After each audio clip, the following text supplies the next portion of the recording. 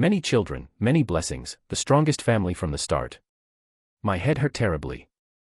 It felt like someone had hit me on the back of the head with a hammer, and even my eye sockets were throbbing. I wanted to raise my hand to rub it, but my arms were as limp as water-soaked cotton. I opened my eyes. Overhead were pitch-black rafters draped with a few spider webs. There was a smell in the air, medicine. It was very strong, so bitter it tasted fishy. It wasn't any smell I was familiar with. I propped myself up on the bed board. It was made of wood, hard, and dug painfully into my elbows.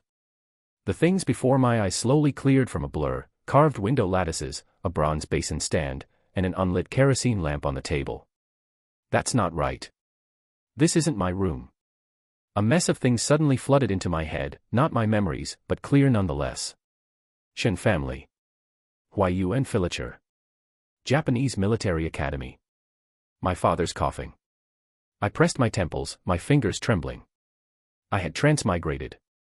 When this thought popped up, I felt it was absurd myself. But the cyan silk gown on my body was real, the calluses on my fingers from writing were real, and the grayish outside the window. Wait. There was a sound. A hem, cough.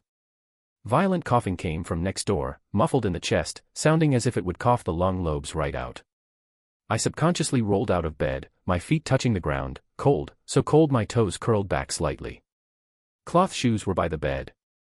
I had just slipped my shoes on when a voice exploded outside. Step aside. I am a clan elder of the Shen family, who the fuck dares to stop me? The voice was coarse, carrying that habitual bravado of playing the bully. I steadied myself by holding the door frame and looked out. An old man in a long gown stood in the courtyard, in his 50s, with a goatee, his face flushed red. Behind him were two men in short martial arts attire, each carrying a pastry box in his hand. The red paper on that box had faded. Shen Wantang. This name popped out from my mind, carrying an indescribable disgust. Nephew Huaijin. Shen Wantang glanced at me, raising his voice another half-notch. You're finally awake.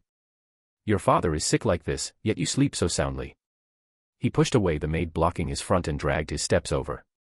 The hem of his long gown dragged on the ground, stained with mud, but he didn't care. Master Shen. The maid was pushed to a stagger. Shut up. Shen Wantang pulled several sheets of paper from his sleeve, shaking them open with a rustle. Nephew Huaijin, take a look at this. The paper was handed in front of me.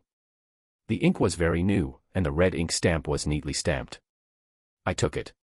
Dizzy, the characters floated and sank on the paper, and I squinted to read them line by line. Contract for yielding property for elderly support. 6 large characters were written at the header. Dense rules and terms were listed below. The farmland under the Shen family, the shares of the silk mill, were all transferred under the name of clan property, to be jointly managed by the clan. The original owner, Shen's father, as the supported person, would be allocated a living allowance by the clan every month. This living allowance, every month. I looked up at Shen Wantang. He stroked his goatee, smiles piled at the corners of his eyes. That smile didn't reach his eyeballs, just floating on his skin. Nephew. His voice softened, as soft as if coaxing a child. Your father's body is in terrible shape, and at your young age, how can you manage such a huge family business? The clan sharing the burden for you is out of love for you, and out of filial piety. According to this contract, how much living allowance does my father receive every month? I turned the paper over. Shen Wantang was taken aback. This, it's written right on here, every month. 10 silver dollars. I pointed at that line of words. Last year alone, just from raw silk exports, the Shen family villager had a net profit of over $1,200. 300 mu of farmland, calculated on average, the annual rental income is at least equivalent to $600. This contract transfers all industries to the clan property, and in exchange, the living allowance is $10. I raised the paper a bit higher. According to the precedent of the Dali Yuan in the 4th year of the Republic of China, the person obligated to support should determine the degree of support according to their financial resources. The annual income of the Shen family is over $1,800, and the statutory living allowance must not be less than 1/10 of the annual income of the person obligated to support. That is to say, at least $180. The courtyard fell silent. Shen Wantang's mouth opened and closed again. I stepped forward. Also, what is written on the contract is voluntary yield of property. My father is currently. I turned my head to look at the tightly closed door next door, where the coughing was still leaking out. My father is currently delirious and unable to independently express his intent for property disposition. A contract signed under such circumstances is invalid according to the general principles of civil law. Shen Wantang's complexion changed.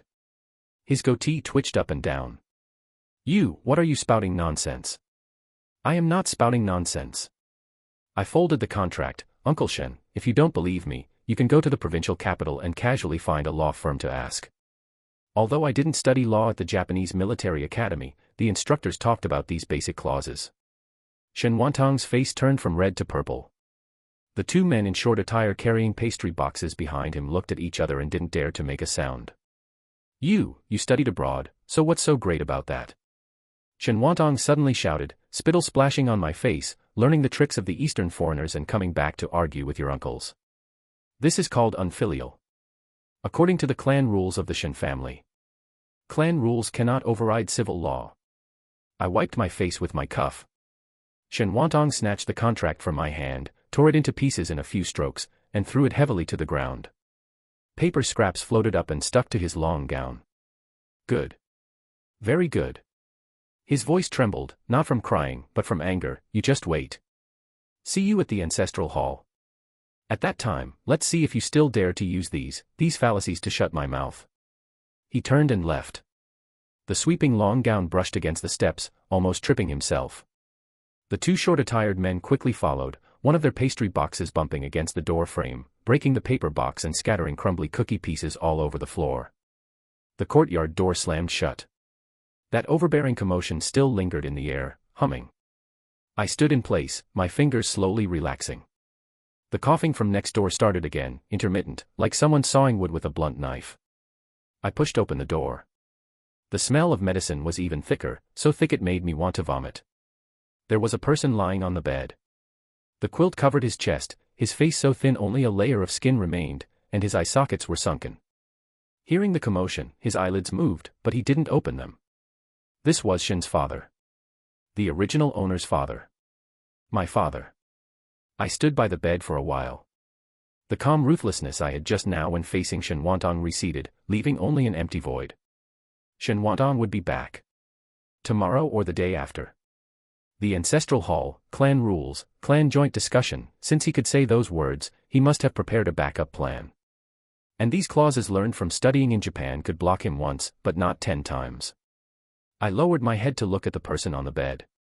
His breathing was heavy, every single time carrying a phlegmy sound deep in his throat. I didn't speak. I just stood there. My hand holding the wooden frame of the bed edge. The frame was old, worn to a smooth patina, feeling slick to the touch. Outside the window, grayish-white clouds hung very low. Faint voices came from outside the courtyard wall, indistinct, but the voices carried that restless air of Shen Wantang. They would come again. The sound of Shen Wantang's footsteps had just vanished from the front courtyard when I stood up from beside my father's bed. My legs were a bit numb. I stood in place for a few seconds, waiting for that prickly sensation to pass. Outside the window, the gray clouds pressed down very low, and muffled voices faintly drifted from beyond the courtyard wall. They couldn't be heard clearly, but the volume carried that restless air unique to Shen Wantang. He hadn't gone far yet, most likely. He was at the mouth of the alley making harsh threats to someone. Never mind him. I walked over to the table, poured a cup of cold tea, and took a sip. It was bitter. My mind spun rapidly. Since Shen Wantang had been rebuffed by me using regulations this time and lost face, his next move would definitely be the ancestral hall. Things like the ancestral hall's clan rules were even more effective in the countryside during the early Republic of China than official documents from the county yamen, and he would surely make a fuss out of this. Relying on myself alone, I couldn't hold off the entire clan. I had to pull in external aid. I put down the teacup and tapped my fingers twice on the edge of the table. The Lin family. The Lin family Chamber of Commerce, the largest in the county, possessed both capital and market channels. President Lin had a daughter named Lin Rollin. I had flipped through the original owner's memories and found this name. Having met her twice before, we weren't close, but in my impression, she was an open-minded girl. An auspicious marriage to ward off bad luck. This reason was dignified enough. With my father seriously ill, a son marrying to perform an auspicious marriage for his father was something no one could find fault with. Even if Shen Wantang wanted to stop it, he would have to weigh the public opinion outside. I pushed open the door and walked out. Two maidservants were standing in the courtyard, lowering their heads and whispering to each other, immediately shutting their mouths when they saw me come out. I ignored them and walked straight toward the front hall. Halfway there, I ran into the old housekeeper, Shen Zhong, who was carrying a bowl of medicine and froze for a moment upon seeing me. "Young master, what are you?" "Call everyone in the mansion who can make decisions to the front hall," I said. "I have an announcement to make." Shen Zhong opened his mouth, wanting to ask something but swallowed it back down. He nodded, handed the medicine bowl to a nearby maidservant, turned around, and walked away quickly. I waited in the front hall for less than a quarter of an hour. People arrived one after another until everyone was gathered. The accountant, several stewards, the female family members from the back courtyard, and a few long-serving servants in the mansion. They stood in a circle with expressions of all kinds on their faces, some curious, some nervous, and a few with evasive eyes. I didn't sit down, instead standing right in the middle of the hall. "I've called everyone here because there is a matter to discuss." My voice wasn't loud, but the hall immediately quieted down. Father has been seriously ill for many days, and medicines have had very little effect. According to the elders' traditions, the mansion should hold a joyous event to wash away the bad luck for father. I paused. "I have decided to propose marriage to the Lin Family Chamber of Commerce and take President Lin's daughter, Lin Rulin, as my bride." It was quiet for about 3 seconds. Then it exploded into an uproar. The accountant spoke up first, his voice completely pitch-shifted. "The Lin family." "Young master, the Lin family is the largest merchant in this county, this marriage alliance." "What?" I looked at him. "Does the Shen family not match up to the Lin family?" No, this old servant doesn't mean that." Another steward chimed in. "Young master, given the current state of the mansion, President Lin is an extremely shrewd person. I'm afraid he won't easily nod in agreement. That is my affair." I didn't explain much further. Speaking too much would instead make me appear guilty. The whispering from the female family member's side was the loudest. A woman who looked like an ant covered her mouth with a handkerchief, her eyes sweeping back and forth over me. I knew what they were thinking. The young master had just returned from Japan a few days ago, his old man was sick to his last breath, and the clan still had a wolf like Shen Wantang staring them down. Proposing marriage at a time like this was either panicking and turning to any doctor available, or plotting something else entirely. Let them plot if they wished. I let them discuss it for about half a cup of tea's time, and then said, "That's all I have to say. Everyone go back to what you ought to be doing." I turned and walked away. The buzzing sound of discussion behind me chased me all the way past the second inner gate. Returning to the study, I closed the door. When I was alone, my shoulders sagged down a fraction. The momentum I had been holding up in the front hall dissipated, and my hand rested against the edge of the table, my knuckles turning somewhat pale. Playing the card of an auspicious marriage could buy a few days, but it would only be a few days.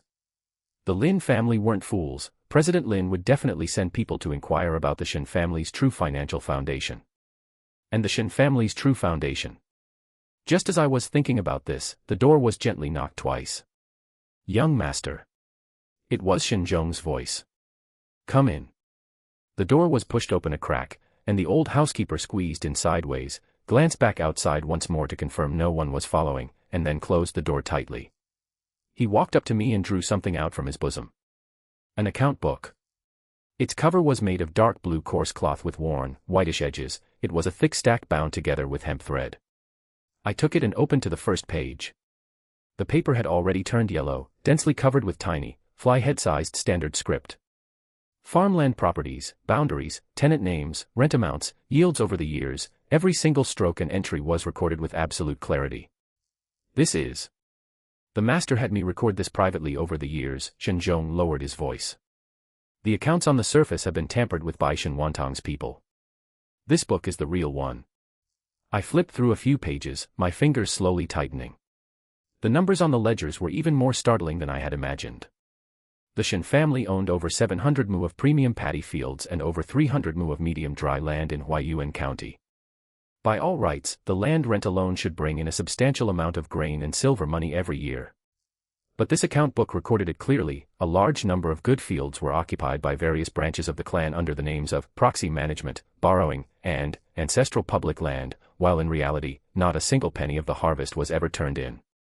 The accounts of the silk mill were even more of a complete mess. Last year alone, there were 3 large expenditures marked as raw material loss, totaling close to 2,000 silver dollars. 2,000 silver dollars would be enough to buy 40 prime plow oxen. What kind of raw material could have such massive losses?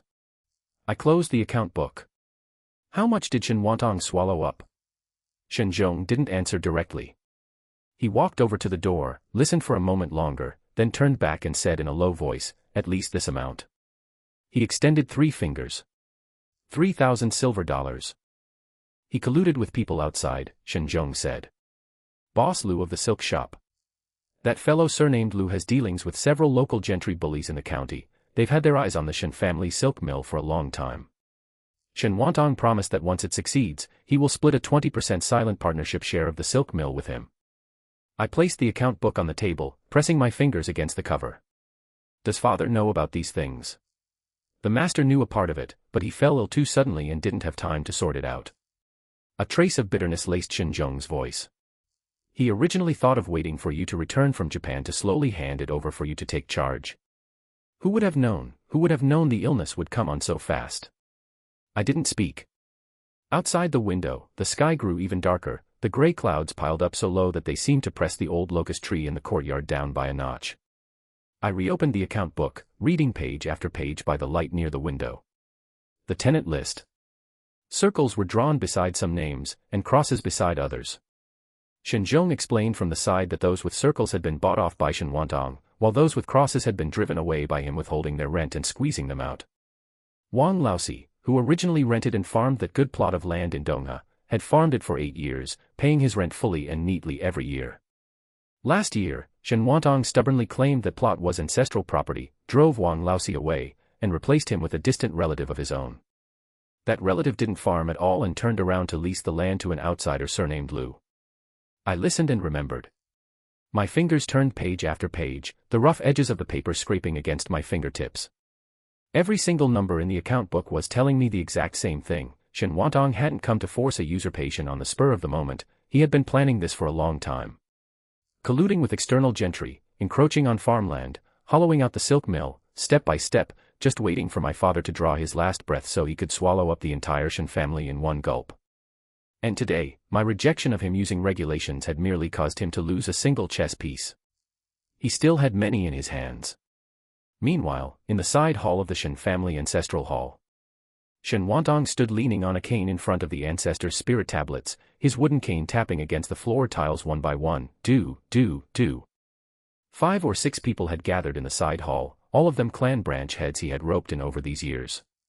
Little bastard, he gritted his teeth, using the foreigners' regulations to suppress me. A thin old man with a goatee, Shen Wanlu from the Shen family's 3rd branch, stepped forward and handed him a cup of tea. "Second brother, calm your anger. He's just a fledgling brat, all he knows are a few clichés memorized from Western-style schools. Once we truly enter the ancestral hall, before the clan rules, his tricks won't work." Won't work. Shen Wantang slammed his cane onto the armrest of the chair, nearly upsetting the teacup. Didn't you see his attitude today? Opening and closing his mouth with Supreme Court precedents, even hauling out the general principles of civil law, the people below were completely bluffed by him. Another short, stocky middle-aged man spoke up. "Brother Wantang, I heard that the brat just announced in the mansion that he's going to hold an auspicious marriage to ward off bad luck for the old man, proposing marriage to the Lin family." Shen Wantang's hand paused. The Lin family? Yes. President Lin's daughter. The side hall fell silent for a moment. Then Shen Wantang let out a laugh. It sounded harsh and ugly, like a blade scraping against sheet metal. "Good, very good." He steadied his cane and pushed himself up. "The Lin family, since he wants to drag the Lin family into the water, will deal with the Lin family together with him." He turned to the stocky middle-aged man. "Laosi, make a trip to Boss Liu's place tonight. Tell him the matter must be brought forward. On the day of the ancestral hall's public discussion, I want that young master who returned from studying abroad to know that in Huaiyuan County, clan rules are bigger than anything else." The stocky middle-aged man gave an acknowledgement and walked away quickly. Shen Wantang sat back down in his chair, picked up the already cold tea, and took a sip. When he set the teacup down, the porcelain base struck the wooden table with a dull thud. I pushed open the account book, and the flame of the kerosene lamp flickered. My fingers pressed against the paper pages, feeling ice cold. The paper of the account book was very rough, and some of the page corners were curled. I used my fingernails to smooth them out one by one. Shen Zhong stood by the table without speaking, his shadow hanging on the wall, longer than a person. The roster of tenant farmers in rent arrears spanned 7 pages. Each page had 12 lines, the names were followed by amounts, and the amounts were followed by circle and cross marks, with some ink so faded it was almost invisible. I moved the kerosene lamp closer. This Zhang Asi, I pointed to one of the lines, is recorded in the books as being 2 years behind on rent, but who wrote this line of small writing beside it, paid, not entered into the general ledger? Shen Zhong leaned over to look. He narrowed his eyes and his lips moved, as if silently reciting something. This old servant wrote it. When was it written? After the autumn harvest last year. Zhang Asi carried the rent grain to the front courtyard, and Shen Wantang happened to be present. He said he would handle the bookkeeping and told me to just store the grain in the warehouse. And then, I secretly wrote this line on the draft, and didn't dare mention it to him. I slid my finger down along the edge of the account book. The same, paid, not entered into the general ledger, appeared 3 times. They were all entries handled by Shen Wantang. The tenant names were different and the amounts were different, but the pattern was identical. The rent grain of quality tenants was intercepted by him, yet recorded in the books as rent in arrears. That old fellow. I flipped the account book to the section on the silk mill. The revenue and expense entries were denser, and some numbers had been altered, with the ink varying in age. I checked them month by month, sorting them out entry by entry. The August silkworm cocoon loss was recorded as 300 caddies. September's was another 380 caddies. The numbers were far too neat. True losses couldn't possibly land on round numbers every single month. Shen Zhong. Present. Who manages the losses at the mill? Wang Laosi. Shen Wantang's nephew. He was the person Shen Zhong mentioned last night. Short and stout, the one who went to find Boss Lu overnight. I turned up the wick of the kerosene lamp a bit. The flame turned from yellow to white, illuminating the last page of the account book, where the whereabouts of a huge sum of money was recorded. The amount was so large that I looked at it twice. This machine maintenance fee. I tapped the paper surface, received the money, but the machinery was never repaired, right? Shen Zhong didn't make a sound. He lowered his head, his hands twisting together. I know. I flipped back to the front and folded the corners of these pages. The silk sample on the table was pressed beneath the account book, an old sample produced by the silk mill. Its color was yellowish, its thickness uneven, and several strands of silk were twisted together into knots. I pinched it up and looked at it against the light. I had read about the silk reeling techniques of Japanese factories in books. Their cocoon boiling temperature was tightly controlled, the timing was precise, and the tension of the re-reeling machine was adjusted meticulously. The reason the silk was uneven was most likely that the temperature during the cocoon boiling stage was too high, causing the outer layer of the cocoons to boil away into mush while the inner layer had not yet fully softened. Can the water temperature for boiling cocoons be lowered by 5 degrees, I said, and the time increased by another quarter of an hour? Try replacing the tension wheel of the re-reeling machine with one a size smaller in caliber. That way, the uniformity of the raw silk can go up, and the color won't turn yellow. There was no sound behind me. I turned back. Shen Zhong's mouth was open, his eyes wide round. Young master, his throat was a bit tight, where did you learn all this? Read it from books. What kind of book even teaches silk reeling? I put the silk sample back on the table. Textbooks from Japanese industrial schools. Shen Zhong's mouth moved, but no words came out. He turned to pour tea, the teapot spout clashing against the rim of the cup, spilling a few drops. I didn't explain further. The sky outside the window was still dark. The kerosene lamp had burned for a long time, smoking a layer of black soot onto the lampshade. I used my sleeve to cushion my fingers, took off the lampshade to wipe it clean, and put it back on. The numbers in the account book were still there. Those altered entries all pointed, one by one, to the same person. I closed the account book. The cover was made of old sheepskin, with the corners worn white. Tomorrow I will go take a look at the mill. Young master, Shen Zhong suddenly lowered his voice, regarding Shen Wantang. I know he is looking for people. Shen Zhong fell silent again. After quite a while, he softly said, it would be good if the master were awake. I didn't take up the conversation. The next morning, I was awakened by a knock on the door. I had slept slumped over the table all night, and my neck was as stiff as a wooden stick. When I raised my head, the account book was stuck to my face, and when I pulled it off, there was a ripping sound. "Young master." The maid's voice came through the door panel, "The master is awake." I stood up too abruptly, and my knees bumped against the table leg. It hurt. I limped over to open the door. "When did he wake up?" "Just now." He opened his eyes and even said a sentence. I walked out without waiting for her to finish. The corridor was very cold. It was just dawning, and the tiles on the courtyard wall were still shrouded in a thin mist. The wind blew into my cloth shoes, making my toes numb with cold. Father's bedroom door was half open. When I pushed the door open and entered, the smell of medicine rushed toward me. It was even thicker, smelling like overboiled herbal dregs, bitter. Father was half leaning against the head of the bed. The pillow was propped up high, his head tilted against it, and his eye sockets deeply sunken.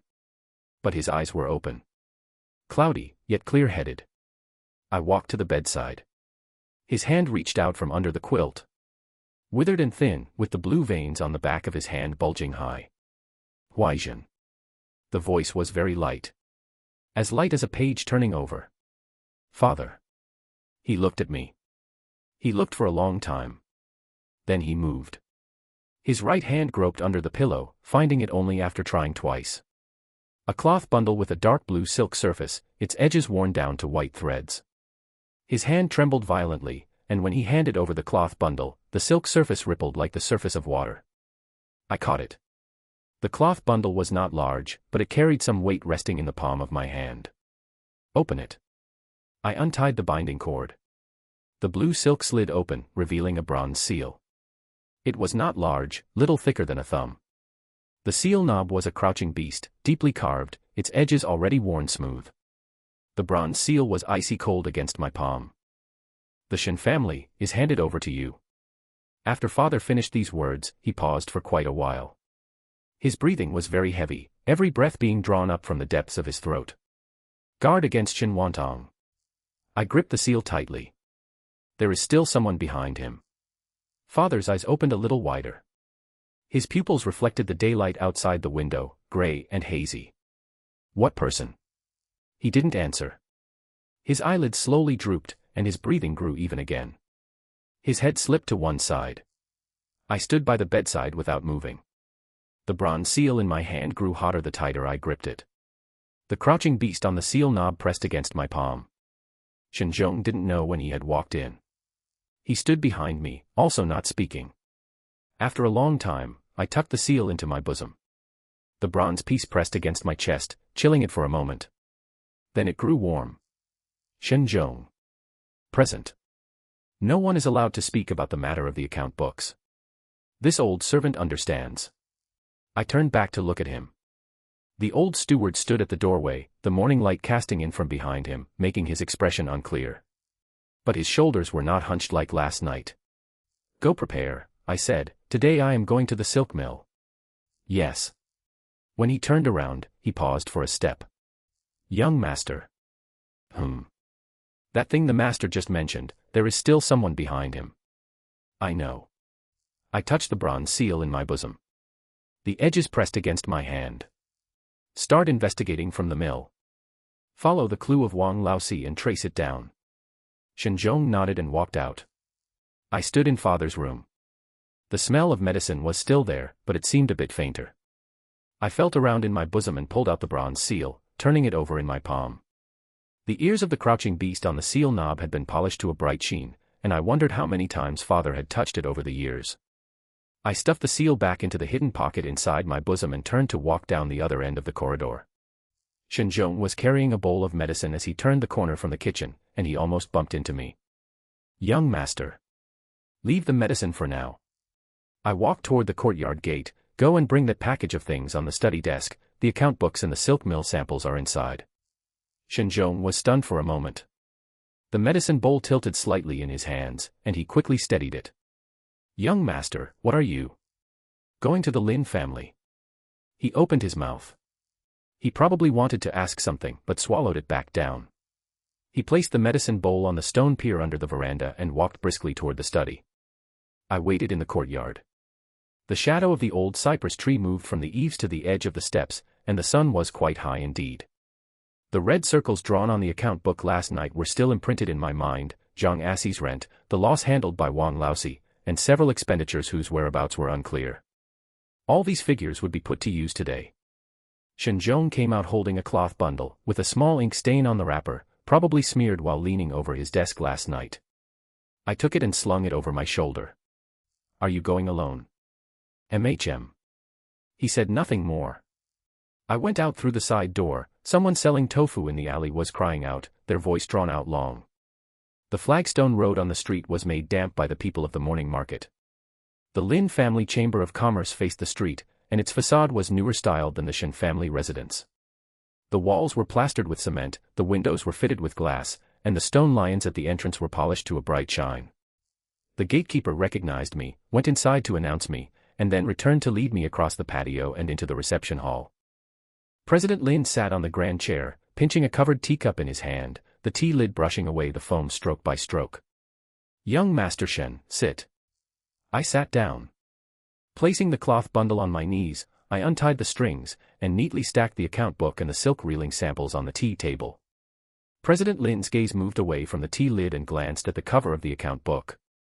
The cover was frayed, and the paper edges were curled. "Are you here to discuss business, young Master Shen?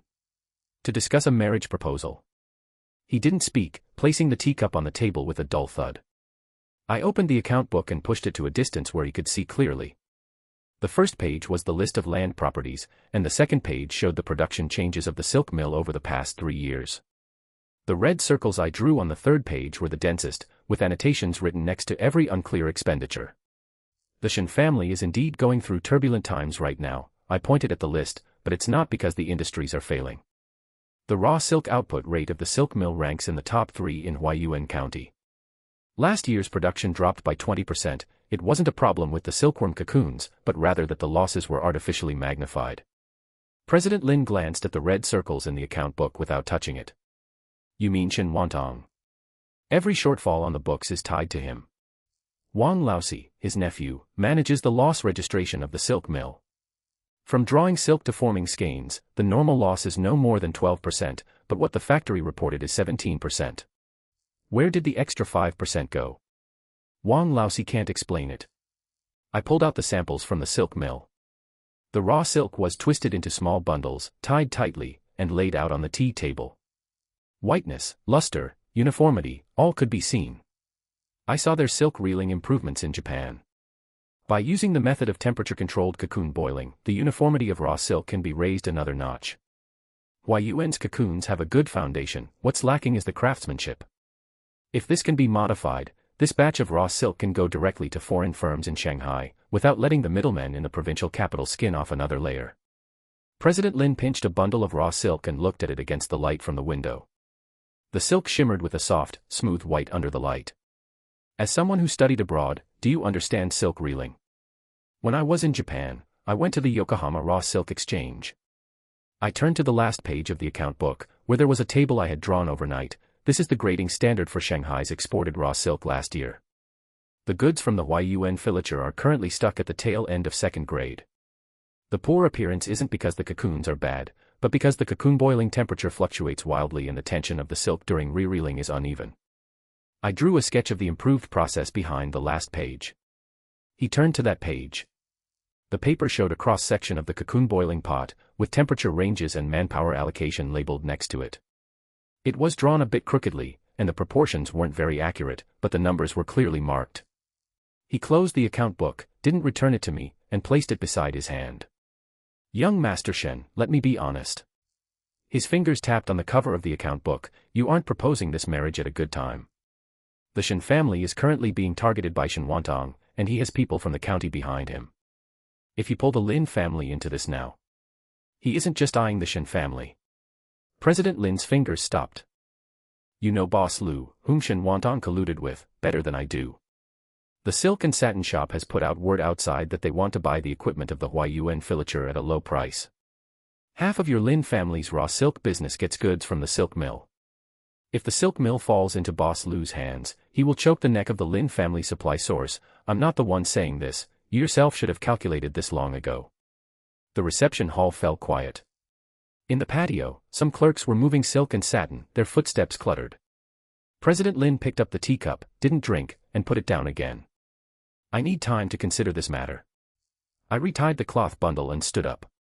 The Lin family can take as long as they need to consider. But there is one thing, the gentry on Shen Wantang's side won't wait for anyone.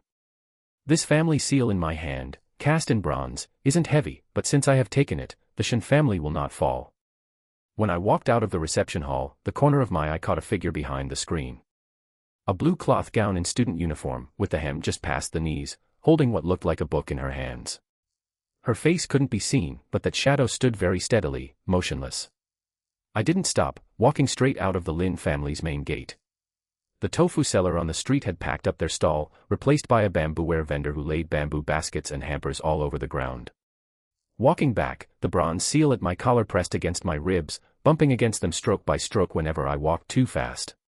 Shen Zhong was waiting at the side door. Seeing my expression, he didn't ask whether it succeeded or not. "Young master, the kitchen is warming up some porridge. Let it be for now." I walked across the courtyard toward the study. Over at the silk mill, has Wang Laosi been at the factory lately? Every day. The day before yesterday, someone saw him delivering things to Boss Lu's silk and satin shop. What did he deliver? Packed in burlap sacks, couldn't see clearly. I pushed open the study door. On the table was tea freshly brewed by Shen Zhong, steam rising faintly. Tomorrow, go to the factory, find a reliable old worker, and ask around where Wang Laosi's handled loss registration ledger is. Young master, Shen Zhong lowered his voice, are you going to investigate the factory directly? If we wait for him to make the first move, it will be too late. I spread out the account book and turned to those pages of the silk mill's loss records. The numbers were dense, and the monthly loss fluctuations were ridiculously large, 12% in April, jumping to 18% in May, and falling back to 14% in June. The moisture content of silkworm cocoons couldn't possibly change this much in a single month. Outside the window, someone shouted. It was a person carrying poles collecting second-hand goods. I raised my head to look at the sky. Clouds piled toward the west, hanging low. At this hour, Shen Wantang was probably busy too. Shen Wantang was indeed busy. He sat on a long bench in the ancestral hall's side parlor, with 3 people sitting opposite him. Boss Lu occupied a grand chair, and the other 2 were local gentry from the county, one surnamed Sun, who managed the tax levies of the West City rice market, the other surnamed Ma, who specialized in lending high-interest usury. Boss Lu clutched a contract in his hand, the edges of the paper stained with sweat from his grip. Brother Wantang, that matter you mentioned. What's the rush? Shen Wantang slammed the teapot onto the table. Shen Huaijin went to the Lin family this morning. The 3 men looked at each other. Old Man Lin of the Lin family Chamber of Commerce is shrewd. The one surnamed Sun clicked his tongue. With the Shen family's current mess, would he be willing to marry off his daughter? Whether he marries her off or not, is it up to me to decide? Shen Wantang stood up, walked to the doorway of the ancestral hall, and looked outside. There was no one in the courtyard. Spiderwebs hung from the eaves, heavy with dew. 3 days later, there will be a public discussion in the ancestral hall. The clan rules are written in black and white. Younger generations must report to the clan elders for marriage. Shen Huaijin went to the Lin family to propose marriage in private without submitting a single word to the ancestral hall. This is called arbitrary decision. He turned around. I will bring this up on the spot during the public discussion. If he admits his mistake, he must hand over the family seal. If he doesn't, it is defying the clan rules. As for the Lin family's end, you few spread some wind outside. Just say that the Huaiyuan filature cannot last 3 months, and a buyer has already been negotiated. Boss Lu tucked that contract into his bosom. What if the Lin family really agrees to this marriage? Shen Wantang didn't answer immediately. He picked up a bamboo stick used for lighting incense from the table and twirled it between his fingers. Then we'll deal with the Lin family together. With a snap, the bamboo stick was pinched into 2 halves by him and thrown to the ground. The wind rose outside the window, blowing the old locust tree in the ancestral hall courtyard to rustle loudly. Shen Wantang sat back down on the long bench, picked up the teapot, and refilled his cup. 3 days later, he set the teacup on the table. Let Shen Huaijin know how the 2 words rules are written. Boss Lu and the 2 gentry moved closer. An oil lamp on the table flickered inside the glass cover, dragging swaying shadows across the wall. Shen Wantang lowered his voice blending into the wind, pulling words out one by one as if arranging chess pieces. Someone walked past on the flagstone road outside the courtyard, their footsteps gradually fading away. In the side parlor of the ancestral hall, there remained only a few muffled whispers and the lamplight occasionally flickering in the wind. The Lin family's reply arrived on the third morning. I was flipping through account books in the study when I heard the courtyard gate click. It wasn't the wind, it was the sound of the old door pivots turning, dull and grating with the dry, abrasive squeak of rusted iron rubbing against iron. Shen Zhong's footsteps came from under the corridor, his cloth shoe soles grinding against the gray bricks, one step fast and the next slow, as if treading on hesitation. When the door was pushed open, I didn't raise my head. The pages turned over beneath my fingers, one after another. Young master. Shen Zhong stood at the doorway, his hand supporting the doorframe, breathing somewhat unevenly. Early this morning, he had gone to the Lin family to wait for a reply, walking no less than 8 li back and forth. President Lin said. What did he say? He agreed to it. My fingers, turning the pages, stopped. There are conditions. Shen Zhong pulled a letter from his bosom, the envelope stamped with the red seal of the Lin Clan Chamber of Commerce. He placed the letter on the table, pressed his finger against the envelope to push it across, and didn't eagerly retract his hand. The Lin family said that the young master must prove within 1 month that the Shen family's industries can turn a profit. 1 month. There were birds chirping outside the window. I didn't know what kind of bird it was, but after calling 3 times, it flew away. I opened the envelope and pulled out the letter paper. President Lin's handwriting was written very large, with every stroke pressed down heavily, as if he were writing a contract rather than a letter. The letter stated very clearly, 1 month, if accounts showing real silver and gold cannot be seen, the engagement is void. Shen Zhong stood by the table, his hands hanging at his sides, watching me read the letter. His shadow was cast on the wall, and the shadow around his shoulders was somewhat stooped, looking older than he actually was. Young master, he began, this. Very well. I folded the letter well and stuffed it back into the envelope. Shen Zhong was stunned for a moment. Young master, 1 month. It's enough. I stood up, the legs of the chair scraping a sound against the brick floor. Shen Wantang gave 3 days, and the Lin family gave a month. Who is generous and who is petty is clear at a glance. These words were a joke, but Shen Zhong didn't smile. His lips moved, wanting to say something, but in the end, he only nodded. I walked to the front of the bookshelf and pulled out the tenant distribution booklet. The pages opened up, densely recording names, numbers of acres of land, and rent amounts over the years. Shen Wantang's accounts were recorded very messily, but the tenants' names and land plot distribution were still somewhat clear. I used my finger to slide down the name list, individual names passing beneath my fingertips. Fixed rent quota. In the past, the Shen family's rent collection was a fixed number, how much grain to pay per mu of land, regardless of drought or flood, regardless of abundance or scarcity. If the tenant farmed well it was this number, and if they farmed poorly it was also this number. No one had any motivation to put in extra effort. Shen Zhong. Present.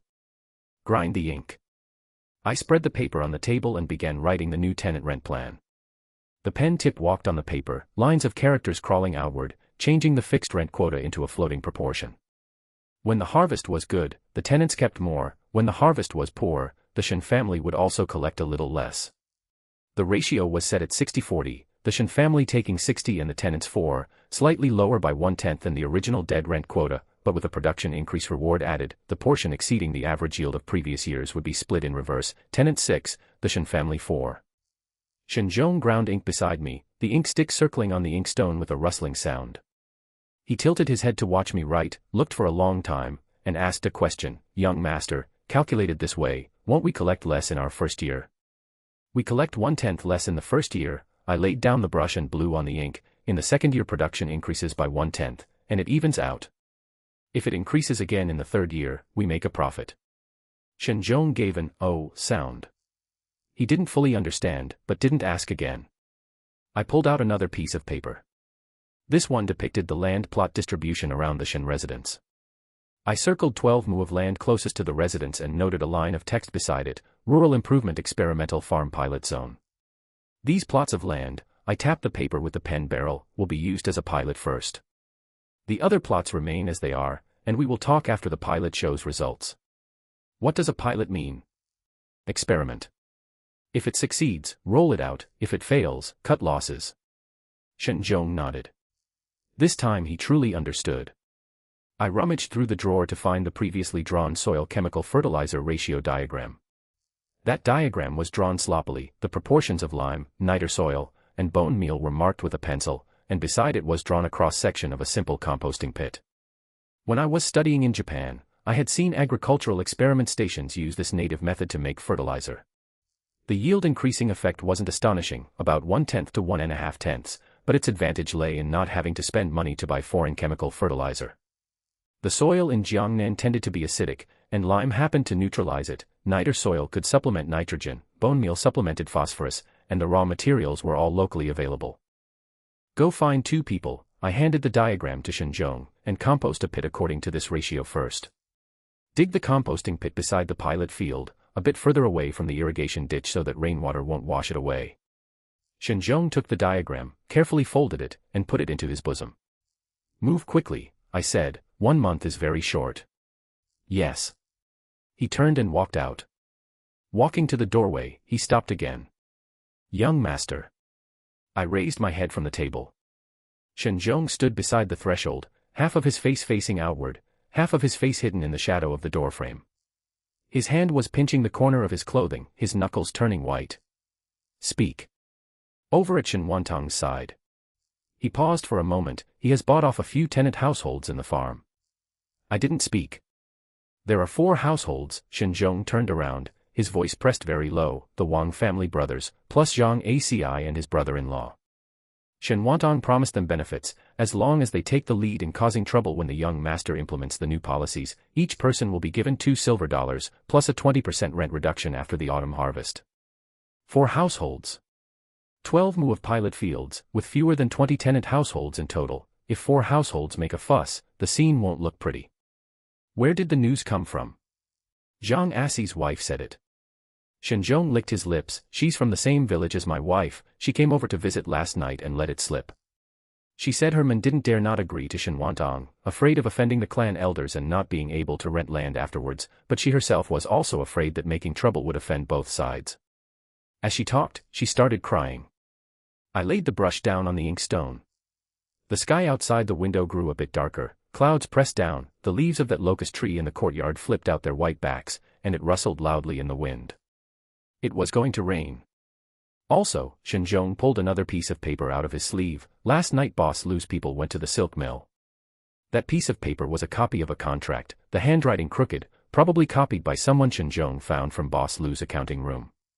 Written on it were the terms for acquiring the silk mill. The price was suppressed extremely low, so low that even the machinery depreciation exceeded this amount. The contract also specially noted a clause: if the seller cannot repay the silkworm cocoon funds advanced by Boss Lu within 1 month, all equipment and factory buildings of the silk mill will be transferred to the Lu family silk store at the aforementioned price. 1 month. Yet again this number. Shen Wantang and the Lin family gave the same deadline, but they were gambling on completely opposite outcomes. The Lin family bet that I could win, with the stakes being their daughter and Chamber of Commerce resources. Shen Wantang bet that I would lose, with the stake being Boss Lu's low-priced acquisition contract. I placed that copy of the contract on the table. The paper was very thin, letting the characters on the back show through. Suddenly it felt very quiet. Shen Zhong stood there, even the sound of his breathing was gone.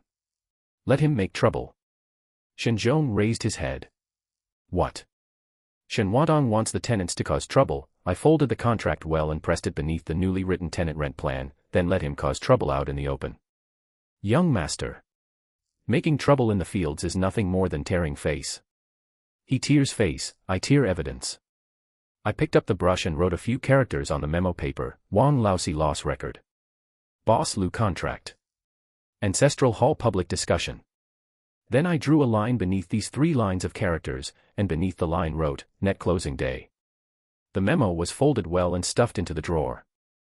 The experimental farm preparations proceed as usual. I stood up and walked to the window. Outside, raindrops were already starting to fall, pattering against the locust tree leaves. Soil chemical fertilizer will start composting tomorrow, and the signs for the pilot fields will be stuck in this afternoon.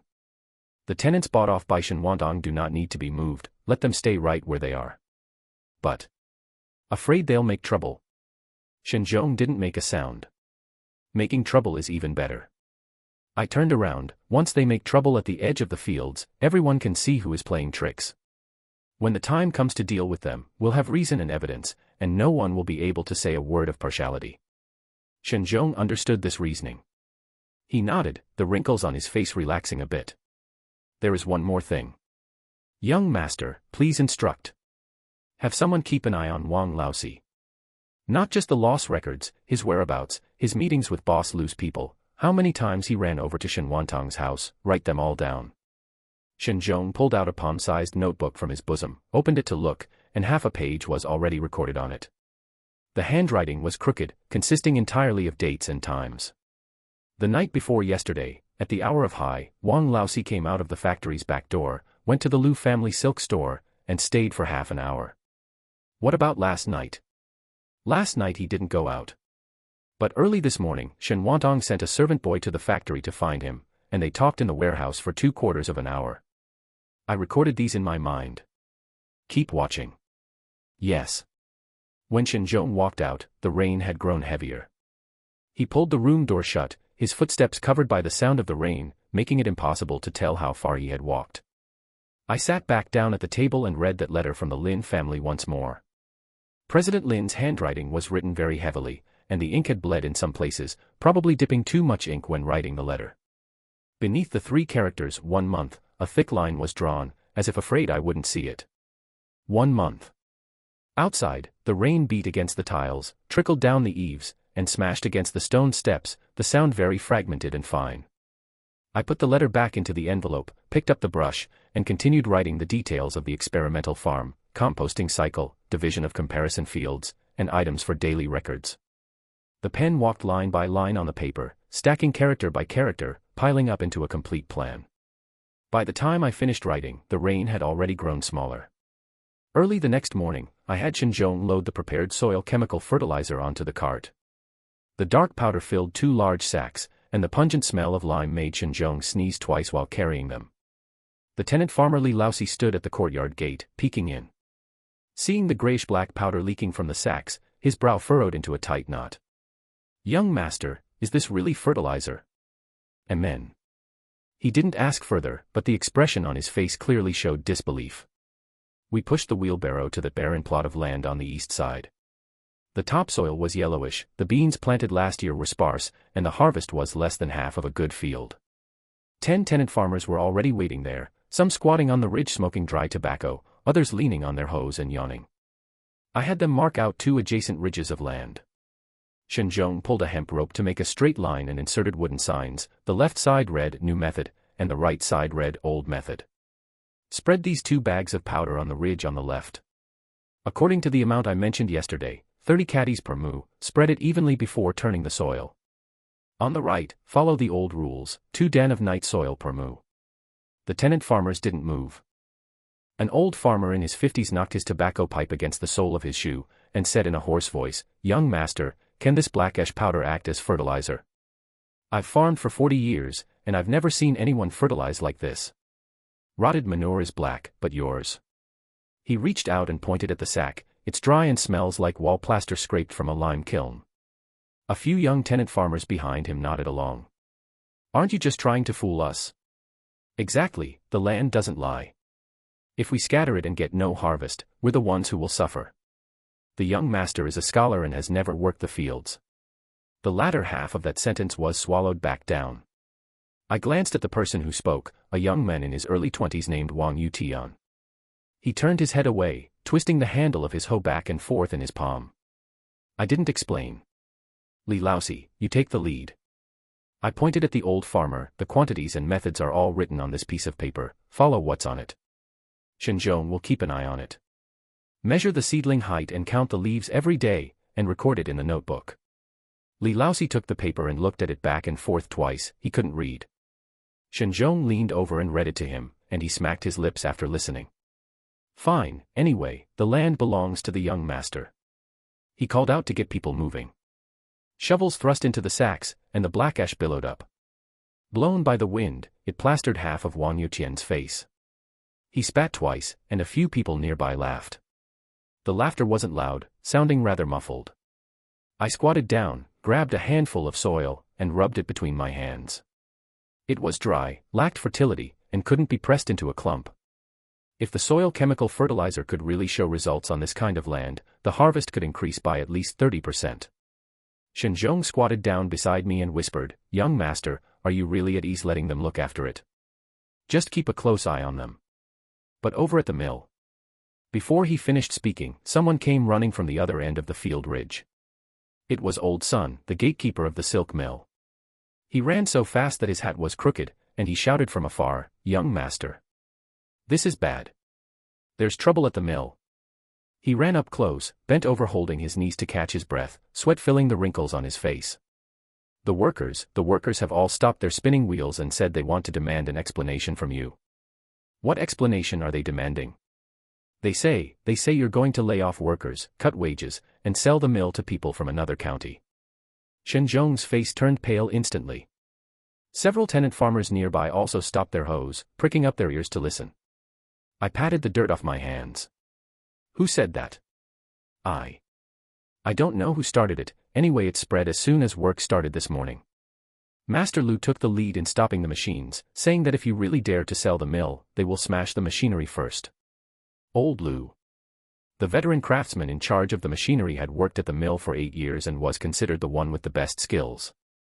I stood up, pulled the formula paper back from Li Laoxi's hands, and shoved it into Shen Zhong's arms. "Keep an eye on the experiment.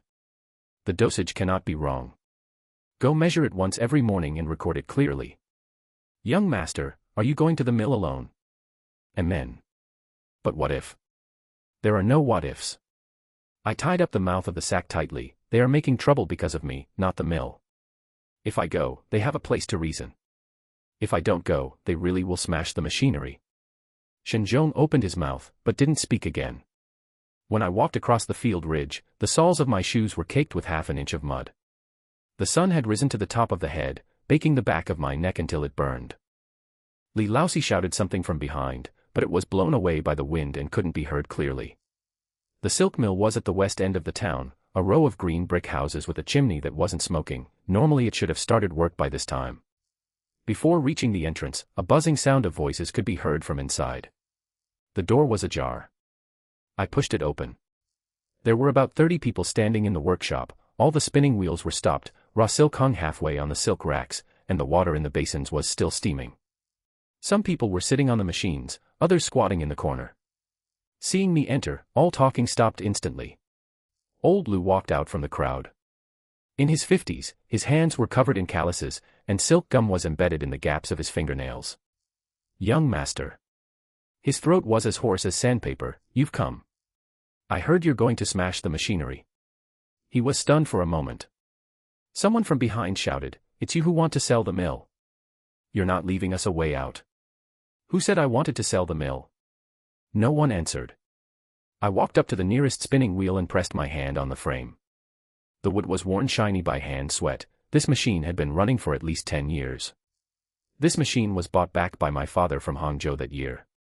It was transported for half a month, and the wheels soaked in water on the boat, almost rusting to pieces. I pulled back my hand, looked at Old Lu, and said, "You tell me, why would I want to sell it?" Old Lu turned his face away. "But everyone outside is saying." "Saying what?" "Saying I stole the raw silk from the mill and sold it. Saying I signed a contract with people from another county." I pulled that account book from my bosom, opened it, and spread it out on the spinning wheel. This is the account for September of last year. The purchase price of raw cocoons was $8 per dan, while the market price was $6.50. Do you know why it was $1.50 more expensive? I turned a page, because the buyer's surname is Wang, and he is Shen Wantang's nephew. The workshop was so quiet that only the bubbling sound from the water basins remained. I continued reading down. In October, the mill produced 120 caddies of silk, but 100 caddies were recorded in the accounts. Where did the missing 20 caddies go? Book loss, yet the loss rate was 3 times higher than normal. In November, the machine maintenance fee was recorded as $15, but actually only 2 treadles were repaired, totaling less than $3. I closed the account book. This money was not taken by me. My father lay in bed for half a year, and not a single cent of this money went into the Shen family. Old Lu's Adam's apple moved. But Shen Wantang's side said you were going to cut wages. Not cutting them. I tucked the account book back into my bosom. Not only will I not cut them, but starting next month, for the portion exceeding 100 caddies of production, an extra half a silver dollar bonus will be given for every 10 caddies over. A few young workers behind looked at each other. But there is one condition. I looked at old Lu. You have to tell me who started the rumor this morning. Old Lu didn't speak. His hand subconsciously rubbed the corner of his apron, the silk gum sticking to the coarse cloth and making a rustling sound. An apprentice around 17 or 18 years old behind couldn't hold back anymore. It started from the warehouse first. Early this morning, Wang Laoxi's men came over to move cocoons, saying that the young master had already signed a contract with Boss Lu from outside the county, and the mill would be handed over after the ancestral hall's public discussion. Wang Laoxi. It was him again. Whose hands are the warehouse keys in right now? In Master Lu's hands. The apprentice pointed at old Lu, but this morning Wang Laoxi brought 2 men, saying he was following Shen Wantang's orders to take inventory, and Master Lu couldn't stop them. I looked at old Lu. You gave him the keys. Gave them. Old Lu's voice lowered. He brought Shen Wantang's official seal. I didn't speak. The heat in the workshop steamed up from the water basins, making people feel sticky and suffocated. Outside the window, the shadow of the chimney slanted across the courtyard, stretched very long by the sun. Take the keys back. I removed my hand from the spinning wheel. Starting today, the warehouse will not be locked during the day. How many cocoons and how much silk go in and out every day? Shenzhong will send someone to record it on the spot, and after recording, it will be posted at the workshop door the same day for everyone to see. Old Lu raised his head, his eyes a little red. Young master, do you mean what you say? I mean it. I tore off the topmost sheet of paper from the account book, on which the monthly targets were listed. 110 caddies, 20 caddies more than last month. I signed at the bottom and handed it to old Lu. Paste it on the wall. He took it, his hands shaking slightly. The workers returned to their spinning wheels one by one. The sound of the treadles being stepped on went from 1 or 2 sounds at first, slowly merging into one. The silk racks began to spin again, raw silk was drawn from the water basins, and thin, white wisps wound around the axles. When I walked out of the workshop, old Sun followed. Young master, that Wang Laoxi. Let him jump around for a couple more days. Standing at the mill gate, looking towards the southern field ridge, I could see the flagstaff of the experimental field on the east side. Shenzhong had someone plant a blue cloth flag, and the wind whipped the cloth making a snapping sound. On the way back, the mud on the soles of my shoes had dried, falling off in chunks as I stepped on the stone slabs. By the time I got home, it was almost dark. Shenzhong was already waiting in the study, and the kerosene lamp on the desk was turned up very bright. He handed over a piece of paper containing today's records of the experimental field, fertilizer amount, soil turning depth, soil sample color, written in dense handwriting. Li Laoxi did all right, he said, he just complained a bit. What did he complain about? He said that instead of having the leisure time to mess with this, you should sort out the matters at the mill first. I smiled slightly. Shenzhong came on the morning of the 4th day. I was in the courtyard gnawing on a piece of roasted sweet potato. The sweet potato skin was charred, and my fingers were pitch black. When he entered, I didn't raise my head, only hearing that his footsteps were more hurried than usual. Young master, the experimental field. Wait a moment. I shoved the last bite of sweet potato into my mouth, chewed twice, swallowed, and then stood up to brush my hands. Let's go, we can talk on the way. Shenzhong followed behind me, his speaking speed a notch faster than usual. He said that the rice seedlings on the eastern side fertilized with soil chemical fertilizer had a color noticeably deeper than those on the southern ridge, and the leaves were also wider. After finishing, he added that Li Laoxi had squatted on the ridge for half an hour this morning, looking from left to right, looking again and again, and when he finally stood up, his legs went numb, and he almost tumbled into the irrigation ditch. I let out a chuckle. When we reached the experimental field, 7 or 8 tenant farmers had already gathered around. I hadn't called them over. After Li Laoxi finished looking, he ran back to the village and shouted that the plot on the eastern side was not right, and people came. Li Laoxi stood on the ridge, and seeing me walk over, his mouth opened and closed without making a sound. I ignored him. I squatted down and pulled a rice seedling from the left experimental field. Its roots gripped a clump of damp mud, its stalk was as thick as a little finger, its leaves spread into 3 pieces, and the color was a very deep dark green. Then I walked over to the right unfertilized control field and pulled up another one. The stem of this one was a circle thinner, the leaf tips were turning yellow, and the roots were short. I held up both seedlings. The sun happened to be in the east, and its light shone on the leaves, making the green greener and the yellow yellower. "Everyone, please take a look." I handed the seedlings out for them to inspect themselves. An old farmer took them first, squinting as he turned over the leaves and pinched the stalks. People next to him crowded close, and someone reached out to touch the mud on the roots. This seedling was cultivated using the new method. I pointed to the one on the left, and this one using the ordinary method. No one spoke. The old farmer placed the two seedlings side by side for comparison, then raised his head to look at me. Field mud was lodged in the wrinkles of his face, and his eyes weren't large, but right then they were wide open. "Young master, there's quite a gap between them." More than just a gap. I took the two seedlings back and stuck them into the ridge. Today is the 4th day. In another month, the one on the right will still look like this, while the one on the left can grow a handspan taller. Come back and see for yourselves then. A barefooted young tenant farmer squatted by the edge of the ridge, staring at the green seedling for a long time, then suddenly turned his head and shouted, "Dad, can those 3 acres of land of our family?" His father stood behind, not answering, only looking at me. I wiped the mud from my hands onto my trousers. Those who want to make an experimental field can register with Shen today. For the first crop, follow my method. Fertilization, soil turning, and drainage will be uniformly arranged by me. At harvest, whatever surplus there is belongs to you. If there's a reduced yield, I will make up the difference. The old farmer's Adam's apple bobbed. "Young master, I'll register." The one who spoke wasn't that old farmer, but an even older one beside him. That man's hair was more than half white, his back was hunched, and his hands had very thick calluses. He took half a step forward, his voice not loud. "I've farmed the land for 40 years, and I've never seen seedlings differ by this much. Young master, I believe you." Shen pulled a notebook and pencil from his bosom. As I turned around to walk back, I heard someone shout from behind, "Old son, what are you rushing for? What do you know?" I smiled. Shen caught up and murmured that 7 households had registered. I said that was enough, the rest would naturally come when the harvest arrived a month later. When I returned home, the carriage at the entrance made me pause. It wasn't a carriage of the Shen family. The carriage curtains were cyan, the shafts were inlaid with copper edges, the horse was a fine one, and its mane was combed very smoothly.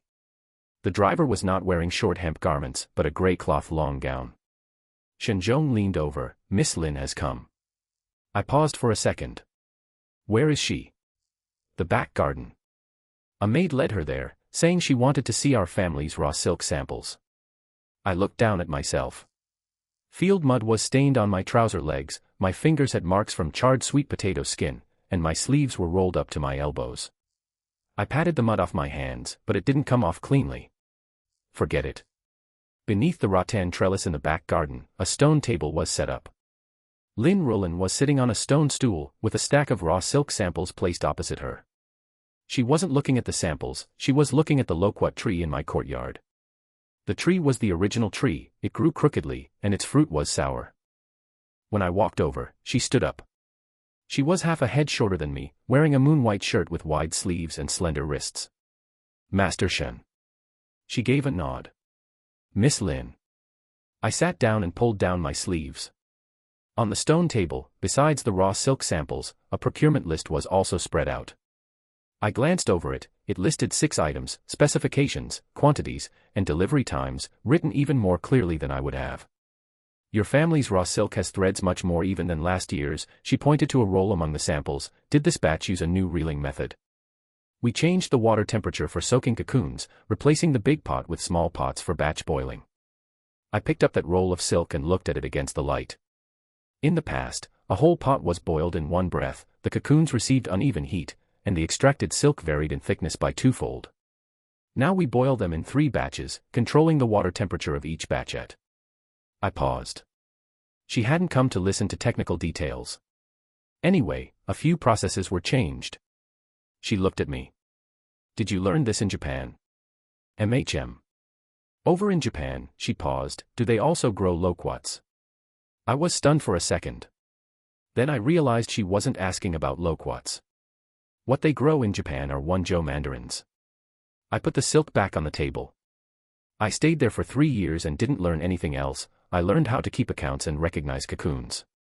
The cocoon boiling method they use for silk reeling also has 2 separate processes for raw and cooked, and the extracted silk can directly meet the standards of foreign firms. Lin Rulin lowered her head and flipped through the corners of the procurement list with her finger.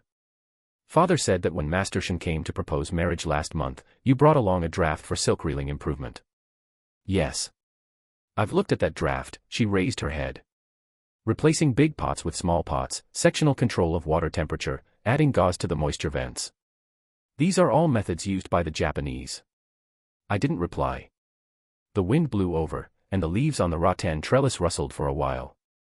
The wisps of hair in front of her forehead were blown up, and she reached out to press them down with a very gentle movement.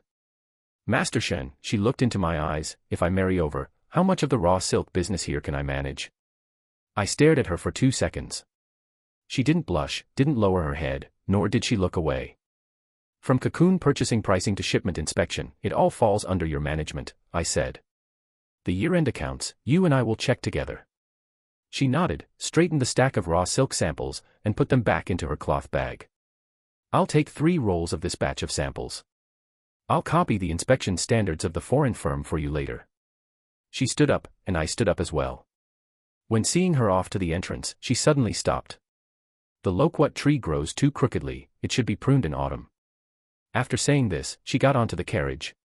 I stood at the entrance, watching the carriage turn the alley corner. Shen Zhong poked half his body out from the door, still holding the notebook for registering tenant farmers. Young master, Miss Lin. Go back. I turned around and entered the door, my sleeve still rolled up, and the mud on my trouser legs already dried. After dark, Shen Zhong entered the study. Closing the door behind him. 2 people from Shen Wantang's side sneaked over tonight.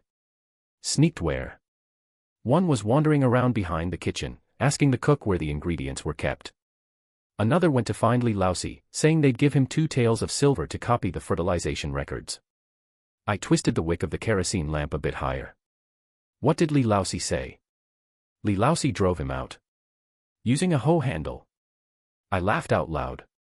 And the formula? Locked in the cabinet in my room, the key is on me. After finishing, Shen Zhong pulled the notebook from his bosom and opened to the pages for the experimental field. Densely written on them were the dates, fertilizer amounts, soil turning depths, and soil sample colors. Every page was signed. Young master, there is one more thing. Speak. Word has spread from the ancestral hall. Wang Laosi has found quite a few tenant farmers, saying that your plot on the eastern side has disturbed the feng shui of the ancestral graves, and the new method ruins ancestral rules. They want to bring it up at the ancestral hall tomorrow. The flame of the kerosene lamp flickered. I reached out and twisted the wick back down. Let them talk. Shen Zhong looked at me. Keep the formula locked up. I stood up and walked over to the window. Outside was pitch black, and in the courtyard only a lantern under the veranda was lit, its light and shadows swaying on the blue brick ground. Tomorrow you will come with me to the ancestral hall. No need to bring anything else, just bring the experimental field records. Shen Zhong acknowledged and turned to walk out. Walking to the door, he stopped again. Young master, old son asked someone to bring a message. What message? He said that if anyone makes trouble over at the ancestral hall tomorrow, he will bring a few old tenant farmers over. I turned my head back. Shen Zhong stood in the dim light at the doorway, his expression unclear. Tell him not to come, I said. Shen Zhong was stunned for a moment. As for the matter at the ancestral hall, there's no need for tenant farmers to stick their necks out for me. I pushed open a crack in the window, and the night breeze poured in, cool. Let them say all they want at the meeting, and we'll win it back from the ridges. Shen Zhong said nothing more, closed the door, and went out. I stood alone in front of the window, listening to the sound of the wind blowing through the loquat leaves outside the courtyard. The sentence Lin Rulin said during the day was still spinning in my mind. It should be pruned in autumn. It really should be pruned. Shen Zhong's knock on the door was very light, 3 times. I opened my eyes, and the sky outside the window was already faintly lit. I couldn't remember how long I had stood by the window last night, I only remembered the loquat leaves rustling all night long. Young master. Shen Zhong walked in holding a bronze basin, the hot water emitting white steam, over at the ancestral hall. Wang Laosi went there before dawn. I buried my face in the hot water and held my breath for a few seconds. When I raised my head, Shen Zhong had already placed the experimental field logbook on the table. The cover was stained with a bit of mud, and when opened, the ink of the 3 tenant families newly registered last evening was not yet completely dry. Li Laosi came again this morning. Shen Zhong handed over a cloth towel. He said he wants his eldest Li boy to enter the mill to learn a trade. I wiped my face and glanced at him. He also said, Shen Zhong paused, if the mill is short of hands for night watch, his eldest boy has great strength and would do it even without wages. I threw the cloth towel into the bronze basin. Put up a notice. Shen Zhong was stunned for a moment. The silk mill is recruiting for the factory protection team, and only wants young sons of tenant families. I grabbed the fountain pen on the table and scribbled a few lines on the paper, a monthly allowance of $2 silver, with a night meal provided. Those who perform well will be promoted to team leader and sent to the county town for advanced study. Shen Zhong took the piece of paper and read it twice. Young master, $2 silver is a cut higher than the porters in the county town. That's exactly what I want. I slipped on my coat. Let Shen Wantang's people see that working with me guarantees food to eat. On the afternoon the notice was posted. More than 20 young men crowded the entrance of the Shen residence. I stood on the threshold and swept my gaze across them. There was Li Laosi's eldest boy, broad-shouldered and thick-waisted, standing right at the front, clutching a shoulder pole in his hand. Following behind were the 2 sons of southern tenant Zhang Laosan, tall and thin, with extremely bright eyes. There were also a few unfamiliar faces whose clothing suggested they were from neighboring villages. Line up. I walked down the steps, and those 20-some people immediately split into 2 lines. Eldest Li boy took a step forward and slammed his shoulder pole onto the ground. Young master, my dad said, this life of mine was picked back from Shen Wantang's hands by you. I never saved your dad's life. I interrupted him. The fertilizer in the experimental field was something your dad was willing to try himself. If you want to enter the factory protection team, rely on yourself. He was stunned for a moment, and then straightened his back even more. Those signing up, come over and register your names. Those under 16 or who are the only sons in their families, go back first.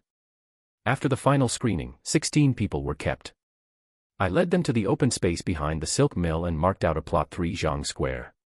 The ground was cushioned with coal slag, rustling when stepped on. The female workers in the mill leaned against the windows to watch, while old son squatted at the base of the wall smoking a dry tobacco pipe, keeping his eyes fixed on this side. On the first day, only 3 things were practiced. Standing in formation. Listening to the whistle. Patrol routes.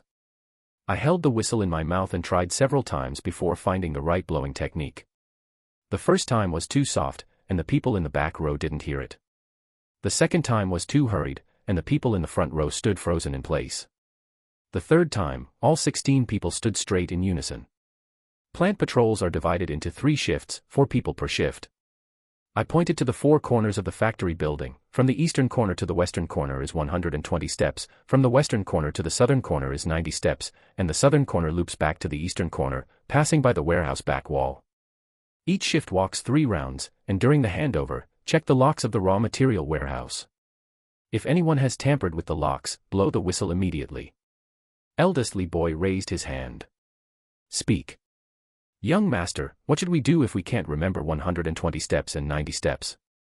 I took a piece of chalk from my pocket and drew stroke by stroke on the ground for them to see. This is the eastern wall of the factory building.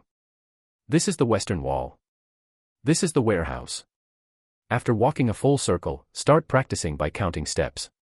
By evening, the sound of them counting steps was still uneven. Eldest Li boy had the loudest voice, but when he counted to 57, he got confused and stood scratching his head in place.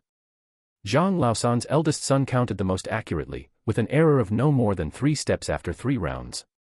I called him over. What is your name? Zhang Taizhu. He stood bolt upright. My dad said the name is rustic, making the young master laugh. Starting tomorrow, you will be responsible for keeping the patrol records. It doesn't matter if you write wrong characters, but the numbers cannot be wrong. He nodded, the tips of his ears turning red. On the morning of the 3rd day, as I was squatting at the warehouse entrance checking the door bolt, Shen Zhong walked quickly over from the alley entrance. A woman followed behind him. Wearing plain cloth clothes and trousers, the cuffs were frayed. A short knife was tucked into her waist, and its scabbard was sewn from old cowhide with coarse stitches, looking like she had mended it 3 or 4 times herself. She stood 3 paces behind Shen Zhong, neither walking forward nor stepping back. I stood up. "Young master," Shen Zhong lowered his voice, "this person has been standing at the residence entrance all morning." When asked who she is looking for, she said she is looking for the person in charge. I walked over. She was half a head shorter than me. Her hair was tied into a single braid with a blue cloth strip and rested on her shoulder. Her face was tanned dark red, and her lips were chapped. Her finger joints were thick, and the web of her hands had calluses, not worn from farm work, but from gripping a knife. "Looking for the person in charge?" I asked. "Looking for you." She raised her head. "You are the one in charge of the Shen residence now." Her voice wasn't loud, but it was very steady. "My name is Zhao Sanyang. I fled from a famine. I can wield a knife and ride a horse. I just want to find a place to work, as long as meals are provided." I looked at the knife at her waist. "Draw the knife." She glanced at me. Her right hand gripped the hilt, and her thumb pushed open the handguard. That movement was very fast, and by the time the blade slid out of the scabbard, her entire body center of gravity had already sunk down. This was not a stunt move. It was a grip that clutched life itself onto the knife hilt. "Put the knife away." She sheathed the knife back, her movement just as deft. "People who merely play with knives don't hold them like this," I said. "Your grip is one that has killed people." She didn't speak. Shen Zhong stepped back half a pace. The wind poured in from the alley entrance, blowing her cuffs to sway. She loosened her grip on the hilt, her right hand hanging by her side, fingertips trembling slightly. "When routed soldiers looted the village, I was only 15. She looked into my eyes. "They killed 3 people. I picked up the knife and stabbed one of them. It wasn't because I wanted to live, there was no time to think." As she spoke, she pulled a piece of paper from her bosom. It was folded several times, and the corners were frayed. "This is what I heard on the road. There are several bands of roving bandits north of the county. This is their territory, numbers, and leaders' names." I unfolded that piece of paper. The ink was of varying shades, and in some places, it was written with pot bottom ash mixed with water. 3 lines were drawn on it, marking more than a dozen place names.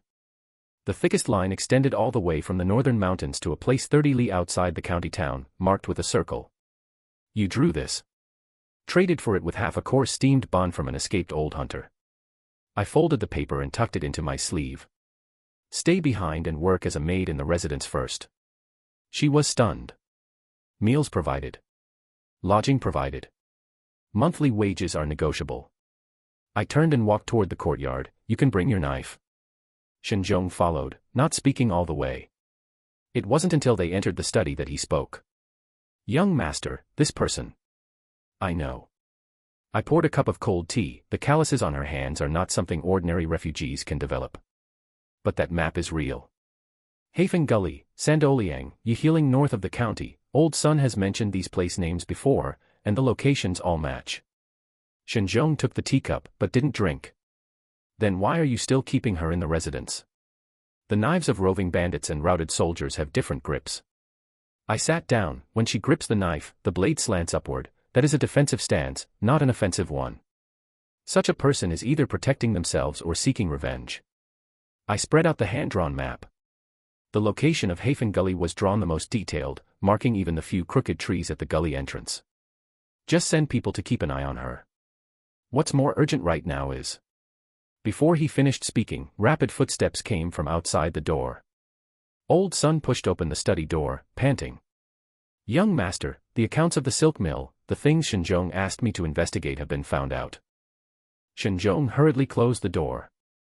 Old Sun pulled out an oil paper-wrapped ledger from his bosom, the cover half-soaked with sweat.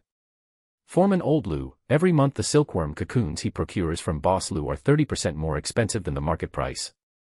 This is the purchase order." He opened the ledger and pointed to rows of numbers, but the cocoons actually delivered into the mill are only 60% of those on the purchase order. The remaining 40%, he claims it's loss. Shen Zhong took the ledger and flipped through it, his face sinking.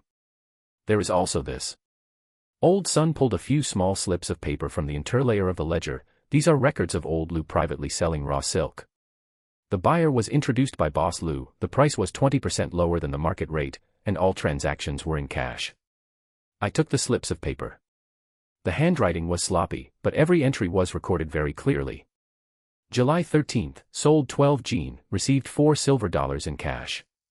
July 19th, sold 8 jean, received $3 silver in cash. It was recorded all the way to August 2nd, which was the day before I took over the family seal for my father. I refold the slips of paper and tuck them back into the ledger. Does old Lu know you are investigating him? Old Sun shook his head. I told him we needed to calculate the end-of-month wages, and that's when he brought out the purchase order. I found these slips of paper by rummaging through his betting roll while he wasn't around. I looked at Shen Zhong. Keep watching him. Don't alert him. Young master, Shen Zhong stared at the ledger. These are enough to send him to the county yamen. Not enough. I stood up. Evidence on him alone is not enough. We need to tie Boss Lu and Shen Wantang in together. I locked the ledger into the desk drawer. Let him sell a few more times. On the morning of the fourth day, Shen Zhong came again.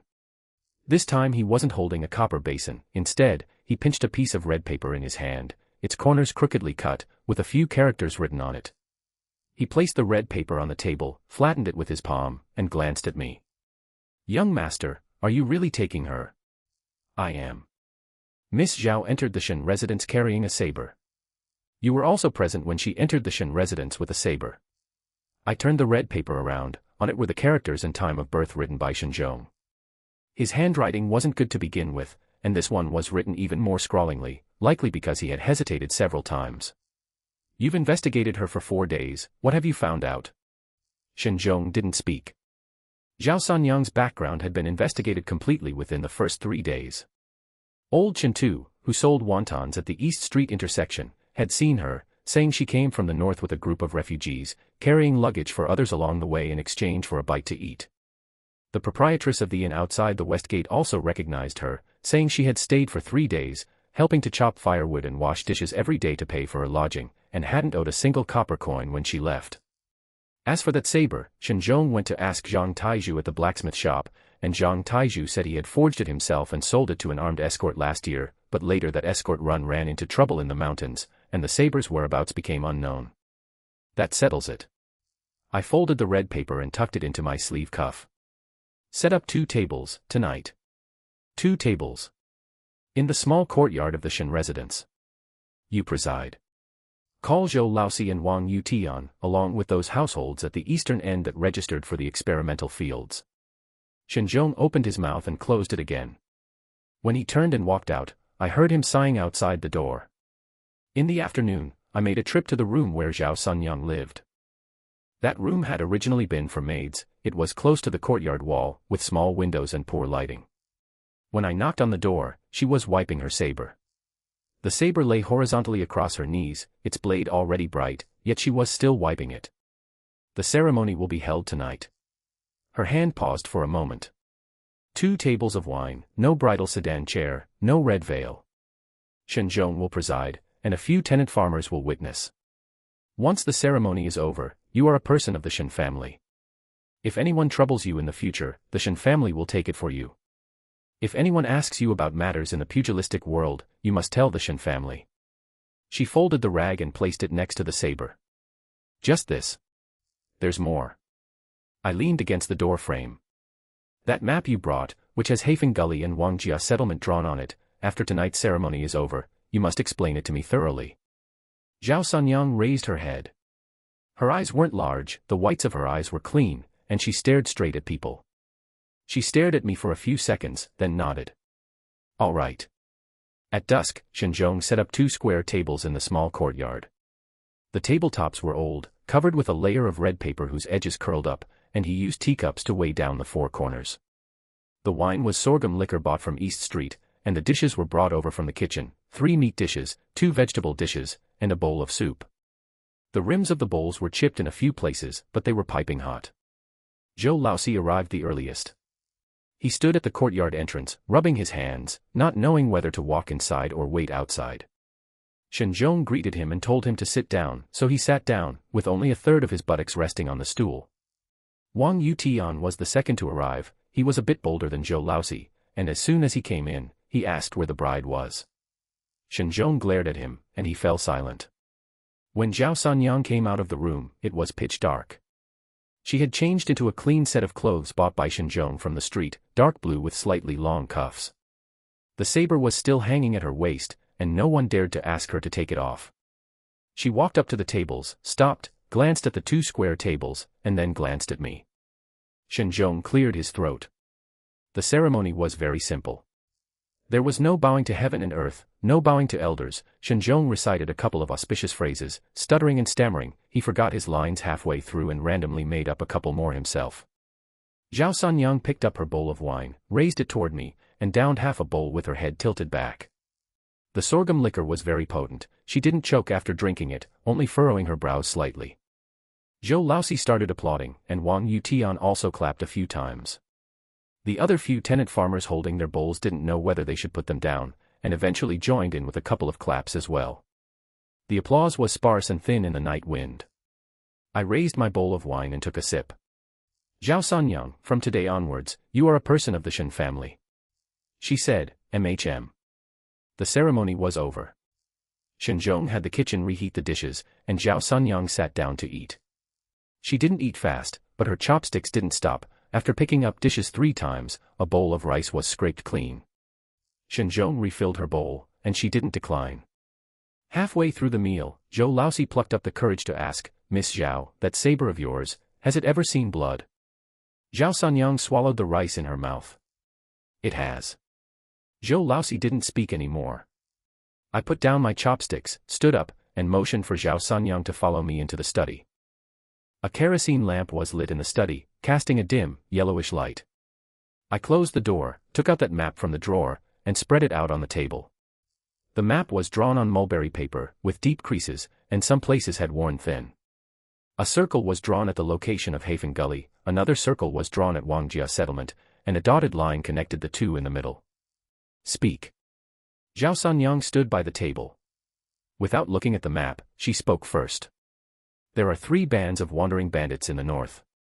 The largest band is at Niujiao Mountain, led by someone surnamed Feng, with about 200 people. Their equipment is average, with many sabers and few guns. The second band is at Hafen Gully, led by a woman named Widow Ma, with 70 or 80 people. They are poor, but hold grudges, and will bite whoever touches their people. The third band is at Wangjia Settlement. She paused. This band doesn't have many people, just over 60. But the leader is surnamed Chao. In his early years, he served as a soldier in Baoding, and later when troops were downsized, he brought out 7 or 8 veteran soldiers. The people under this fellow surnamed Chao don't follow rules and will do anything. Last month, they waylaid a medicine merchant coming from the north, killed the couple, and looted 3 carts of medicinal materials. Wangjia Settlement. I pointed my finger at that circle on the map. You said someone is providing them with relief. The masters in the county, Zhao Sanyang said. I don't know who specifically it is. But last month, someone sent 20 cotton quilts, 30 bags of rice, and 2 boxes of bullets to the fellow surnamed Chao. The items were transported into the mountains in the middle of the night by 2 unfamiliar-faced assistants who left right after driving the carts. The fellow surnamed Chao has been telling outsiders that as long as that master gives the word, he will lead his men south. South. Heading south from Wangjia Settlement, the first stop was Huaiyuan County. And in Huaiyuan County, there was Boss Lu's silk shop, Shen Wantang's ancestral hall council, and those experimental fields of the Shen family where rice seedlings were growing. Investigate the supply route. I rolled up the map. When they transport grain and cotton quilts, there has to be a path. Find out where the path comes from, who delivered the goods, and when they were delivered. Zhao Sanyang took the map. And after investigating. Afterwards, I pulled open the drawer and drew out a list from inside. Written on the list were the acquiring merchants who had privately resold raw silk for Old Lu over the past few years, 5 in total, 3 of whose shops were located north of Huaiyuan County. Afterwards, we'll have the evidence to tell those masters that the Shen family isn't someone they can easily mess with. Zhao Sanyang stuffed the map into her sleeve and turned to walk out. When she reached the doorway, she stopped. Young Master Shen. You took me in, not for the sake of taking a concubine. She didn't turn back. You did it to keep me here. I didn't speak. She pushed open the door and walked into the courtyard. Zhou Laosi was still drinking, Wang Yutian was arm wrestling with Shenzhong, and a few tenant farmers gathered around jeering. Zhao Sanyang walked past them, the hilt of her saber knocking lightly against the doorframe at her waist, making a very soft sound. At noon the next day, an assistant came from the Lin family's side. The assistant came riding a donkey, which carried a bamboo basket on its back. Inside the basket wasn't raw silk, but a stack of paper. Shen Zhong took the paper, flipped it open, and saw a full 12 pages, every page filled with characters. The handwriting was neat with thin strokes, it was Lin Rulan's handwriting. The heading on the first page only had 4 characters, raw silk quality control records. Densely written below were entirely data points. Cocoon boiling water temperature, reeling speed, number of broken ends per bundle of silk, thickness variance, color grade. Next to each entry, the corresponding reeling team and date were marked, a few spots were circled with cinnabar ink, with small notes annotated alongside detailing improvement methods. The last line of the 12th page wrote a sentence: if the third batch of samples can be executed according to the above standards, it can reach the first-tier acquisition price of foreign firms, and 3 more silver dollars can be earned per caddy. I read these 12 pages of paper from start to finish, then flipped back to the first page and read through it again. Shen Zhong stood aside, holding back for a long time before he couldn't help himself anymore. Young master, the Lin family's young lady. The last time she was still sitting in the back garden looking at the loquat tree. I closed the record book. Today she sent this. Shen Zhong didn't understand. I handed the record book to him, telling him to lock it away in the accounting room's cabinet. When Shen Zhong walked out hugging that stack of paper, he stepped over the threshold, gritted his teeth, and muttered something. I didn't hear clearly, but it was probably about these women being more formidable than the last. Outside the courtyard wall, the sky grew overcast, the clouds pressing down very low. In the northern mountains, someone was delivering cotton quilts and bullets to over 60 desperate outlaws. Over at the ancestral hall, Shen Wantang was gripping the clan rules, waiting for the day I stepped across that threshold. I stood at the study window, looking at that loquat tree in the courtyard. The leaves were flipped over by the wind, revealing the grayish-white fuzz on their backs. Zhao Sanyang walked past the other side of the courtyard wall, the hilt of her saber swaying at her waist before quickly disappearing from view. The 12 pages of paper sent by Lin Rulan were locked into the cabinet, placed together with the ledgers. Shen Zhong returned on the afternoon of the 3rd day. I heard the courtyard gate creak, and his footsteps were heavier than usual. He pulled a cloth bundle from his bosom and placed it on the table, causing the copper coins to clink loudly. President Lin has inspected it. His voice was a bit hoarse, likely from thirst along the journey. Of the 3 boxes of silk, 2 were unpacked on the spot. President Lin used a flashlight to examine them for at least the time it takes to burn an incense stick, and even had someone fetch samples from the foreign firm to compare. I poured him a bowl of cold herbal tea. He gulped it down in one go and wiped his mouth. It is better than the foreign firm's samples. President Lin said the threads are even, the luster is ample, and the toughness is more than 20% higher than traditional silk reeling.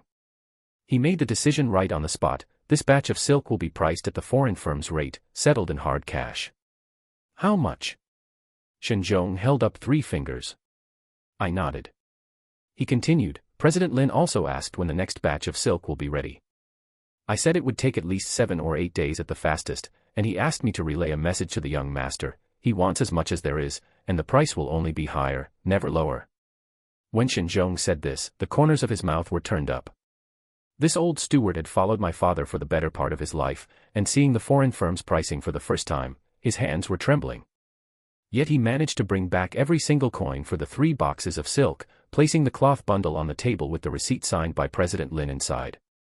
I picked up the receipt and looked at it. President Lin's handwriting was large, the ink so strong it pierced through the paper, and a line of small characters was pressed underneath. Nephew's methods are truly as formidable as rumored. Young master. Shen Zhong looked at me. This marriage alliance with the Lin family is secure. I didn't answer. Outside the window, the leaves of the loquat tree rustled loudly in the wind. The sky was still overcast, and the clouds hung even lower. Shen Zhong followed my line of sight outside for a moment, then suddenly lowered his voice. On the way back, I saw people moving things over by the ancestral hall. Moving what? The incense burner, the offering table, and the box for the ancestral genealogy, Shen Zhong said. Shen Wantang's people are moving them into the main hall of the ancestral hall. I folded the receipt and put it into the drawer. He can't wait any longer. Shen Zhong didn't understand. President Lin paid for this batch of goods in hard cash. I pointed at the cloth bundle on the table. Shen Wantang's people have had their eyes on the Lin family Chamber of Commerce for more than a day or two. When President Lin was inspecting the goods, his side must have known about it. Shen Zhong's expression changed. He chose this moment to make a move, while you are away, before the experimental fields harvest the second batch of cocoons, and before the Lin family has given their official nod. I closed the drawer. His timing is quite precise. There was a commotion outside the courtyard gate. It wasn't the sound of normal walking, but messy footsteps mixed with the clatter of carrying poles striking the ground. Someone was shouting slogans. I couldn't hear clearly what was being shouted, but the tune, drawn out in a long voice, sounded like a funeral chant. Shen Zhong snatched the cloth bundle from the table and shoved it into his bosom. "Young master, don't go out yet." I had already stood up. At least 30 or 40 people had gathered outside the courtyard gate. Leading them were a few familiar faces, Li Laosi, Wang Yutian, and 3 tenant farmers I recognized, all of whom had been hesitant when registering for the experimental fields earlier. Behind them followed a group of strangers, a few carrying hoes on their shoulders. Li Laosi stood at the very front, holding a piece of paper in his hand, though I didn't know what was written on it. Seeing me come out, he raised his voice abruptly. "Shen Huaijin. Come out." The people behind him shouted along. "The new methods are ruining the fields. The ancestors do not bless us. Stop the experimental fields. We cannot let him ruin the Shen family's land." Shen Zhong blocked my way, his hand already reaching behind his waist. I pressed down on his arm. At the foot of the steps was a half-man-high stone pier, usually used by sedan chair bearers to rest their feet. I asked Shen Zhong to carry a chair out from the house and place it at the top of the steps. The chair was made of woven bamboo, the very one my father used to enjoy the cool air in the summer. When I sat down, the voices below fell silent for a moment. Li Laosi took a step forward holding that piece of paper, opened his mouth, but made no sound. I looked at him. "That piece of paper in your hand, who gave it to you?" Li Laosi's hand flinched back slightly. Was it written by Shen Wantang or Wang Laosi? People in the back began to step backward. "What did Shen Wantang promise to give you?" My voice was not loud, but everyone at the foot of the steps could hear it. "A few silver dollars. A 20% rent reduction. Or perhaps a share from the public property once the deed is done." Wang Yutian's face flushed red. He squeezed forward 2 steps and thumped his hoe against the ground. "Don't spit venom and slander us. We are. The rent you owed last year was paid on your behalf by Shen Zhong," I interrupted him. "During the severe drought the year before last, my father remitted 30% of your rent. The year before that, your second son's medicine money was drawn from the accounting room." Wang Yutian opened his mouth. "All these accounts are recorded in the ledger." I stood up and walked down the steps. "Shen Zhong." Shen Zhong pulled the record book from his bosom. I took it and turned to the pages registering the experimental fields. They were densely filled with names, acreage figures, projected yields, and thumbprints. Starting tomorrow, all tenant farmers who registered for the experimental fields will receive a 30% rent reduction for the first year. I raised the record book. At year-end, the farm's surplus will be distributed as dividends per capita. The dividend ratio will be tied to output. More output means more reward. The crowd below instantly erupted in an uproar. Rent reduction. Dividends. True or false? The paper Li Laosi was holding was slipping down. Those carrying hoes behind him were already stepping back. Li Laosi. I called his name. He raised his head, his gaze flickering. "How much did Shen Wantang promise to give you?" He remained silent. "When your father broke his leg repairing the irrigation ditch back then, it was my father who paid for the bone-setting doctor. The 3 mu of paddy fields your family owns were also allocated to your family from the public property by my father's decision." I closed the record book. "Now Shen Wantang has made you come and block my family's door. How much did he give you?" Li Laosi's hands were trembling. That piece of paper fell to the ground, flipped over by the wind. Written on it were 8 large characters, arbitrarily altering ancestral customs, harming the villagers. It was Shen Wantang's handwriting. I recognized his penmanship, horizontal strokes thin and vertical strokes thick, with a fondness for a small hook at the tail of his strokes. "Everyone." I handed the record book back to Shen Zhong. "Do you believe this piece of paper, or do you believe this ledger?" No one spoke. After a moment, Wang Yutian put away his hoe. He turned around and looked at Li Laosi. Laosi, you motherfucker, say something. What did Shen Wantang promise you? Li Laosi's face turned the color of a pig's liver. $5 silver. The voice was spoken for him by a young tenant farmer in the back. He said $5 silver per person once it's done. Wang Yutian spat out a mouthful. You sold your conscience for $5 silver. When your father broke his leg back then, Master Shen spent $12 just to invite the doctor. I didn't. You didn't. You're holding this piece of paper blocking someone's front door and you say you didn't. Most of that unfamiliar group in the back had already left. The remaining few carrying hoes stood in the distance, looking at one another, setting their hoes on the ground, and squatting behind them to smoke. Li Laosi squatted on the ground, picked up that piece of paper, and crumpled it into a ball. Young master. His voice was terribly hoarse. Go back. I turned and walked up the steps. The experiments in the experimental fields will not stop. Those who want to register can go find Shen Zhong at the accounting room tomorrow. The sky was still overcast, pressing down upon the top of the loquat tree, and a muffled roll of thunder rumbled within the clouds. Shen Zhong followed me into the courtyard and pulled the door shut. Young master, those ringleaders. No need to chase them. I sat down in the bamboo chair. Let them go back. Shen Wantang's side is more anxious than we are. Shen Zhong pulled the cloth bundle from his bosom and placed it on the table. President Lin's silver. Enter it into the accounts first, I said. It will still take 7 or 8 days for the second batch of cocoons to come down. Part of this money will be kept for purchasing cocoons, and another part. The door was pushed open. A maid ran in, unable to catch her breath. Young master, people have come from the Lin residence. Miss Lin invites the young master to go over for a visit. I stood up. Did she say what it's about? No, the maid shook her head. But when Miss Lin asked someone to relay the message, there was a smile on her face. Shen Zhong glanced at me. Outside, another muffled thunderclap sounded, closer this time. The loquat tree in the courtyard was bent down by the wind, then sprang back up. I put on my outer robe and walked out the door. In the floral parlor of the Lin mansion, there was a pot of gardenias whose leaves had been trimmed, and a few new shoots crookedly poked out. Miss Lin had her back to the doorway, holding a pair of scissors in her hand and gesturing at a branch. Hearing footsteps, she did not turn back, only saying, Shen family brother, guess what my dad just told me? I stood on the threshold for a second. I stepped inside. Good news or bad news? She turned around and smiled with pursed lips. She laid the scissors back on the table, knocking over a small porcelain dish beside it, and a little water spilled out from inside the dish. She wiped it with her sleeve, and only after wiping it did she say, the first batch of improved raw silk was delivered to the provincial capital, and the price was 25% higher than ordinary goods. Oh. Oh. She imitated my tone, just oh. Got it. I pulled over a chair nearby and sat down, without waiting for her to offer, you called me here, surely not just to report this price. Miss Lin straightened the porcelain dish and pressed her fingers on the desktop. She didn't reply. The floral parlor fell quiet for a few breaths. My dad said, she spoke again, her tone much slower than before, the Lin Family Chamber of Commerce is willing to advance the full profits of the first batch of improved raw silk to the Shen family. I stared at her for 3 seconds. When? Tomorrow.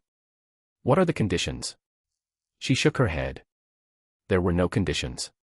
I stood up and walked over to that pot of gardenias. The cut was new, and half-dried sap still hung on the edge of the bark. Pruning in autumn was not a good time. But she had pruned it. Why did you prune it? It rotted. She pointed out one of the branches to me, the phloem had turned black and spread a little less than halfway inside, if we don't cut it off, the whole plant will die. I reached out and touched that rotting branch. It felt soft to the touch, and the inside was hollow. Well pruned. I turned and walked towards the doorway. Shen family brother, won't you wait until tomorrow? I can't wait. I paused for a step on the threshold, I have to go back and prune the branches first. The large iron gate of the silk mill was half open. The evening afterglow slanted in, illuminating the cinder road in the factory area into a grayish-red ribbon. Leading 16 men from the factory protection team, I crossed the front courtyard and went straight into the silk reeling workshop. Foreman Old Lu was squatting next to the boiler smoking a cigarette. The cigarette was wedged between two fingers of his left hand, and the ash had piled up quite a long section without being flicked off. Why, young master? He stood up too fast, and the cigarette dropped onto his trouser leg, then bounced to the ground. Sparks splashed out and burned the back of his hand. He shivered, wanting to bend down to pick it up, but not daring to. Shen Zhong. I didn't look at him. Shen Zhong walked out from behind me, holding two blue-covered booklets in his hands. One was thin, and one was thick. The thin one was tossed at old Lu's feet. Recognize it. Old Lu's face turned pale instantly. He recognized it. That was his personal memorandum book hidden in the warehouse of the silk mill, recorded in foreign characters, not Chinese numerals, every single price difference from falsely reporting purchase prices, and the quantity of every resale of inventory raw silk, was written clearly. He thought no one could understand it. I squatted down, picked up the booklet, and flipped through it. May 14th of last year, the cocoon price was reported as 2 liang, actually paid 7 qian, the price difference of 1 liang and 3 qian went into private pockets. June 20th, transferred out 200 caddies of inventory raw silk, priced at 3 qian per caddy, actually sold for 5 qian, the price difference. Young master. Old Lu dropped to his knees with a thud, his knees knocking against the cinder ground with a creaking sound. Spare my life, young master, that wasn't me. Then it was Boss Lu who told you to do it. He was struck dumb. Eldest Li Boy and Zhang Taizhu from the factory protection team had already entered the side room where he lived, and after a short while, they carried out a wooden box. The box was not big, locked, and hung with a foreign brass lock. Smash it. Eldest Li Boy raised the hammer and struck once. The lock did not open, but the box lid cracked a seam. The second strike snapped the hinges. Inside the box were stacked a dozen silver dollars, with 2 letters pressed underneath. The recipient written on the envelope was Lu Shichang, and the sender address was the provincial capital. I didn't open the letters. I handed them to Shen Zhong to fold up and put into his bosom. And the silver dollars, I glanced at the workers who had already gathered outside the workshop. They crowded at the doorway and windows, stretching their necks to look inside, with all sorts of expressions on their faces. Old Sun stood at the very front, still clutching a rag for wiping machinery in his hand. This money was scraped by old Lu from your wages and embezzled from the raw silk. I pushed the wooden box towards the doorway. Tomorrow Shen Zhong will distribute it back to everyone according to seniority. Whoever has worked in the factory longer has been cheated longer, and has suffered the biggest loss. No one spoke. Later, Old Sun spoke first, his voice muffled. He managed us for 6 years. 6 years. In 6 years, 5 accountants were changed, and not a single one outlasted him. I hoisted old Lu up from the ground and propped him against Zhang Taizhu. Escort him to the county yamen. By the time the petition was submitted to the county yamen, it was already dusk. I didn't follow along. I had Shen Zhong lead Zhang Taizhu, eldest Li Boy, and the remaining 4 factory protection team members to escort the prisoner and deliver the petition. I returned home by myself and sat in the accounting room waiting for news. A kerosene lamp was lit on the table. Water was mixed into the lamp wick, and the flame jumped twice. I chewed over Miss Lin's words repeatedly in my mind: advance payment of full profits. No conditions. Pure trust. These words were valuable. And thorny. Trust has to be repaid. The door curtain was lifted, and a cold wind poured in. It was Shen Zhong returning. Young master, the county yamen accepted the petition and said they will hold a trial early tomorrow morning. He stood at the doorway, half of his face still stained with night dew. The notice has also been posted. The whole factory has seen it. What did the workers say? Some cursed, some spat, and 2 apprentices rushed out and kicked old Lu twice. Old Sun stopped them. Old Sun. He said the young master's eyes are sharper than his, and it's not worth kicking him and breaking something. I was stunned for a moment. Smiled a little. Old Sun was usually silent, but as soon as he spoke, he could strike right into your heart. The next morning, people from the Lin family Chamber of Commerce arrived. It wasn't President Lin, but 3 old managers. The leading one, surnamed Qian, with graying white beard, held a red cloth bundle in his hands. He untied the bundle, inside which were 2 ingots of silver and a stack of silver banknotes. President Lin said, "This is the full profit of the first batch of goods, totaling 720 liang."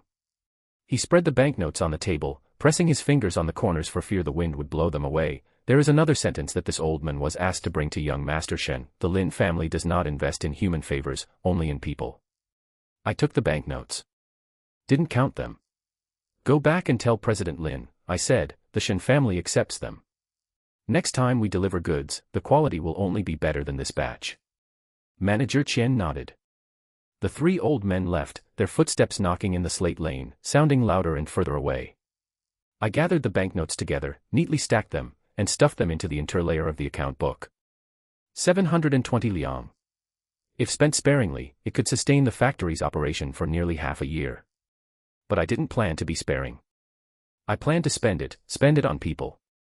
That afternoon, I called Shen Zhong into the accounting room. You previously handled matters in the north, right? Yes. When the old master was alive, I collected medicinal herbs for the family in Huashan for 2 years. In the desolate villages over there, are there scattered routed soldiers? Shen Zhong paused. He looked at me and didn't answer immediately. Yes. Quite a few. They were scattered in the second year of the Republic and weren't reorganized back. Some became doorkeepers and bodyguards for others, and some gnawed on tree bark in the mountains. Help me go find them. I pressed the corner of the table, my knuckles against the wood grain. Those who can fight, are willing to risk their lives, and have no family ties, bring them back. Don't take too many for the first batch, 20 is enough. Wages. Pay them twice that of the factory protection team. Plus a full meal and an identity. Shen Zhong fell silent for a while. Then he said a very soft sentence. Young master, what you want to build is an army. What I want to build, I looked at the flickering flame of the kerosene lamp, is a wall. Shen Zhong didn't ask any more. That night, he packed his bundle and went out the door. On the third day, the notice from the ancestral hall arrived. A piece of coarse paper with thick black ink wrote, 3 days later, the Shen family clan will gather at the ancestral hall to publicly discuss 9 rebellious and taboo matters committed by Shen Huaijin, such as arbitrarily altering tenant rent, privately building armed forces, and intermarrying with outsiders. The person delivering the letter was that long-faced flunky by Shen Wantang's side. He slapped the letter onto the door panel and left without waiting for a response. I stood at the doorway and read the letter twice. 9 charges. Each one heavier than the last. Young master, Shen Zhong's eldest son, Shen Zhu, came over, his face turned pale with fright. This. What should we do? Do what? I folded the letter and tucked it into my pocket. He listed 9 items, and I will refute them one by one for him. After refuting them, I'll add 3 more. Add 3. False accusation, colluding with external gentry, and embezzling clan property. Shen Zhu opened his mouth wide. I didn't explain further. Returning to the accounting room, I dug out the 2 letters previously copied from old Lu's box. I opened them. The letters were written by Boss Lu to old Lu. The first one was from last winter, telling him to report the cocoon prices higher in the accounts, and divide the remaining silver amount into 3 portions according to the old custom. The second one was from half a month ago, urging him to quickly transfer out the inventory raw silk. Lu's shop is short of stock, and the ancestral hall public discussion is imminent, so accounts must be settled as soon as possible. The 2 sheets of letter paper were stacked together. Boss Lu's handwriting was not very good, but his brush pressure was very heavy, and every pause of the stroke stabbed into the paper. I locked the letters and the account book together into the iron cabinet. Then I sat down to wait. Waiting for Shen Zhong to bring people back. Waiting for the ancestral hall to open in 3 days. Shen Zhong returned on the night of the 4th day. I sat in the accounting room, with the kerosene lamp turned down very low, and that blue-covered notebook spread out on the desk. Outside, a dog barked twice, then stopped. Then came footsteps, not just from one person. The door was pushed open, and Shen Zhong entered first, followed by a string of figures behind him. Young master, he lowered his voice, 23 of them, I've brought them all. I stood up, and the light of the kerosene lamp flickered. Those people stood in the courtyard, a dense, dark mass, and no one spoke. I walked out, and the mud under the steps felt a bit soft to step on. The rain from the past 2 days had not yet dried completely. They wore all sorts of things. Some still wore faded military uniforms with frayed cuffs, others were wrapped in ordinary people's tattered cotton-padded jackets, tied around the waist with straw ropes. Their faces were all thin, with prominent cheekbones, and their eyes shone a bit too brightly in the dark. Have you all eaten? Shen Zhong nodded beside me, Each of them ate 2 steamed buns outside the city. I looked at them. One of them stood at the very front, not very tall, with a scar on his left cheek stretching from his brow bone to the corner of his mouth, an old injury, poorly stitched, with a strip of flesh turned outward. He stood the straightest, heels together, hands pressed against the outer sides of his thighs, a posture of attention. "You, what is your name?" "Chen Kuei. Formerly belonging to the infantry of the Beiyang 3rd Division, discharged in the 3rd year of Xiantong." His voice was hoarse, but he answered promptly. I looked him up and down. "Have you fought in battles?" "Fought. Over at Wuchang." I didn't ask any further. I walked up to another person. This one was younger, missing 2 fingers on his right hand, the stump smooth, not chopped off by a blade, but amputated after a gunshot wound. "And you?" "Zhao Dezhuang. Never been a soldier, went hunting in the mountains with my old men. Later fled from disaster." "Can you use a gun?" "Yes. A hunting rifle." I retreated and stood on the steps. All 23 people were looking at me. "I don't keep idlers here. 2 meals a day, all you can eat, and $2 a month. There is only one thing you need to do, obey orders. Those who won't obey orders can leave now, no one will stop you." No one moved. Chen Kuei's Adam's apple bobbed. "Young master, we." "Here, call me officer." He froze for a fraction of a second. Then his heels came back together with a snap. "Yes, officer." The voice was much louder than before. The people in the back successively straightened up a bit as well. I had Shen Zhong lead them to the backyard. That row of stables had been emptied half a month ago, the ground covered with new straw, and wooden boards nailed to the walls. 23 people were a bit cramped, but it was much better than squatting in mountain caves. A bamboo pole stood at the entrance of the stable, with a hurricane lamp hanging on it, its light illuminating only a small circle. I called Chen Kuei over. "Starting tomorrow, wake up at the hour of Mao, and run 3 li first. After running, practice formations. You've been a soldier, you will teach the formations." "Yes." "Eat after practice. After the meal, I will teach personally." He didn't ask what would be taught. The advantage of a veteran lay right here, he knew to ask only what should be asked. Early the next morning, I was woken up by the cold. Outside the window, it was still a grayish blue, and the chickens hadn't crowed yet. I put on my cotton-padded robe and walked toward the backyard. When passing through the corridor, Shen Zhong was already waiting there, handing over a bowl of hot water. "Young master, those people are already up." "What time?" I just looked at the sky. "From now on, use hours. Whatever time the hour of Mao is, it is." "Yes." The open space in front of the backyard stables used to be piled with old farm tools and rotten straw, but now it had been cleaned up. Chen Kuei stood at the front, and the rest of the people formed 2 rows. The formation wasn't very neat, but at least they were standing. Someone's calves were trembling, but they made no sound. There was frost on the ground, a thin layer, making a rustling sound when stepped on. I walked over, and Chen Kuei turned around, snapping to attention.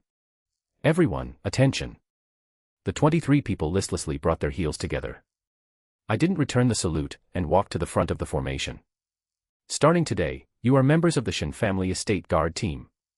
If outsiders ask, just say that. But what you are going to learn is not the set of things used by estate guards." I picked up a bamboo twig from the ground and drew a square box in the mud. "This is the Shen residence. Here is the ancestral hall. 3 days later, all the clan elders of the county will come." The bamboo twig poked a dot beside the square box. "You need to do 2 things. First, guard the front and back doors, and do not allow idlers to enter or exit.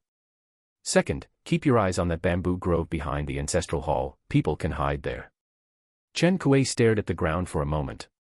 "Officer, this is defense." "Correct. Then what about offense?" I glanced at him. The scar on his face looked even darker in the morning light, but his eyes were very steady. "As for offense, wait until you've first learned how to stand in formation." Someone couldn't help letting out a soft chuckle. I ignored it and tapped the box drawn on the ground with the bamboo twig. Today's subject is terrain utilization. Use whatever things you can pick up, sandbags, door panels, straw bundles, to build cover. Groups of 2, 1 providing cover, 1 moving. Chen Kuei, demonstrate it once. Chen Kuei blinked. He didn't ask how to build it, turned around and picked up half a bag of horse-feeding bean cakes from beside the stable, knelt down on one knee, placed the sandbag horizontally in front of him, and then called someone over. That person lay flat on the ground, supporting himself with his elbows, and crawled forward 5 or 6 steps while Shen Huaijin constantly held up the sandbag to block in front. The movements were clumsy, but the idea was conveyed. I poked the tree branch into the soil. Did you see that? Practice just like this. Use whatever is in your hands. Remember, do not expose yourself in open areas. By the 3rd day of training, they already looked the part. They couldn't truly fight yet, but at least they knew how to disperse upon hearing commands, how to use corner walls and door frames as cover, and how not to block a companion's muzzle when providing cross cover. Of course, we had no guns. The rifles whittled from tree branches were about the same length, and the bark on them hadn't been scraped clean yet. In the afternoon, Zhao Sunyang came to the backyard. She stood behind a corridor pillar, watching that group of people practice tactical movements with tree branches. Shen Huaijin was leading Zhao Dazhuang and the others in practicing charges. Over a dozen people ran hunched over with fake guns, and someone ran too fast and bumped into the back of the person in front, causing one to fall and tripping 2 behind. Zhao Sunyang didn't laugh. She walked over to my side and handed over the paper scroll from inside her sleeve. I opened it and took a look. It was a route map drawn by her. From Wangjia settlement outside the county boundary to the Shen residence, there were 3 roads, 1 main road and 2 mountain paths. That bunch of people surnamed Chow number around 60. 3 Hanyang rifles, and the rest are all sabers and spears. She paused. The day before yesterday, someone sent them cotton quilts and rice from the county town, along with 2 boxes of bullets. Who was the person that delivered the things? People from the Liu family shop. The cart was covered with cloth, but the cartwheel ruts were deep. I stuffed the paper scroll back into my sleeve. The ancestral hall opens the day after tomorrow. Those 60 people of theirs must set out by tomorrow night at the latest. Zhao Sunyang looked at the distant group of people still practicing charges.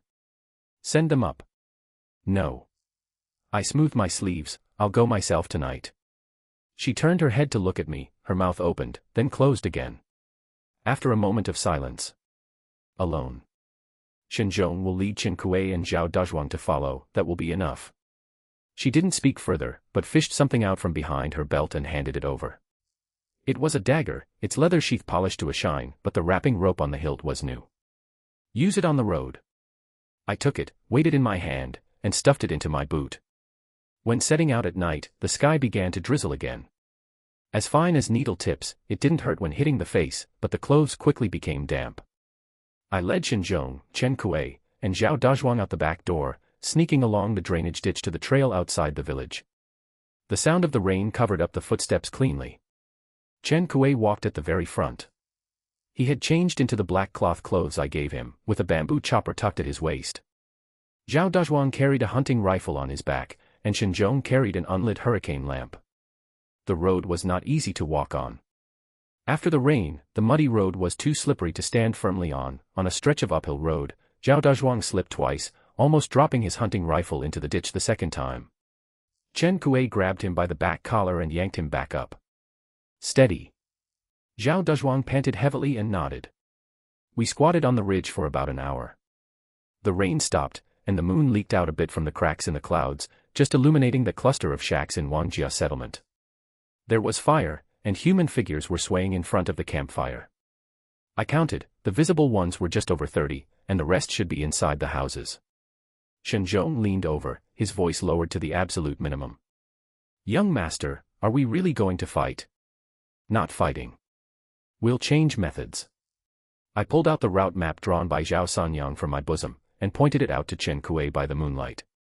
Over there, firewood is piled up behind the shacks.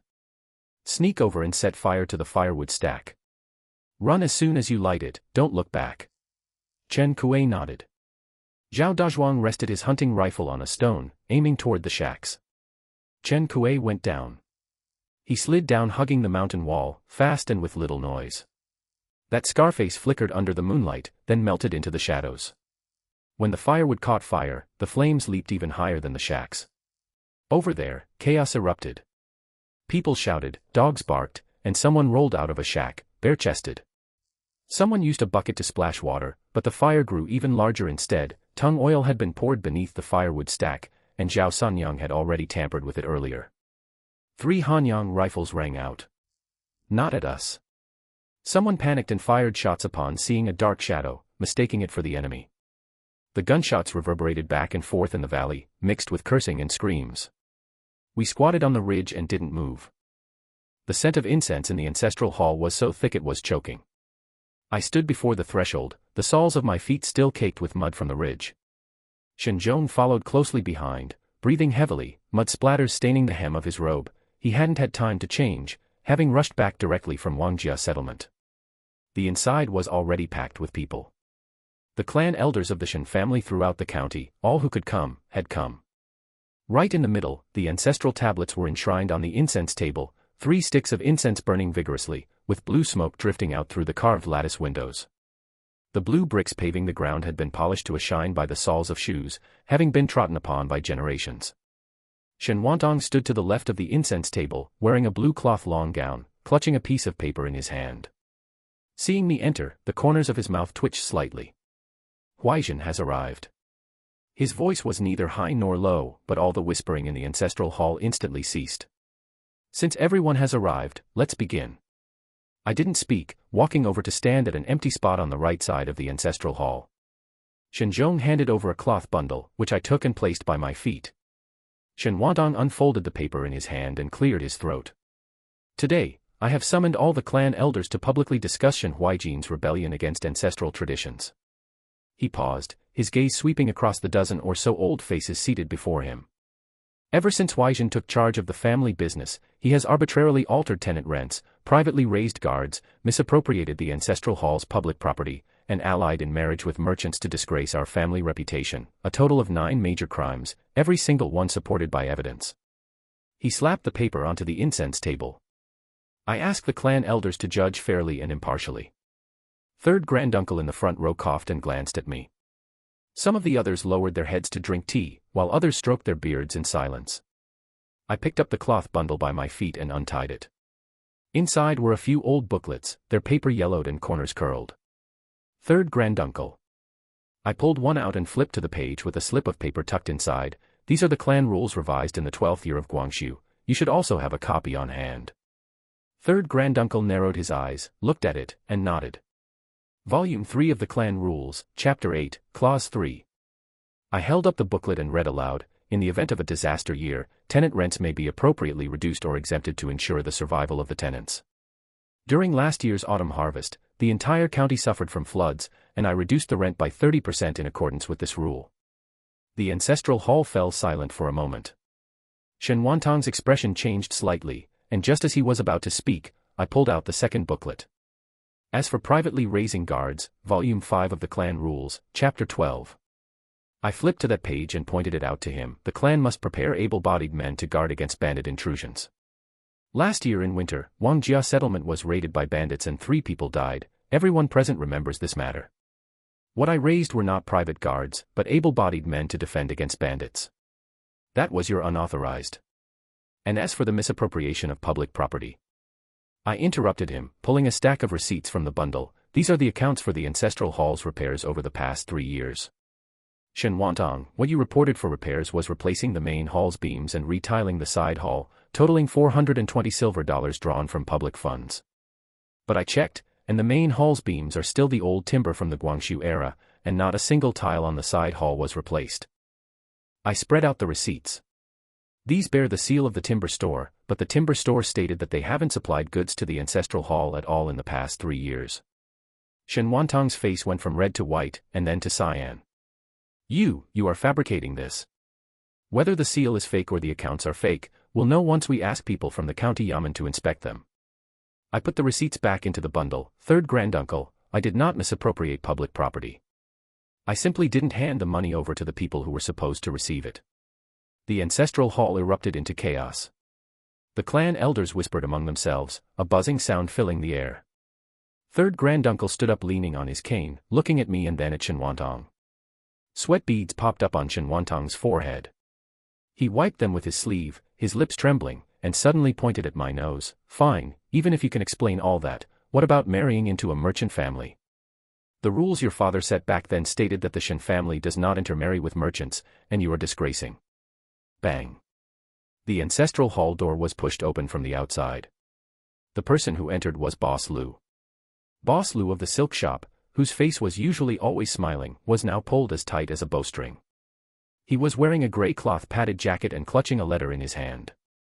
Seeing him, Shen Wantang was stunned for a moment, and then a smile surfaced on his face. "Brother Lu, you've come at just the right time, you can serve as a witness." Shen Wantang. Boss Lu's voice shook the candle flames on the incense table. He strode in 2 steps into the center of the ancestral hall and slammed the letter onto the incense table.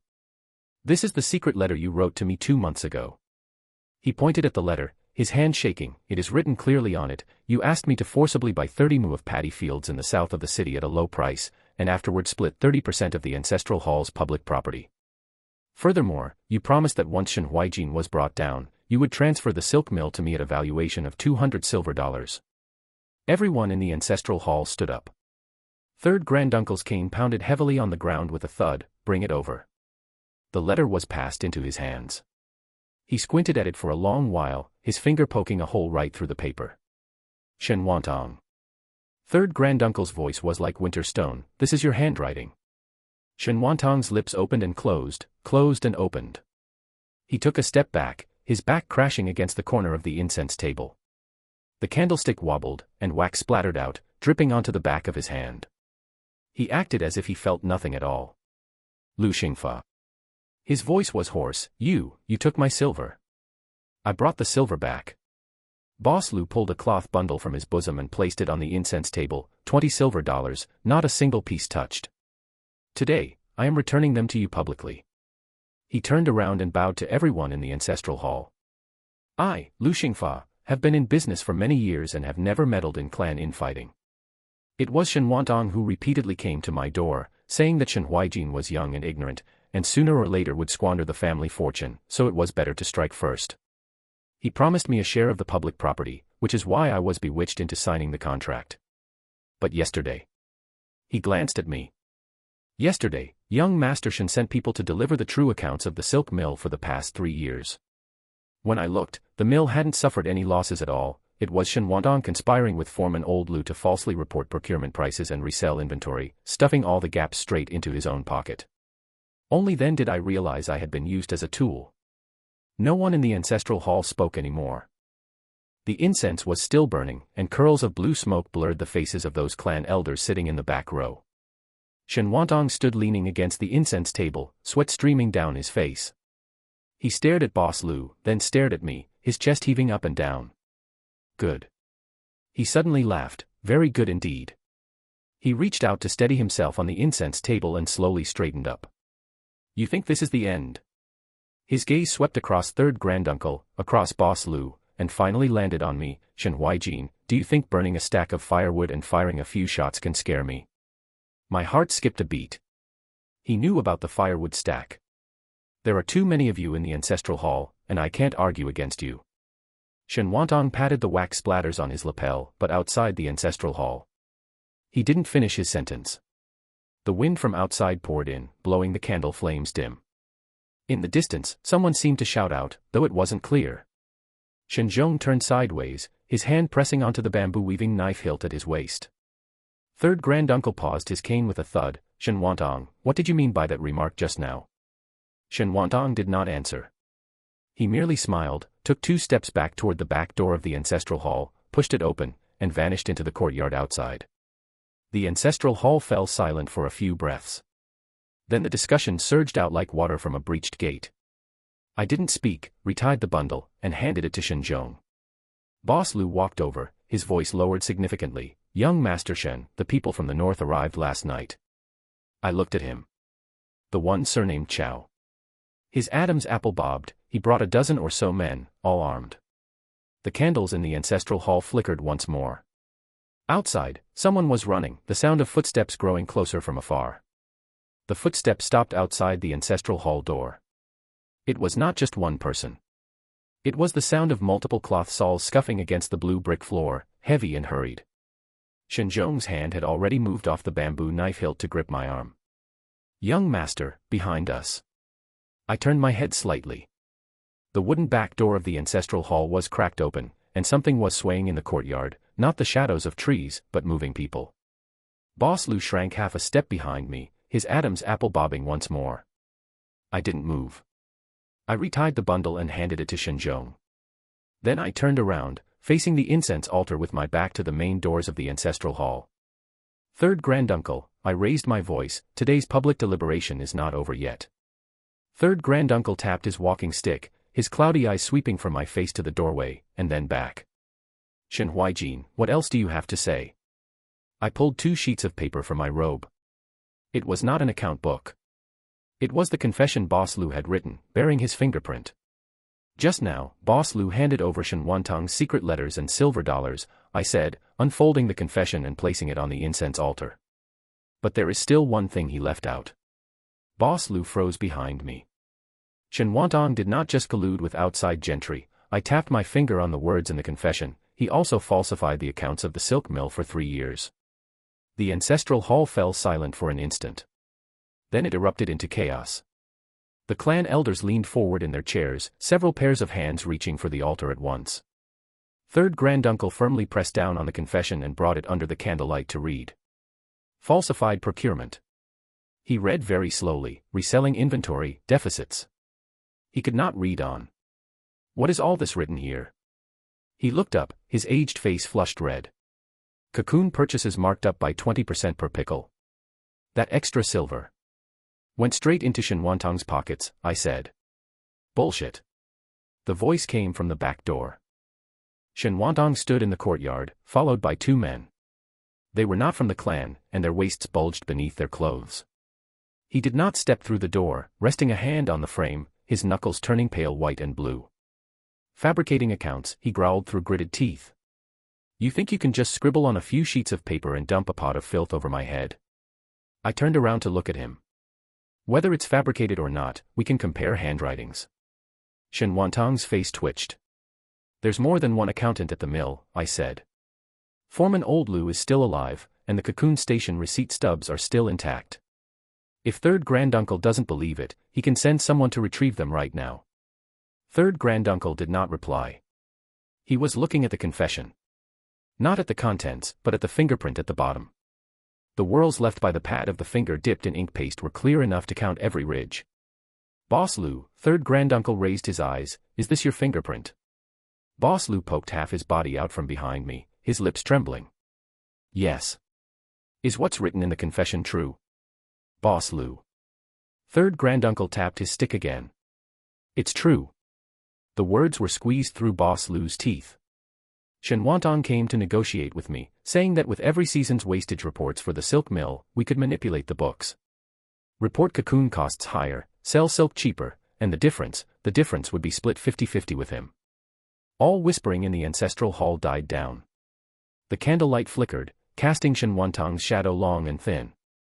He stood at the door, neither entering nor retreating. He simply stared at Boss Lu, his lips pressed into a tight line. Lu Xingfa, he said, how much did Shen Huaijin pay you off? Boss Lu did not answer. You claim I split it 50-50 with you, Shen Wantang sneered. Where is the proof? Aside from your piece of paper confession, what else do you have? I pulled a third account book from the bundle. Its cover was blue cloth, the corners frayed with wear. These are the actual accounts of the silk mill from the past 3 years, I raised it up. Every falsified entry has been circled in red ink. Last September, cocoon procurement was recorded as 320 pickles, but only 280 pickles actually arrived at the mill. The missing 40 pickles equates to 2,000 taels of silver. Enough. Shen Wantang slammed the doorframe violently. Splinters flew, and the 2 men behind him stepped forward. Shen Zhong's bamboo knife slid from its sheath. Half an inch of cold gleam reflected the candlelight. Shen Wantang, Third Granduncle stood up, pointing his stick at him. What is the meaning of this ledger? I have no idea. Shen Wantang's chest heaved violently. It's all this brat's scheming. Ever since he came back from Japan, he's been harboring ill intent, trying to. Before he could finish his sentence, a figure dropped to his knees outside the ancestral hall's front gate. It was not a clan elder. He wore a short jacket covered in patch over patch, and the sound of his knees hitting the blue brick floor was dull and heavy. I recognized him. It was the leader among the tenant farmers who had surrounded the Shen residence's gates that morning, surnamed Zhao Laolu. Master Shen, he kowtowed to third granduncle, his forehead hitting the brick and kicking up a small puff of dust. I have something to say. Third granduncle narrowed his eyes. Which branch's tenant farmer are you? Master Shen. Master Shen Wantang's branch. Shen Wantang's face morphed. Zhao Laolu, don't you? Master Shen Wantang, Zhao Laolu kept his head down as he knelt, his voice rushed and hoarse. He came to me 3 days ago. He said he'd waive 3 years of rent and share the landed estate once it succeeded. He told me to lead people to blockade young Master Shen's gate and to tell the clan elders. He choked up. Say what? Third granduncle tapped his stick. Say that young Master Shen colluded with the Japanese and secretly sold the mill. Snot ran down near Zhao Laoyo's mouth, and he wiped it with his sleeve. He also told me to say young Master Shen mistreated tenant farmers and docked wages. It was all fabricated. Young Master Shen never collected a single cent extra in rent from us, and even lowered it by 20% last year. You're lying. Shen Wantang stepped into the doorway, his finger almost poking the back of Zhao Laoyo's head. How much did Shen Huaijin pay you to put on this act? I'm not lying. Zhao Laolu suddenly snapped his head up, his eyes bloodshot. You said it yourself. Once Boss Lu bought out the silk mill, you get a share of the Shen family's land. You even said the Lin family girl didn't know what's good for her, and that after you dealt with Shen Huaijin, you'd go deal with her. My fingernails dug deep into my palms. Third granduncle's face turned livid. Shen Wantang, he said, what else do you have to say? Shen Wantang didn't answer. He took a step back. And another step back. Then he laughed. A faint laugh, like air hissing through the gaps of his teeth. You think this is over? He backed up to the back door and gestured behind him. Footsteps echoed in the courtyard. Not cloth soles, but hard-soled boots. The clinking sound of iron and metal. Then the back door of the ancestral hall was kicked open. Not pushed open, but slammed open. The wooden panels crashed against the wall, jolting the ancestral tablets into a collective shudder. Over a dozen men surged inside. Carrying rifles. Not hunting shotguns, but standard-issue military Zhongjing rifles. Muzzles aimed at the incense altar, at the elders, and at me. The 3 oldest elders were dragged from their chairs, rifle barrels pressed against their temples. Screams erupted all around. Some cowered under chairs, others scrambled behind the offering table. Third granduncle's walking stick clattered to the floor, his body tilting backward before Shen Zhong caught him. Standing amidst the armed men, Shen Wantang dusted off his sleeves. Shen Huaijin, he said, no matter how sharp your tongue is, can you talk down bullets? I looked at him. The candlelight flickered across the rifle barrels, a glint of light brushing over Shen Wantang's face. There was neither a smile nor rage on his face now, only a thin sheen of sweat. I took a deep breath. Shen Zhong, guard the front door. Chen Kuei, guard the back door. Without my word, let no one in. Shen Zhong gripped his bamboo knife, blade pointing downward, remaining silent.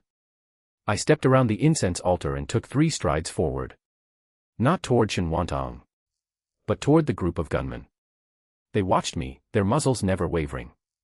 The scruffy, bearded big man in front narrowed his eyes, his finger resting on the trigger. Who are you? He asked. The accent was wrong. It was not a local accent. It was northern. I halted, about 5 paces away from him. Who hired you? He froze. The entire ancestral hall froze. The rifle muzzles wavered slightly. The big man's eyes widened a fraction, his Adam's apple bobbing. What? You heard me, I stared into his eyes. Put down your weapons and your lives will be spared. Resist, and you all die. I was not joking. This was the first time I had spoken Japanese since returning from the Japanese military academy. Every syllable was clipped and tight, forced from the depths of my throat. The big man did not answer. The men behind him exchanged glances. The rifle muzzles trembled again. Shen Wantang's face went pale. What are you standing around for? He roared, pointing at me. Take him down. Shut up. I barked sharply. In Japanese. Shen Wantang's words were cut short, his mouth left hanging open like a fish tossed ashore. The big man looked at me. I looked into his eyes. The candlelight jumped again. The red fingerprint on the confession curled slightly in the breeze, brushing against the dust on the altar. Zhao Laolu was still kneeling on the ground, forgetting to stand and forgetting to cry. I took another step forward. Who? I lowered my voice. Speak. The big man's rifle muzzle dropped half an inch. Then he spoke. Chow. Chow. He was not speaking Japanese. It was stammering Chinese. Laden with a heavy northern accent, as though his tongue could not untangle the words. Chow, hired. How many came? The big man's Adam's apple bobbed. 15, he said, his gun barrel sinking another 2 inches. Counting me and Lao San, 17 in total. 17. I chewed over the number in my mind. Right now in the ancestral hall there were 12 clan elders, Shen Zhong, myself, Zhao Laolu kneeling on the ground, and Lu Xingfa paralyzed in the corner. 2 were guarding outside. Outside the side door, Zhao Sanyang should still be there. How much money did country squire Chow give you? I asked. The big man licked his dry, cracked lips. $5 silver per person. Another 5 after the deed is done. He's giving you 5, I said, keeping my voice very level. I'm offering 10 right now. Those who surrender their weapons get $10 silver each and can be dismissed to go home. Those who remain obstinately deluded. I paused for a moment, my eyes sweeping over the row of dark gun barrels at the doorway. Execution of the entire family. The ancestral hall fell silent for a full 3 seconds. The candlelight on the incense table fluttered with a soft pop. In the back row, a tall, thin bandit let his gun but slide half an inch down his shoulder. The person next to him glared at him, and he gripped it tightly again. But I saw that movement. The big man saw it too. The big man whipped his head around, before he could finish his sentence. Lao San, he roared, his voice cracking. That bandit who had his gun aimed at third granduncle turned his head in response. At that exact moment, the side door of the ancestral hall creaked open a crack. It wasn't the wind. Someone was pushing it open from the inside, very lightly, very steadily. Zhao Sunyang. I didn't look at her. My eyes were nailed to the big man's face as I took another step forward. You're a northerner, I said. A soldier eating military rations. The big man didn't answer. But his finger loosened from the trigger guard. In the second year of the Republic, I stayed at the Tokyo Military Academy. I lowered my voice further, as if chatting idly with him. By your accent, you sound like you're from the Zhili region. Which town? The 6th Division. The 6th Division. I nodded. Did you fight in Wuchang during the Xinhai year? He didn't speak. That meant he had fought there. The brothers of the 6th Division dispersed later, some followed Wu Peifu, some went back to their hometowns to farm, and some, I gestured with my gaze toward the gun in his hand, ended up like this. The big man clenched his jaw tightly. $10 silver, I said. Put down your guns now and take the money to leave. I, Shen Huaijin, keep my word. Someone behind him swallowed a mouthful of saliva, very loudly. Don't listen to his bullshit. Shen Wantang poked half his head out from the back door, the veins on his neck bulging like earthworms.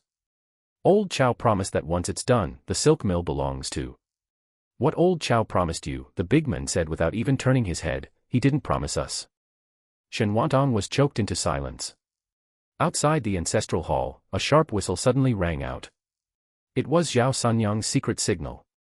The sound was like a night bird, yet also like a cat's meow, 3 long blasts and 1 short one, shattering the quiet outside the ancestral hall. The footsteps outside the door immediately became chaotic. The side door was slammed open with a loud crash. The first to rush in was the veteran surnamed Huang, a bamboo knife held horizontally across his chest. Closely following behind him was another guard with the butt of a shotgun braced against his shoulder socket, sweeping his gun barrel from left to right. Third group. Fourth group. In groups of 2, they flanked from 2 directions, sandwiching that row of bandits in the middle between the bamboo knives and shotguns. Don't move. Put down your guns. The voice wasn't loud, but it was crisp and decisive. Anyone who had been a soldier could understand this kind of command. It wasn't shouted just to scare people, it was an order. The big man instinctively raised his gun. I thrust my right foot forward, hooked his ankle with my instep, propped my knee against the outside of his thigh, and twisted my waist. He crashed sideways to the ground, his gun flying out of his hand and smashing onto the blue stone floor with a bang. I didn't wait for him to get up. I snatched up the gun and pressed the barrel against the back of his head. Don't move. He stopped moving. Lao San turned around, aiming his gun at me. Shen Zhong's bamboo knife was already laid across his neck. Drop it, Shen Zhong said. Lao San's finger froze on the trigger, his eyes darting between me and the big man on the ground. The tall, thin fellow in the back row cowered first. He laid his gun on the ground and raised both hands. I surrender my weapon. The second. The third. With a rattling clatter, 7 guns were thrown onto the ground. Lao San's gun was put down as well. Shen Wantang's face was as white as paper. He took 1 step back, then 2, his back colliding with the doorframe of the ancestral hall's back door. His eyes darted frantically between the guns and people all over the floor, finally landing on my face. He wanted to say something, his mouth opening. No sound came out.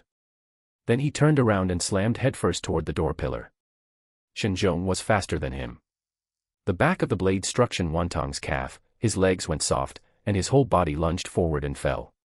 Shen Zhong stepped on his wrist and kicked away the dagger that had fallen to the ground. Want to die? Shen Zhong flipped him over and pressed his knee against his chest. It's not that easy. Shen Wantang lay on the blue stone floor, making rattling sounds in his throat. He cried. Tears and snot smeared all over his face, mixed with the dust on the ground, making him look filthy. It's over. He muttered. It's all over. I didn't look at him. I hauled the big man up from the ground and escorted him to the middle of the ancestral hall. Tie him up, I said. 2 people from the guard unit immediately stepped forward, wrapping hemp rope 3 times around the big man's wrists and pulling it tight.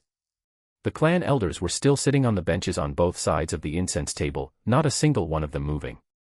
3rd granduncle's walking stick lay horizontally across his knees, his knuckles still turning white. 9th granduncle had his eyes closed the entire time, his lips moving as if reciting something. In the corner, a clan elder who had dived under the incense table the moment the gun went off was just pulled out by others, a patch of dust staining his knees. Master, his voice trembled, these people. Tie them all up. I turned around, facing everyone in the ancestral hall. Escort the bandits to the county yamen. Shen Wantang colluded with bandits, kidnapped clan elders, and embezzled public property. I looked down at Shen Wantang lying on the ground. Escort him to the woodshed. The guard unit began to move. 2 men dragged one, pulling the bound bandits outside. The guns were gathered beside the incense table, lined up neatly. Shotguns, bamboo knives, Chiang Kai-shek rifles, piled into a small heap. Zhao Sanyang walked in from the side door. She was still clutching that bronze whistle in her hand, her expression unreadable, except for casting a downward glance when she passed that pile of guns. There's no one left outside, she said. I nodded. Shen Wantang was hauled up from the ground with his hands tied behind his back. He stumbled 2 steps and looked back at me. His lips trembled, as if he still had something to say. I turned around.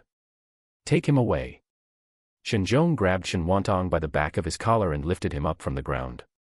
The fellow stumbled 2 steps, his lips trembling as if he wanted to say something. But Shen Zhong didn't give him a chance, tossing a head gesture toward the 2 guards at the door. The guards propped up Shen Wantang's arms and dragged him out, his shoe soles scraping 2 marks on the ground. 3rd granduncle, Shen Wantang suddenly stiffened his neck and shouted out, his throat sounding like it had been scrubbed with sandpaper, 3rd granduncle, you can't. 3rd granduncle sat by the incense table, the lid of the teacup in his hand clicking against the rim of the cup. He raised his eyes to glance at Shen Wantang without speaking. I watched as Shen Wantang was dragged out the door. The daylight outside had already darkened, and the kerosene lamps lit inside the ancestral hall stretched his shadow very long, bending it once over the threshold before it vanished. That clan elder under the incense table was still squatting there. I walked over and bent down. Uncle Lu, the ground is cold. He raised his head, the wrinkles on his face trembling. I reached out to help him up, and he gripped my wrist, his fingers ice cold. After standing straight, he opened his mouth without producing a sound, only patting the back of my hand. The few clan elders nearby then crowded around as if they had agreed beforehand. 3rd granduncle stood up with the help of his walking cane, the head of the cane knocking against the green brick floor with a thud. Huaijin, he said, his voice a bit hoarse, if it weren't for you today. It's what should be done, I said. Ninth granduncle coughed. He had the highest seniority in the clan, with his beard turning mostly white, and usually sat in the ancestral hall without saying much. When he stood up leaning on his cane, the clan elders nearby all quieted down. Everyone sit, he said. The clan elders looked at each other and moved back to their respective chairs. At this time, Shen Huaijin came in from outside, stood behind me, and said nothing. Ninth granduncle did not sit. Leaning on his cane, he looked at the pile of guns confiscated from the bandits on the incense table. 67 years, he said, since I can remember, the ground of the Shen family's ancestral hall has never been stained with the blood of outsiders. The ancestral hall was very quiet. The flame of the kerosene lamp flickered. Today it is stained. Ninth granduncle tapped the ground with his cane, but it wasn't stained by Huaijin, it was Shen Wantang. Third granduncle put down the teacup in his hand. Old Ninth is right. Shen Wantang colluded with bandits, kidnapped clan elders, and embezzled public property. Ninth granduncle's voice was unhurried, like reciting the rules in the genealogy book. According to clan rules, any one of these 3 charges is enough to expel him from the ancestral hall. No one uttered a sound. I glanced at the pile of guns in the corner. The big fellow was squatting to the side, the rope on his wrists biting into his flesh, his head lowered and shoulders slumped like a tethered dog. Ninth granduncle turned around and faced me. Huaijin, he said, ever since your father fell ill, clan affairs have lacked a backbone.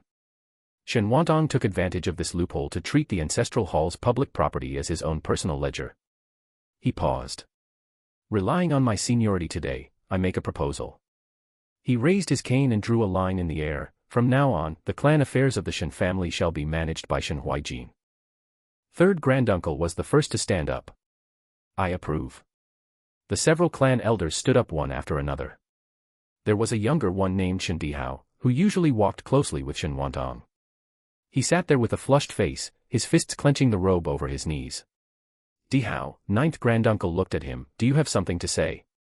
Shen Dihao stood up, squeezing a sentence out from his throat, I abstain.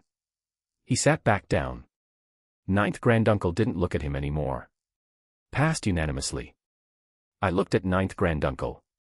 The face beneath his white beard had no expression, but veins stood out on the back of the hand gripping his cane.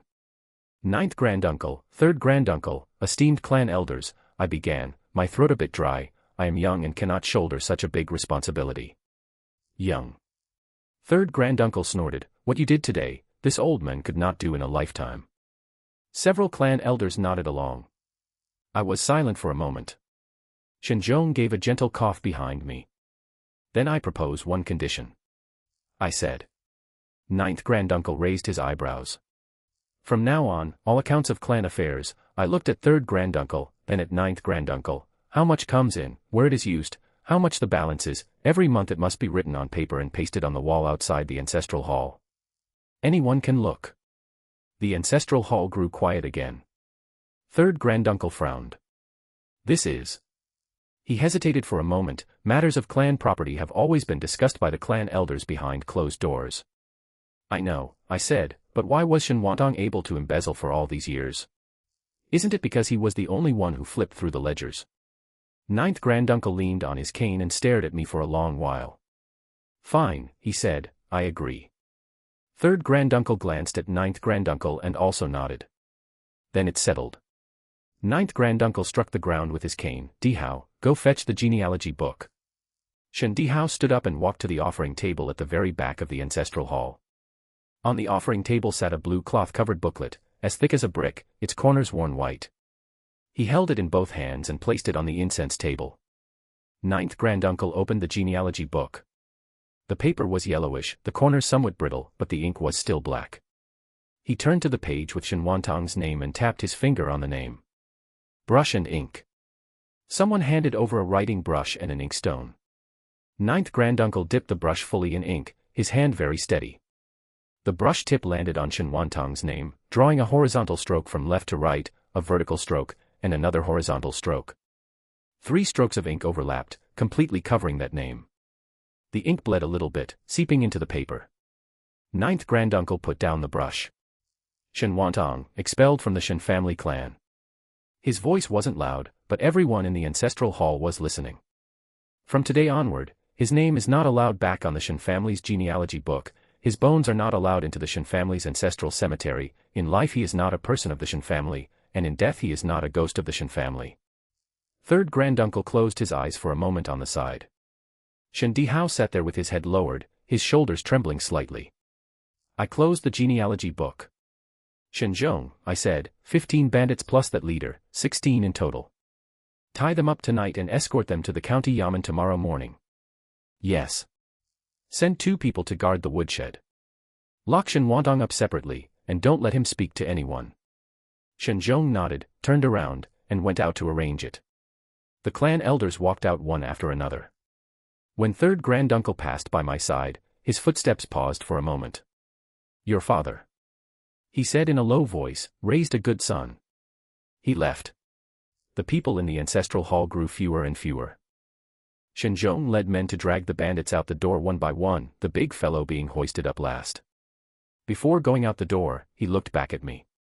That gaze wasn't hatred, but rather felt more like, not having figured things out. I understood his meaning. $10 silver promised to be given, yet as a result, he crashed here with both the money and his people. But those $10 silver were a pit to begin with. He jumped in himself. After the last person walked out, only Shen Zhong and I remained in the ancestral hall. Mess everywhere. Overturned chairs, shattered teacups, and a few pools of blood stains on the green brick floor. The ancestral spirit tablets on the incense table were still fine, just covered with a layer of dust. I looked at this mess. Start cleaning up, I said. Shen Zhong didn't reply. He walked to the corner, picked up a broom, and began sweeping the floor. The rustling sound of the broom brushing across the green bricks sounded particularly clear in the empty ancestral hall. I walked over, bent down, and picked up the teacup shattered into 2 halves on the ground. It was blue and white porcelain, which my father had brought back from Jingdezhen long ago. I placed the shards on the edge of the incense table. The flame of the kerosene lamp flickered. The sky outside had turned pitch black. After finishing sweeping, Shen Zhong went to fetch a bucket of water and knelt on the ground to wipe away the blood stains. He wiped very slowly, rinsing the rag in the water again and again, wringing it dry, and pressing it against the brick gaps. Young master, he said with his head lowered while wiping, today's affair can be considered settled. However. He raised his head to look at me. However what? Shen Zhong threw the rag into the bucket, splashing a few droplets of water. He stood up and wiped the sweat from his forehead with his sleeve. However, Shen Wantang is locked up in the woodshed, and those few clan elders may not necessarily be convinced in their hearts. Dihao abstained today, and as for the others who didn't speak, who knows what they are thinking. I leaned against the edge of the incense table. I know. Then, making the accounts public, I said, this is not a condition. This is a knife. Shen Zhong was stunned for a moment. What Shen Wantang embezzled was silver, but what he truly held onto were those accounts the clan elders dared not ask about. Now I am posting the accounts on the wall, whoever wants to look can look. I looked at him. From now on, whoever wants to reach out again must first think about whether there are eyes outside the wall. Shen Zhong said nothing more. He lifted the bucket, carried it outside to pour it out, and when he came back, he had a dry cloth in hand, starting to wipe the dust off the incense table. I walked to the door of the ancestral hall. Outside in the courtyard, the people from the guard unit were escorting the bandits onto flatbed carts one by one. Zhao Sanyang stood at the courtyard entrance, still tucking that saber at her waist. She saw me and nodded slightly. The moon had come out, not quite round, but very bright. People were talking outside the courtyard wall, though it wasn't very clear. But their voices weren't loud, and it wasn't the commotion of troublemakers. It was neighbors coming out to watch the excitement, and scattering after watching. This battle was over. The next morning, before the sky was fully light, I woke up. I wasn't woken up by noise. I simply opened my eyes on my own, lay there for a moment, and then sat up. There were footsteps in the courtyard. They were very light, pacing back and forth. It was Shen Zhong arranging for people to move things. I put on my shoes and pushed open the door. The morning fog had not yet dispersed, hazy and gray, and only the outlines of the poplar trees outside the courtyard wall were visible. Shen Zhong was standing at the entrance of the ancestral hall, holding a thick stack of account books in his arms. Seeing me come out, he nodded. Everything is ready. Ready. His voice was a bit hoarse, as if he hadn't slept much all night. The boxes are piled at the entrance of the firewood room, guarded by the guards. Move them. When I walked into the ancestral hall, it was already broad daylight. The candles on the incense table had burned all night, and the candle tiers had piled up in a thick layer in the copper basin. The ancestral tablets stood silently, and the sunlight slanted in through the carved window lattices, cutting patches of light on the green brick floor. The guards carried the boxes out one by one. The silver dollars clattered inside the boxes, and the land deeds were tied with hemp rope in stacks that had turned yellow. 12 boxes. All of them were searched out from Shen Wantang's secret room. Cousin Dihao was the first to arrive. He stood at the entrance of the ancestral hall, and when he saw that pile of boxes, his face turned pale. I didn't look at him. The clan elders arrived one after another. Ninth granduncle walked in leaning on his cane, sat down beside me, and said nothing. When third granduncle came in, he paused at the entrance, his eyes fixed on the pile of boxes, the corners of his mouth twitched slightly, and then he walked over to his seat. Everyone was here. Shen Zhong opened the account book and cleared his throat. In the 33rd year of Guangxu, Shen Wantang collected 210 silver dollars in rent from the ancestral hall's public pond, and recorded $120 in the accounts. No one spoke. In the second year of Shentong, Shen Wantang sold 15 mu of clan land on the south slope to a person with a different surname for 300 silver dollars. The land deed did not go through the ancestral hall, and the silver was not recorded in the accounts. Someone coughed. In the spring of the 4th year of the Republic, Shen Wantang apportioned silver from each branch under the guise of repairing the ancestral hall, actually collecting 96 silver dollars. The repair expenses. Shen Zhong turned a page. $32. Cousin Dihao stood up abruptly. This. Sit down. Ninth granduncle's cane struck the ground. Dihao sat down. His face turned flushed red. I walked over, pulled a piece out from the pile of land deeds, and placed it on the incense table. The paper had already become brittle, with moth-eaten traces on the edges. This is 20 mu of fertile land that my great-grandfather allocated to the ancestral hall back then, I said. Shen Wantang transferred it to his own name 3 years ago. I pulled out another one. This is the ancestral residential foundation of the old Shen family at the East End. Last year, Shen Wantang forged documents, accepted 80 silver dollars from the Zhou family, and transferred the foundation over. Old Shen was bedridden at that time, and his son knelt at the entrance of the ancestral hall begging for justice. I picked up that land deed. No one cared. The ancestral hall was as quiet as a graveyard. Third granduncle's hands were clenched inside his sleeves, his knuckles turning white. Sixth granduncle lowered his head, looking at his own instep. Ninth granduncle closed his eyes, his cane laid horizontally across his knees. I put the land deed back and swept my gaze around. The public property of the ancestral hall belongs to the Shen clan. It is not anyone's private property. I patted the pile of boxes. I have no intention of putting these silver dollars and land deeds into my own pocket. Someone raised their head. Starting today, all farmland, mountain forests, and ponds under the name of the ancestral hall will be uniformly incorporated into the Shen family farmland management system. A new clan property management team will be established to calculate accounts according to the new accounting system. The annual revenue will be allocated to each branch based on head count. What? Sixth granduncle stood up.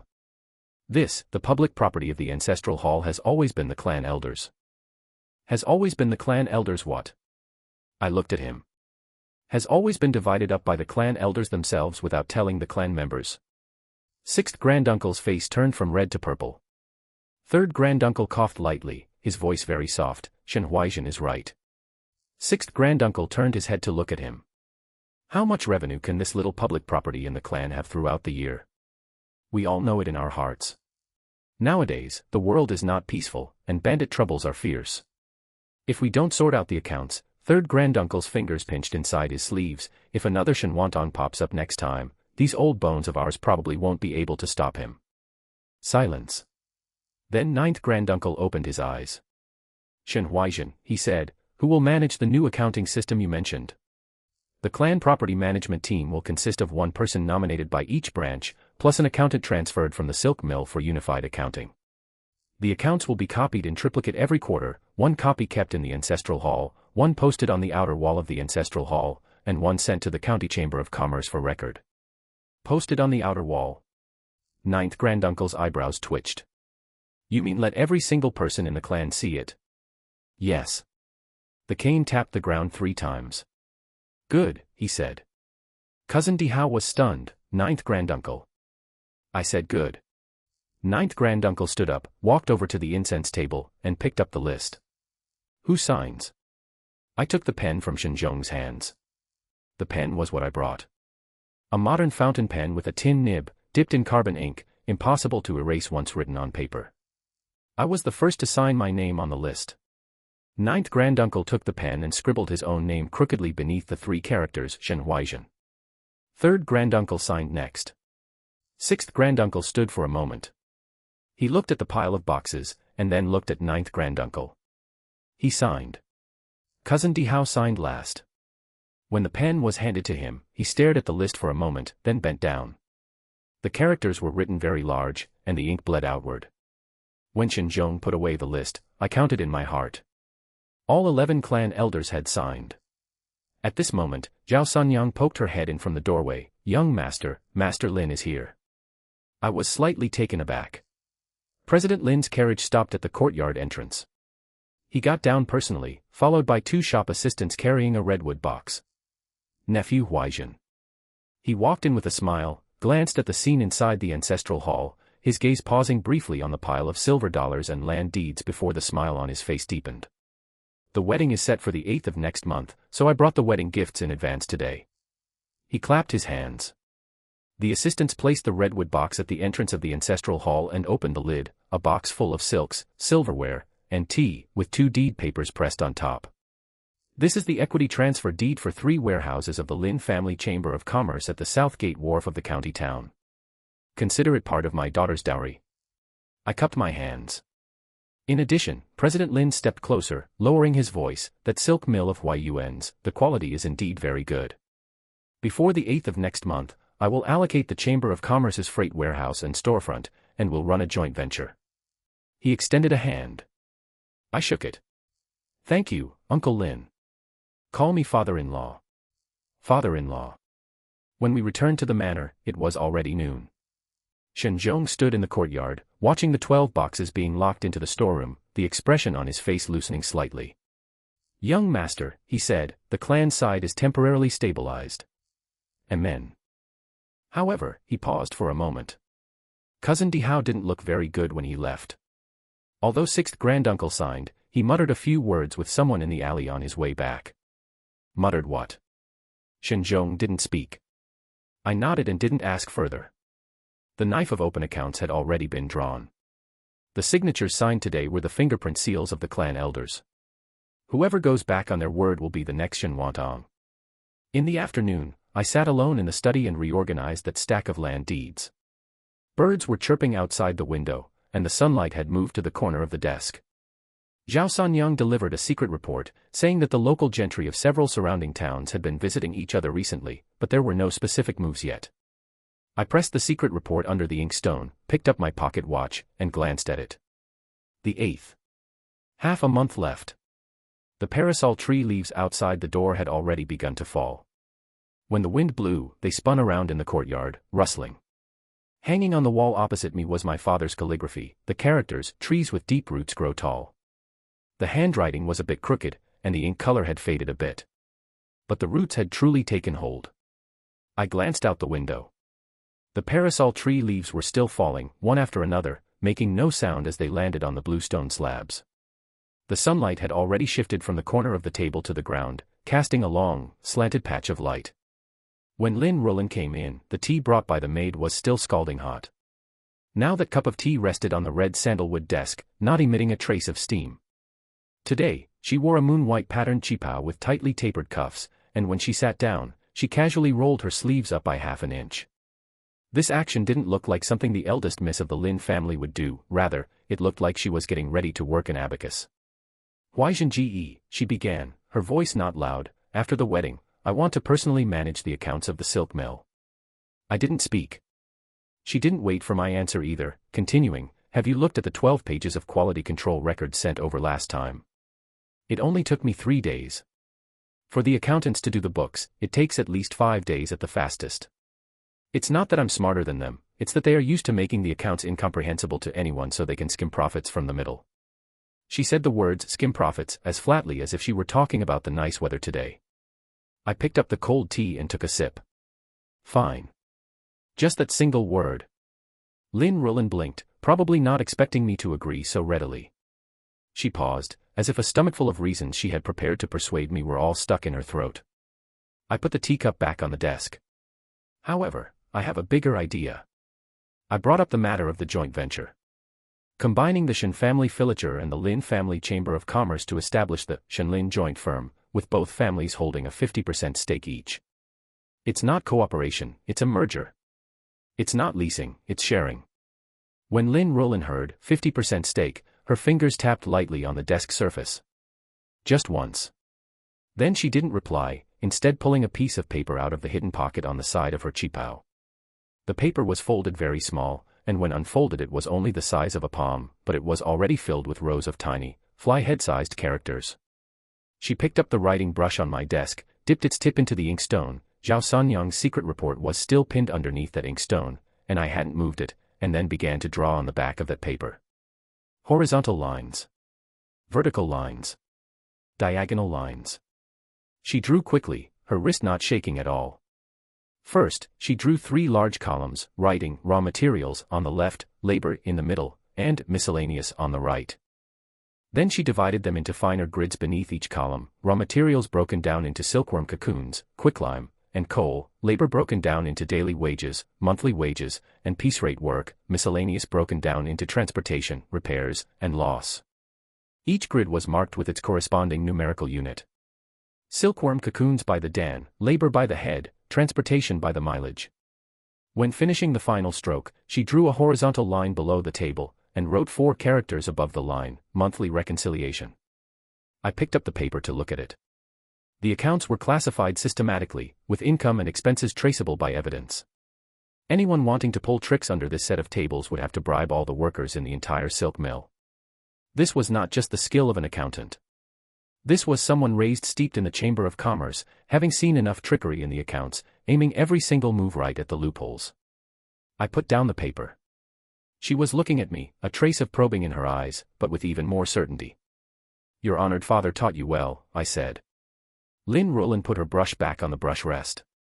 The movement was very light, porcelain tapping against porcelain to produce a crisp ding sound. He didn't teach me, she said, I learned it myself.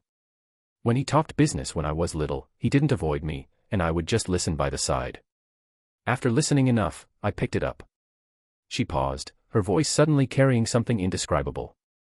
Huaijin Ge, when you mentioned the 50% stake just now, you weren't testing me. No. Then it's settled. She stood up, refolded those 2 pieces of paper, the front filled with tiny flyhead characters and the back covered with tables, and tucked them back into the hidden pocket. Then she turned and walked out, stopping again when the hem of her qipao swept across the threshold. 1 month later, she said.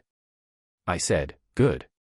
Without turning her head, her footsteps gradually faded away along the corridor. I sat back down in the chair, looking at the thoroughly cooled cup of tea on the desk. The parasol tree leaves outside the window were still falling. When Zhao Sanyang arrived, I was just redrawing the draft of that new style accounting table. She didn't knock, nor did she push the door open directly, instead standing outside the door for a while, stepping in only after I raised my head. She still carried the scent of the outside, not cosmetics, but a mixture of dust and hay. Her hair was somewhat disheveled, and her hairpin was crooked by half an inch, clearly having just returned from outside. Young master, she half bowed, her eyes first sweeping around the study before finally landing on that paper on the desk. Where did you just come back from? I asked. The north. She rolled up her sleeves, revealing a scraped patch of skin on a small section of her arm. I walked 40 li along the official road, turned west past Wangjia settlement, and made another circle around the outer perimeter of Hafen Gully. She pulled a roll of paper from her cuff. The paper was very crude, a yellowish color, and one could tell at a glance that it was bought from a country shop, with frayed edges. She spread this roll of paper on the desk, moving the inkstone aside. That secret report was still pinned underneath, but she didn't give it another look. On the spread-out paper was a map.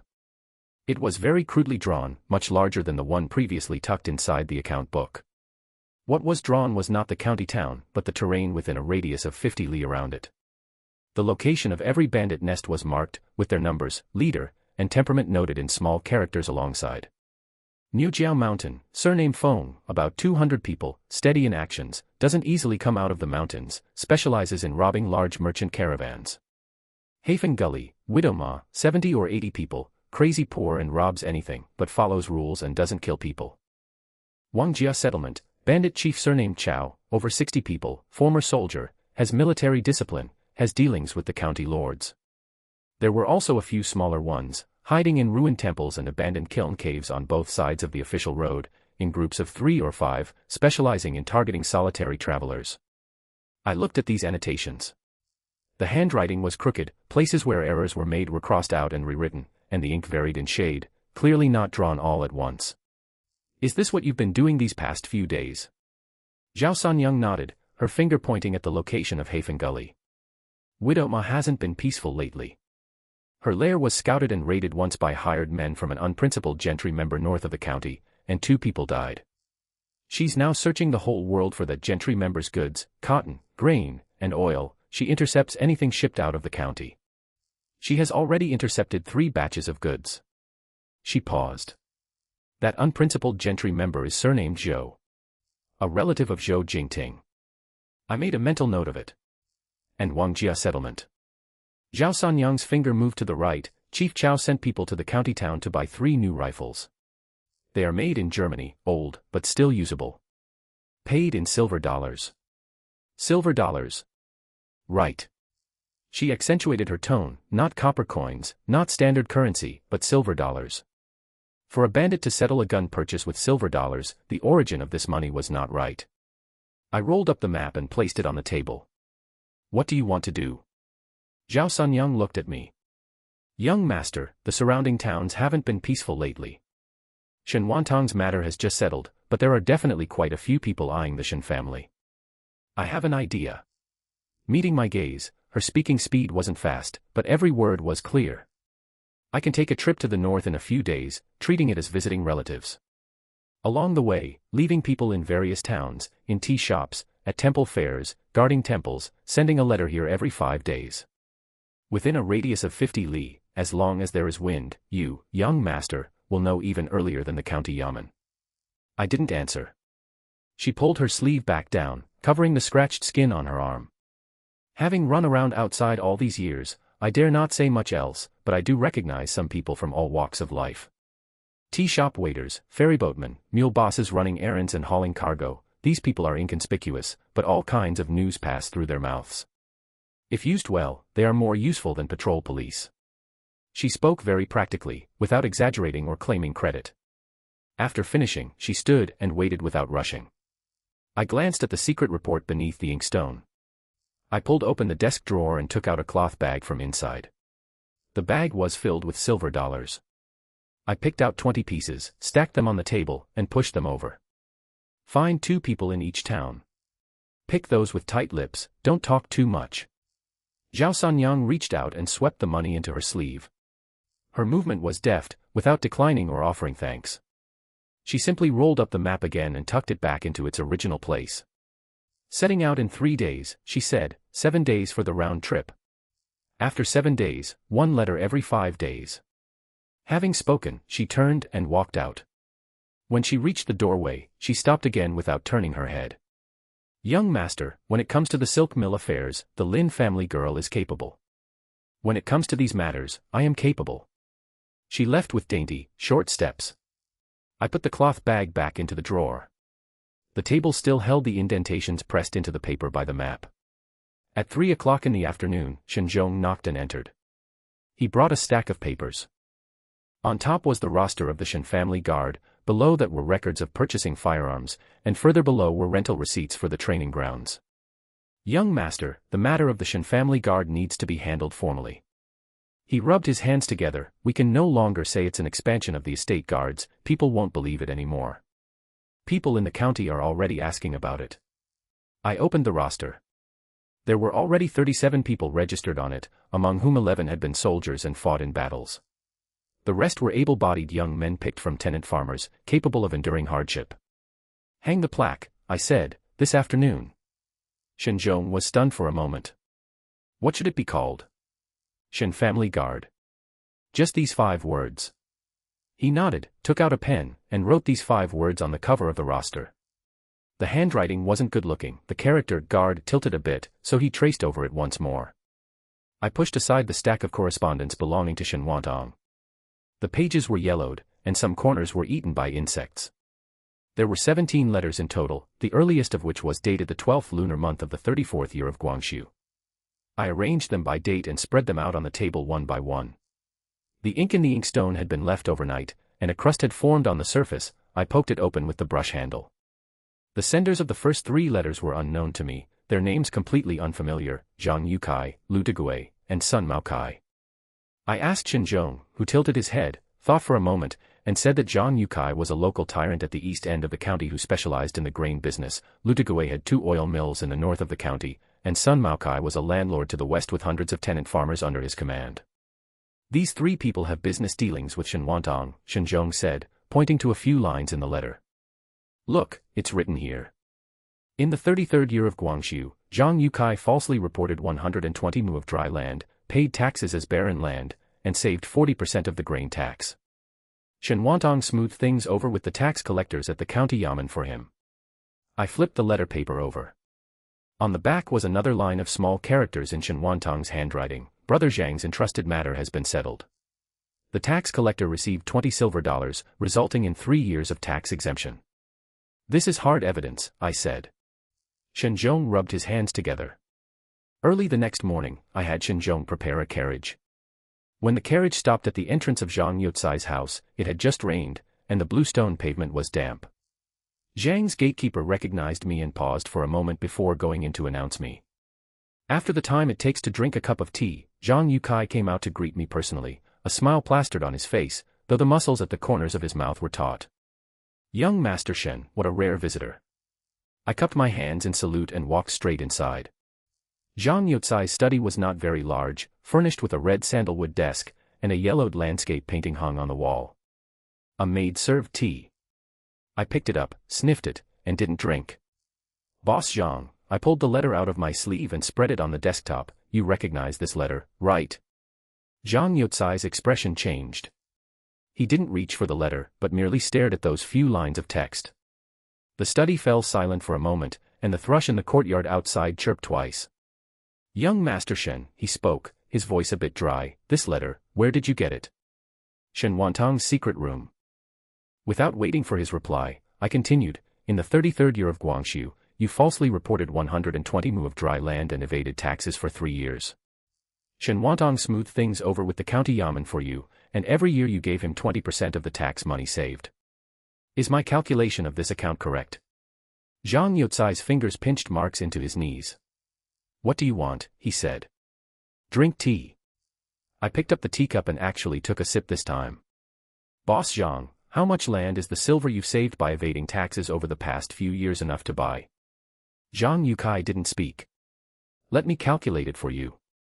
I pulled another piece of paper from my sleeve, on which were the accounts I had written down last night. 3 years of tax evasion, the silver dollars saved could buy 40 mu of paddy fields at market price. Half of the silver you swallowed went into Shen Wantang's pocket, and as for the other half, it's all hoarded in your storehouse. I pushed the accounts forward. 2 choices. First, I deliver this letter to the county yamen, you go back and pack your things, and wait to be summoned to court.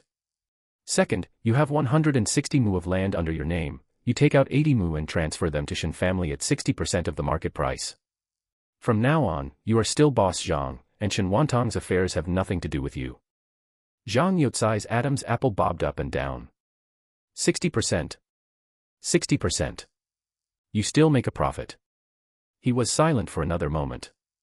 The thrush called out again. Fine, he said. Coming out of Zhang's house, I got into the carriage.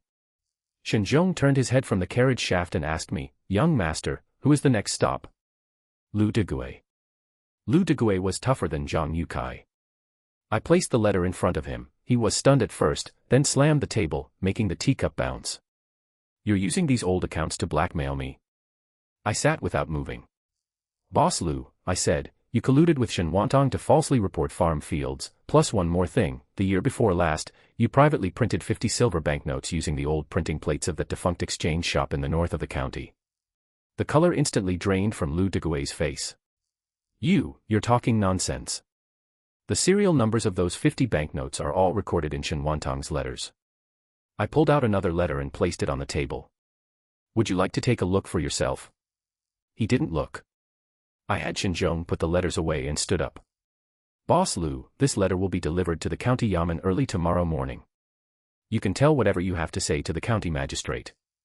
The next morning, the runners of the county yamen knocked on Lu Degui's door.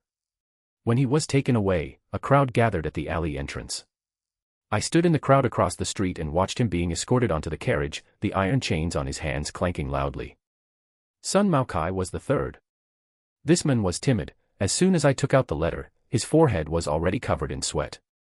Before I even finished speaking, he rushed to blurt out, "Young Master Shen, those 40 mu of paddy fields of mine, no, 60 mu, I will transfer them to you, 60%, 50% is fine too."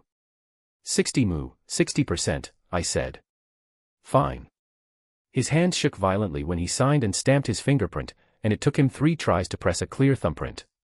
In the afternoon, I visited 2 more places. One was surnamed Qian, who ran a grain shop and colluded with Shen Wantang to falsely report storage losses, swallowing the relief grain from the county yamen. The other was surnamed Feng, a minor country squire who provided hideouts for passing bandits in exchange for a share of the stolen loot. The one surnamed Qian gave in on the spot, yielding a storefront and 30 mu of land. The one surnamed Feng refused to admit to it. I handed the evidence over to the county yamen, and the next day he went in too. The last person was called Zhou Dimeo, who ran a pawn shop. I sat in the main hall of his house for nearly half an hour, and the maid served tea twice. Zhou Dimeo put on airs at first, exchanging polite pleasantries with a smile, and mentioned that Zhou Jingting was his cousin and the 2 families kept frequent contact. I placed that letter on the table. He glanced at it, and his smile stiffened. "Boss Zhou," I said, "you took 3 sums of silver dollars from Shen Wantang, totaling 240 pieces. This money was the spoils of highway robbery by bandits, and you laundered it through your hands." Zhou Dimeo tapped his fingers twice on the desktop. "Young Master Shen," he lowered his voice, "since you know that Zhou Jingting is my cousin." "I know." I also lowered my voice, "so this letter, I did not send it to the county yamen. I only placed it in front of you for you to take a look." I stood up.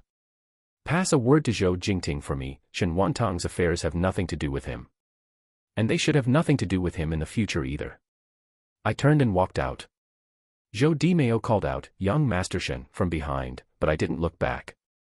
By the time I returned home, it was already dusk. Shen Zhong was waiting for me at the door, holding an account book. He opened it to show me the transfer deeds for 300 mu of land, stamped with thumbprints, neatly stacked. In addition, there were 2 transfer certificates for the operating rights of the oil mills, signed by Lu Degui's wife.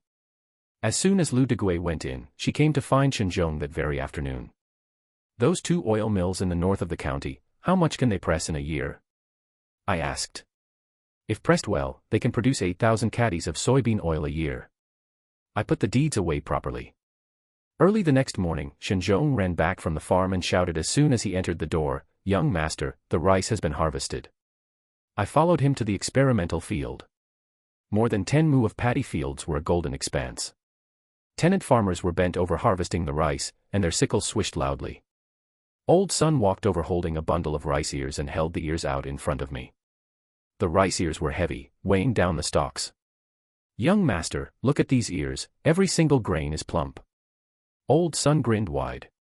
"The harvest of this mu of land is at least 40% more than in previous years." The woman beside him was also smiling. Several older children followed behind the adults, picking up fallen rice ears on the ground, stuffing raw grain into their mouths as they picked, chewing with a crunch. The granary was behind Shen residence. That afternoon, Shen Zhong led people to stack the rice inside. The sacks were piled half a person high, piled another half a person high, reaching all the way to the underside of the roof beams. Shen Zhong used a piece of chalk to keep count on the door frame, writing 3 lines. The chalk broke, so he snapped off another piece and continued writing. In the evening, Old Sun came to knock on the door carrying 2 fish. "Master, my wife asked me to bring these." He placed the fish on the threshold, rubbing his hands together. This year's harvest, everyone wants to thank you. I looked at him. Straw scraps were still caught in the wrinkles of this old tenant farmer's face, but his eyes were very bright. I accept the fish, I said. Go back and tell everyone that next year the experimental field will be expanded to 100 mu, and the soil chemical fertilizer will still be prepared at the expense of Shen family. The harvest will belong to each household, and Shen family will only collect a 40% rent. Old Sun's eyes turned red. He bowed and turned to leave. In the night, his back was limping. That was because his ankle was crushed by an ox when he was young and never set properly. I stood at the doorway, watching his figure turn the corner of the alley. Shen Zhong said behind me, "Young master, regarding the operating rights of the oil mills, Lu Degui's wife raised a condition. She requests that the original 8 workers in the oil mills continue to be retained." Retain them, I said. What about the accountant? The one Lu Degui originally used. Replace him. Pick someone from our farm to go. Shen Zhong nodded and took notes in his book with a pen. The kerosene lamp in the study was lit. The 17 letters were still spread out on the table. I folded them one by one, tied them with hemp rope, and stuffed them into the very back of the cabinet. Before closing the cabinet door, I took another look at the bundle of letters. Shen Wantang's name was on the envelope, the handwriting crooked. Outside, a dog barked twice. In the distance, someone was grinding rice. The stone roller rumbled and turned, turning all the way into the deep night. Shen Zhong came to knock on the door before dawn. I draped a jacket over myself and opened the door. He was already standing at the bottom of the steps, with 3 people following behind him, 2 accountants picked from the farm, an old one surnamed Hu, and a young one surnamed Ma. There was also a woman wearing a gray cloth short tunic, dark and thin-faced, standing bolt upright. "Young master, the people have arrived," Shen Zhong said. Master Hu has managed the accounts at the oil mill for 12 years, and Master Ma is his apprentice. This is Zhao Sanyang. The woman took over the words herself. "You said last time you wanted to plant informants around, so I found 3 people, all from local poor families and tight-lipped." I rubbed my eyes. The stone roller in the courtyard was still rumbling, spinning continuously from last night until dawn. There was a raw, grassy scent of unhusked rice in the air. "Master Hu, Master Ma," I nodded toward the 2 of them. "Did Shen Zhong tell you about the accountant matters?" Old Hu responded with, "He did." "Very well." I looked at Shen Zhong. "Take them to the accountant room first, and bring out all the old accounts left behind by Lu Degui. Start clearing them today." Shen Zhong led the 2 accountants away. Zhao Sanyang did not move. She fished out a square-folded piece of paper from her bosom. Zhou Jingting's people showed their faces at the tea house east of the county 3 days ago. They drank tea for half a day with a jailer surnamed Wang. I unfolded the paper. Drawn on it was the location of the county yamen dungeon, with the prison gate, side gate, and jailer shift hours all clearly marked. "How did you get this?" "The tea house runner is my cousin," Zhao Sanyang said. He overheard it while serving tea. That jailer surnamed Wang said someone in the prison wanted to pass a letter out, and asked if there was anyone reliable at the tea house. I folded the paper well and tucked it into my cuff. "Are Zhou Jingting's people still in the county?" "They left yesterday. But that jailer surnamed Wang is still on duty as usual." I nodded. Shen Wantang had only been locked in the county yamen dungeon for 3 days, and Zhou Jingting had already sent people to inquire. This showed 2 things. First, Shen Wantang had not given up hope in prison. Second, Zhou Jingting was still interested in him. As for that jailer surnamed Wang, Zhao Sanyang, continue keeping an eye on that jailer. Who he meets, where he goes, how many times he drinks tea, record it all. Understood. She turned and left. Her steps were fast, her cloth shoes making almost no sound on the stone slab road. I went back to the room, changed into clean clothes, and took out that piece of paper from my cuff to look over it again. Then I went to the accountant room. Master Hu was already sitting by the table flipping through the old accounts, while Master Ma checked the figures with an abacus nearby.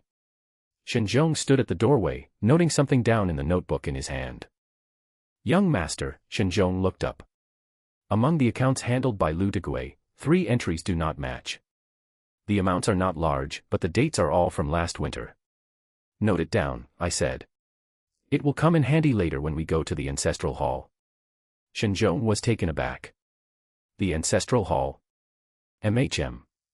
Go call people, bring Shen Wantang out from the county yamen dungeon, and escort him outside the ancestral hall." I paused. Go ring the bell again. Call the entire clan and the tenant farmers. Shen Zhong glanced at me. He did not ask why, just nodded, closed the notebook, and walked out briskly. 3/4 past the hour of Chen. 300 to 400 people gathered under the large scholar tree outside the ancestral hall. The men of the clan stood at the front, women and children crowded in the back rows, and the tenant farmers squatted on the ridges of the fields. The sun had just climbed up the treetops, baking the back of people's necks until they burned. Escorted by 2 guards, Shen Wantang was tied to the thick trunk of the scholar tree. He had lost weight, his cheekbones protruding, and the stubble on his chin was messy. But his eyes were still that same pair of eyes, carrying a stubborn, fierce edge when looking at people. I stood on the steps at the doorway of the ancestral hall, holding the statement of charges copied out by Shen Zhong in my hand. 9th granduncle stood on my right-hand side leaning on a walking stick, while Uncle Dihao and 6th granduncle stood at the front of the crowd with not very good-looking expressions. Everyone. I opened my mouth. My voice was not loud, but the first few rows of people could hear clearly. Shen Wantang, elder of the Shen family clan. Over the past 5 years, taking advantage of clan affairs, he privately embezzled $730 silver of clan property, misappropriated $425 silver of raw material funds for the silk mill, and colluded with merchants of different surnames to lower the grain prices of tenant farmers, pocketing $180 silver from it. I read very slowly. After finishing each item, I paused for a moment. Last November, he instigated Wang Laosi to spread rumors at the silk mill and incite workers to slow down, causing direct losses equivalent to $600 silver. This March, he colluded with local gentry such as Zhang Yukai east of the county, Lu Degui north of the county, and Sun Maokai, coercing the main family to hand over the management rights of the landholdings with a joint letter. On September 13th, he gathered 17 armed wandering bandits at the ancestral hall, intending to seize control of the clan by force. I put down the paper of charges. The above charges have both human and physical evidence present. Shen Wantang, do you confess or not? Shen Wantang raised his head and his lips moved. I thought he was going to curse. He did not curse. He gave a smile. Confess or not? His voice was somewhat hoarse. Of these things you read, which one was not saved by me for your Shen family?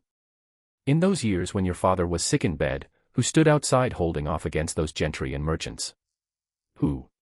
Pocketing all the money you embezzled into your own pocket, you call that saving for the Shen family? I cut him off.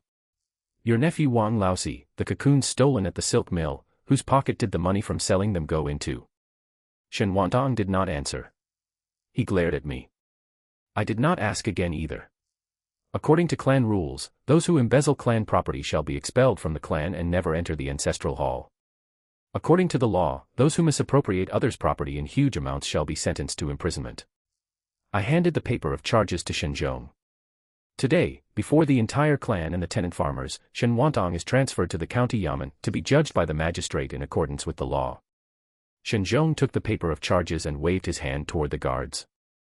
The 2 guards untied the hemp rope on the scholar tree, propped up Shen Wantang, and walked outward. The crowd automatically made way. Someone spat a mouthful of saliva. It was someone on the side of the tenant farmers. When Shen Wantang was propped to the mouth of the alley, he turned back to glance at the ancestral hall. I did not see clearly what meaning that look in his eyes held. County Yamen Main Hall. The county magistrate was surnamed Zheng, about 50 years old, wearing 2 tufts of gray-white mustache. He looked at the statement of charges, then looked at the list of physical evidence submitted by Shen Zhong, Wang Laosi's confession, the silk mill's loss records, and the withdrawal slip signed by Shen Wantang. Less than half an hour after the court session began, the judgment was made. Shen Wantang has misappropriated clan property, colluded with bandits, and disturbed the locality, and is sentenced to 10 years of imprisonment in accordance with the law, to be taken into custody immediately. When Shen Wantang was escorted down, he did not speak again. I stood below the hall and cupped my hands toward Magistrate Zheng. Your Honor is wise and discerning. Magistrate Zheng waved his hand and picked up the tea bowl from the desk. After the court was dismissed, I stood at the entrance of the yamen for a moment. Shen Zhong leaned over and whispered, "Young master," on the jailer's side. "I will go." The dungeon was behind the county yamen. Standing at the prison gate was a jailer in his 40s, with a round face and a round belly, hanging a string of keys at his waist. Seeing me walk over, he hurriedly stood straight. "Young Master Shen. How should I address you? This humble one is surnamed Ma Da. I fished out 10 silver dollars from my cuff and stuffed them into his palm. Treat Shen Wantang well with good food and drink while he is with you. Do not let him die. Ma Da pinched the silver dollars in his palm, his eyes brightening slightly. Then he put away his smile and nodded earnestly. Understood. Rest assured, the prison has its prison rules. What should be eaten will be eaten, what should be drunk will be drunk, I guarantee he won't die. He did not ask why. People in this trade do not ask why. Just as I was about to leave, my sleeve was pulled by someone. It was the advisor by Magistrate Zheng's side, surnamed Fang, tall and thin, with glasses lenses as thick as bottle bottoms. He pulled me to the outer corner of the dungeon wall, looked around, and only then lowered his voice. Young Master Shen, there is something I want to tell you. Advisor Fang, please speak. Commander Wu Guobang of the Provincial Military Governor's Mansion has a clan younger brother named Wu Guodong. For the past half-month, every few days he has been sitting at the Uli tea house east of the county, inquiring about the background of the Shen family with people. He pushed his glasses. Yesterday he even asked the tea house boss how much land the Shen family has, how many tenant farmers, and what relationship they have with the county yamen. I looked at Advisor Fang. Many thanks to Advisor Fang for telling me. He waved his hand and hurriedly returned to the yamen.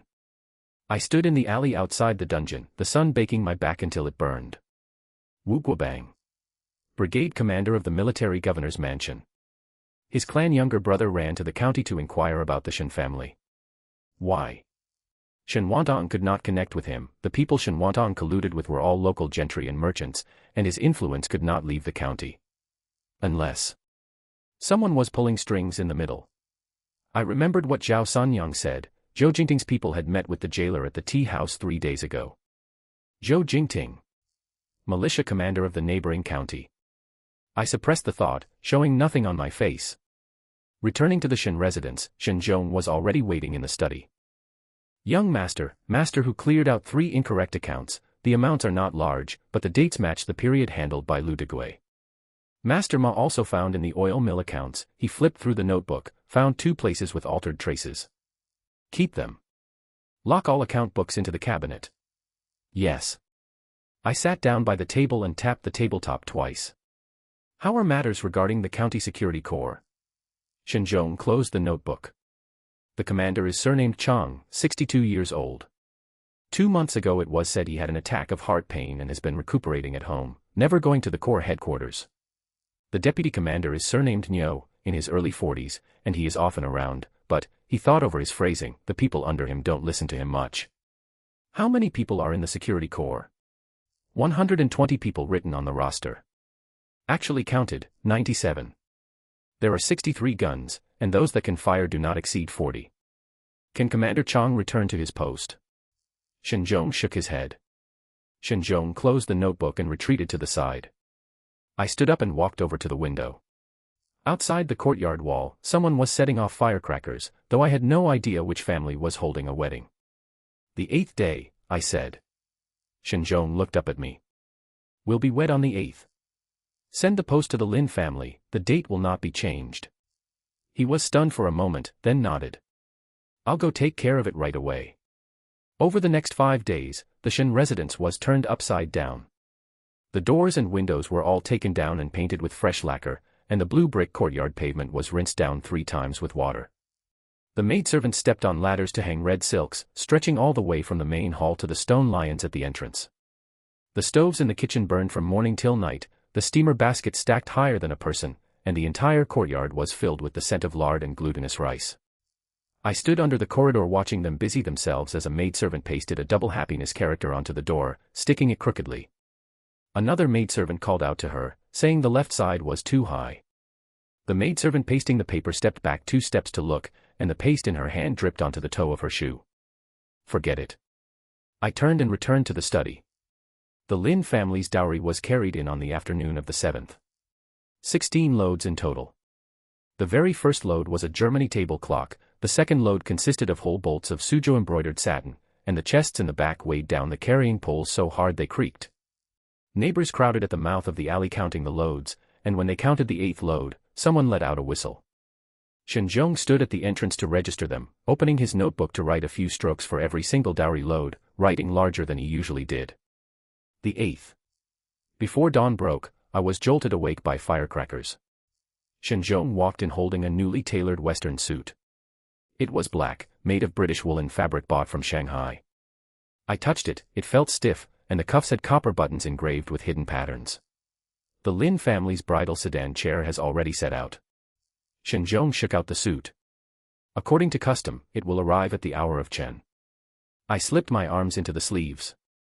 The suit was a bit tight, pulling across the shoulders. Shen Zhong helped me button it, and by the time he reached the third button, his hands were shaking. Young master. Amen. If the master could only see. He sees it, I said. Shen Zhong said no more and finished buttoning the remaining buttons. When the bridal sedan chair arrived, the entire street erupted. The Swona blew so hard it hurt people's ears, and the drumbeats bounced back and forth inside the alley. 8 sedan bearers trotted with quick, short steps, the bridal sedan chair bobbing up and down, and the red tassels on the sedan curtain snapping like whips. I stood on the doorstep at the entrance, the collar of the Western suit stiffly constricting my neck. The bridal sedan chair touched the ground. The sedan curtain was lifted. Lin Ruolin stepped out. She was wearing a new-style wedding dress, white, with the hem of the skirt dragging on the ground. Her veil covered half her face, obscuring her expression. She came to a halt, raised her hand, and lifted the veil. The onlookers among the neighbors let out a low gasp. According to old tradition, the bride was supposed to be covered by a red veil from head to toe. Lin Ruolin's action was tantamount to breaking the tradition. An old woman muttered under her breath, "How does this look anything like a bride?" Before she could finish speaking, Lin Ruolin bowed toward the crowd. It was a standard Western bowing etiquette. She did not bend her waist, merely nodding, her chin tucked in just right. The old woman stopped talking. I descended the steps and walked up before her. Lin Ruolin looked at me, the corners of her mouth twitching slightly as if she wanted to smile but held it back.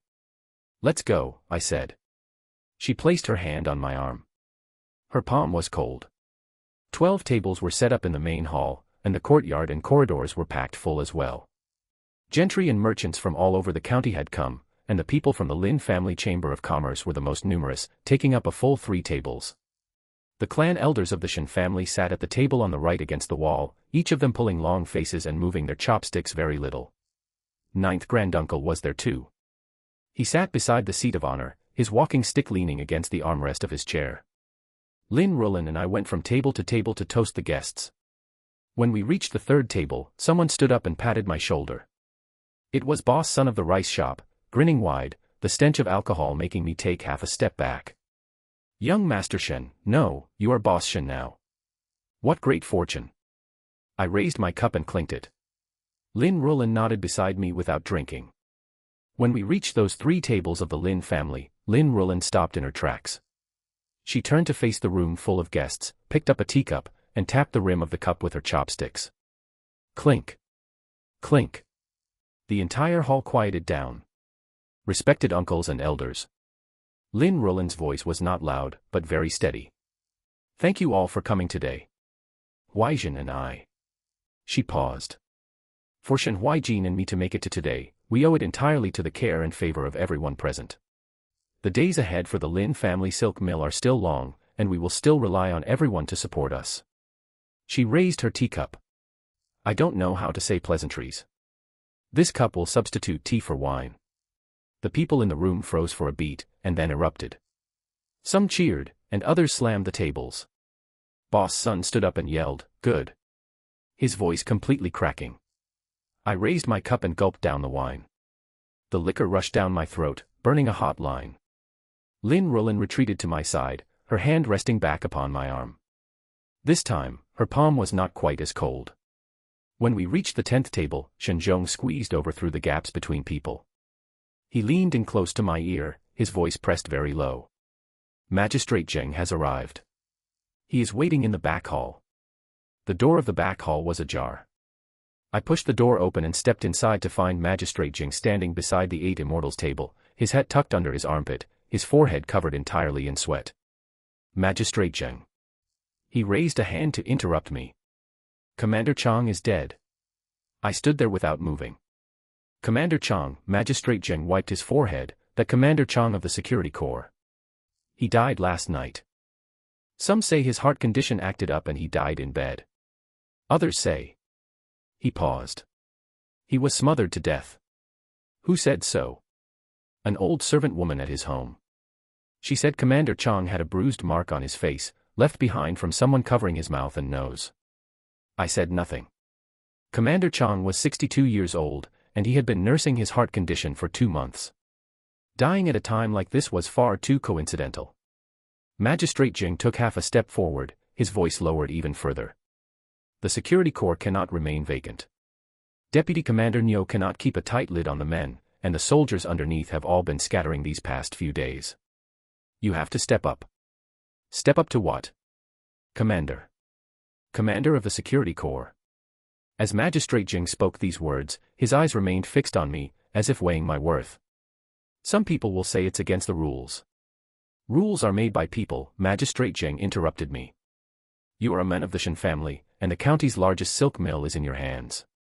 When bandits come, you stand to lose the most, and you are also the most willing to exert effort. If anyone else wanted the position, I wouldn't even dare give it to them.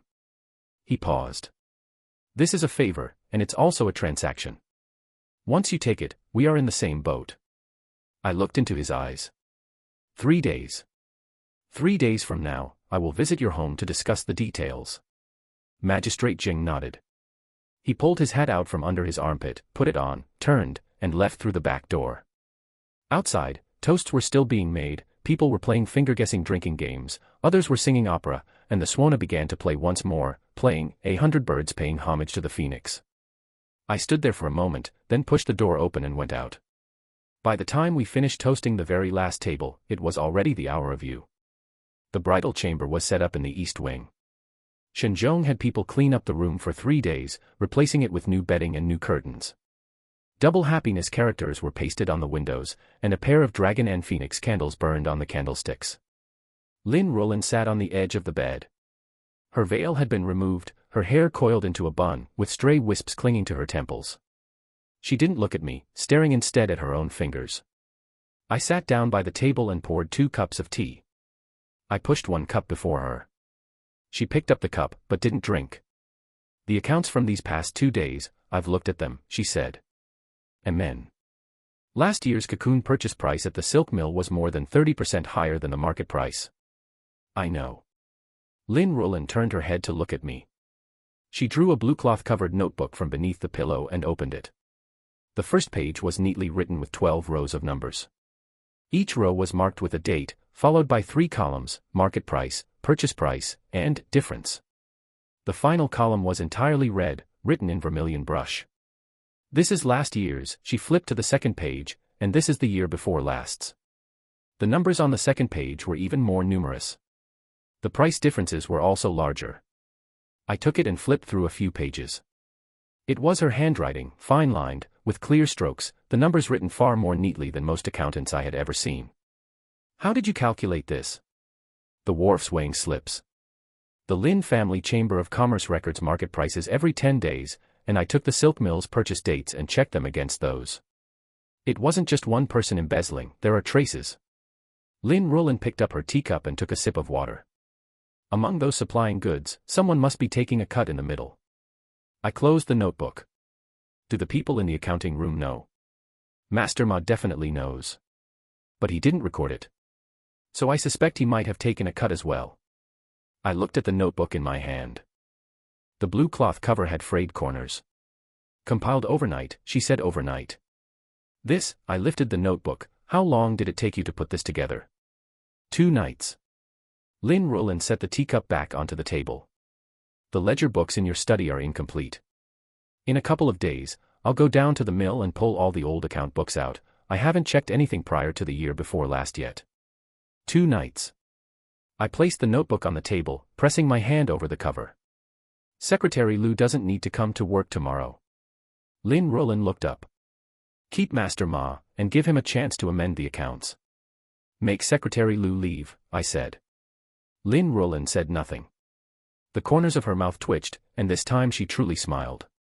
It wasn't the polite smile she had back in the main hall just then, but the kind where her eyes curved along with it. The candlelight flickered. The firecrackers outside rang out once more, and someone was shouting, "The banquet is dismissed," their voice completely hoarse. Lin Rulan stood up, walked over to the window, and pushed open half of the casement. The cold wind poured in, blowing the candlelight swaying left and right. "My dad said, follow a chicken if you marry a chicken, follow a dog if you marry a dog." She had her back turned to me. "Now that I've married you, I'll manage the accounts." I muttered a thank you. She turned her head. "This is what I ought to do." Then she lowered the window. The candlelight steadied. When the accounting room door was pushed open, the smell of mold mixed with the stench of ink hit us in the face.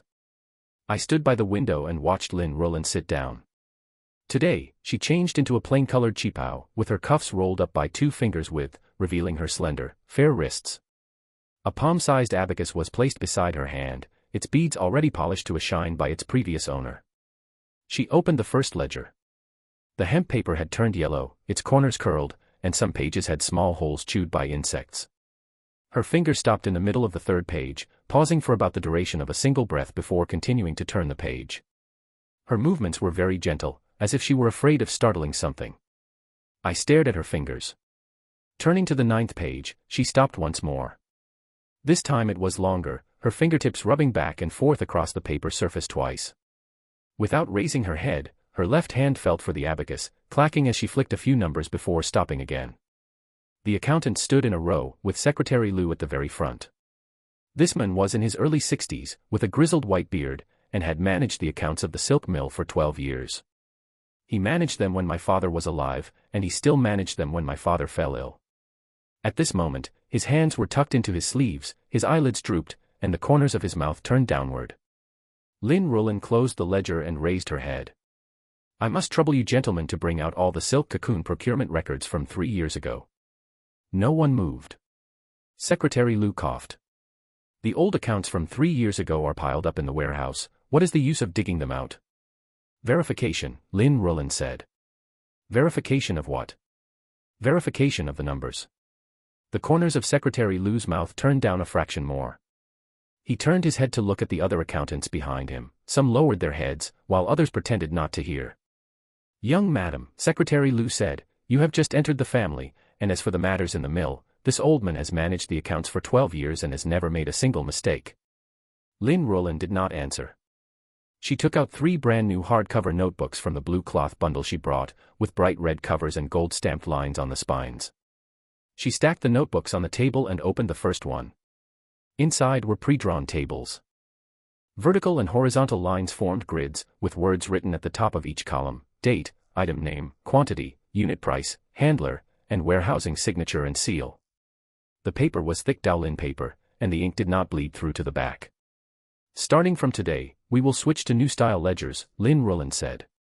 "Daily raw material warehousing and cash flow will be recorded in separate columns, summarized in the evening, and stamped by the chief accountant." The accountants looked at each other in dismay. Secretary Liu stepped forward, picked up a notebook, flipped through 2 pages, and slammed it shut. "What kind of Western trickery is this? This old man has managed for 12 years.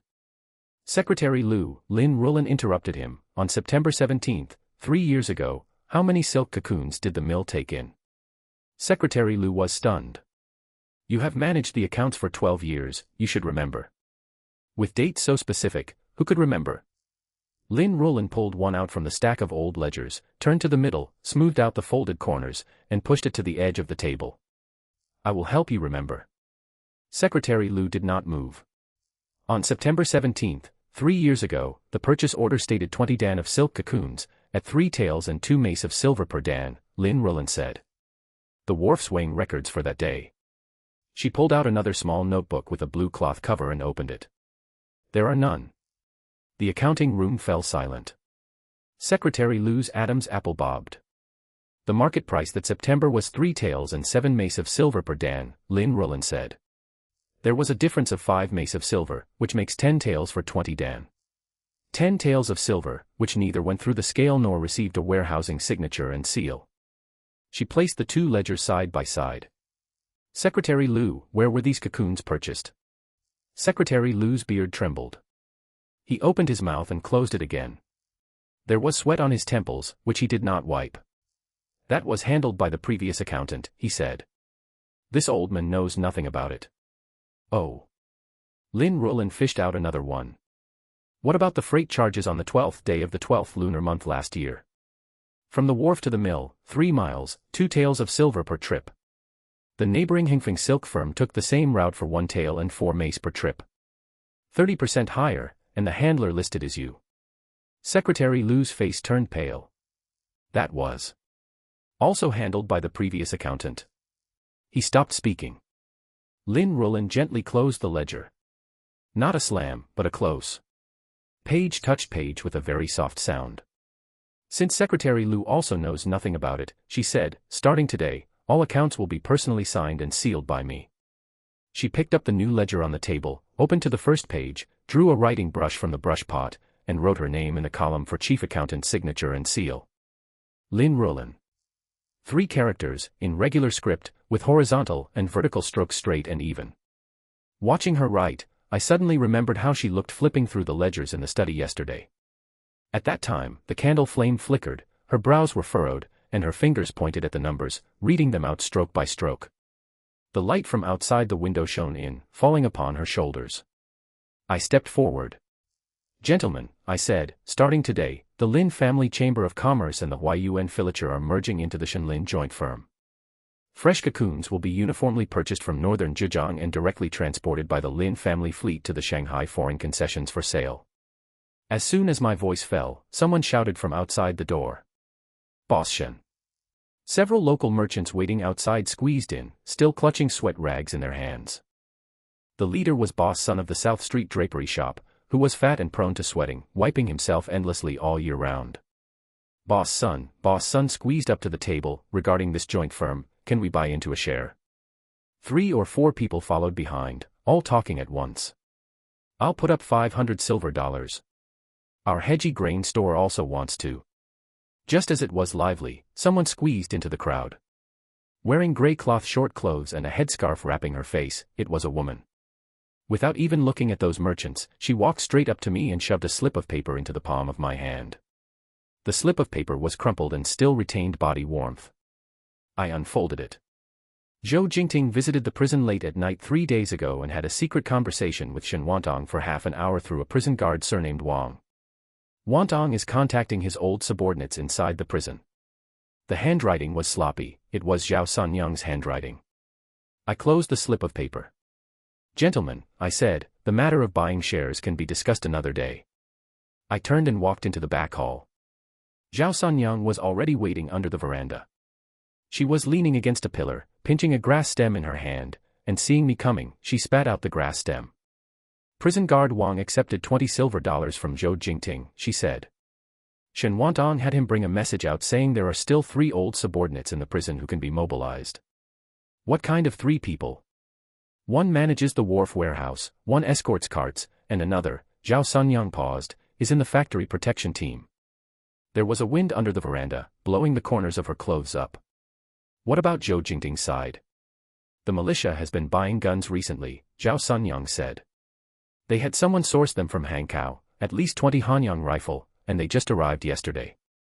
I stared at the loquat tree in the courtyard for a moment. The leaves were dark green, and the fruit was not yet ripe. Have Wu Guobang come see me? Wu Guobang came quickly. He had been training in the backyard, covered in gray dust, with sweat still hanging on his forehead. Suspend escort duties in other counties, I said. Expand the factory protection team to 30 men, and start recruiting tomorrow. Drill with matchlocks and clubs every day, and lead them personally. 30 men. Wu Guobang was stunned for a moment. Young master, we don't have enough guns.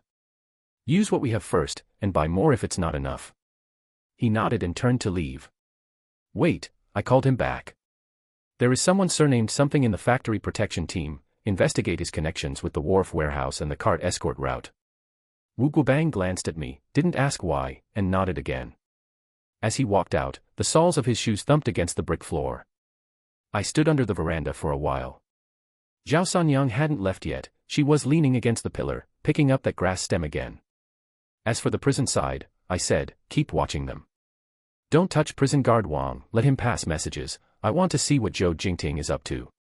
Fine. She turned and left, her steps very light, and shortly she was out of the courtyard gate. I walked towards the accounting room. When passing through the front yard, the cigarette vendor at the street corner nodded slightly at me. That was a man arranged by Shen Zhong, who had been squatting there since last winter, selling cigarettes for an entire spring, doing a fairly good business. The people in the accounting room had dispersed. Lin Rulin sat alone, with the new ledger spread out before her, filling in characters in the tables. Her fingers pressed against the paper surface, gently smoothing out the creases at the corners of the paper back and forth. Outside the window, the spring day was just right. But the slip of paper in my hand still dug into my palm, making it ache.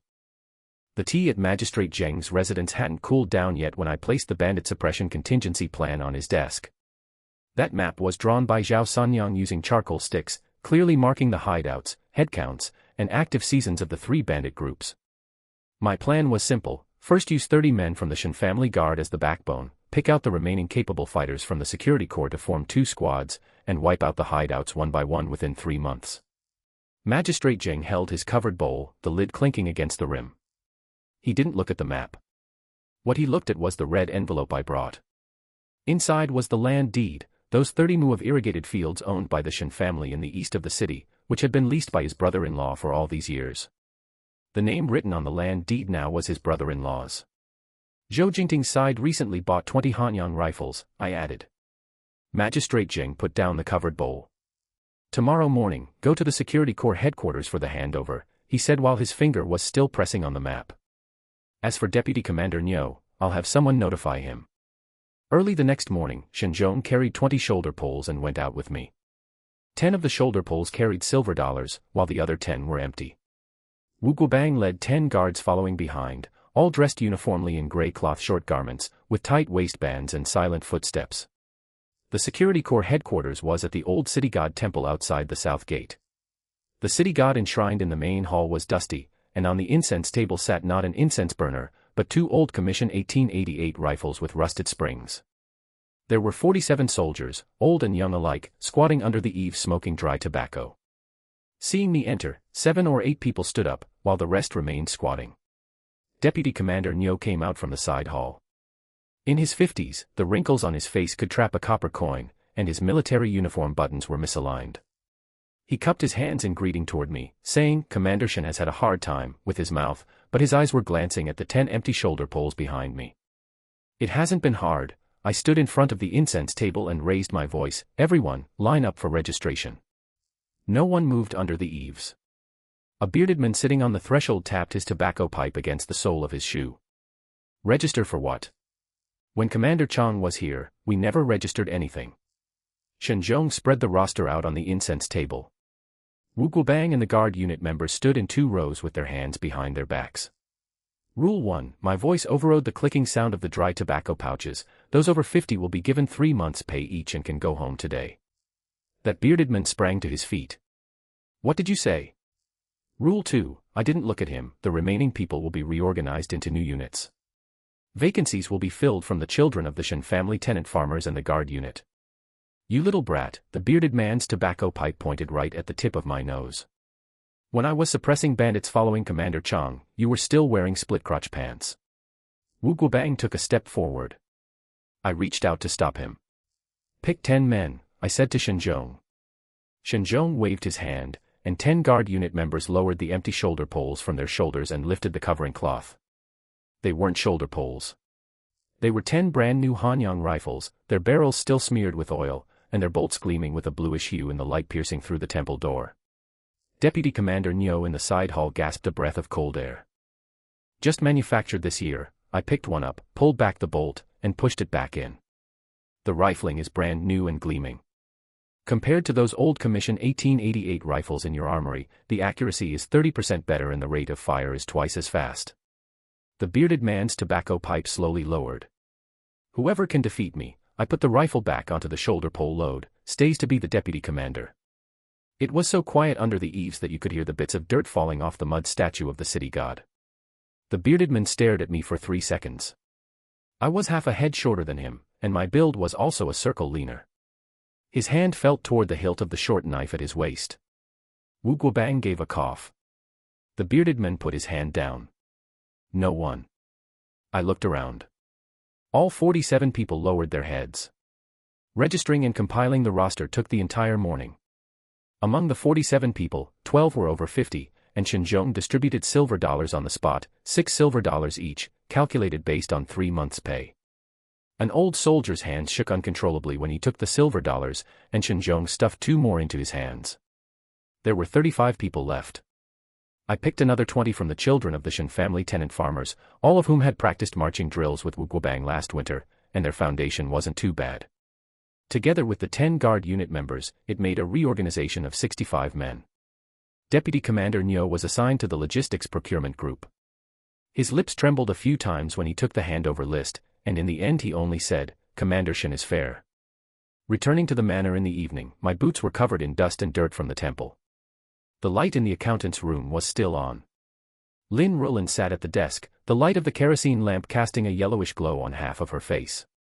Spread out before her were 3 old ledger books, from the silk mill, with curled edges on the pages. "What did you find out?" I took off my outer jacket and draped it over the back of the chair. She didn't raise her head, her fingers moving line by line down the ledger pages. The accounts from 3 years ago, made by Secretary Liu. Her finger stopped on a row of numbers, this entry, $3,200 silver, with the recipient being Yulong firm in the provincial capital. Under what category? Silk material procurement. Lin Rulin raised her head, her lips pressed into a thin line, but I cross-checked the purchase orders for the entire year. There was no such batch of raw materials. I picked up that old ledger. Yulong firm. I read it once, it sounds familiar. Wu Guobang's paternal cousin, Wu Guodong. Lin Rulin's voice was lowered very much. I had Shen Zhong go to the Chamber of Commerce to check this afternoon. The owner of Yulong firm has the surname Wu, sharing the same name as Wu Guobang's cousin who does business in the provincial capital. The smell of burned incense ashes from the main hall still lingered in my throat. 3 years ago. 3 years ago I was still in Japan. 3 years ago Father Shen began to fall seriously ill. 3 years ago Shen Wantang began stretching his hands into the silk mill. 3,200 silver dollars. Enough to buy 40 Hanyang rifles. Is there anything else? I closed the ledger. Just this single entry. Lin Rulin paused for a moment, but the accounts handled by Secretary Liu, I haven't finished checking them yet. The kerosene lamp flickered. Outside the window, Shen Zhong's footsteps approached and stopped under the veranda. "Young master," his voice squeezed through the crack of the window, Advisor Fong sent someone to pass along a message. "Zhou Jingting is arriving in the county tomorrow, saying he wants to make a friendly visit. I handed the ledger to Lin Rulin. "Lock it up." She took it and placed it at the very bottom of the cabinet. The key ring was on the inside of her belt, hidden close to her body. The sky outside the window had completely darkened. Before the sky was fully bright, the clouds above the security corps camp hung very low. I stood on the parade ground, the collar of my gray military uniform buttoned tightly, with wet and soft mud beneath my feet. Last night's rain had soaked the parade ground into a muddy pond. Stepping on it, the soles of my shoes sank half an inch. The soldiers lined up in front of me stood crookedly in 2 rows. Some were still buttoning their uniforms, while others had their leg wrappings half unspooled and dragging in the mud. A tall, thin fellow in the back row yawned, his mouth opened wide enough to see his back molars. I didn't speak. Yang Biao stood at the back of the formation, flanked by 3 old officers. His arms were folded across his chest, the corners of his mouth turned down, and his eyes darted toward me before looking away. He thought I didn't see him. Shen Zhong had told me last night. These few had muttered in the barracks for half the night, talking about making a fuss over unpaid pay. I shouted, "Attention," my voice not loud. The few soldiers in the front row straightened their backs, and the tall, thin fellow in the back row yawned again. I didn't touch them during the morning training. Drill, turning movements, running steps, if they made a mistake, I would only say it once. If they made it a second time, I would stare at him until he lowered his head himself.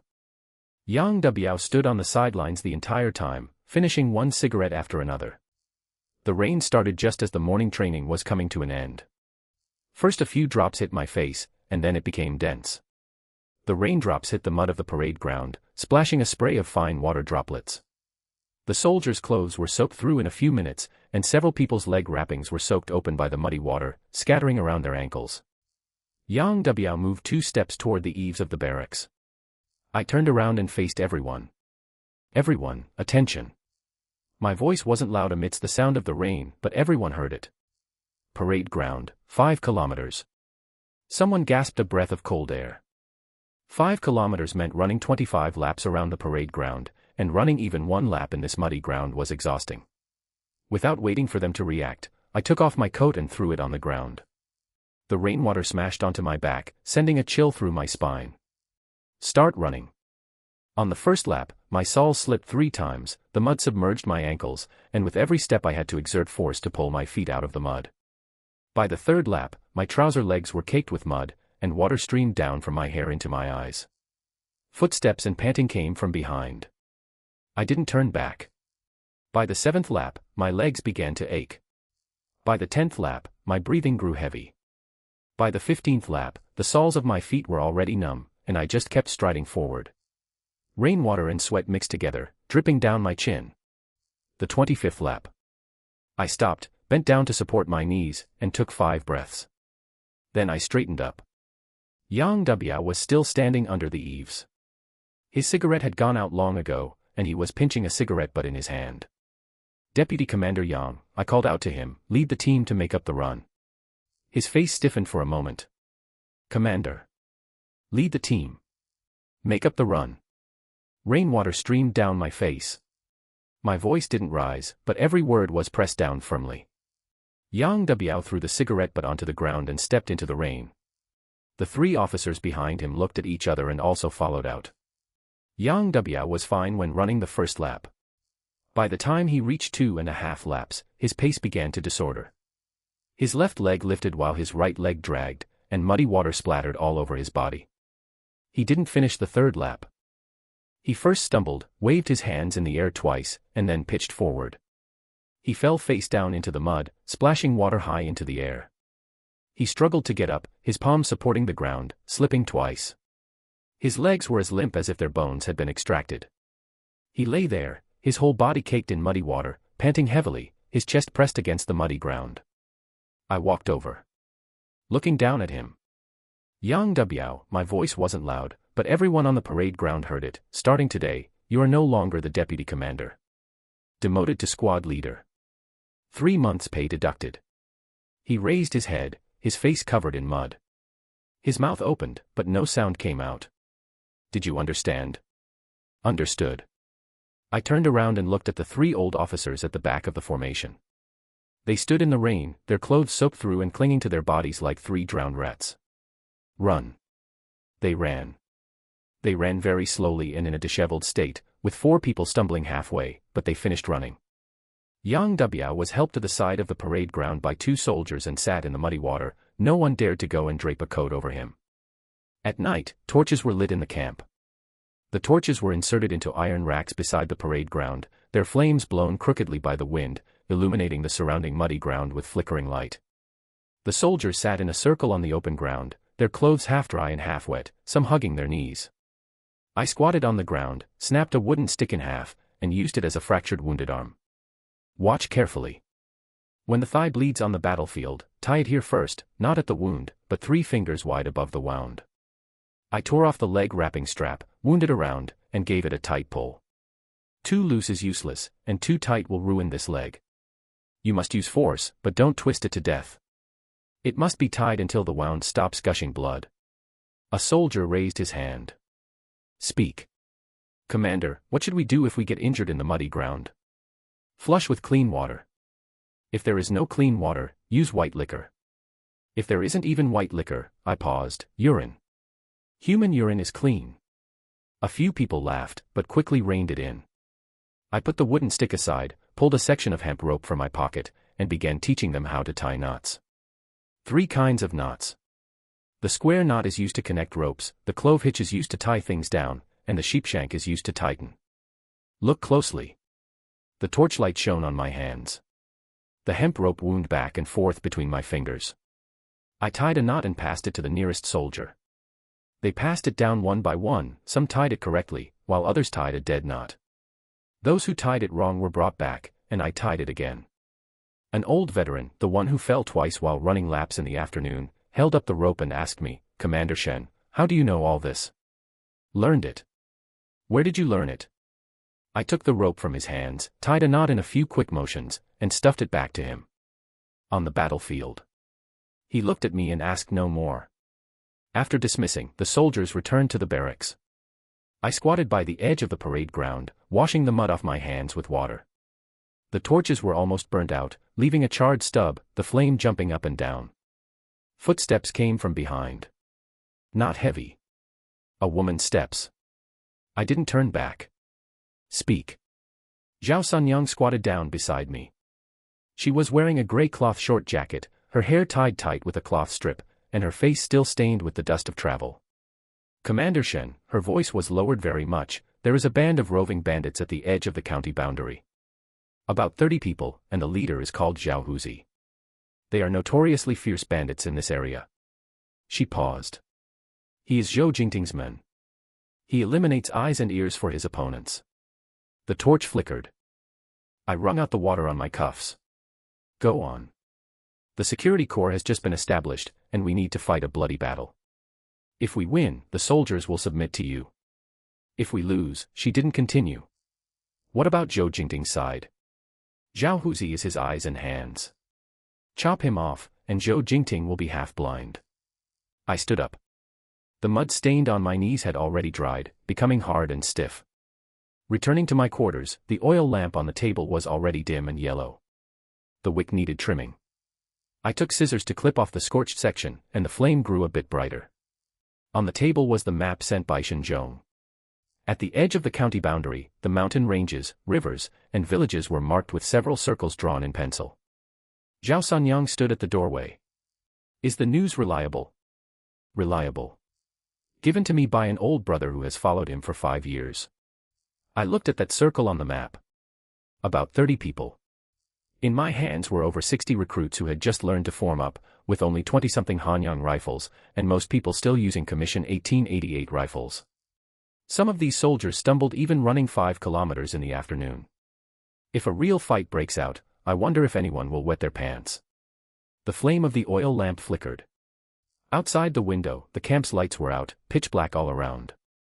I pressed my finger on that circle on the map. Using some force. The mud on the training ground of the security corps was not yet dry. The puddles left by the rain from yesterday reflected a white light in the morning light, and as the recruits stepped on them in their cloth shoes, mud squished out from between their toes. Bayonet thrust, withdraw. I stood at the front of the formation, the bamboo pole in my hand tapping against the rifle barrel of the second soldier in the third row. 2 inches lower. A bayonet is not a shoulder pole. If the angle of your thrust is off by an inch, you are the one who dies. The bayonets of the Hanyang rifles gleamed with a cold light in the sunlight. 65 men were arranged in 3 rows, and their movements were much neater than 3 days ago, but they were still far from enough. That soldier pressed the rifle barrel down a bit lower, and the sweat from his forehead dripped onto the bolt. Just as I was about to shout the second command, out of the corner of my eye, I caught sight of a figure at the edge of the parade ground, Zhao Sanyang. She did not take the side door today. She climbed right over the low wall behind the barracks. My heart sank. Continue practicing. 50 thrusts per set, Yang Dubiao, keep an eye on them. Walking over quickly, Zhao Sanyang's gray cloth clothes were stained with dew, and a few strands of her hair dampened by the mist clung to her temples. She stepped closer, lowering her voice until only I could hear. Zhang Matzi. Last night. Beishan. 3 words, each one shorter than the last. How many men? Just over 30. 3 villages, pushing from east to west, striking at the second watch and withdrawing at the third. She paused for a moment. 2 tenant farmers died. I did not speak. From across the parade ground came Yang Dubiao's roar, mixed with the piercing swish of bayonets cutting through the air. Old Li and Zhao Laoyu's son. Zhao Sanyang added, Old Li tried to stop them with a hoe and was stabbed twice. Zhao Laoyu's son tried to protect the grain and was smashed in the temple with a rifle butt. I knew Old Li. During the autumn harvest last year, his shoulder was dislocated, yet he still gritted his teeth and carried 2 extra bags of grain. His wife was in poor health, and they had 5 children at home, the oldest being only 13. How much do the grain and livestock add up to? About 12 or 1300 silver dollars converted. 1200. Enough to buy 30 Hanyang rifles. Shen Zhong. The old steward came jogging over from the barracks. Go to the accounting room and draw 200 silver dollars. Give old Li's family double the compensation, and for Zhao Laoyu's family, I paused, is only that widow left in his family. Yes. Last winter Zhao Laoyu's wife died of illness, leaving only his son. Add another $10. Have Shen Zhong go in person, do not send subordinates. Shen Zhong nodded and turned to leave. Wait a moment. I called him back, keep the news suppressed. People from the villages should not run their mouths yet. Anyone who transmits news to the county within today will be treated as a bandit collaborator. Shen Zhong left. Zhao Sanyang looked at me. Are you not going to take a look? What is the use of looking? I turned around and shouted toward the parade ground, Yang Dubiao. Second row, switch to Commission 1888 rifles, fix bayonets. Commander. The people are already dead. Can my looking at them bring them back to life? I said. Zhang Matsi retreated so cleanly last night, 30 people pushing through 3 villages, the route, time, and manpower all completely calculated. What does this prove? Zhao Sanyang did not reply. Someone staked out Beishan in advance. Which fork has dogs, which village to strike first, which ditch to take as a retreat route, all of it has been thoroughly figured out. Her expression changed. Zhou Jingting does not have anyone under him who is this meticulous. Zhang Matsi is just a reckless brute. Therefore, Zhang Matsi was not the one who scouted the location. I narrowed my eyes. The morning light stung my eyes. It is Zhao Huzi. Zhao Huzi was still struggling when he was pinned to the ground. That was 3 days ago. While checking the firearm registry of the security corps, I found that the serial numbers of 3 Hanyang rifles did not match, and ferreted him out by following the clues. He sold Zhou Jingting's intelligence to Zhao Sanyang for money, and leaked the security corps' deployment to Zhou Jingting for rifles. Playing both sides. At that time, Yang Dubiao asked me if we should execute him, and I said keep him alive. Now he comes in handy. Nightfall. A map was spread out on the peeling square table at the security corps headquarters. Zhao Sanyang stood opposite the table, and guard unit captain Chen Kui leaned against the door frame. Spread the word. I tapped my fingers on the location of Beishan, just say that wandering bandits are making trouble west of the county, and I have transferred the main force over there. The villages over at Beishan have withdrawn their guards, leaving only a few old watchmen. Chen Kui was stunned for a moment. But our main force is right here, I said, and is not going anywhere. Zhao Sanyang's eyes lit up. Luring the snake out of its hole. Zhang Matsi has tasted sweetness. Over 1,000 silver dollars of goods cleared out in 3 days. I stared at the winding line of Beishan on the map. What is he most afraid of right now? Afraid of me going. What does he want most? To rake in another haul before I go. Spread the rumor tomorrow, and the night after tomorrow. Right. I interrupted her. Zhang Matsi will definitely come. He thinks Beishan is empty, but he will plunge headfirst into. My finger circled on the map. Here. The depression. Surrounded by slopes, with only one road in and one road out. Chen Kui leaned over and looked for a long time. Commander, can recruits handle an ambush? They have to manage even if they cannot. I said, practicing on the parade ground for a year is not as good as fighting a single battle lying in the mud. Soldiers who crawl out of a pile of corpses can truly be considered soldiers. The oil lamp flickered. Zhao Sanyang used scissors to clip off the burned wick, and sparks splashed onto the table. I will go arrange the personnel. As for spreading the word, there are 3 reliable people over at the tea house. She left. Chen Kui also went to prepare roadblocks and homemade smoke bombs. I stood in front of the window, and outside it was so dark that nothing could be seen. Those 3 villages in Beishan had 2 fewer lamps tonight. Old Li's children should find out tomorrow that their father is gone. Early on the 3rd morning, Lin Rulin came to find me. Not in the accounting room. She came directly to the security corps headquarters. She was not holding an account book in her hand, but was clutching a stack of yellowed receipts. Take a look at this. Her voice was very low, but her hands were shaking. I took it. Old receipts from 3 years ago, the edges of the paper were already brittle, and the ink was somewhat faded. Yulong firm. 3,200 silver dollars. The category written was, raw material procurement, silkworm cocoons. But attached to the back was a small slip of paper, written in neat regular script, on the 7th day of the 7th month of the 3rd year of the Republic of China, paid 3,200 yuan in full to the Yulong firm in the provincial capital, being dry share dividends, handler Wu Guodong. This account was handled by old Lu 3 years ago. He wrote that it was for buying silkworm cocoons in the ledger, but this slip, Lin Rulin pointed at that slip of paper, is a memo he privately tucked into the old accounts. He was afraid he would forget what this money was actually for, and as a result, he left in too much of a hurry that day and did not have time to destroy it. Wu Guodong. I uttered that name. Wu Guobang's cousin from the same clan. Lin Rulin looked up at me, the quartermaster of the provincial military governor's mansion. The wind poured in through the window, blowing the stack of paper on the table to rustle loudly. Zhou Jingting is the blade. I pressed the slip of paper onto the table. Wu Guodong is the hand wielding the blade. Lin Rulin did not speak. Her lips were pressed into a thin line, and her chin tightened slightly, looking exactly like her father when he was anxious. Are you going to fight Zhang Matsi? And what about after the fight? I did not answer. Wu Guobang is now a deputy brigade commander. His clan younger brother manages military provisions. If a little leaks through his fingers, Zhou Jingting can get 20 Hanyang rifles. She took a step forward. You break the blade, but the hand is still there. The hand can change to another blade at any time. I looked at that slip of paper. 3,002. Dry share dividends. 3 years. He knows the accounts from 3 years ago do not match, so he is in a rush to let Shen Wantang swallow the silk mill.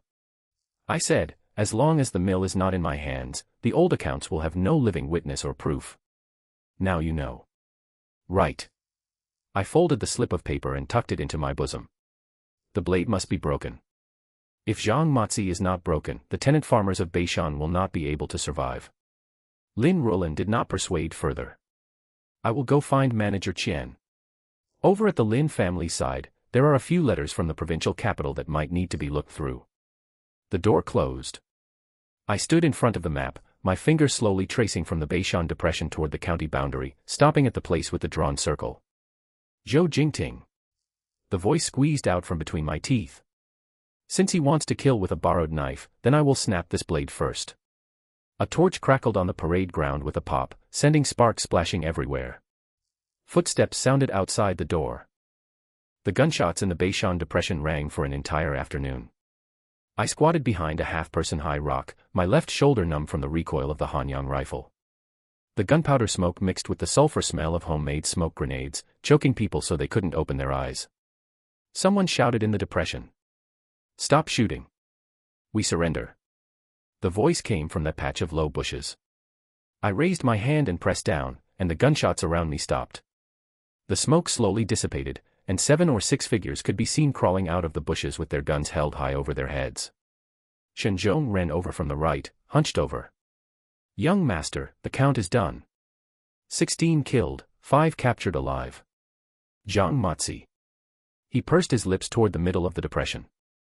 Zhang Matsi lay face down beside a rock, his back of the head blown open with a hole. Blood stained the surrounding soil black. I stood up. My legs were a bit numb.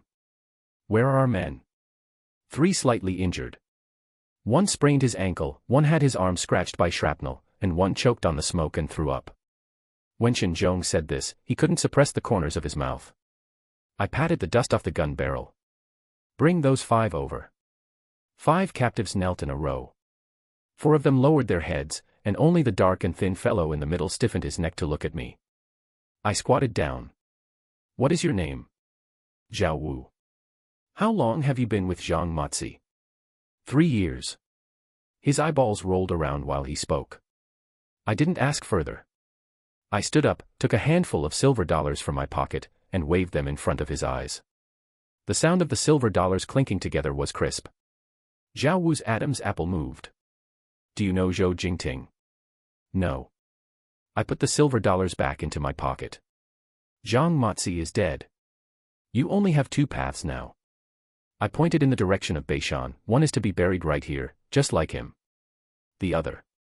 I took out that handful of silver dollars again and placed them on the ground in front of him. Take the money and tell me everything you know. You can leave after you finish talking. The captive beside him with a face full of scabs abruptly raised his head. Zhao Wu. How dare you? Shen Zhong kicked him fiercely in the stomach. That man curled up like a shrimp, unable to even vomit. Zhao Wu stared at the silver dollars on the ground. His hands trembled twice. I'll talk. He said even more than I expected. Zhou Jingting had 3 kidnapping dens in the neighboring county. One was at the coffin shop in the back street of the city god temple, one was at the abandoned brick kiln outside the south gate, and another was at the Dragon King temple on the edge of the county boundary. Everyone who was kidnapped was locked up in the brick kiln first, and transferred to the coffin shop or Dragon King temple after negotiating the price. The opium business was handled with even finer detail. Zhao Wu even remembered the stocking dates. On the 5th of every month, people from the provincial capital would deliver the goods at the ferry by Boundary River. Zhou Jingting received them personally, bringing only 5 people with him. Why bring only 5 people? Afraid that too many people would leak the news. That batch of goods is worth 20,000 silver dollars. After saying this, he paused. I have something else. He pulled an oiled paper package from his bosom. 3 layers of oiled paper. When opened, there were 3 letters. The letter paper was ordinary rough-edged paper. The handwriting was not very good-looking, but the signature on every single letter was the same name. Zhou Jingting. I read through them by the light of the setting sun. The first one was from 3 months ago. Zhou Jingting asked Zhang Matzi to dispose of the hostage in the brick kiln who had recognized him. The second one was an account of the spoils. From the loot of the 3 villages in Beishan, Zhou Jingting wanted 40%. The third one was the newest. It was written on it. The Shen family's brat has been acting frequently of late, fearing complications. Younger brother can cross the border once more, catch him unprepared, burn his Beishan farm, and kill a few tenant farmers to establish authority. Afterward, I will reward you handsomely. I folded the letters and put them into my bosom. Zhao Wu. Here. You can leave today. But before you leave, you must write a confession. Write down word for word what you just said and press your fingerprint. After I finish writing. Take the money and leave. He licked his chapped lips. All right. Early the next morning, the county magistrate came. When he entered, I was eating breakfast. Thin porridge, pickles, 2 boiled eggs. Magistrate Zheng's expression was uglier than the pickles. Commander Shen. He sat down without even picking up his chopsticks. Someone from the provincial capital has sent a message. I was peeling the eggshell. Who? Commander Wu Guobang's man. He said his cousin Wu Guodong has some business at Yulong firm and is an old acquaintance of Zhou Jingting. The egg wasn't peeled very smoothly. Tiny shell fragments adhered to the egg white. What message? Saying that Zhou Jingting's matter must not be dealt with arbitrarily by the county. Magistrate Jing lowered his voice. All criminals and evidence are to be handed over to the county yamen for a low-profile handling to avoid intensifying conflicts. I shoved the egg into my mouth. After chewing, I took a sip of porridge. All right. Magistrate Zheng was stunned. You agreed. Why not? I wiped my mouth. Those 5 captives of Zhang Matzi can be handed over to the county yamen right now. Zhou Jingting's case is supposed to be handled by the county anyway. Magistrate Jing stared at me for a good while. Commander Shen, don't play dumb with me. Where are those 3 autographed letters? What letters? The ones mentioned in the confession. The ones Zhou Jingting wrote to Zhang Matzi. Oh, those. I stood up, walked to the desk, and pulled open the drawer. I took out a stack of paper. Here. 3 letters, 1 confession. Originals. Magistrate Jing reached out to take them. I didn't let go. Magistrate Zheng. Zhou Jingting has Wu Guodong backing him up. Who is behind Wu Guodong? He didn't speak. Wu Guobang. I placed that stack of paper on the table. Brigade Commander. People from the provincial military governor's mansion. If you hand these things up, whose hands will they ultimately end up in? Magistrate Zheng's brows knitted tightly together. So that's why you agreed so readily just now. These things will be suppressed sooner or later. I pushed the evidence forward, so please take them. Follow the standard procedures of the county yamen. He took the stack of paper and flipped through it. When he turned to the 3rd page, his hand stopped. Commander Shen. Did you already keep copies? I didn't answer. There were birds chirping outside the window. Not magpies, but crows. Magistrate Jing put the stack of paper into his briefcase, stood up, walked to the door, and looked back at me. The people in the provincial capital are not to be trifled with. Weigh it yourself. I know. He left. I sat back down at the dining table. The porridge had cooled. Half a dish of pickles remained. Shen Zhong came out from the side room. Young master, the things have been sent out. How many copies? 3 copies. Zhao Sanyang's people have already set out. I drank the cold porridge. Have her copy 3 more tonight and send them tomorrow. Send them where? The 7 surrounding counties. The gentry who were victimized by Zhou Jingting. Shen Zhong acknowledged and turned to leave. Wait. He stopped. Send a copy to Wu Guobang as well. Send it directly to the provincial military governor's mansion. After Shen Zhong closed the door, his footsteps echoed in the courtyard for a few steps before fading away. I sat in front of the dining table without moving. A thin skin had already formed over the dregs of porridge at the bottom of the bowl. I poked it with my chopsticks and didn't drink it. The copies of those 3 letters were still spread out on the table. Zhou Jingting's handwriting was not very good, but every letter was written clearly enough: when the hostages were kidnapped, how much ransom was demanded, and where the money was to be delivered. When Zhao Wu confessed, he remembered even the dates. On August 13th, he kidnapped the son of Li Laolu from Lijiago. On September 20th, he kidnapped Boss Wang from Wangjiazhuang, and on November 17th, he kidnapped 2 passing for merchants. I folded the letters and tucked them into my bosom. Someone coughed in the courtyard. It was Zhao Sanyang. She came over from the Moon Gate, carrying a blue cloth bundle in her hand. Young master, has Shen Zhong left? Just left. She placed the bundle on the table and untied it. Inside were several flatbreads, still steaming with heat. They were just pan-baked in the kitchen. Your porridge from this morning must be completely cold by now. I picked up one piece and took a bite. The dough was a bit hard, but it was hot. Zhao Sanyang stood by the side without leaving. Young master, the matter you asked me to investigate, I have found out. Speak. Among the 7 surrounding counties, there are at least 20 gentry households that hold a grudge against Zhou Jingting. Just from what I know, Li Laolu of Lijiago had his son kidnapped for 3 months before he was redeemed, and when the person came back, he couldn't even speak anymore.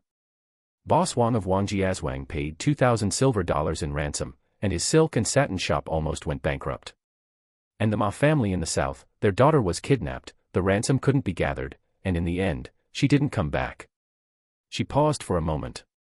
The old master of the Ma family is still burning paper money on the street to this day. I put down the flatbread. Among these 20 households, how many have connections with the provincial capital?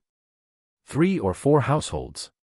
Li Laoyu's brother-in-law serves as a clerk at the military governor's mansion, and Boss Wang's cousin serves as the vice president of the provincial capital chamber of commerce.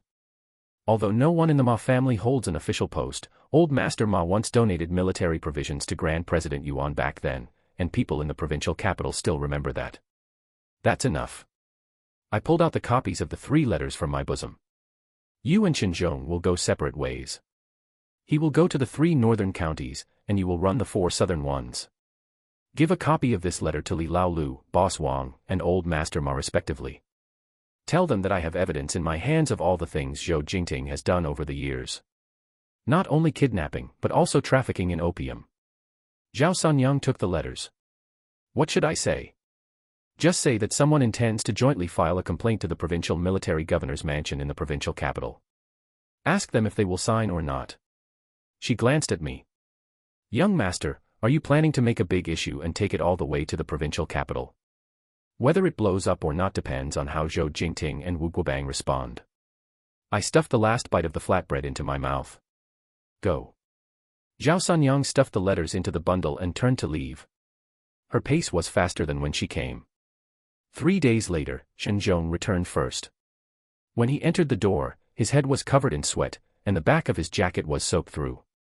Young master, I've run through all 3 northern counties. As soon as Li Laolu heard it was to accuse Zhou Jingting, he signed it on the spot. Boss Wang hesitated for a long time, but finally signed it anyway. There are also 2 other families not on the list who heard about this matter and also came looking to join the joint petition. He spread a piece of paper flat on the table. It was densely filled with names, and fingerprints were pressed next to each name. I counted them. 9. Li Laolu said he would deliver a message to his brother-in-law's side.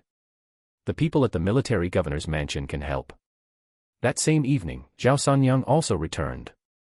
She ran through the 4 southern counties and brought back 7 signatures. 16.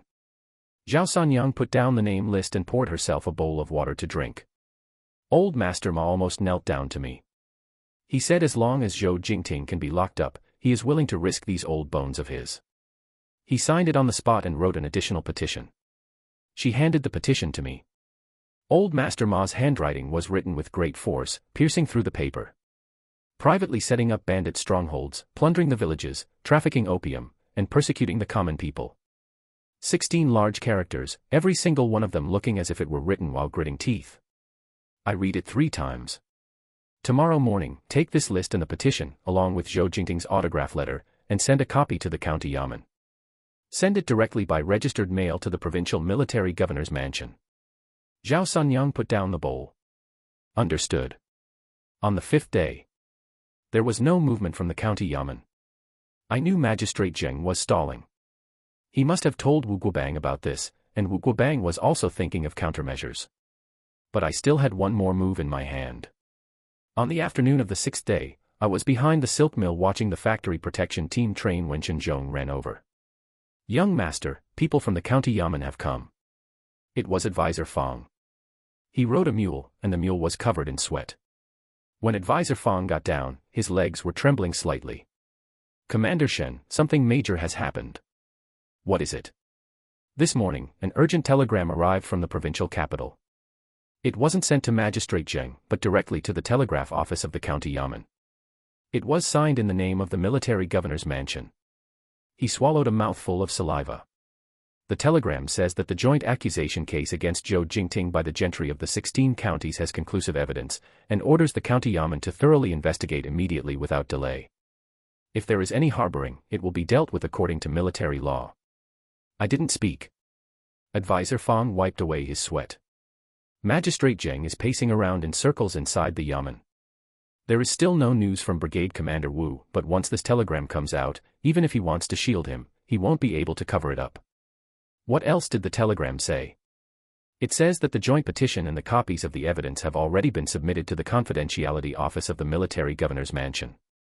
Also, someone in the provincial capital has leaked word that if this matter is not thoroughly investigated, it won't look good on the military governor's face either.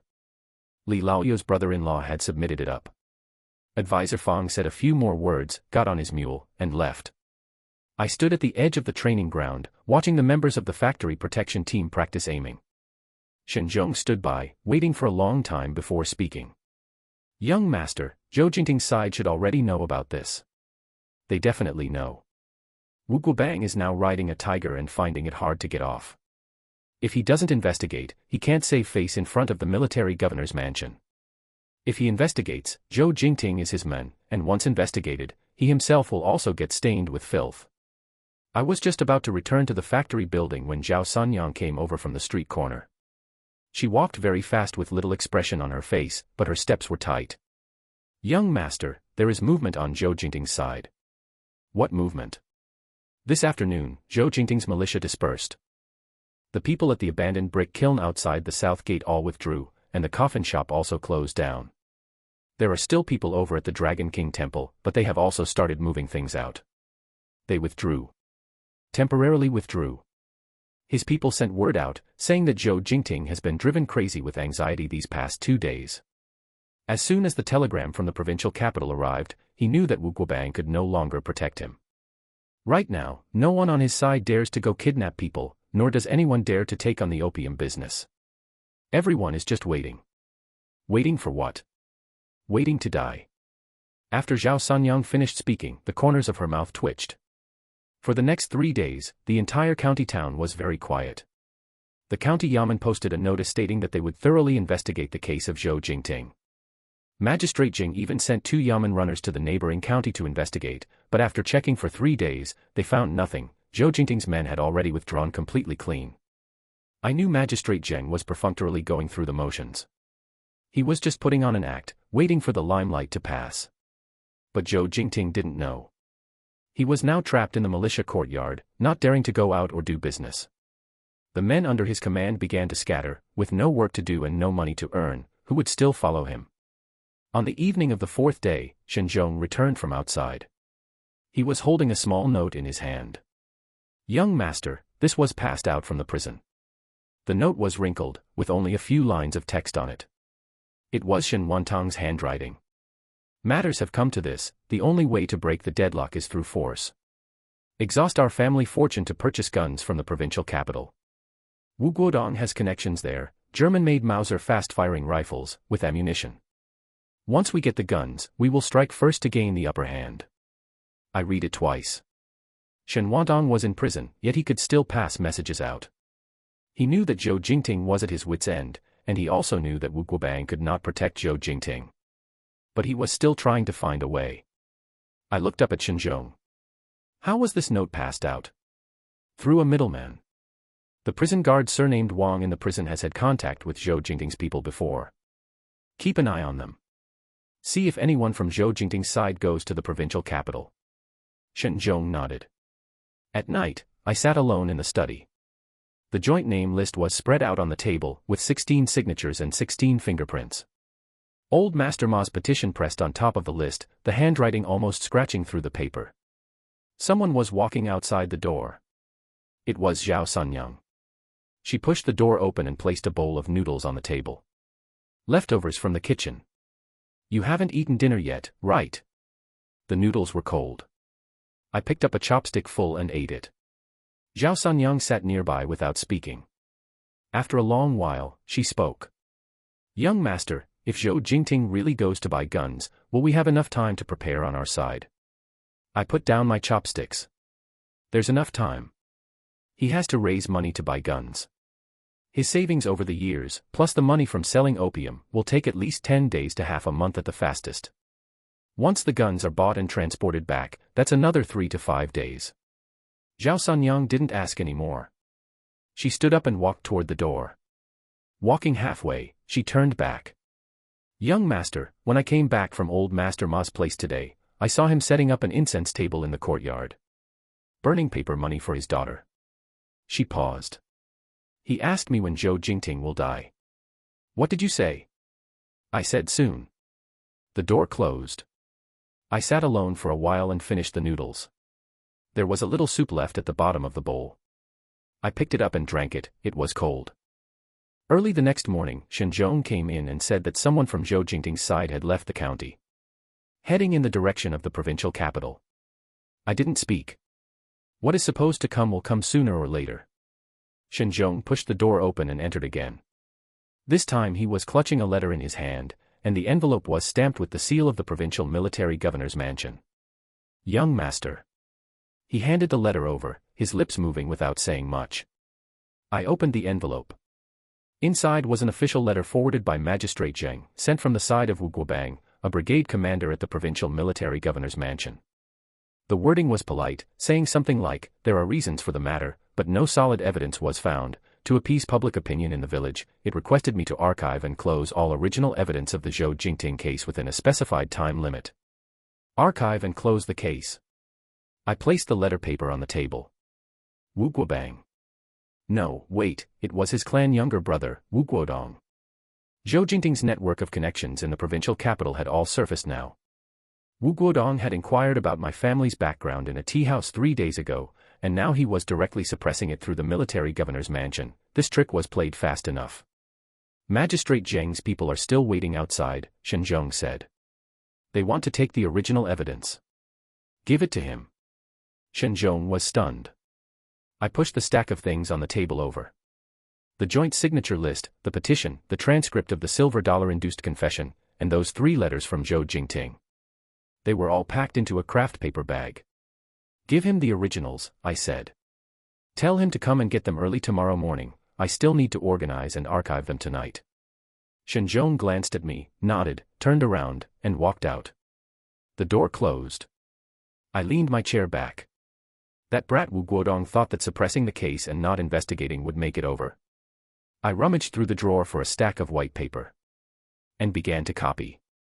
The contents of Zhou Jingting's 3 letters, the summary of Zhao Wu's confession, and the arrangement order of the 16 signatures and fingerprints on the joint signature list. I copied all of it.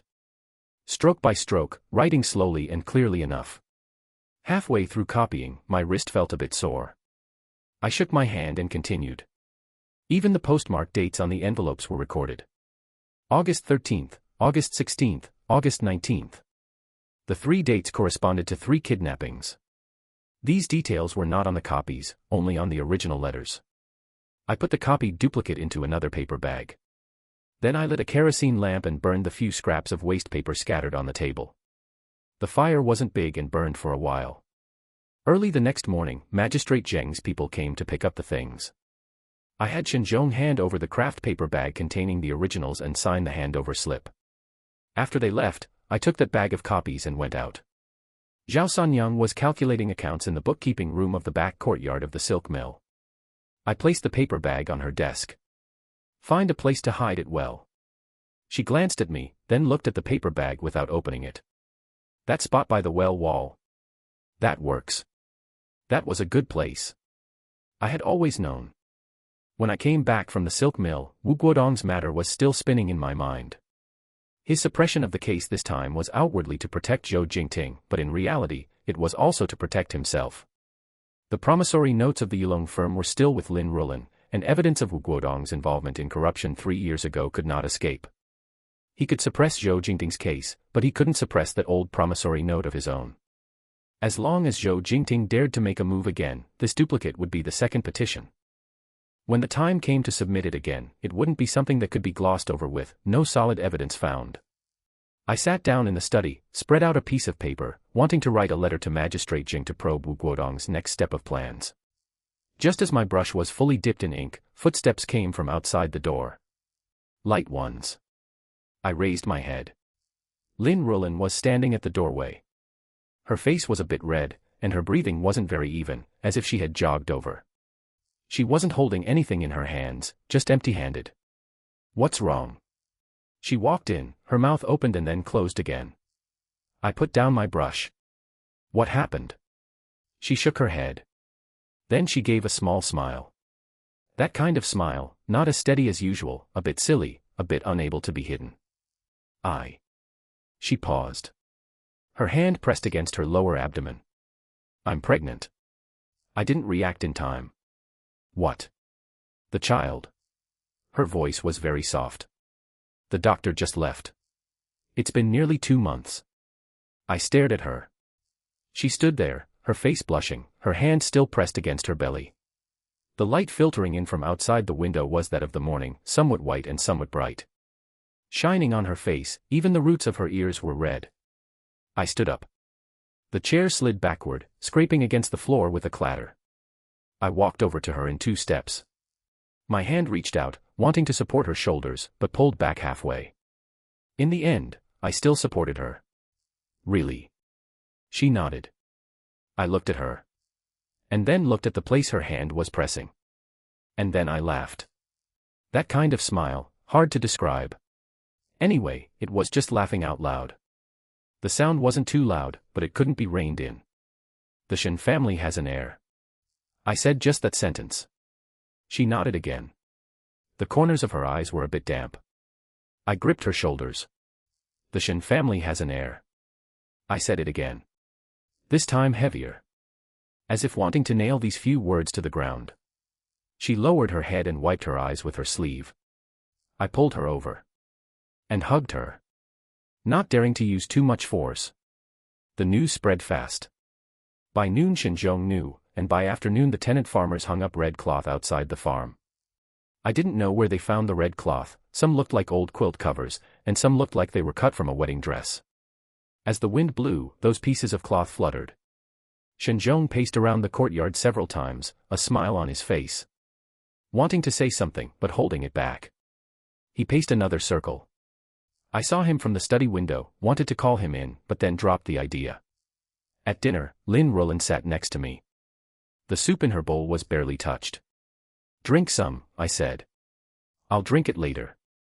She picked up the soup, took a small sip, and put it down again. I looked at her. Under the oil lamp, the redness on her face hadn't completely faded.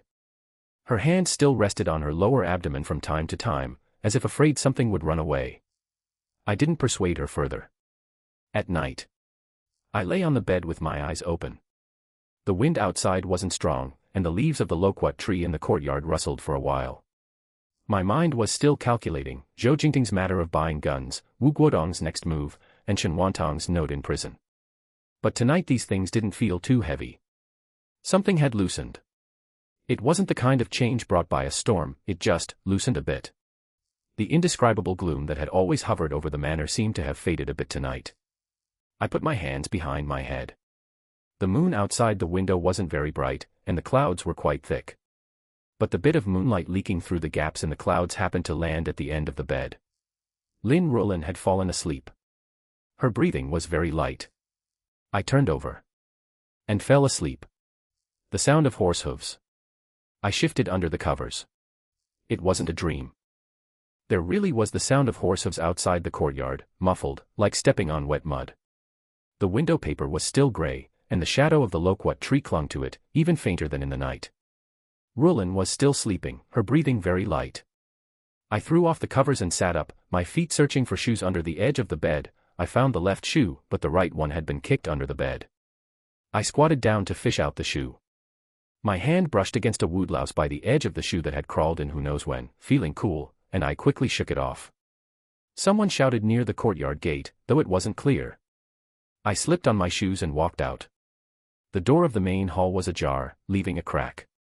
Pushing the door open, the hinges gave a squeak. Uncle Zhong was standing in the middle of the courtyard, talking to someone wearing a gray cloth short shirt. That person had their back to me, shoulders uneven, clutching the reins in their right hand, while the horse panted heavily behind them, its belly heaving in and out. "Young master." Uncle Zhong saw me, his voice pressed very flat. "Zhao Sunyang is back." The gray cloth short shirt turned around. Zhao Sunyang. Her hair was damply plastered against her temples, her face was dusty, and her lips were dry and chapped. She shoved the reins into Uncle Zhong's hands and pulled an oiled paper package from her bosom. "The cargo from the provincial capital has been settled." I took the paper package without opening it. "Let's go into the study to talk." Ruolin was still sleeping. I closed the door of the main hall, lighter than usual. The kerosene lamp in the study was still lit, with a mushroom cap formed on the wick. I took scissors to clip off a section, and the flame leaped upward. Zhao Sunyang stood by the desk without sitting. "Lu Motzi is willing to take the order. 60 Hanyang rifle, with the same lot number as the official goods." She was panting slightly, but clear-headed. "The price is 10% higher than the market price." He asked if we want to include bullets, with an initial order of 2,000 rounds. "Agree to it. There is one more matter." Zhao Sunyang licked her lips. "There is movement on Zhou Jingting's side." I unwrapped the oiled paper package. Inside was an invoice stamped with the blue seal of the Yongfeng foreign firm in the provincial capital, beneath which lay a crumpled slip of paper with words written in pencil, the strokes very light. "Zhou has purchased 60 Mauser and 50,000 rounds of ammunition from Wu's hands. 3 nights later, they will enter via the mountain path of Longji Ridge in Beishan. 4 carts, escorting more than 20 people." I twiddled the slip of paper between my fingers. The paper texture was very rough, as if torn from some packaging paper. "Who gave the news?" "A clerk of the Lin family firm in the provincial capital." Zhao Sunyang paused. Shen Wantang bridged the connection for Zhou Jingting. I folded the slip of paper and tucked it into my cuff. Outside the window, the daylight was a bit brighter than before, and I could see the leaves of the loquat tree moving. The wind must have picked up. Uncle Zhong brought in tea. Zhao Sunyang took it and gulped down 2 mouthfuls, her throat rolling up and down. "There is one more matter." She put down the teacup. Lu Motzi asked which route to use for transporting goods in the future. I sat down in the chair. "The Lin family trade route." But this matter had to be discussed with Ruolin. The trade route belonged to the Lin family, not the Shen family. "You go rest first. I will give you an answer tonight." Zhao Sunyang nodded and turned to go out. The door closed, and the footsteps headed toward the western side room. I sat in the study for a while. Spread out on the desk was a map of the county borders, where I had drawn a circle around the Beishan area with a writing brush. Longji Ridge, I had been to that place once, passing by when collecting rent last year. Steep slopes on both sides, a narrow path in the middle, and gravel at the bottom. When ox carts went up, the wheels would slip. 60 Mauser. I compared it with my finger on the map, 40 li of mountain road from Longji Ridge to the farm, 3 fork roads, one of which had to pass through Wangjia settlement, that was team leader Chao's territory. I rolled up the map, got up, and went out. There was cooking smoke in the kitchen.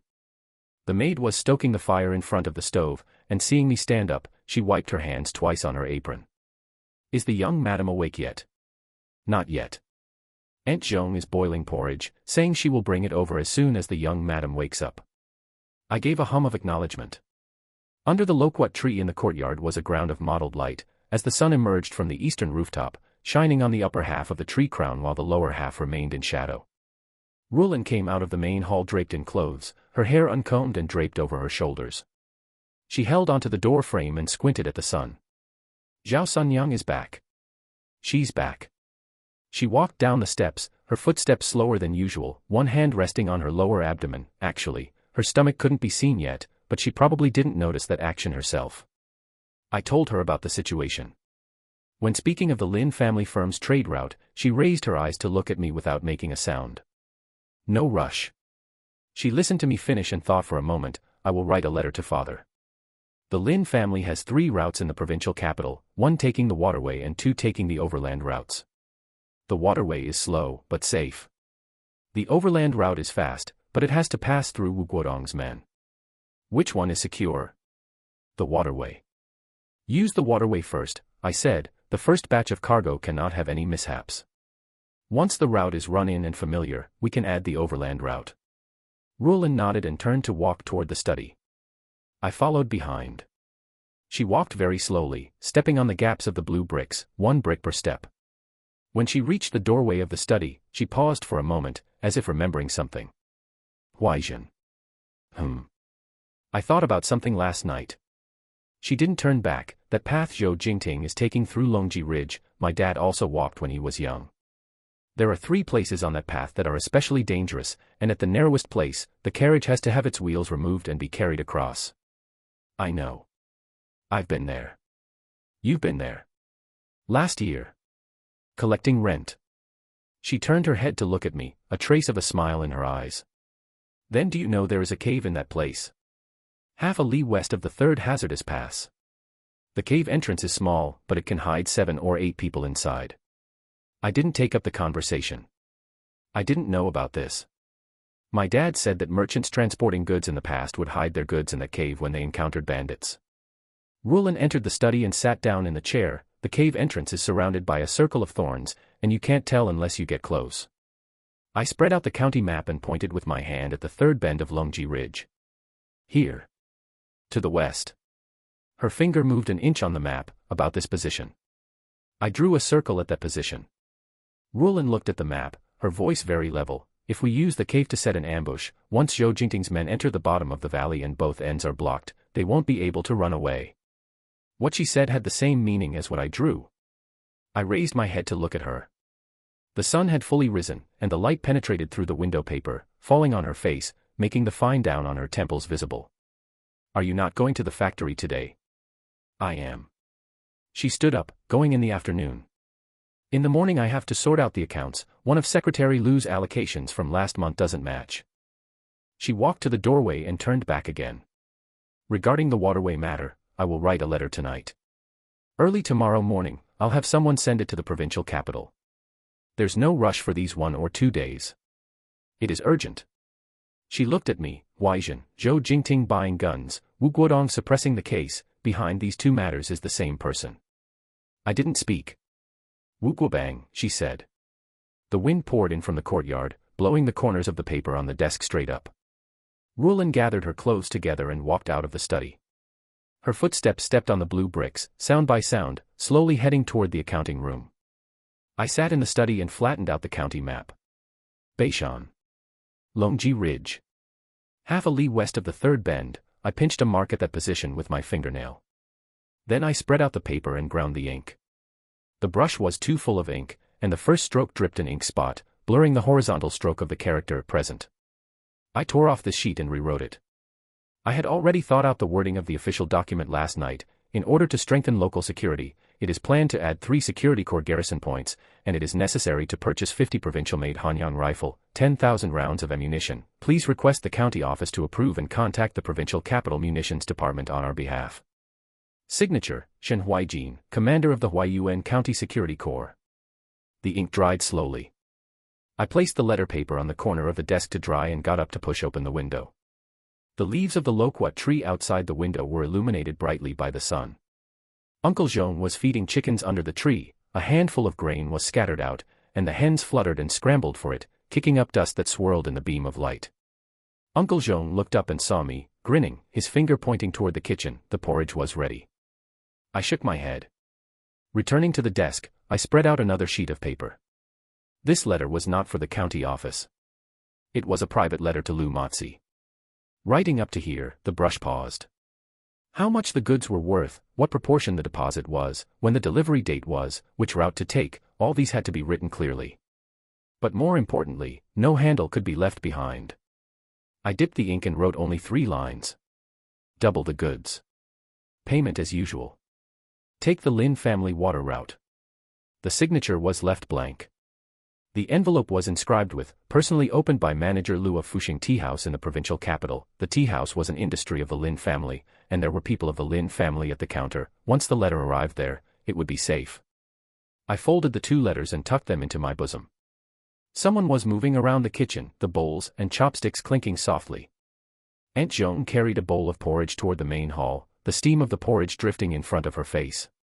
Suddenly I wanted to eat something. Walking to the kitchen doorway, the maid was cutting pickles. Seeing me, she stopped her knife and stood up. Young master. It's fine. Are there any steamed buns? Yes. Steamed this morning, still hot.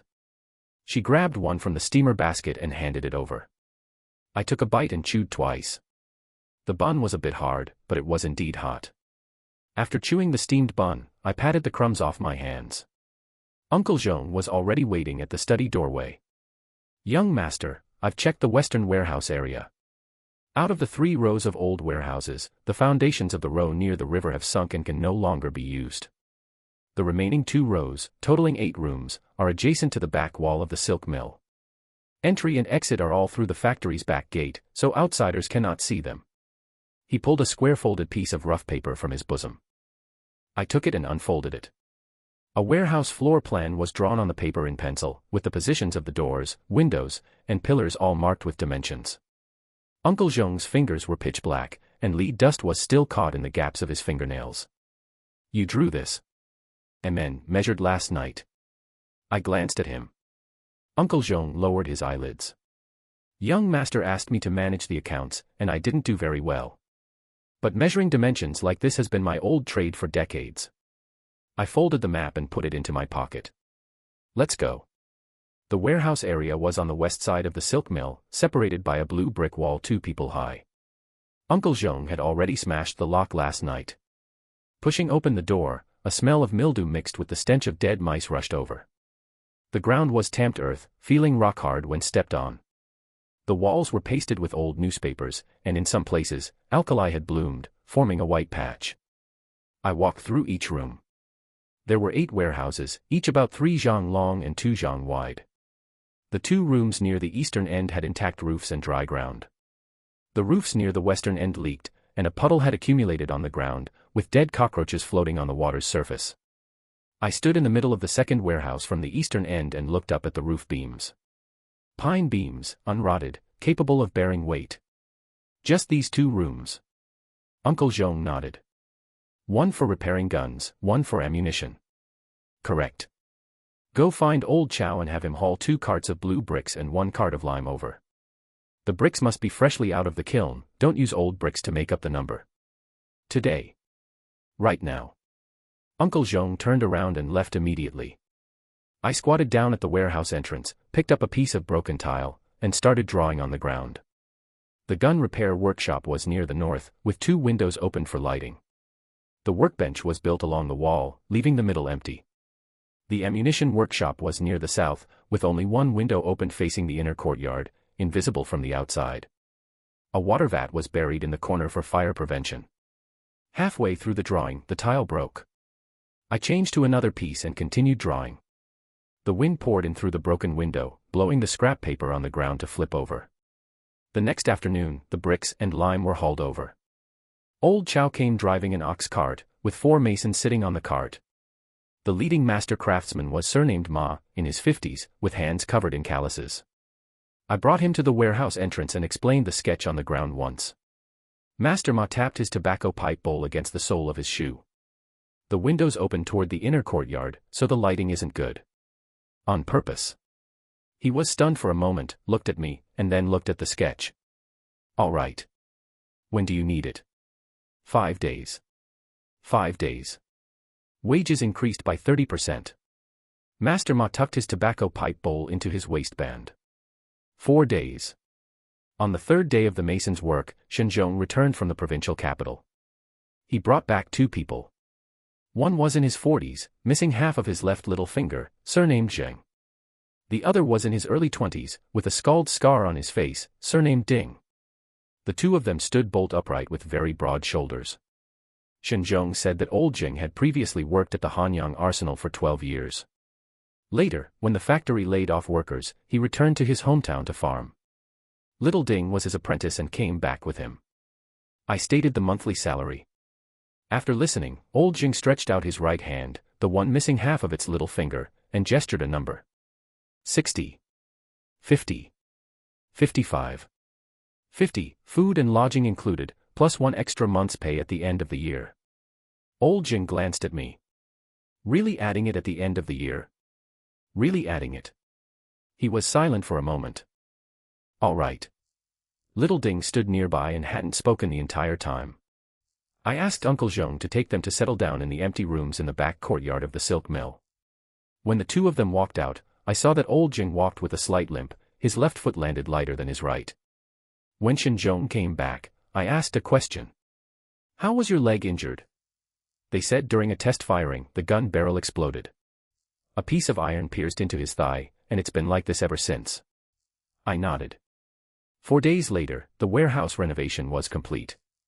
The ground was paved with blue bricks, and the walls were brushed with lime once. 2 rows of pine workbenches were built in the gun repair workshop, with anvils embedded on the tabletops. A water vat was buried in the corner of the ammunition workshop, with its rim at waist height. Old Jing walked in carrying a toolbox, placing the tools one by one on the tabletop. Files, hacksaws, bench vices, calipers. And several other things whose names I couldn't tell. He picked up the calipers and turned them around in his hand. Any work? I had people carry in the 24 or so old guns brought back from the Security Corps, Hanyang rifles, Commission 1888 rifles, and 3 Mausers with cracked stocks. Old Jing picked up a Hanyang rifle, pulled back the bolt, and took a look. The rifling is worn flat. He picked up a Commission 1888 rifle and shook the gun body. The receiver is loose. He put down the gun and patted the oil off his hands. It can be repaired. But we need to find parts. Springs, firing pins, extractors, these are all easily broken. How do we get parts? Make them ourselves. As long as we have steel wire.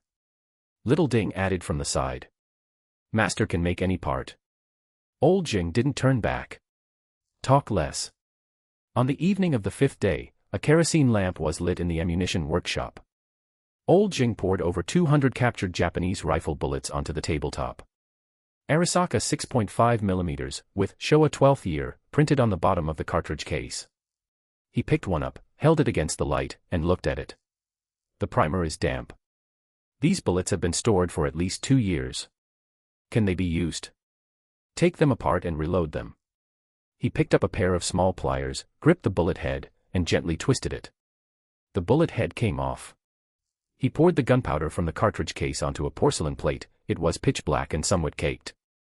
Damp gunpowder doesn't burn evenly, and it lacks power when fired. He switched to a small tool, pried out the primer, and replaced it with a new one. Then he reloaded the gunpowder. This time the gunpowder was brought by himself, stored in an iron box, grayish-white. Finally, he pressed the bullet head back in and corrected it with a small mold. The whole set of actions was very slow, but every single stroke was without hesitation. I watched from the side for half an hour. He disassembled and reassembled 12 rounds in total. Test these 12 rounds tomorrow. How many can you make in a day? Including disassembly and assembly, 50 rounds in 8 hours. 50 rounds. 200 rounds would take 4 days. Too slow. But right now, this is all we can do. The test firing was early the next morning. We dug an earthen pit behind the silk mill, with sandbags paved at the bottom of the pit. Old Jing pressed those 12 rounds of bullets into the magazine of the Hanyang rifle, pulled the bolt, and raised the gun. He aimed very slowly. Squeezed the trigger. Bang. The recoil pushed his shoulder to twitch. He put down the gun and walked over to look at the bullet holes on the sandbags. Not bad.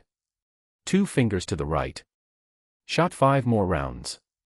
4 rounds hit the target, 1 missed. This batch of bullets can be used. He handed the gun to me. 200 rounds, completed within 3 days.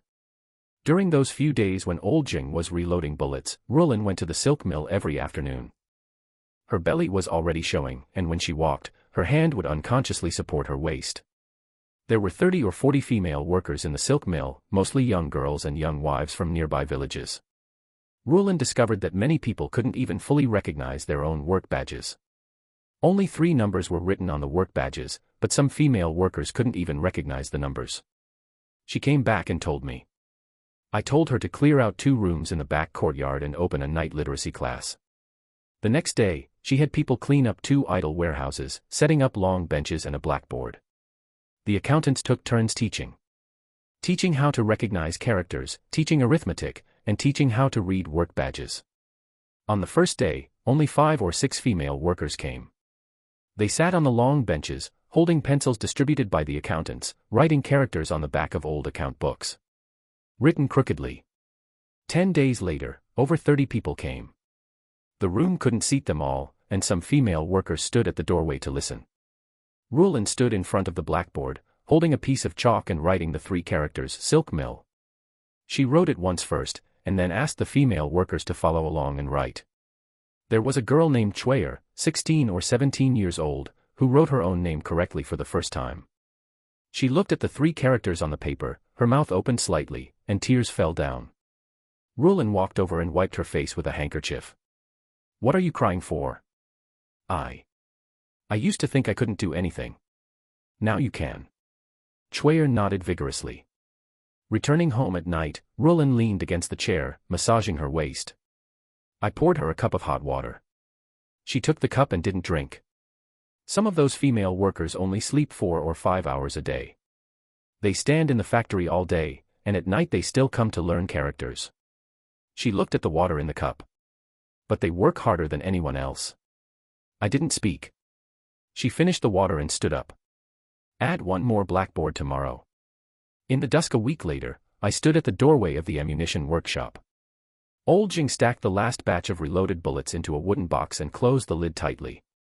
200 rounds. He straightened his waist and pounded his back. Young master, this batch of bullets can be used now.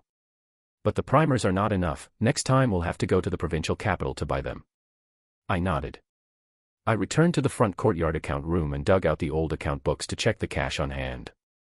The primers had to be bought in the provincial capital. Old Jing wrote out a list specifying the specifications and quantities, along with the address of a shop he knew. I folded the list and tucked it inside my clothes. There wasn't much cash left in the accounts. The settlement date for the silk mill hadn't arrived yet, and the dividends from the Lin family firm had to wait until next month. I stared at the numbers in the ledger for a moment and closed it. I should consult Rulin first. She was in the room sewing a small garment for the one in her belly, her stitches fine and dense. I sat down and brought up the matter of the primers. How much money is needed? I reported the amount to her.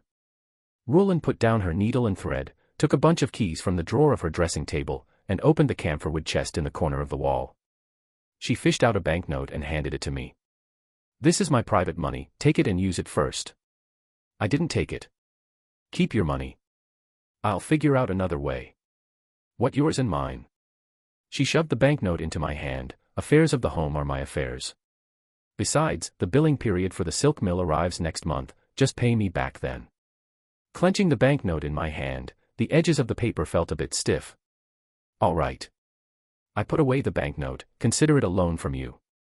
Rulin gave me a sideways glance and picked up her needle and thread again. Right, she said, Sun Yang came looking for you around dusk. She said it was urgent. I stood up and walked straight out. Sun Yang was washing vegetables by the well in the back courtyard.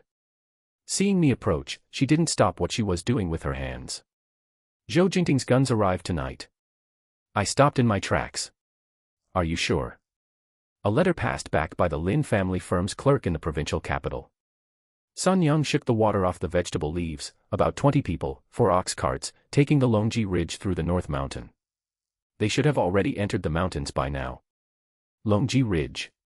Both sides of that pass are steep slopes, with the middle just wide enough for 2 ox carts to run abreast. I walked through it once during the last bandit suppression, and I remembered the terrain back then. Understood. I turned around and went to the security corps. Deputy Commander Nyo was cleaning his gun in the room, and seeing me come, he stood up. I said to mobilize 30 elite men, bring all the Hanyang rifles, and gather on the parade ground within half an hour. He didn't ask much, cocked the bolt, and went outside to blow his whistle. I also sent Shen Zhong to the silk mill to pull out all 50 members of the guard unit. The men of the guard unit arrived the fastest. I squatted down by the edge of the parade ground and picked up a twig to draw the terrain of Longji Ridge on the ground. Here, block both ends dead. The twig carved 2 horizontal lines in the muddy ground, barbed wire blocking the road. Half of the men will ambush on each side of the top of the slope. By the time old Nyo brought his troops over, I had already clearly drawn out the ambush positions. He squatted beside it and watched for a moment, then looked up at me. Young master, this terrain is chosen well. Let's move out. The moon was small, and the road was hard to walk on. No one in the team spoke, only the sound of footsteps and rifle butts hitting water canteens could be heard. 2 hours later, we arrived at Longji Ridge. I had the men of the guard unit string up barbed wire at both ends of the road in the dark. The barbed wire was taken from the silk mill last time to fence in the experimental plots and hadn't been used yet. After the net was pulled tight, thorny branches were wrapped around it, making it completely invisible in the dark night. Men were lying prone behind the rocks at the top of the slope, their muzzles aimed at the narrow path below. Wait. There were many mosquitoes in the mountains. I lay prone behind a rock, not even wiping away the sweat streaming down my face. A nearby guard unit member was breathing heavily, and I pressed my hand on his shoulder. He quieted down. The sound of wheels crushing stones came from afar. First, torches were seen. The torchlight flickered among the tree shadows, slowly approaching. 4 ox carts lined up in a string, their axles creaking noisily. Walking at the front of the carts were a few men with guns slung over their shoulders. Behind them were another dozen or so, following in 2 columns on both sides of the carts. The ox carts entered the narrow pass. The ox of the first cart had its leg caught by the barbed wire, and the ox let out a moo. The driver jumped down to take a look. I blew my whistle. The torches at the top of the slope lit up simultaneously.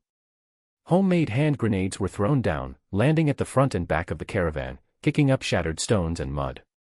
Someone shouted, someone dropped prone, and someone fired up the slope, but the bullets all flew too high. Open fire. Over 50 guns rang out simultaneously. The people below were like harvested wheat being cut down. As soon as the first row of gunfire ended, 7 or 8 escorts had fallen. When the second row of gunfire rang out, the remaining people began to crawl under the carts. Charge. The guard unit slid down from the tops of the slopes on both sides. Close quarters combat was just a matter of a few moments. A bearded man rushed over brandishing a saber, and Deputy Commander Nyo beside me smashed a rifle butt into his face. That man leaned backward, and the saber in his hand flew far away. It took only about the time it takes to smoke half a pipe of tobacco. The few people crawling under the carts were dragged out and knelt by the roadside. Their hands were shaking so much they couldn't steady themselves against the ground. What is on the carts? I asked. No one uttered a sound. I walked over and lifted the oilcloth on the first cart. Wooden boxes were neatly stacked, with foreign numbers branded on the box lids. I pried one open with a bayonet. Brand new rifles lay amidst the straw. The rifle bodies were coated with yellowish gun oil that hadn't been wiped clean yet. The grain of the wood on the stock was clear, and it smelled like walnut wood. I picked one up and weighed it in my hand, Mauser 98. Made in Germany. Not a replica. Pulling back the bolt, the rifling gleamed with a reflective light. I put the gun back and lifted the second box. Still guns. The third, bullets. Brass cartridge cases arranged in rows inside oiled paper packets. The fourth cart was filled entirely with ammunition boxes. A total of 60 guns and 60,000 rounds of ammunition. My hand paused on the edge of the box. Then I withdrew my hand. My mind was already calculating. The security corps currently had 120 guns, coupled with these 60 Mauser rifles. Overpowering the militias of the 3 surrounding counties in firepower would be no problem at all. Load the carts. I covered the oilcloth back up, tie them up just like before. Leave the empty boxes here, don't keep the old ones. Old Neo leaned over. Where should these empty ones be thrown? There is a cave behind the mountain. Wandering bandits used to stay there. I pointed in the direction of the ridge. Throw the empty boxes at the cave entrance over there. Also toss in a few pairs of old shoes and a few tattered burlap sacks. He understood. When daybreak was approaching, the caravan entered the back courtyard of the silk mill. Old Jing wasn't asleep yet. The light in the ammunition workshop was on, and when he poked his head out of the door and saw the ox carts, his eyes suddenly widened. He walked over, lifted the oilcloth, and felt all over the boxes with his hands. Mauser. His voice sounded different. This is, young master, where did this come from? Captured. Old Jing glanced at me and didn't ask any more. He opened a box, took out a gun, and looked it over repeatedly. Then he dismantled the bolt and looked at the rifling and firing pin against the light. Brand new. He put the parts back in, scarcely fired. The rifling is just like new. He looked at me. Young master, this batch of goods. I know. The next afternoon, I pulled out 20 Mauser rifles from the silk mill and sent them directly into the security corps. On the parade ground, I called out 2 squads of men. They were picked from the corps, the ones with the best training and top shooting scores. They stood in 2 rows. I had the men place the guns on the table, 20 of them, lined up in a row. Take these guns away, I said, 1 for each person. No one moved. What's wrong? A soldier at the very edge of the first row looked at me. Young master, are these German fast-firing rifles? Mauser 98. He swallowed a mouthful of saliva. Can I touch one? You can touch it once you take it. He walked over, wiped his hands on his trousers, and picked up a gun. With the stock braced against his shoulder, he squinted his eyes to aim for a moment, put it down, and then picked it up again to look at the engravings on the rifle body. Young master. His voice wasn't loud. This gun is too good. If it's good, practice hard. I looked at the men of the 2 squads. The guns are given to you, and ammunition is plenty. Next month's assessment, I want to see results. They hugged the guns in their arms as if holding their own sons. The news spread faster than I expected. On the 3rd morning, Advisor Fong came. He sat down to drink tea, raising and lowering his teacup repeatedly several times. Commander Shen. He finally spoke. I heard you captured a batch of guns while suppressing bandits. Captured a little, I said. Made in Germany. Who did you hear that from? Advisor Fong smiled. That smile wasn't right. Several gentry members in the county all know about it, he said. They say the guns Commander Shen captured are even better than the county security corps' original ones. Master Wang said while eating dinner last night, young Master Shen's luck is simply too good, he can even pick up guns. Those were his exact words. I picked up my teacup and took a sip. Bandits, after all, rob anything. I put down the cup. Some time ago someone lost a batch of goods in the provincial capital. This might just be it. Advisor Fong stared at me for about 2 seconds. Someone lost it, is that right? Should be. He didn't say anything more. He sat for a while longer and then left. In the afternoon, another person came. It was the accountant of the Lin family firm, surnamed Chen. He was a man from Roland's father's side. Mr. Chen brought the account books and finished reconciling the accounts for the silk mill. When leaving, he turned around at the doorway. Young Master Shen, people outside are saying that the fast-firing guns in your hands right now are no worse than the provincial garrisons. Who is saying that? Everyone is saying it. He cupped his hands in greeting. Word in the county is that after the new year, Commander Shen will be able to pull together an entire battalion. There are also people saying that in the future, the one who truly calls the shots in Huaiyuan County won't be the county magistrate, but the young master of the Shen family. After he left, I stood in the courtyard for a while. It was getting dark. The chimney of the silk mill in the distance was still smoking. The light was on in Rulin's room, casting her shadow against the window paper. I touched the list for the primers inside my chest. Tomorrow I'll go to the provincial capital. I'll buy primers and incidentally inquire about the provincial capital's reaction. Before dawn, I got up. Rulin turned over, resting her hand on the pillow, and mumbled something. I pulled the quilt up to cover her shoulders. Outside the window, it was hazy and gray. The branches of the old locust tree in the courtyard looked like ink strokes on damp paper, their edges bleeding outward. In the kitchen, Chuyer was making a fire. The smell of firewood drifted in through the crack of the door, mixed with the damp, earthy scent of dew. I felt for the cloth bag at the head of the Kong, stitched by Rulin last night with tight, neat stitches, inside of which were the primer receipt and $200 silver. The wrapper was made of coarse blue cloth, and she had sewn an extra couple of lines where it was tied. Come back early, Rulin's voice came from the Kong, sounding muffled. Amen. I didn't turn back, fearing that if I did, I wouldn't be able to leave today. When I walked out of the city gate, the sky had just fully brightened. The lame veteran at the city gate knew me, nodded, and didn't question me. A new notice was pasted on the bulletin board behind him, the ink looking like it was from the past couple of days, stamped with the county office's red seal. I didn't look closely, but out of the corner of my eye, I caught the words, firearms.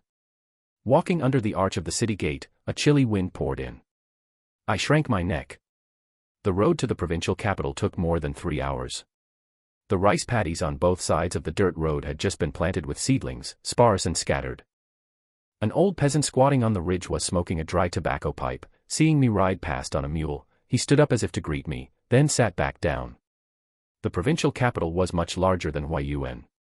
As soon as one entered the city, both sides of the street were lined with two-story storefronts, with signs stacked upon signs. Sellers of cloth, grain, and kerosene cried out in overlapping voices. A peddler carrying a pole passed by me, his shoulder pole creaking under the weight. I went to the foreign firm first. Primers. The clerk at the foreign firm pushed up his glasses. Mr. Shen, this item is in very high demand. German goods, $5 silver a box. Too expensive. Go ask around elsewhere, we are the only ones in the entire provincial capital with stock on hand. He clicked and clacked the abacus. How many do you want? Take 20 boxes first. The clerk was momentarily stunned, took off his glasses, and wiped them. Do you run a factory? Farming. He didn't ask further. When collecting the money, he licked his fingers twice, counting the money quickly. Leaving the foreign firm, I went to East Street to find the Lin family's shop. The Lin family firm had opened 2 branch stores in the provincial capital, and the one on East Street was managed by Rulin's third uncle. The storefront wasn't big, but its location was good. Right next door was the alley leading to the back door of the military governor's mansion. The third uncle was tallying accounts at the counter. Seeing me come in, he first pushed the abacus aside. Huaijin. Why are you here? He stood up and shouted toward the back, make tea. Just passing by. I placed the bundle on the counter. Rulin asked me to come take a look. The third uncle smiled. That girl loves to poke her nose into things. He poured a cup of tea and handed it over. The provincial capital hasn't been peaceful lately. Inside the military governor's mansion, 3 department heads were replaced last month. I picked up the teacup without drinking. Replaced. All of Brigade Commander Wu's people have been replaced. The third uncle lowered his voice. The newly appointed ones are all confidants of the military governor. I heard that Brigade Commander Wu reported sick last month and hasn't left the mansion for many days. The teacup spun around in my hand once. Wu Guobang. You know him. I've heard of him. The third uncle glanced toward the doorway. There were only 2 clerks moving goods in the shop. I shouldn't say this, but, he paused. That Brigade Commander Wu values his pride more than his life. Last time the military governor's mansion rejected 2 of his proposals, he directly slammed the table at the military affairs meeting. The military governor didn't say anything, but the very next day, he transferred all of Wu's confidants out of their posts. A peddler stopped at the doorway, putting down his shoulder pole as if resting his feet. The third uncle shut his mouth. I took a sip of tea. How is Rulin's health? The third uncle changed the subject, his voice returning to normal. Quite good. That's good. He nodded. Her mother has always been worrying about her. The peddler stood at the doorway for the time it takes to smoke half a pipe of tobacco, then picked up his pole and left. I watched his retreating figure. His cloth shirt was covered in layers of patches, and the soles of his straw sandals were almost worn through. Right now in the provincial capital, I put down the teacup. Are there many peddlers? The third uncle looked over in the direction of my gaze. Not many, he said. Strolling through the streets and alleys, maybe 3 or 5 a day. This one looks unfamiliar, I've never seen him before. I put the teacup down. Third uncle, I'll be leaving first. I need to hurry back before dark. He didn't ask me to stay, but when handing over the bundle, he pressed down firmly on it. On the way back, I took a detour. Leaving from the west gate, I took the dirt road via Lujiaji. This road added 5 miles of detouring, but there were fewer people.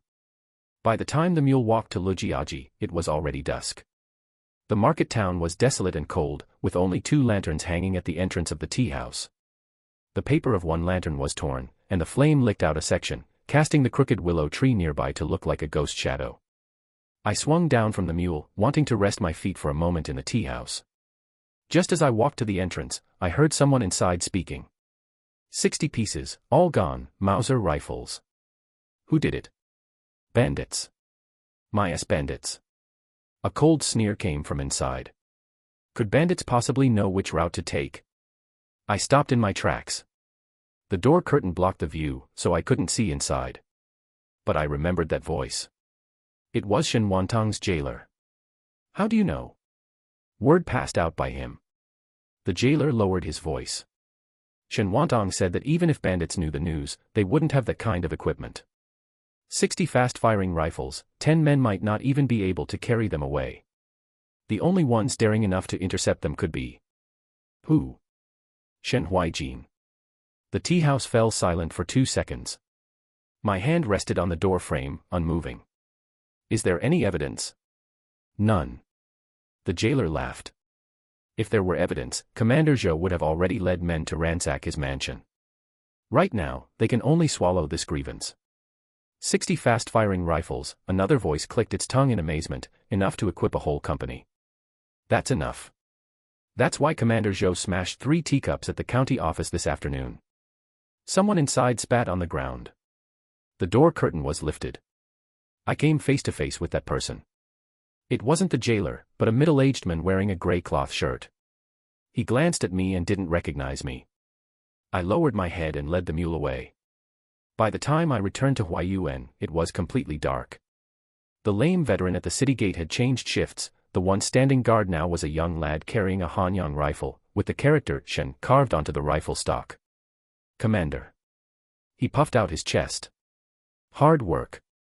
Turning right after entering the city gate, I heard the sound of commands coming from the training ground. Uncle Zhong was training people. Lower. Lower still. Do you think you're a pillar? Lying that high is just making yourself a target for others. When I walked over, he didn't see me. On the training ground, 10 people were divided into 2 groups of 5, practicing crawling forward. The ground was paved with coal cinders, and some people's elbows were already rubbed raw. Again. Uncle Zhong shouted. The 10 people climbed up from the ground and dropped back down. Someone's toes were sticking up. Uncle Zhong walked over and tapped the sole of his shoe with a wooden stick. Insteps flat against the ground. Insteps. Didn't you understand? I stood at the edge of the training ground watching. Among these men, half of them were the ones who followed me to Longji Ridge last time. They were still clumsy when using the Mauser rifles, but their movements were starting to take shape. Uncle Zhong turned around and saw me. Commander. Continue. He didn't stop, turning back to continue roaring. Second group. Sentry snatching subject, the target is the sandbag behind that tree. Remember, no making a sound. Whoever makes a sound will add 10 more laps tonight. I watched for half an hour. What these soldiers were training in was different from before. It wasn't just shooting, standing at attention, or marching in goose step. What they practiced was how to lie down, how to crawl, and how to sneak past in unseen places. Every 2 people formed a group, with one person responsible for attracting attention while the other bypassed from the flank. Uncle Zhong divided these men into 3 small squads. 5 per squad, equipped with 2 Mauser rifles and 3 Hanyang rifles. This is called infiltration assault, I told Uncle Zhong as I was leaving. Small units, independent action. No need to wait for orders, fight based on the situation. Uncle Zhong wiped away his sweat. Is this stuff useful? You'll know in the future. Early the next morning, I went to the Security Corps headquarters. Advisor Fang was organizing account books inside the room. A stack of roster books was piled on the table, their covers frayed at the edges. Counted and ready. Counted and ready. He pushed the roster forward. There are 167 people on the regiment's roster. Excluding the 23 drawing empty pay, 144 remain. Further excluding the old, weak, sick, and disabled who cannot fight, those who can genuinely be pulled out into the field, 92 people. I sat down and opened the roster. The handwriting was of several types. Some were neat, while others were obviously signed by someone else on their behalf. From among these, I tapped the pages with my finger, select people. What selection criteria? Those who can see the road at night. Those who don't panic upon hearing commotion. Those who dare to grope in the dark alone. Advisor Fang glanced at me. There aren't many such people. However many there are, count them. He thought for a moment and opened another booklet. 3 people will definitely do. One used to escort convoys for salt merchants and is used to walking night roads. Another is a hunter who can hear a rabbit's movements 30 paces away. And another, he paused, previously served as a gold-touching captain. A grave robber. Right. Later on, graves became hard to dig, so he came to be a soldier. I closed the roster. Call them all here. When these 3 people came in, they stood crookedly. I made those 3 people stand for a quarter of an hour. Advisor Fang flipped through the roster beside us, making the pages rustle loudly. I leaned against the edge of the table without speaking. The escort was named Lu Dubiao, in his early 30s, broad-shouldered and thick-waisted. He stood straight enough, but his eyes kept drifting toward the door. The hunter's surname was Sun, around 40 years old, as thin as a stick, and his fingers kept rubbing back and forth against his belt. The tomb raider was the youngest, around 23 or 24, surnamed Ma, I didn't remember his full name, and his entire body leaned limply against the doorframe as if he had no bones. That's enough, I said. The 3 of them looked over all at once. There is a pile of lumber in the southwest corner of the regiment headquarters. I want a log 6 feet long and as thick as a bull's mouth. Go and carry it over. Lu Dubiao was stunned for a moment. Just this. Just this. He turned and walked away. Hunter Sun followed behind him with very light footsteps. The one surnamed Ma dawdled for a while before finally sauntering out. Advisor Fang leaned in. Young master, what kind of test is this? Testing their eyes. Eyes. I didn't explain. In less time than it takes to steep half a cup of tea, the 3 of them returned. Lu Dubiao was carrying a log on his shoulder, covered in sweat. Hunter Sun followed behind him empty-handed. The one surnamed Ma walked at the very end, dragging a tree branch in his hand. I looked at Lu Dubiao. How long is the log you are carrying? 6 feet, as thick as a bull's mouth, he panted. The count is correct. But the one I wanted is from the pile of lumber in the southwest corner. The one you carried is from the stack in the northeast corner. Lu Dubiao's face flushed red. Hunter Sun spoke. There are no 6-foot lengths in the southwest pile. The shortest is 7 feet 2 inches, and the thickest is twice the width of a bull's mouth. That's why I didn't take it. I nodded. The one surnamed Ma tossed the branch onto the ground. You said the southwest corner, but you didn't say the lumber pile. 3 zhang east of that lumber pile is a locust tree. This branch is a little over 6 feet long, only as thick as a thumb, and not as thick as a bull's mouth. He grinned. You said a round log, but you didn't say it had to be from the lumber pile. Nor did you say it had to be a tree stick. I figured this was the closest thing in the southwest corner. Advisor Fang coughed. I looked at the branch on the ground, then looked at the one surnamed Ma. What is your name? Ma-san. Very well. Ma-san, Lu Dubiao, Hunter Sunday. I want all 3 of you. Lu Dubiao was dumbfounded. Hunter Sun remained expressionless. Ma-san picked up the branch and twirled it twice in his hand. At this moment, Uncle Zhong came in from outside with hurried footsteps. Young master, Zhao Sanyang is here. When Zhao Sanyang entered, her gray cloth jacket was still damp with dew. She glanced at the three men without speaking. I asked Advisor Fong to take the men down and settle them in first. After the door was closed, Zhao Sanyang spoke, "That peddler is not right." "In what way is he not right?" "He has been selling tobacco leaves at East Street for 4 days. He changes places every day, but never goes far, always hovering around the security corps. I had someone follow him for 2 days." She handed over a crumpled slip of paper. "Last night he checked into room C3 of the Wilai Inn. The adjoining room C2 was vacant, so I had Chuyer disguise herself as an inn-waiter to deliver water and searched his bundle. Inside was half a ledger recording the security corps' headcount, firearms, and sentry rotation schedules. I took the slip of paper without looking at it. People from the provincial capital. Most likely. The accent is from the provincial capital. I unfolded the slip of paper. The handwriting on it was very scribbled, but recorded in great detail. Shift change at the hour of Mao, 2 people at the East Gate, 1 long gun, 1 short gun. 1 person at the West Gate, 1 long gun. 2 people at the headquarters entrance, each with a Mauser. This kind of person won't come alone. I folded the slip of paper and shoved it into my pocket. Are there any other informants near the inn? None found.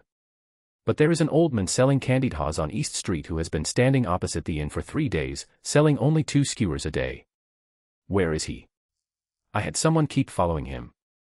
I walked to the table and poured a cup of water. The water was cold. Room C2 is vacant. Vacant. Good. I asked Uncle Zhong to bring paper and brush. The letter was very short. Personally delivered to Regiment Commander Shen. The previously sent items have been safely received.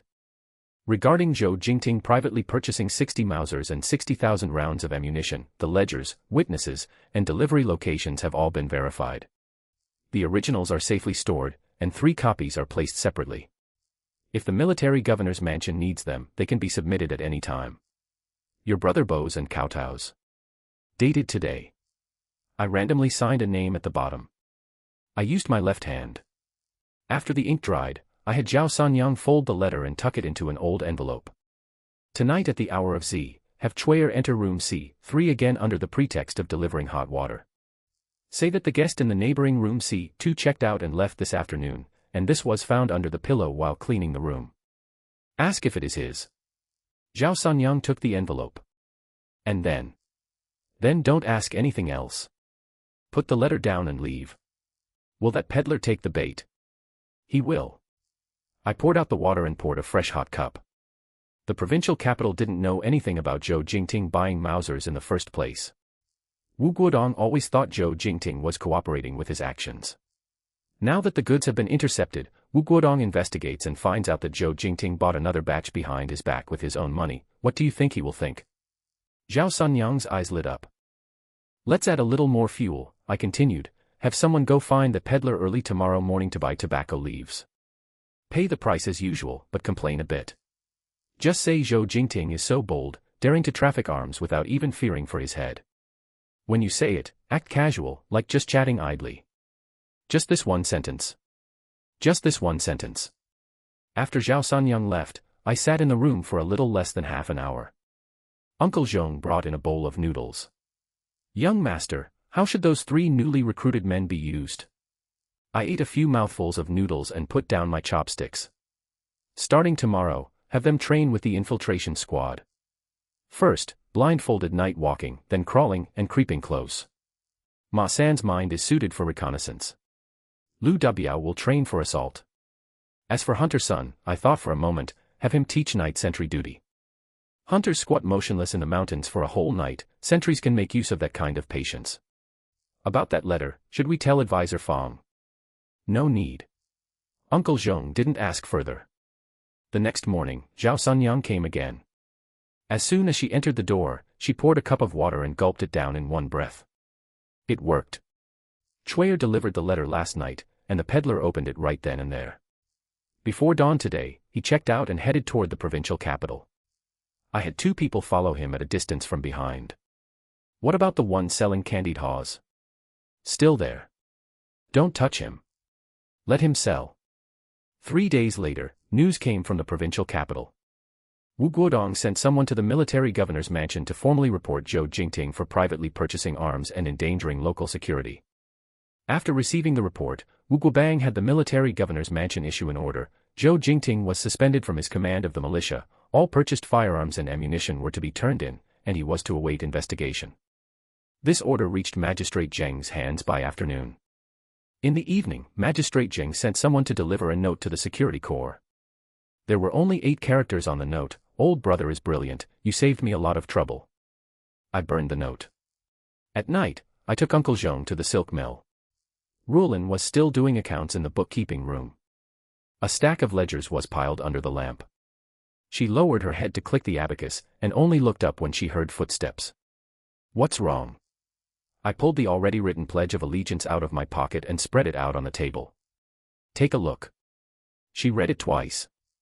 The phrasing is so humble. It has to be humble. The lower it is, the less they will take it seriously. 3,000 silver dollars for rewarding the army, her finger tapped on that line, paid out of the silk mill's accounts. Charge it to the Guangyuan money shop's account. Starting next month, the silk mill's accounts will be kept separately, detached from the money shop. Rulin thought for a moment, will the provincial capital audit the accounts? They can't audit them. They can't get their hands into the money shop's cash flow. Very well. She took out the key, opened the drawer, and took out a stack of silver notes. Here are 2,500. Have Uncle Zhong go to the counter to collect the remaining 500 tomorrow. I sat down beside her. Rulin. After this time, we can probably have 2 or 3 months of peace. She put down her pen and looked at me. What can 2 or 3 months be enough for? Enough to train the infiltration squad. Enough to expand the silk mill by 2 workshops. Enough, I paused, enough to wait for the child to be born. The corners of her mouth twitched, but she couldn't smile. What if it's not enough? Then in these 2 or 3 months, we'll build up a few more trump cards. She lowered her head and continued clicking the abacus. Early the next morning, Uncle Zhong changed into a clean long gown, took the Pledge of Allegiance and the 3,000 silver dollars in silver notes, and rode a carriage toward the provincial capital. In the afternoon, I went to the security corps. Advisor Fang was watching the infiltration squad train on the drill ground. 9 newly recruited defeated soldiers, plus the 3 thorns from yesterday, a total of 12 people, were blindfolded and navigating obstacles at the east end of the drill ground. Ma San walked the fastest.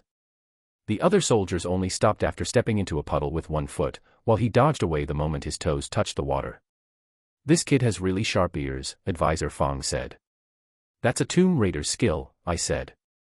2 days later, Uncle Zhong returned from the provincial capital. He handed me a craft paper envelope stamped with the official seal of the military governor's mansion. The letter was very short. Understood. Shen Huaijin displays a deep sense of righteousness, and the military governor's mansion commends his sincerity. He is hereby ordered to reorganize local armed forces to pacify the local populace. The signature at the bottom was the stamp of the Secretariat of the military governor's mansion. I folded the letter and handed it to Advisor Fang. File it. Advisor Fang looked it over. This is an amulet. At night, I returned to the mansion from the security corps. It was completely dark. Uncle Zhong was waiting for me at the porter's lodge. Young master, how did those 3 new recruits train today? 3 days later. Zhao Sanyang ran all the way in from the front courtyard, her shoe soles slapping sharply against the blue brick floor. Young master. I was squatting in the courtyard gnawing on a sesame flatbread, and looked up at her. She leaned against the doorframe, panting, the expression on her face as if she had picked up a silver dollar. Qinglong Stronghold. What stronghold? Qinglong Stronghold. 40 miles west, there is an old stronghold deep in the mountains, harboring around 40 routed soldiers. She took the teacup handed over by Chui'er and took a big gulp. The leader is called Lu Zhanbiao, who used to be a company commander in the Beiyang army. Later, his unit was scattered, and he drifted to our county with 20-some brothers. Over the past few months, he has gradually gathered some stray soldiers, making up about 40 people. I put the sesame flatbread back on the plate. Have they looted?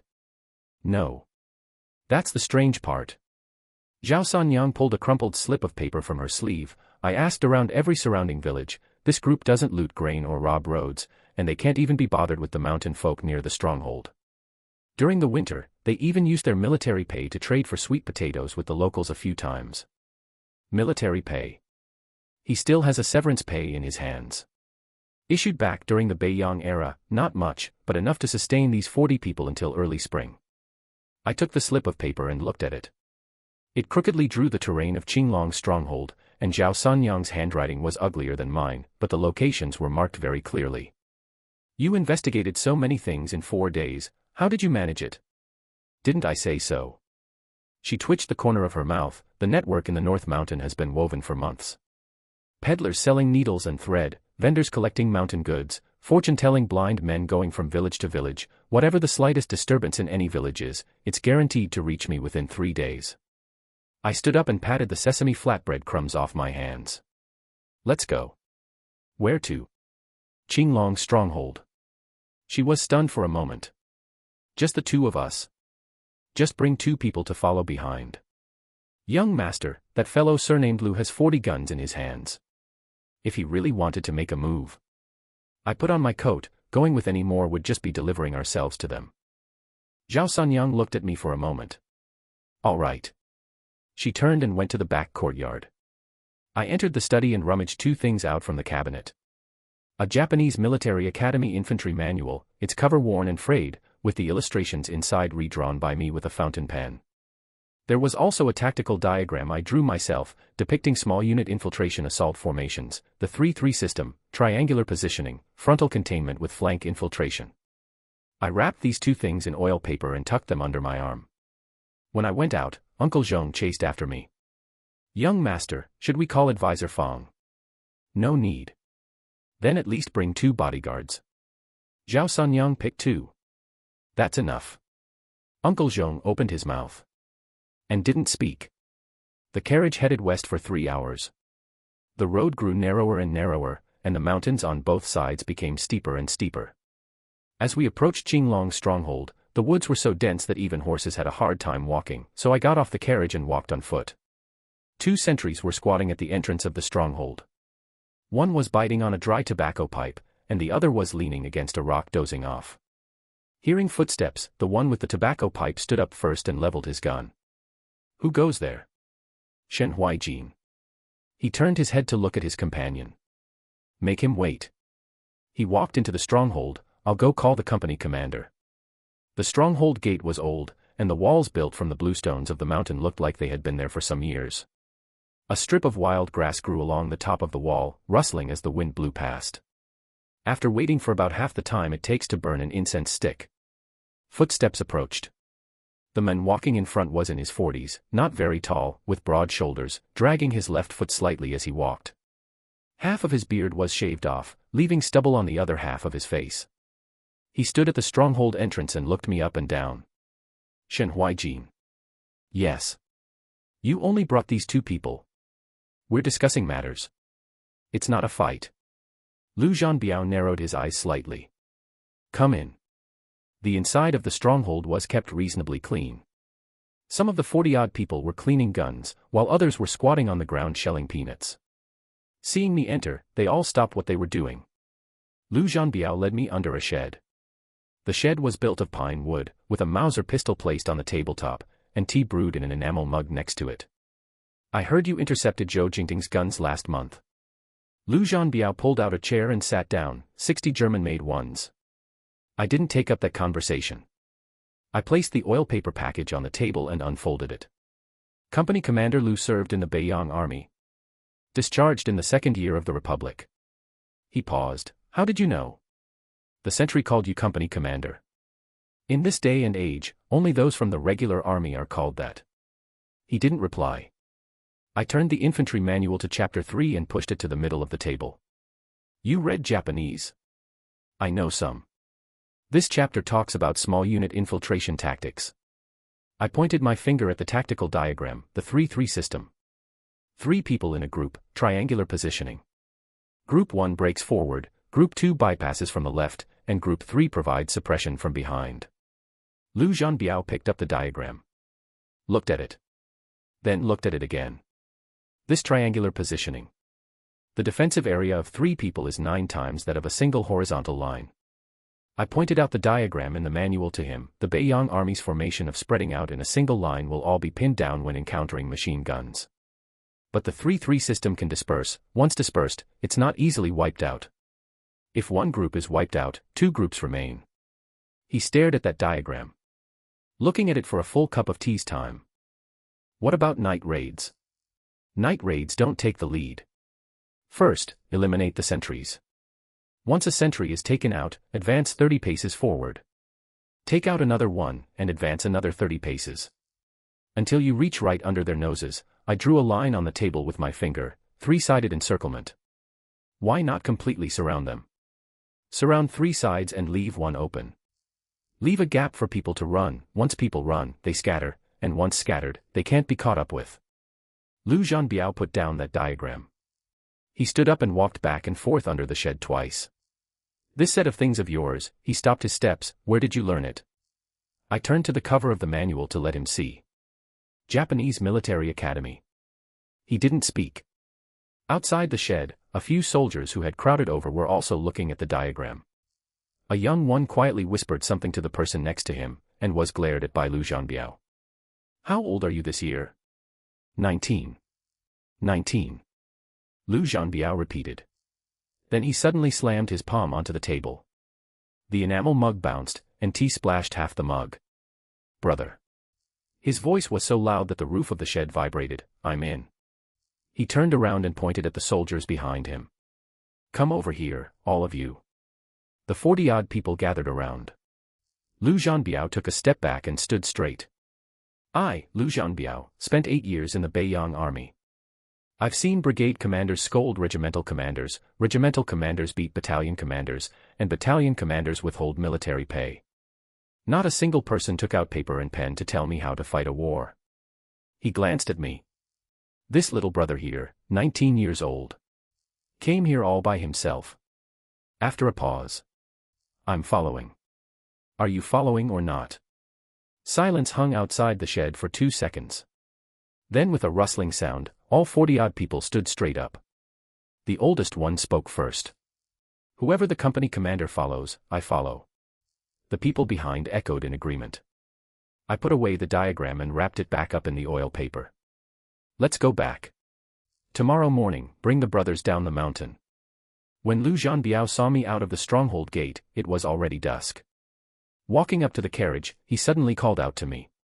Shen Huaijin. I turned back. How did you dare to come alone? I thought about it. If you wanted to rob, 40 people would be enough to block the official road several times. But you're squatting in this mountain ditch gnawing on sweet potatoes. You are waiting for someone to recruit you, not waiting for someone to attack you. He didn't speak. After a while, he smiled. 19 years old. He turned and entered the stronghold. Returning to the mansion, it was already midnight. The light in the gatehouse was still on. Pushing the door open, Lin Rulin was sitting by the table. Spread across the table were 3 stacks of account books, a pile of title deeds, and 2 floor plans of the silk mill. She held a pencil, slowly writing something on a piece of paper. Under the lamplight, her complexion was a bit pale. Why aren't you asleep yet? I couldn't sleep soundly. She put down the pencil. My legs are swollen again. I pulled a chair over and sat next to her. These account books. She pointed to the 3 stacks of notebooks. This stack contains farmland and property deeds, the family fortune of the Shen family for over a dozen years. This stack is the expenses and income of the silk mill, every single transaction of goods coming in and out from the start of operations until now. This stack is the commercial accounts I brought from the Lin family, covering 3 years. She pushed that piece of paper in front of me. On it, the names of 6 commercial houses were listed row by row. Huaiyuan Silk Industry. Shenlin Grain Shop. North Mountain Timber. Huaijin Real Estate. Jiangnan Commercial Firm. Guangyuan Money House. Expand the silk mill into a silk company, managing everything from purchasing cocoons to producing silk. Gather tenant lands and grain procurement together under the grain shop. North Mountain has plenty of timber, so set up a separate company. Real estate will manage the shops in the town and the properties in the county town together. Jiangnan Commercial Firm handles shipments via waterways, and rename the Lin Family Commercial Firm. What about Guangyuan Money House? Internal borrowing and lending. She drew a few lines between the 6 commercial houses with her pen. If the silk company is short of money, the money house directly transfers the surplus funds from the grain shop. Once timber is sold, the profits go into the money house, and are then lent to real estate. The 6 commercial houses calculate their accounts separately, but the money flows from a single pool. This saves outside interest and saves us from having to look at other people's faces. I looked at those 6 lines of words. Looked at them several times. These. What's wrong? These. I stared at the 6 lines of words on the paper, tapping my fingers twice on the desk. Lin Rulin pushed the other 3 account books over. The covers were marked with the names of the firms in brush handwriting, and her handwriting was stroke by stroke, without connected strokes, looking as if it were printed on. Yulong's account books were still a mess last month, I said. They are not a mess anymore. I opened the topmost one. The first page was a summary table: income, cost, inventory, and accounts receivable. The 4 major items were further broken down into 12 sub-items, with verification dates marked next to every number. I stopped when I turned to the 3rd page. This number, the net profit, has increased compared to before integration. I looked up at her. Nearly double. Lin Rulin tucked a strand of hair behind her ear. Internal allocation costs have dropped by 60%. Previously, the 6 major firms each made their own purchases, with high prices and scattered quantities. Now, with unified procurement, for cotton yarn alone, costs have been cut by 35%. She pushed another piece of paper over. On it was drawn a supply route map for the 6 firms.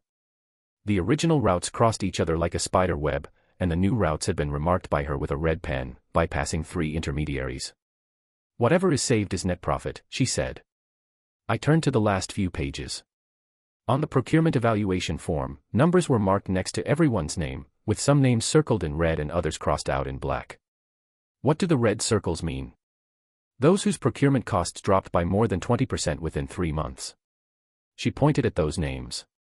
The black crosses are those I found taking kickbacks, and they have already been replaced. She spoke very flatly, as if replacing 6 purchasers was just changing a few numbers in the account book. I closed the account book.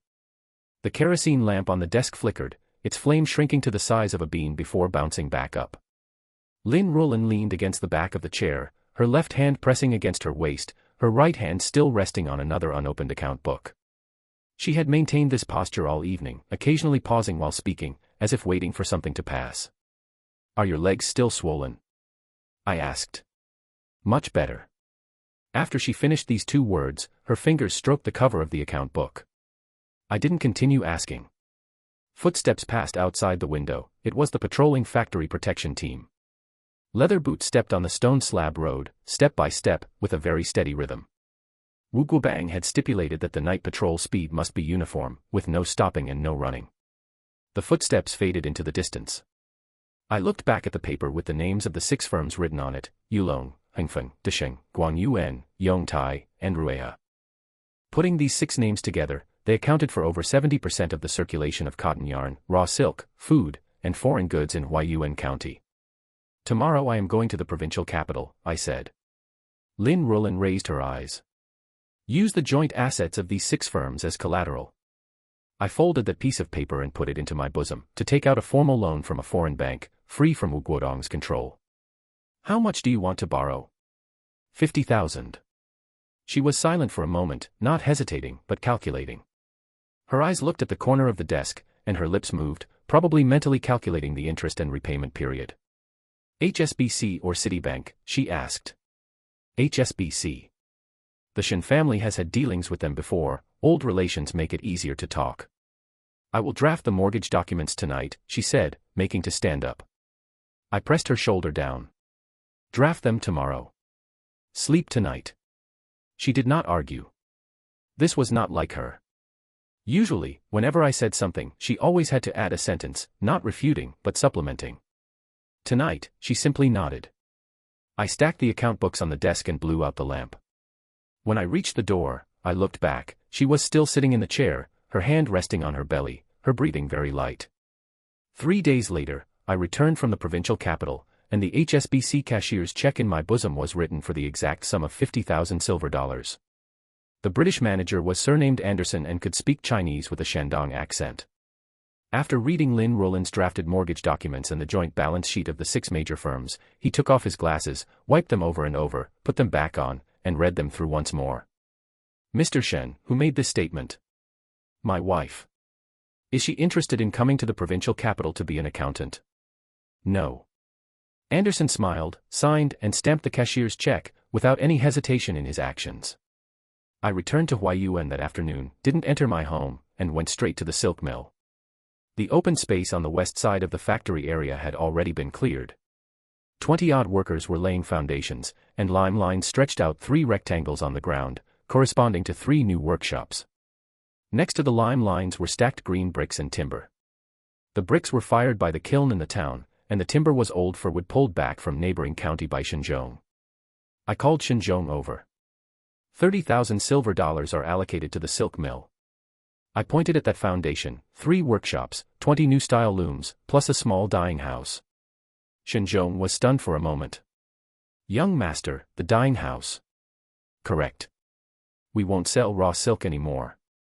I squatted down, picked up a piece of broken brick, and drew on the ground, spinning, weaving, dyeing and finishing, doing it all in one line. Our silk can sell for 4 silver dollars a bolt when pulled to Shanghai, but if we dye it to a good color before pulling it there, it can sell for at least 6. Shenzhou squatted beside me and watched me draw. After watching for a moment, he stood up and shouted toward the foundation, "Old son. Have your apprentice go to the town to find 20 more masons, and add more manpower tomorrow."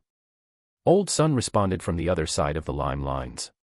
I walked around the factory area until dark.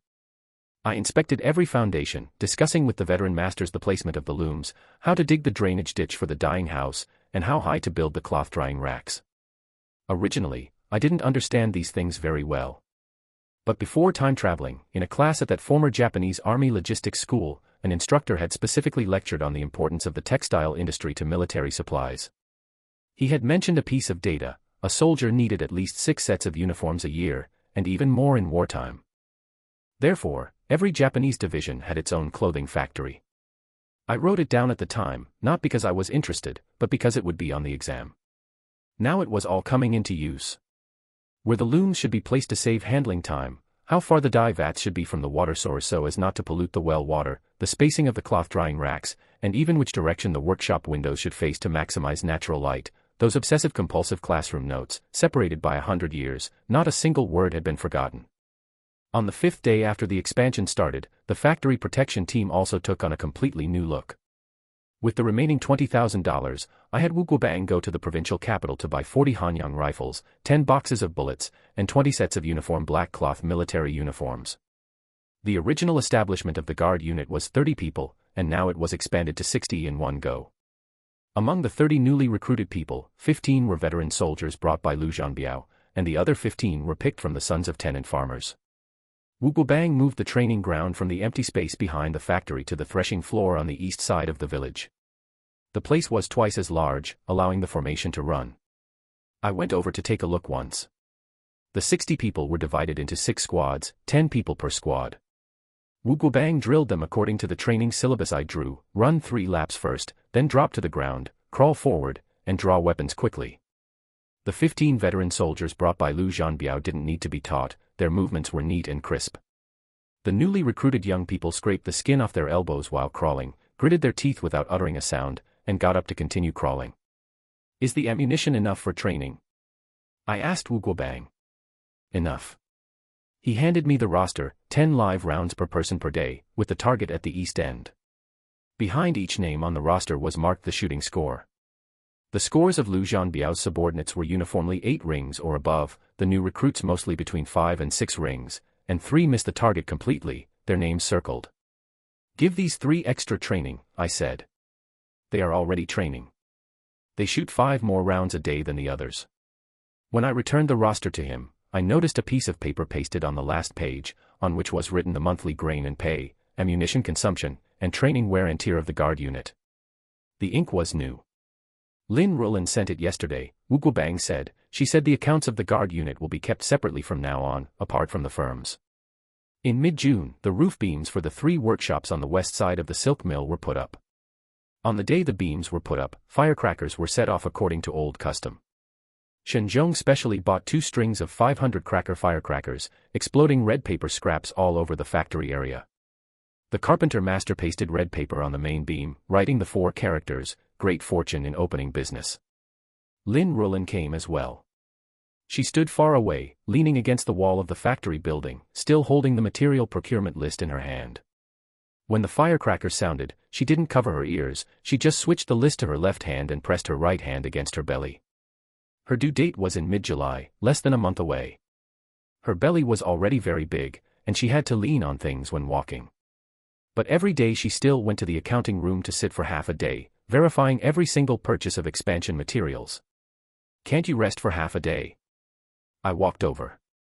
The green bricks sent by Lu Laosen yesterday were short by 120 pieces. The account wrote 3,000, but there were actually only 2,880. She handed the list to me. I've already had him make up for it. I took the list without looking. Just have Chuyer run errands for these things. Chuyer doesn't understand the specifications of bricks. Lu Laosan used to supply bricks to Zhou Jingting. He knows me, but doesn't know Chuyer. After she finished these words, her brow furrowed slightly. Very lightly, it only furrowed for less than a second, and then relaxed. But her hand remained pressed against her belly and was not put down. "It hurts again," I said. "Braxton Hicks contractions. The doctor says it's normal." She smiled, tucked the list into the account book, and turned to walk back slowly. I watched her walk up the steps at the factory entrance. When walking up the steps, she had to turn sideways, supporting the wall with one hand and holding her waist with the other, making sure every step was firmly planted before taking the next one. After walking 6 steps, she stopped twice. That night, I stood at the expansion construction site for a very long time. Zhou Jingting's intelligence was brought by Zhao Sanyang. That evening, I was reconciling accounts in the accounting room when Chuyer ran in, saying someone was looking for me at the back door. Zhao Sanyang stood in the shadows of the porch, handing over a crumpled piece of cigarette pack paper. On it, a route was drawn with charcoal strips. Zhou Jingting's gathering point was at 3 trees, with over 90 people, setting out at the 3rd watch, taking the eastern path toward the Shen family village. I turned the paper over. The departure time was written on the back. Zhao Sanyang said, he gathered the last batch of men over at Hafen Gully. They don't have many guns, but everyone is carrying a knife. I placed the cigarette pack paper on the table. Zhao Sanyang said again, they plan to scale the wall into the estate and hack at anyone they see. I said, I know. She waited for a moment, but I didn't speak again. She turned and left. I sat in front of the sand table for about 10 minutes. The sand table was made last month by Shenzhong using river sand and mud, molding out the terrain around the estate. I stared at that eastern path, drawing 3 lines with a tree branch. The first was at the crossroads. The second was in the middle of the rice paddy. The third was outside the estate wall. After drawing each line, I poked a dot with the tip of the branch. Early the next morning, I called Shenzhong over and told him to take men to dig pits at the crossroads. Not big pits, but holes the size of a bull's mouth, spaced 3 feet apart in a staggered arrangement. At the bottom of the holes were sharpened bamboo poles, with their bases buried in the hard soil and sticking out 1.5 feet. In front of the pit formation, 3 lines of homemade barbed wire were strung, number 8 galvanized wire wrapped with broken glass and caltrops, tied to wooden stakes. Shenzhong looked at the blueprint and said, "Can this stop people?" "Yes," I said. "They won't see it at night." The second line of defense was set up on the dirt road in the middle of the rice paddy. On both sides of the road were irrigation ditches, with barnyard grass growing half a person tall on the ridges. Wu Guobang led 40 guard unit members to hide in the ditches, while another 20 were in the mulberry grove opposite the rice paddy. I had them clean the newly captured Mauser rifles. Each rifle was equipped with 40 rounds of ammunition. Hand grenades were distributed to the 10 people with the best marksmanship. Wu Guobang asked, "When do we strike?" "Wait until they fall into chaos," I said. "The first line of defense isn't meant to block people, it's meant to create casualties." He thought about it and nodded. The third line of defense was outside the estate wall. Shenzhong led 30 men from the security corps to guard it, divided into 5 squads. 6 people per group, with 2 veterans leading 4 recruits. I had Lu Zhanbiao teach them that infiltration tactic from Qinglong's stronghold: no formations, no standing in lines, fighting independently in groups of 5, interspersing and cutting through. Lu Zhanbiao had trained them for half a month. He modified the 3-3 system into a 5-5 system, equipping each group with 1 Hanyang rifle, 2 Commission 1888 rifles, and 2 machetes. He said, "In close combat, guns aren't as fast as knives."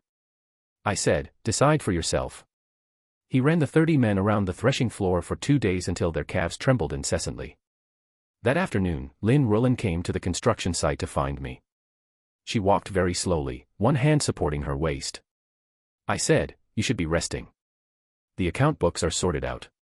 She handed me a blue-covered ledger. For the bricks and timber used in the expansion, the actual expenditure was 420 blocks less than the budget. Lu Laosan made up the bricks, but he mixed defective ones in with the good ones, and Chuyer didn't notice. I took the ledger and flipped through it. She had circled 3 places with a red pen. I had Chuyer pick out the defective ones and pile them at the base of the western wall, she said. When Lu Laosan delivers goods next time, I'll let him see for himself. I said, all right. She stood at the edge of the construction site, watching the new roof beams being erected in the western workshop. Are we fighting tonight? She asked. Amen. I've had Chuyer watch over father's place, she said. Don't worry about the child. She turned and walked back. Arriving at the steps of the mill entrance, she paused. That oilcloth package on the well wall, she said. I moved it deeper inside. The well wall she mentioned was that old well of the silk mill. After chapter 28, I wrapped copies of Zhou Jingting's evidence in oilcloth and hid them in the brick crevices of the well wall. Only she knew about this. Well moved, I said. She entered the door. After it grew completely dark, I began making arrangements. In front of the chevaux de frise at the crossroads, a layer of dry rice straw was scattered to cover the ground. The barbed wire was tied loosely so that anyone crashing into it would make noise. The caltrops were custom-made from the blacksmith's shop, with 4 sharp spikes welded together so that one would always point upward when thrown on the ground. Wu Guobang led his men crouching into the ditch in the dark, the barnyard grass masking their figures. Mosquitoes buzzed by their ears. No one swatted them. Shenzhong's 5 squads lay in ambush on the inner side of the estate wall. Ladders were set against the wall, with gun muzzles resting on the crenellations of the wall top. Lu Zhanbiao squatted at the base of the wall, using a bayonet to draw 5 arrows on the ground, 1 attack direction for each squad. He said, remember, charge when you hear the whistle, don't hesitate. Once you rush through, disperse, don't clump together. The 3rd watch had passed. Outside, there was first the barking of dogs, followed by footsteps.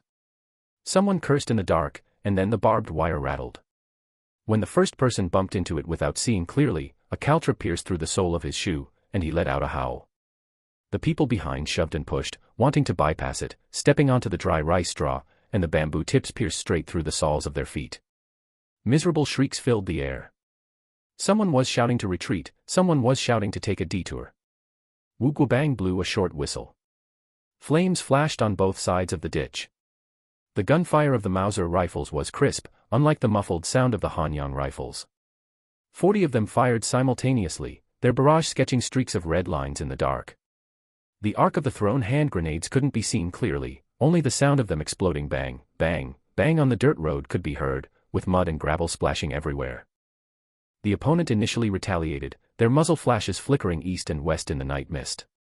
But they were in a low spot, completely exposed with no cover.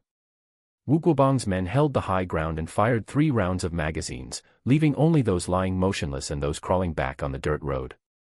The remnants fled toward the 3rd path. Someone was shouting Commander Zhou's name, their voice laced with a crying tone. The gun muzzles on the estate wall lit up. It was not a volley. It was 5 squads fighting independently, 2 squads on the left flank outflanked and encircled, 1 squad on the right flank suppressed from the front, and 2 squads in the middle interspersed and cut through. Lu Zhanbiao's whistle blew twice short and once long. The left flank vaulted over the parapet, charged out stepping across the fields, and intercepted the fleeing remnants from the side, splitting them into 2 sections. A tall man wearing a silk jacket was cursing while brandishing a C-96 pistol, but a veteran from the left flank slashed his wrist with a knife, knocking the gun out of his hand. The men turned to run, but Lu Zhanbiao chased after him and smashed his rifle butt against the back of his head, causing him to stumble, and then he was pinned down and tied up by 2 recruits. The battle lasted less than an hour. Over 40 people lay sprawled across the dirt road, most of them with injured legs unable to run. Over at the crossroads, there were another 7 or 8 whose soles or calves had been pierced by bamboo tips, their blood staining the dry rice straw black. The captives were escorted to sit under the eastern wall of the estate. Wu Guobang counted them, 52 living souls. Shenzhong asked me, where is Zhou Jingting? Lu Zhanbiao dragged the tall man over. It wasn't Zhou Jingting. It was a deputy surnamed Ma, whose lips had been split open, causing him to lisp when speaking. Zhou Jingting ran, he said. As soon as the guns sounded, he took fewer than 10 people and bolted into the mountains to the north. I asked, which mountain peak? In the direction of Hafen Gully. I didn't ask any further. After dawn, I began taking inventory. 37 rifles were captured, most of them old commission 1888 rifles, with 3 Mauser rifles. 4 short arms and 1 C96 pistol. Half a box of ammunition. A pile of knives and spears. Shen family casualties, 3 minor injuries. One had his shoulder grazed by a ricochet, one sprained his ankle while scaling a wall, and another blew off one of his own fingers because he threw a hand grenade too early. No one died. I tucked that C96 pistol into my waist and handed the rest of the guns to Wu Guobang to distribute. Shen Zhong lined up the captives and registered their names and native places one by one. Most of the men were not Zhou Jingting's direct subordinates, but rather vagrants and scattered bandits he had temporarily recruited in Hafen Gully. I said, those who are willing to stay and join the guard unit may stay, those who are unwilling will be given $2 silver and let go back. Out of the 52 people, 38 stayed. The remaining 14 people headed north with their silver dollars in their pockets. I dragged Deputy Ma into the woodshed for individual interrogation. He was tied to a pillar, his lips swollen very high. How many people does Zhou Jingting still have in Hafen Gully? None left, he mumbled. I brought them all. What about his hiding spot? There is a hunter shed in the North Mountain that he used before when committing kidnappings. I had Shen Zhong go find Zhao Sunyang. Zhao Sunyang arrived in the afternoon. I repeated Deputy Ma's words. She said, I know the hunter shed in the North Mountain. It's under Eagle Beak Cliff. I said, lead the way tonight. She glanced at me. You're going yourself? I didn't answer. I pulled out the C96 pistol to check the ammunition, all 5 rounds full. Pushed it back in and engaged the safety. Zhao Sunyang said, we can get there before dawn. I looked at the new captives forming up outside on the threshing ground, where Wu Guobang was teaching them to stand in formation. Those blockheads stood crookedly. The sky was overcast and gray. It was going to rain tomorrow. It was not yet dawn. I tucked the Mauser pistol into my belt and walked out of the firewood room. In the courtyard, Shen Zhong was already waiting, standing beside Lu Zhanbiao and 6 soldiers from the infiltration squad. Young master, Shen Zhong handed over a piece of dry ration, passed out from the prison. I took it and took a bite. It was so dry it choked me. When Mata delivered the food last night, Shen Wantang slipped a note. Shen Zhong lowered his voice, the abandoned hunter huts on North Mountain. He said he used to go there with Zhou Jingting. I didn't speak, chewing on the dry ration. Lu Zhanbiao was squatting on the ground sharpening his blade, and looked up at me. Let's go. I stuffed the dry ration into my pocket. North Mountain was 20 li away from the estate. The mountain path was narrow, and since it was dark, we couldn't light torches. Lu Zhanbiao led the way in front. This man had holed up in the mountains for 3 years, and his footsteps made no sound. I followed him, with the 7 soldiers marching in single file behind me. After walking for about 2 hours, the horizon began to turn gray. Lu Zhanbiao squatted down and pointed ahead. Below the hillside were a few dilapidated huts. A tiny bit of light leaked from one of them, an oil lamp with its light kept very dim. A person was propped up at the doorway, leaning against the wall, their head nodding off. A sentinel. Lu Zhanbiao looked at me. I held out 2 fingers and pointed to the left and right respectively. The 2 soldiers hunched over and crept down. After waiting for about the time it takes to smoke a pipe of tobacco, the soldier on the left poked his body out from behind a tree and made a gesture. The sentinel was gone. We crept outside the hut. The smell of medicine drifted out from the crack of the door, along with a very, very low sound. Someone was groaning. I looked inside. Zhou Jingting was bare to the waist on one side, with his left arm wrapped in bandages. 2 people were lying on the ground nearby, and 1 was sitting, 4 people in total. The one sitting was changing Zhou Jingting's dressing. The flame of the oil lamp flickered. I took a step back and nodded at Lu Zhanbiao. He kicked the door open. Everyone in the hut was stunned. Zhou Jingting reacted the fastest, his right hand groping under the pillow. I was already right in front of him. Before the revolver under the pillow could be drawn, the barrel was pressed against his forehead. Don't move. Zhou Jingting's hand froze there. He saw clearly that it was me. His face instantly turned pale. You. Cuff him. Lu Zhanbiao and another soldier pounced forward, pinning all 4 people to the ground. The bandage on Zhou Jingting's arm came loose, and blood seeped out again. He clenched his teeth and didn't utter a sound. I squatted down. Shen Wantang said it. Zhou Jingting's eyes widened as if they were going to split open. Impossible. Think about it yourself. I stood up, waved at Lu Zhanbiao, and said, take him away. By the time we went down the mountain, it was already bright. On the road, we bumped into a patrol squad from the security corps. Deputy Commander Niu led the team personally, and upon seeing Zhou Jingting, he was stunned for a long while. You really caught him.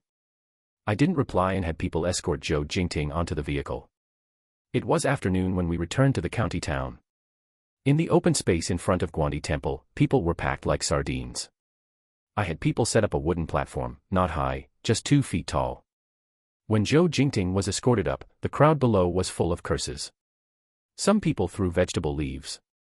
A woman shrilly shouted his name, and after shouting, cursed him again. I took that piece of paper from Shen Zhong's hands. 12 counts. When I read the 3rd count, people in the crowd began counting.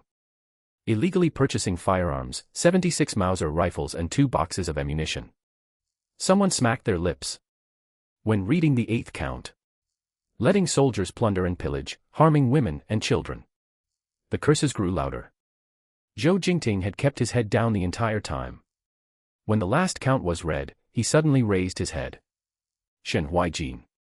What do you think you are? His voice was cracked. You just have good luck. If I had been born into the Shen family. Execute him. My voice wasn't loud, but the surroundings instantly went quiet. Zhou Jingting was still cursing. Lu Zhanbiao went up and pressed down on his shoulders, placing the muzzle against the back of his head. Bang. He pitched forward and fell. The splashed dust coated the legs of my trousers. No one in the crowd made a sound. After a good while, people in the back row began to cheer. 1, 2, and then like a pot boiling over, everyone started shouting. Some clapped, and some threw copper coins onto the platform. I didn't care. Deputy Commander Niu came over. These prisoners. Zhou Jingting's militia shall be uniformly reorganized by the security corps. I turned around and looked at him. Starting today, the 2 towns and 9 townships under his governance will be the defense zone of the security corps. Deputy Commander Niu swallowed a mouthful of saliva. Then as for the provincial capital side. I'll bear it. He didn't ask any more. After the crowd dispersed, Shen Zhong walked behind me. Young master, your complexion doesn't look good. It's nothing. I indeed felt a bit stifled. Executing a person was like beating a dog to death. Those people below, when cursing him, wished they could pounce forward and bite him, yet once he died, they cheered. It was all the same. When I walked to the entrance of the county yamen, Advisor Fang trotted out. Young Master Shen, the provincial capital side. Speak. No news. I stopped in my tracks. Not at all. None. Advisor Fang wiped his sweat. Logically speaking, the provincial capital should have intervened in Zhou Jingting's matter long ago. I thought about it. Just keep an eye on them. It was already dusk when I returned to the estate. Rulin was waiting for me in the courtyard, her belly already quite big. Was the person caught? Amen. How was it? I unbuckled my gun and placed it on the table. Executed. She didn't ask further. Dinner was very quiet. Rulin picked up a piece of meat and put it in my bowl, and I shoveled a couple of bites and put down my chopsticks. What's wrong? The provincial capital is too quiet. She put down her bowl. Wu Guobang won't just let it go like that. I know. I truly knew. The question was when he would make a move. At night, I tossed and turned on the Kong. Insects were chirping outside the window. Rulin was breathing evenly beside me, fast asleep. I stared at the ceiling beams. Starting tomorrow, Zhou Jingting's group would be reorganized, the defense zone would be expanded to the entire neighboring county, and the security corps would have to be expanded to 500 men. There weren't enough guns, nor were there enough men. And there was Wu Guobang. He was sitting right inside the provincial military governor's mansion, tapping his fingers on the tabletop. Staring at me. Before dawn, urgent knocking came from the courtyard. I flipped over and sat up. Rulin also woke up, her hands propped against the edge of the Kong, her belly overwhelmingly large. Young master. It was the voice of Shenjiang, carrying rare panic. Young madam is in labor. I slipped on my padded trousers and stepped barefoot into my shoes. Rulin bit her lip, beads of sweat already welling up on her forehead. I supported her as we walked out, her hands gripping my arm, her nails pinching me painfully. The midwife arrived very quickly. It was arranged by Zhao Sanyang, who had been waiting in the side courtyard beforehand. 2 maidservants carried in hot water, the door curtain was let down, and I could only see figures moving inside. Rulin did not cry out much. Only an occasional muffled groan came out, a sound even more heart-wrenching than loud weeping and shouting. I stood in the courtyard. The sky gradually brightened. Shenjiang stood nearby, wanting to say something, opening his mouth and then closing it again. He handed over a bowl of hot water. I picked it up but did not drink, the rim of the bowl slowly cooling in my hands. When the rooster crowed for the 3rd time, the cry of an infant came from inside. The sound was crisp and clear, like tearing open a gap in the cold morning air. A corner of the window curtain was lifted, and the midwife poked her head out. Congratulations, young Master Shen, it is a little young master, both mother and child are safe. When I went in, Rulin was leaning against the pillows, her sweat-dampened hair plastered to her face. In her arms she held a reddish little thing with a wrinkled face, yet its cries were very loud. I reached out to take it. The child's hands and feet kicked wildly, looking unimaginably small. I cupped his head, feeling the temperature against my chest, hot, unbelievably soft. His little fingers were clenched, only as thick as my pinky finger. Suddenly my throat felt as if it were blocked by something. I returned the child to Rulin and turned around. Shenjiang was standing at the doorway, and I asked, "Has the accounting room opened yet?" "It is not yet time. Call me when it opens." When I went to the accounting room, the sky was already fully bright. Ever since Zhou Jingting was executed, I had not had time to look at the numerical changes in the accounts. Opening the tenant harvest records for last month, my finger stopped at the last column. It was 20% more than the month before last. I put down the account book, picked it up again, and flipped through it once more. That was correct. Every tenant's harvest was increasing. Old Sun's family delivered 30 caddies more cotton, and Li Laoxi's rice was also 20% higher.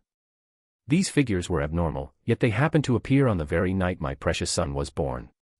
Footsteps came from the training ground outside. I walked out and saw the soldiers of the guard unit drilling. Lu Zhanbiao was demonstrating in front, drawing his gun, aiming, and changing magazines, the entire set of movements much faster than usual. The soldiers' eyes were fixed on him without blinking even once. A soldier noticed me watching and immediately stood even straighter. Several others nearby also straightened their backs along with him. Shenjiang walked over from behind, holding a booklet. "Young master, the number of people training this morning is not short by a single person, and 6 more came than usual. They all came voluntarily." I said I knew. Giving the child a name took me 3 days. Rulin said to name him Fusheng, but I felt it was too vulgar. She said to name him Nianzu instead, and I felt it was too old-fashioned. On the evening of the 4th day, I sat in the study, spread out a piece of paper, and wrote Shen Jiaji. Jia, to inherit the family business. Ji, a fine steed galloping 1,000 miles.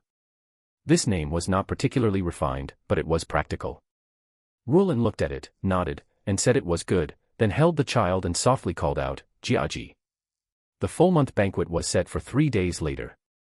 Shenjiang busied himself setting up the banquet, arranging 32 tables from the main hall to the front yard. Rulin's body had not yet fully recovered, but she also changed into a newly made qipao, holding the child and following beside me. More than half of the gentry from the 2 counties came. Several bosses from the chambers of commerce came to call, carrying gift boxes, inside which were silver locks and golden bracelets. Master Chen from the neighboring county sent a small pony, saying it was for the child to ride in the future. I stood at the entrance of the main hall to welcome guests. Magistrate Zheng arrived the latest, followed by Advisor Fang, carrying in a camphorwood chest. "Brother, congratulations, congratulations." Magistrate Zheng cupped his hands. "This is a small token of sincerity from our county." I opened the chest and took a look. Inside was a set of 4 treasures of the study, along with a roll of silver dollars wrapped in red paper. Magistrate, you have troubled yourself. After 3 rounds of drinks. I carried Jiaji out, the child wrapped in a bright red swaddling blanket, sleeping soundly. The main hall was filled with people, the smell of alcohol mingling with human voices, warm and bustling. Everyone. The voice was not loud, but the surroundings quieted down. The Shen family has been blessed with a new addition, and today I invite everyone to bear witness. I lifted the swaddling blanket upward. This child is called Shen Jiaji, and henceforth the family business of the Shen family will be inherited by him. A chorus of agreement rose from below. Some raised their glasses, others clapped. Just at that moment, the sound of horse hooves came from outside. The sound was very urgent, galloping all the way from afar and stopping at the manor gate. The laughter and chatter at the banquet subsided, and everyone turned their heads to look at the entrance. A messenger wearing a grey cloth uniform walked in, covered in sweat and with his boots full of mud. He swept a glance over the main hall, walked straight up to me, and pulled a letter from his bosom. The envelope was stamped with the vermilion official seal of the provincial military governor's mansion. I opened the letter. The people nearby were all watching. Magistrate Jing turned his body slightly sideways, glancing over from the corner of his eye. There were only a few sentences on the letter: either accept incorporation and serve as a brigade chief of staff, or bear the crime of arbitrarily killing an official appointed by the imperial court. Below was the autograph of Wu Guobang, with the date marked, upon arrival, with a 7-day deadline. I folded the letter and tucked it into my sleeve. Young Master Shen, the messenger was still standing there. The military governor said, please make sure to give a reply. I understand. I picked up my wine glass. You've had a hard journey running here, sit down and have a cup of wine first. The messenger cupped his hands and stepped back. The main hall returned to its lively atmosphere.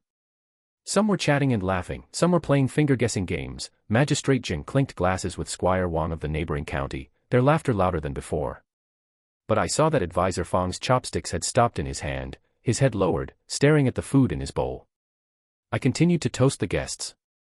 Walking over to the table of Boss Lu from the Chamber of Commerce, he took my hand and said, Young Master Shen, a child's full month is a great joyous occasion. If there is ever any place you need Lu in the future, just speak up. Boss Lu, you are too polite. Walking to another table, Squire Zhao from the neighboring county leaned over, Young Master Shen, what that letter said. Drink. I interrupted him and filled a cup for him. Squire Zhao raised his cup, tilted his head back, and finished it, asking no more. The banquet dispersed. The guests took their leave one after another, some riding in sedans and others taking carriages. Magistrate Jing left the fastest, merely saying that the yamen had matters to deal with, and hurried away with Advisor Fang.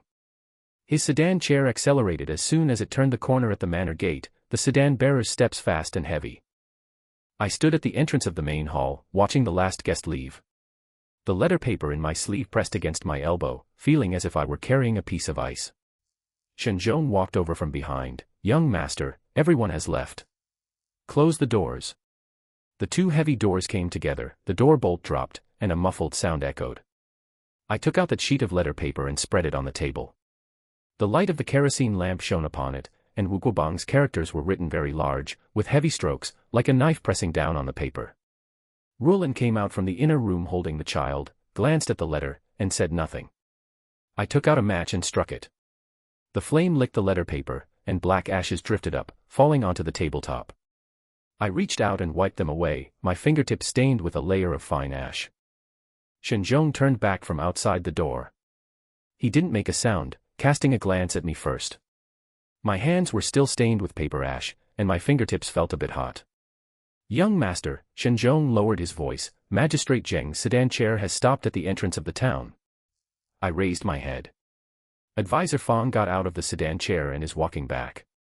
The flame of the kerosene lamp flickered. I didn't move, waiting for Shen Zhong to continue. Shall we invite him in? No need. I wiped the ash on my hands against my trousers. If he wants to come in, he will knock on the door himself. Rulin came out from the inner chamber. She had changed into a dark blue jacket, her hair loosely coiled into a bun, and her face still carried that postpartum pallor. She didn't speak and sat down beside me. The main room fell silent for a moment. The kerosene lamp crackled as it burned. Shen Zhong was still standing by the door, his hand resting on the door latch. Shen Zhong, I said, go call Zhao Sanyang over. Now. Now. Shen Zhong turned and went out. The door opened a crack, the night wind poured in, and the kerosene lamp almost went out. Rulin reached out to shield the lamp chimney. Are you really going to the provincial capital? She asked. Not going. Then the letter. What the letter says doesn't matter.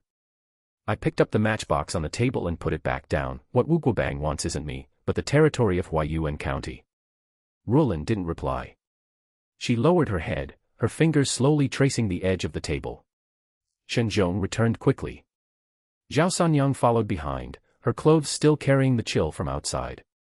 Young master. Sit. Zhao Sanyang sat down opposite the square table. Shen Zhong closed the door properly and stood behind her. I recounted the contents of Wu Guobang's letter. 7 days. Either accept incorporation and go to the provincial capital to serve as a brigade chief of staff, or be charged with the unauthorized execution of an imperial official. After I finished speaking, no one in the study uttered a sound. Zhao Sanyang spoke first. Those soldiers in Qinglong's stronghold have been trained for less than a month. Fighting against the regular army of the military governor's mansion, they won't even last 3 rounds. I know. The factory protection team has 60 people, and each person is only allocated 40 rounds of bullets for the Hanyang rifle, Shen Zhong said. If we really fight, it won't even last half a day. I know. Rulin's fingers stopped on the edge of the table. How much silver do we still have? She asked. Half of the 50,000 loan has been spent, I said. The machines for the silk mill have been ordered, and the deposit for the dye house dyes has also been paid. Can we return them? No. Rulin nodded. She withdrew her hands and rested them on her knees. Then we don't need to think about resisting head-on, she said. I smiled slightly. The corners of my mouth hurt a bit from stretching. Zhao Sanyang looked at me, then at Rulin. Her lips moved, but she didn't make a sound. Speak your mind. I nodded towards her. Young master, Wu Guobang currently has 3 regiments under his command, plus an artillery company and a cavalry unit, totaling nearly 2,000 people, Zhao Sanyang said quickly. Even if he leaves his main force in the provincial capital, if he just casually sends a battalion over, we won't be able to hold out. Shen Zhong sighed behind me. Then we won't hold out. I pushed the matchbox away. If he wants to incorporate us, we'll let him incorporate us. Young master. Listen to me finish. I stood up and walked over to the wall. Pinned on the wall was a map of Huaiyuan County, drawn by Rulin last month, the ink on it having dried long ago. Accept the incorporation. Write the reply politely, just say that your junior is grateful for the military governor's cultivation and is willing to go to the provincial capital to thank him in person. I turned around, however, local affairs need to be handed over, so we request an extension of 1 month. Will he agree? Rulin asked. He will, Zhao Sanyang said. What Wu Guobang lacks the most right now is face. Since we are giving him face, he has no need to push us too hard. Not only that. I pointed to the location of Beishan on the map. He agreed to a 1-month extension not because he is easy to talk to. It's because he also needs time. What time? To mobilize troops. Zhao Sanyang reacted, moving a battalion from the provincial capital to Huaiyuan will take at least half a month. Correct. I sat down again, so during this 1-month period, both sides are preparing for battle. Rulin stood up and walked over to the desk. The reply will be written tonight, she said. I will help you draft it. I shook my head. I must write this letter myself. Letter paper was spread out under the kerosene lamp. Rulin helped me grind the ink, her hands very steady. I dipped my brush in ink and raised my head to glance at her. Rulin didn't look at me. She stared at the inkstone, her eyelashes trembling slightly in the lamplight. Right, she said. I lowered my head. The letter was written very slowly. Every single word had to be carefully weighed. It couldn't be too humble, or it would make Wu Guobang suspicious. Nor could it be too tough, because if it was too tough, we wouldn't be able to stall. It had to be stuck right between, overwhelmed with gratitude, and not daring to climb high. Rulin watched me write from the side, occasionally coughing twice. After writing the last word, I held up the letter paper to blow it dry. Shen Zhong leaned in to look. He couldn't read, but he stared intently at those ink marks. Young master, will this work? I don't know. I folded the letter paper, but it's better than being cornered at the manor gate by someone in 7 days. Zhao Sanyang hadn't moved all this time. She sat opposite the square table, her fingers tapping on the table surface. Young master, about the Jiangwutang Military Academy. Relocate. I put the letter paper into the envelope. Relocate tomorrow. Move to the old site of Qinglong's stronghold in Beishan. Under what name? Training new recruits for the security corps. I dipped the last bit of ink and wrote Wu Guobang's name on the envelope. Triple the enrollment of trainees. Shen Zhong gasped. Triple. Young master, this commotion won't be small. We want the commotion to be big.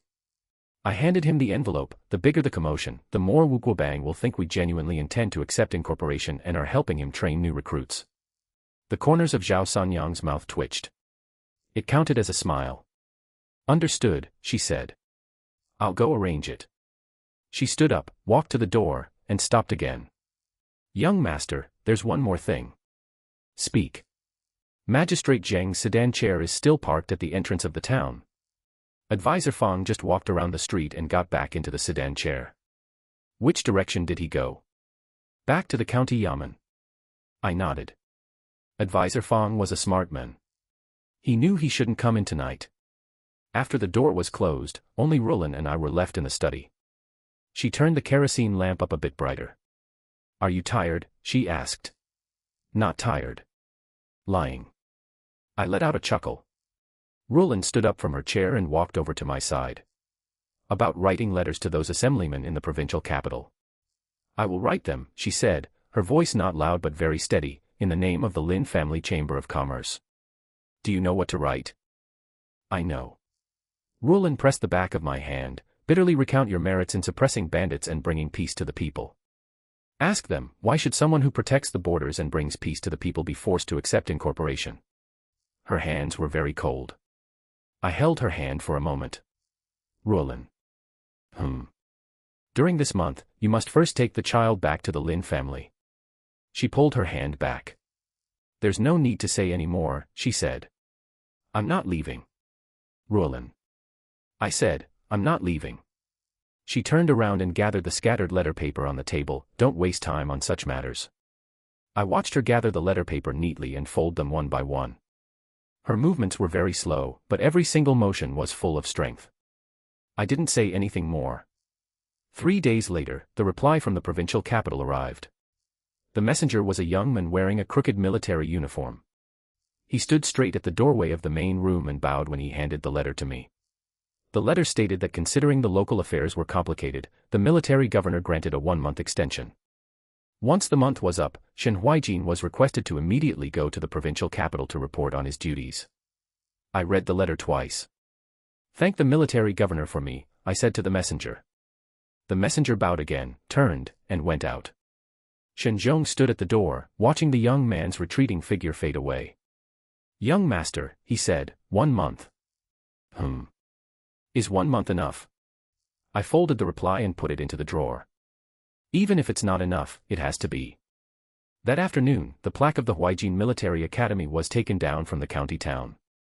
30 trainees carrying their bedding gathered outside the north gate. Lu Zhanbiao led the team, and the procession marched very neatly. I stood at the city gate and watched them walk away. Zhao Sanyang followed behind the procession on horseback. When she passed by me, she reined in her horse slightly. The stronghold walls of Qinglong's stronghold have collapsed in 3 places and must be repaired first. Repair them. The food is only enough for 20 days. Have Shen Zhong transfer some from the manor. She nodded, shook the reins, and the horse trotted forward. Dust rose up, choking me and making me narrow my eyes. Rulin's letters were also sent out on the same day. She wrote 3 letters. One to President Zhou of the Provincial Capital Chamber of Commerce, one to Speaker Su of the General Department of Education, and another to Mr. Wu, the chief editor of the Xinmin Daily. The wording of the 3 letters was different, but they all talked about the same matter. I read the draft of one of them. Rulin's handwriting was very delicate, but some sentences on the letter didn't look like they were written by a woman's hand. Shen Huaijin single-handedly eradicated the bandit infestation and ensured the peace of the 4 villages and 8 neighborhoods.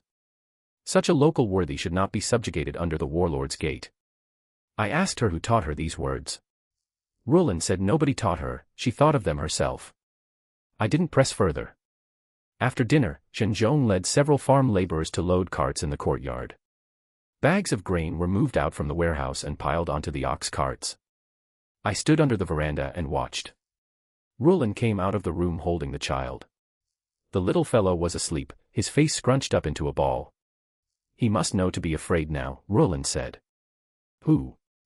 Shen Zhong came out of the warehouse and shouted toward the corridor. Young master, the grain carts are loaded, 83 bags in total. I turned my head back. Rulin was still standing in the corridor holding the child. As if she had never said those words, she merely adjusted the baby's swaddling clothes and turned to go into the room. I stood in the courtyard, looking at those 8 large carts. People were standing in front of every cart. The 20 guards were chosen from the Jiangwutang Military Academy, chosen by Liu Zhanbiao. He said these people had followed him for at least half a year, and their backgrounds were clean. I didn't ask much more. Sometimes, knowing things too clearly makes them harder to handle. Have the silver dollars been counted? I asked Shen Zhong. Counted. 2 boxes, 500 each. What about the silks? On the second cart. Wrapped in 3 layers of oilcloth. That bolt of Eastern silk cost me 300 silver dollars. It was brought back from Shanghai by President Zhou through a favor. Actually, I didn't understand silks, but President Zhou said this kind of material was rare even in the provincial capital. The ivory mahjong tiles were even more expensive, found in a pawn shop. It was said the original owner was a former Qing dynasty Daotai who had squandered his family fortune before pawning them. Being expensive meant they were right. I patted the shaft of the first cart. The wood was damp, and the morning dew hadn't dried yet. Let's go. When the convoy started moving, it was just daybreak. From the village to the provincial capital, normally it took 2 days to walk. I didn't rush them. The road was bad, and rushing was useless.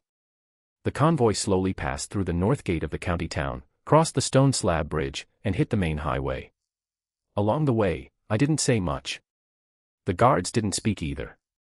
The men arranged by Liu Zhanbiao were indeed reliable. They walked steadily, their eyes constantly scanning both sides of the road. There was a young man, probably in his early 20s, riding a horse at the very front, occasionally turning back to glance at the convoy. At noon, we stopped to rest at a small town. I sat in a tea shed drinking tea. At the next table, 2 traveling merchants were chatting, saying that the provincial capital had been restless recently and the military governor's mansion was arresting people. Another asked who they were arresting. That person couldn't say clearly, but advised speaking less anyway. I finished my tea, put down a copper coin, and continued on my way. We arrived at the provincial capital by dusk on the second day. The city gates were about to close. The city guard soldiers looked at my calling card, gave me a couple of extra glances, and then let me pass.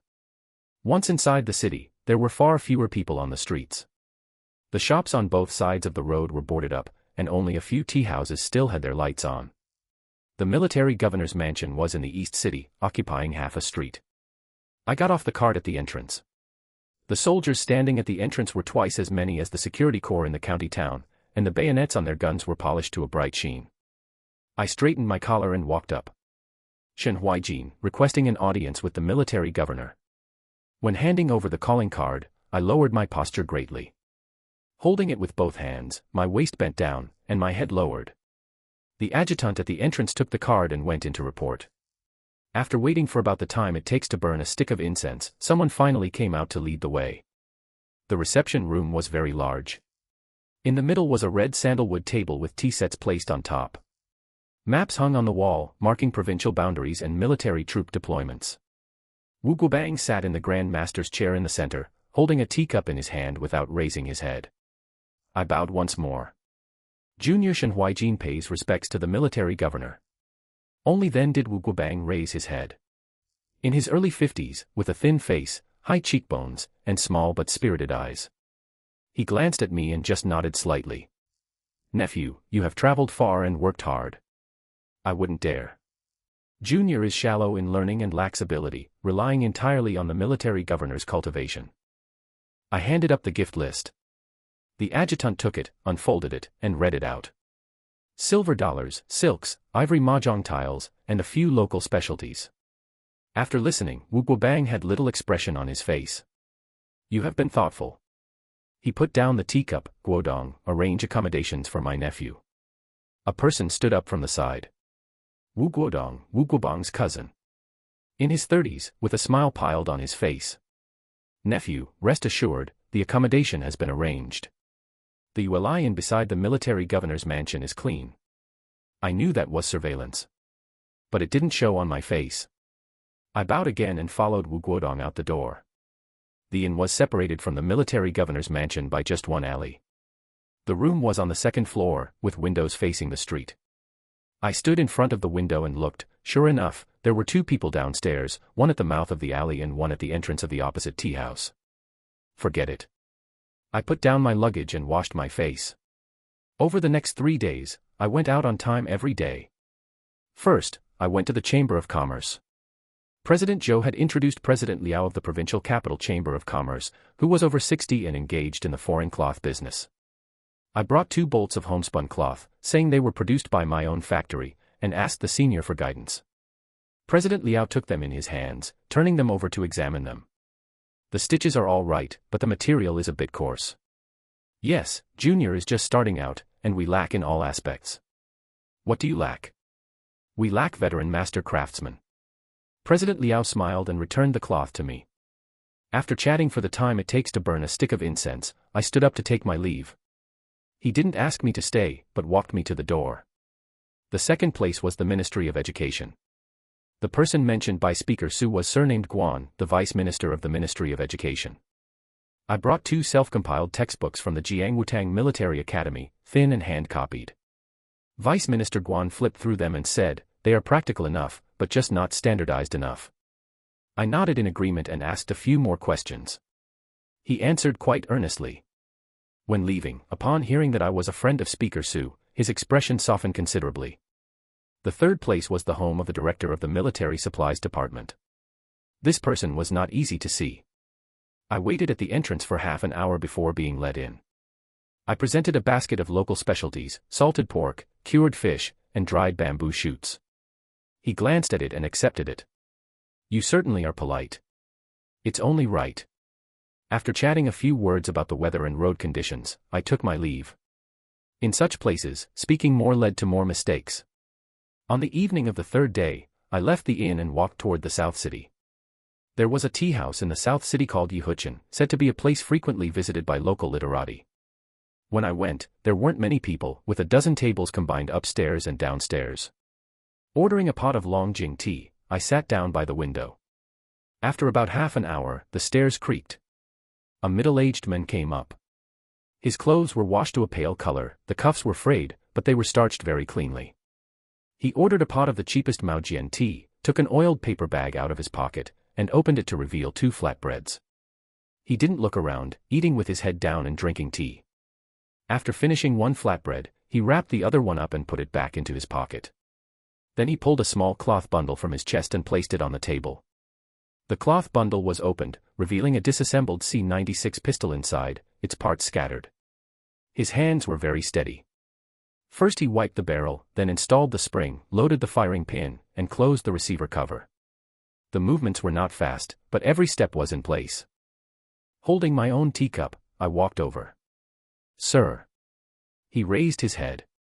In his early 40s, with deep wrinkles on his face, sunken eye sockets, and obvious burn scars on his hands. "May I ask a question for guidance?" He glanced at me, said nothing, and continued cleaning the gun. I placed the C-96 pistol in my hand onto the table. It was brought from the county town, used for half a year, and not very well maintained. This gun has been jamming constantly lately. He took the gun, turned it over to look at it. His thumb stroked the slide. The spring is loose. The recoil spring. He took the gun apart and pointed at the spring inside. "It needs to be replaced. You are an expert." He returned the gun to me without picking up the conversation. "What is your honorable surname, sir?" "Surname Chen." "Master Chen, I am Shen Huaijin." I cupped my hands in salute. "May I invite you for a cup of tea and ask for guidance on a few questions regarding firearm maintenance?" He hesitated for a moment. I said I was asking on behalf of the brothers in the security corps. If the guns didn't work well, I was afraid it would ruin things. Only then did he nod.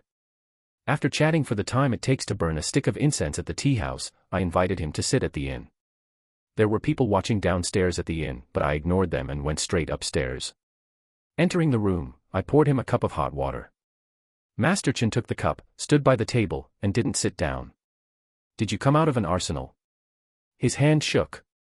A few drops of hot water spilled out. Don't be nervous, sir. I sat on the edge of the bed. I just want to ask clearly.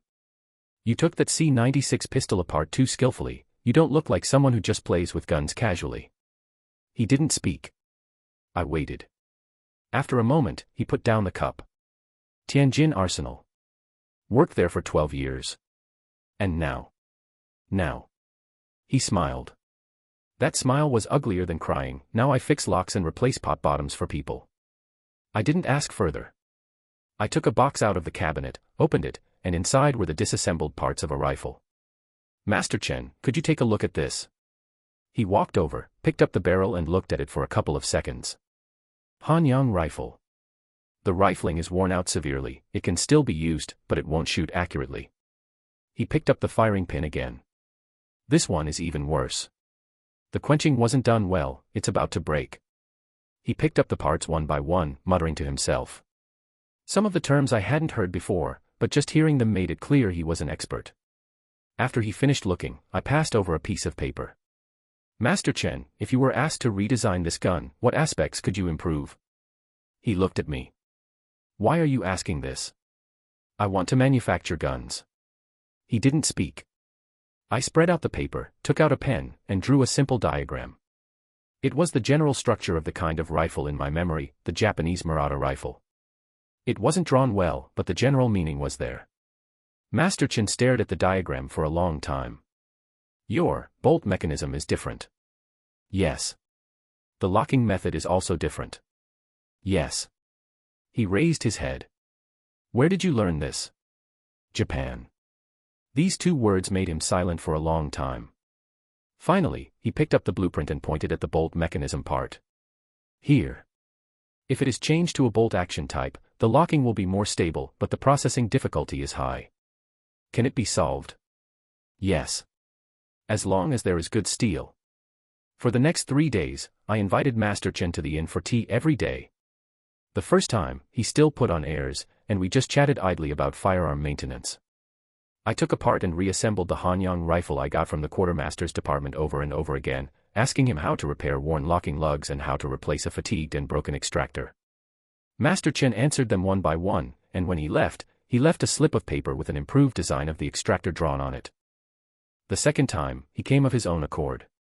He brought an old cloth bag, and when opened, it contained a few pieces of bearing steel. He said these were the last few pieces of good steel left from the Tianjin factory, smuggled out in his bosom when they retreated back then. I touched the piece of steel, it was heavy and ice-cold. I asked him how many gun parts could be made from it. He said if it's just the bolt mechanisms, 7 or 8. The third time, I didn't exchange pleasantries. As soon as he sat down and picked up his teacup, I pushed a bank note across the table. The Hong Kong and Shanghai Banking Corporation, 2,000 silver dollars. Master Chen's hand paused. This is the deposit, I said. I want what is in your head, the rifle production line blueprints and the gunpowder formula. Name your price. He stared at the bank note for a long time. He put the teacup back on the table without drinking. Mr. Shen, you are trying to manufacture private firearms. Yes. Privately manufacturing munitions is a capital offense if you are caught. Master Chen, I took out the extractor blueprint and slapped it next to the bank note. If you draw this diagram, you'll also be beheaded if caught. He stopped talking. Outside the window, down on the street, a wonton vendor's carrying pole passed by, and the bamboo clapper struck twice. I pushed the window open a crack to take a look, then closed it again. Once it's done, your entire family will be secretly sent out of the provincial capital. Yining Prefecture will arrange a house for you, as an ordnance consultant, with a monthly salary of 100 silver dollars, I said. Your son wants to attend a new-style school, and I'll pay the tuition. Master Chen's Adam's apple bobbed. How do you know I have a son? The day you first came to the inn, your cuffs were stained with ink, the kind from a child's tracing copybook. I pointed at his cuff. There is a scratch on the nail of your left ring finger, Made by a child's fingernail, you can only get scratched in that spot when holding a baby. He lowered his head and looked at his own hand. He didn't make a sound for a long time. Then he picked up the banknote, folded it twice, and tucked it into his bosom. 3 days later, he said, "Come to the blacksmith shop in the south of the city to pick up the goods in 3 days. The things are hidden in the interlayer of an iron pot. The blueprints must be in duplicate. The gunpowder formula must be written in cipher, and told only to Shen alone." Deal. I poured a cup of tea and pushed it across. He drank it. That night, I had Shen stand guard in the corridor while I waited in my room for Zhao Sanyang's news. At 3/4 past the midnight hour, 3 knocks sounded outside the window, 2 long and 1 short. I pulled open the window, and a black cat jumped in. A bamboo tube was tied around the cat's neck. I pulled out the slip of paper, which had a line of small characters on it. Informants increased to 3 groups, 1 at the front and back doors of the inn each, and 1 opposite the tea house. Do not use the main entrance. I burned the slip of paper. The next morning, Wu Guobang indeed sent someone to pass a message. The one who came was Wu Guodong. He stood at the entrance of the inn without coming in, only having the waiter pass along a sentence. The military governor invites Mr. Shen over to the mansion for a chat. The post station carriage was already waiting downstairs. I changed into a clean long gown and went downstairs.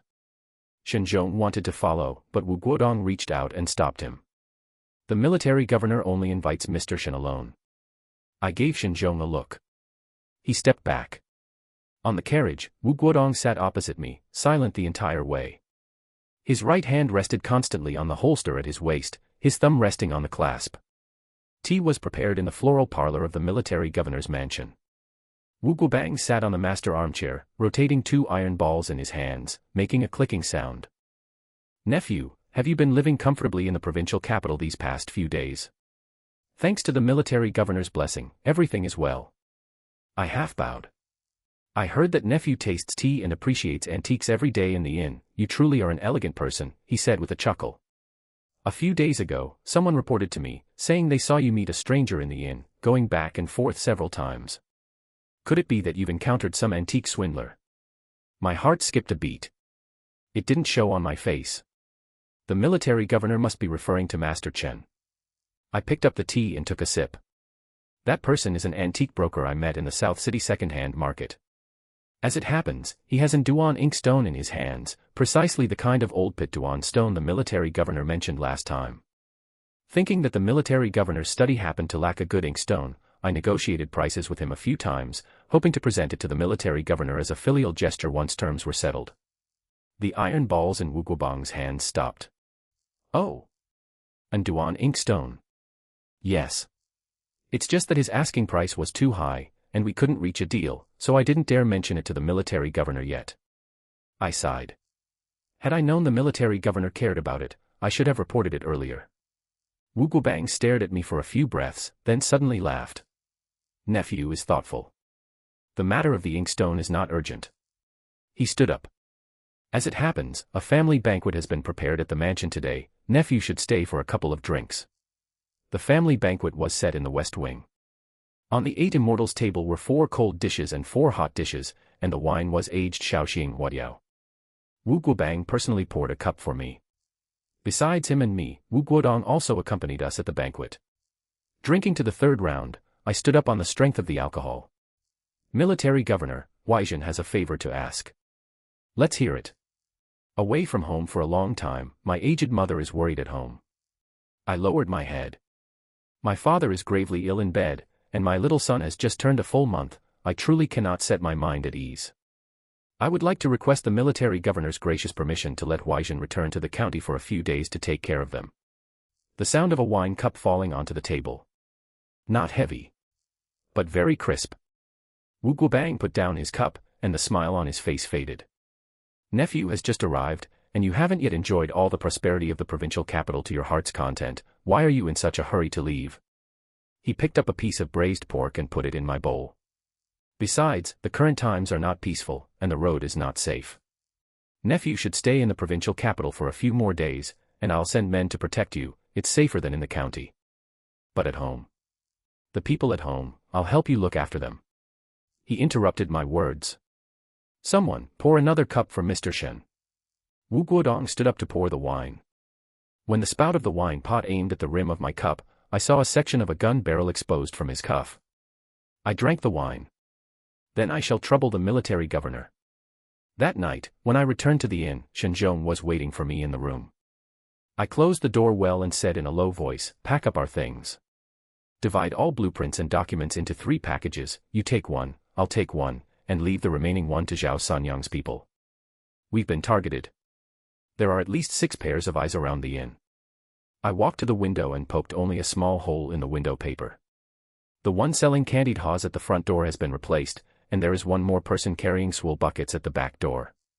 Shen Zhong's expression changed slightly, but he didn't ask much. I sat down at the table and spread out a piece of rough paper. On it, the shipping manifest and the silk mill's quarterly accounts had long been drafted, all of them were decoys. On the back of the paper, I used a pencil to write 7 characters. Trapped beast enters the cage, initiate case armor. Rolled into the bamboo tube, sealed with wax. This letter was not handed to Shen Zhong. I stuffed it into the interlayer of my boot shaft. Early the next morning, I went downstairs for tea as usual and chatted idly with the waiter as usual. Then, like the past few days, I took a stroll around the South City second-hand market. Master Chen's blacksmith shop was at the very end of the alley, its storefront so narrow that only 2 people could stand side by side. The coal stove in the shop was burning fiercely. Master Chen was swinging a hammer to forge iron, sparks splashing all over his body. "What does this patron want to forge?" "Forge an iron pot." "How thick should the bottom of the pot be?" "Double-layered bottom." Master Chen put down the hammer and wiped his sweat. With tongs, he clamped out a red-hot iron plate from the furnace chamber and quenched it in water. SSSS, white steam surged up, filling the shop with mist. Taking advantage of this mist, I bent down. The bamboo tube in my boot shaft slid out and was tucked under the bottom of the broken wicker basket by his feet. When the steam dissipated, I had already straightened up, wiping my hands with a handkerchief. "Once the pot is forged, send it to Yuelian in 3 days, to the heaven-grade room on the 2nd floor." I instructed loudly, and turned to walk out of the blacksmith shop. There was no one in the alley. But after walking a few steps, I stopped to tie my shoelaces, my peripheral vision sweeping past the corner of the wall behind me, the tips of a pair of cloth shoes pulled back slightly. I didn't look back. After tying my shoelaces, I walked towards the direction where there were more people in the second-hand market. Along the way, I bought a fake jade pendant and a fake chicken blood stone, weighing them back and forth in my hand. Returning to the entrance of the inn, the candied haw vendor was still there. I deliberately stopped and handed over 3 copper coins. "Give me a skewer." The fellow froze for a moment, and pulled a skewer from the straw target. I took a bite, it was so sour my teeth hurt. Holding the candied haws in my hand, I entered the inn. When the door closed, I threw the candied haws into the spittoon. The bright red fruit slumped in the spittoon, wrapped in half-melted sugar syrup. Like congealed blood. The 8th day. The candied hawthorn stall across from the inn was still there. That old man only sold 2 skewerfuls every day. In the first few days, I kept wondering when he would pack up his stall. Later, I stopped looking. It was useless to look anyway. He wasn't leaving. When I woke up on the morning of the 8th day, I found a few hairs on my pillow. I picked them up to take a look, then put them back. Hearing the commotion in the outer room, Shen Zhong came in carrying a bowl of porridge. He set down the bowl of porridge without speaking. I knew he had something to say. "Speak." "There is news from Yining Prefecture." I took a sip of the porridge. It was hot. I put the bowl down. Shen Zhong lowered his voice. "Starting yesterday afternoon, word spread from Yining Prefecture, saying that you contracted a severe typhoid fever in the provincial capital and your condition is critical." I looked at the rice grains in the porridge bowl. "Roland spread it." "It should be," Shen Zhong said. "The Chamber of Commerce has several medicinal material procurement lines that take 3 days to go from the estate to the provincial capital. But rumors are different. The rumor reached the entrance of the county yamen yesterday." I picked up the bowl of porridge and continued drinking. Severe typhoid fever is a good disease. It's contagious. People cannot see you. If the medical officers here in the provincial capital want to verify it, they must first make epidemic prevention preparations, which will stall them for at least 3 days. In those 3 days, Yining Prefecture will have already descended into chaos. Shen Zhong handed over another folded piece of paper. I unfolded it. It was a copy of a medical prescription. The handwriting didn't look like Rulin's. But the heading of the prescription was stamped with Provincial Capital Baohetang, and the date was 4 days ago. The medicinal ingredients in the prescription matched the differentiation of typhoid syndromes, ephedra, cinnamon twig, gypsum, and apricot kernel. Rulin even thought of this. She must have visited Baohetang and knew the format of their prescription paper. I returned the copy. How did the gentry react? Last night, they jointly wrote a letter to the provincial capital, Shenzhong said, requesting to let you return home to recuperate. There are 6 signatories. Magistrate Jing delivered the letter in person. 6. Last time when I executed Zhou Jingting by shooting in front of Guandi Temple, only 4 were present. People are always like this. When you are about to die, they are instead willing to give you a hand. There is one more thing. Shen Zhong's voice lowered. Early this morning, I saw Zhao Sanyang at the entrance of the tea house opposite. I looked up. She was wearing a blue cloth outfit, disguised as a woman buying groceries, Shen Zhong said. She stood at the entrance of the tea house for a moment before leaving. When she left, she glanced at the entrance of the inn over here. I finished the porridge and placed the bowl on the bedside table. Today is the city god temple fair. Shen Zhong was stunned for a moment. Then he understood. There are many people at the temple fair. I have been cooped up on the 2nd floor of this inn for 8 days, and the only things I could see in the back alley every day were those few clotheslines and 3 stray cats. But today is different. Today, over at the city god temple in the South City, it will be packed with people. Jugglers, plaster sellers, incense burners, and onlookers. From the city god temple all the way to Uli Inn, every alleyway will be packed with people. With so many people, the spies won't be as dense. Shen Zhong started packing. His movements were very fast. Staying in the premium room for 8 days, there weren't many things. A few changes of clothes, an unopened family letter, in Rulin's handwriting, as well as the blueprints and documents he recorded himself. I didn't want him to bring any of these things. Burn all the documents. Shen Zhong didn't ask why. He put those papers into a bronze basin and struck a match. The fire was very small. It burned for a long time. I rolled up my luggage into a porter's carrying pole load. 2 bundles of dry firewood, a bundle of old clothes, and the shoulder pole borrowed from the inn's back kitchen last night.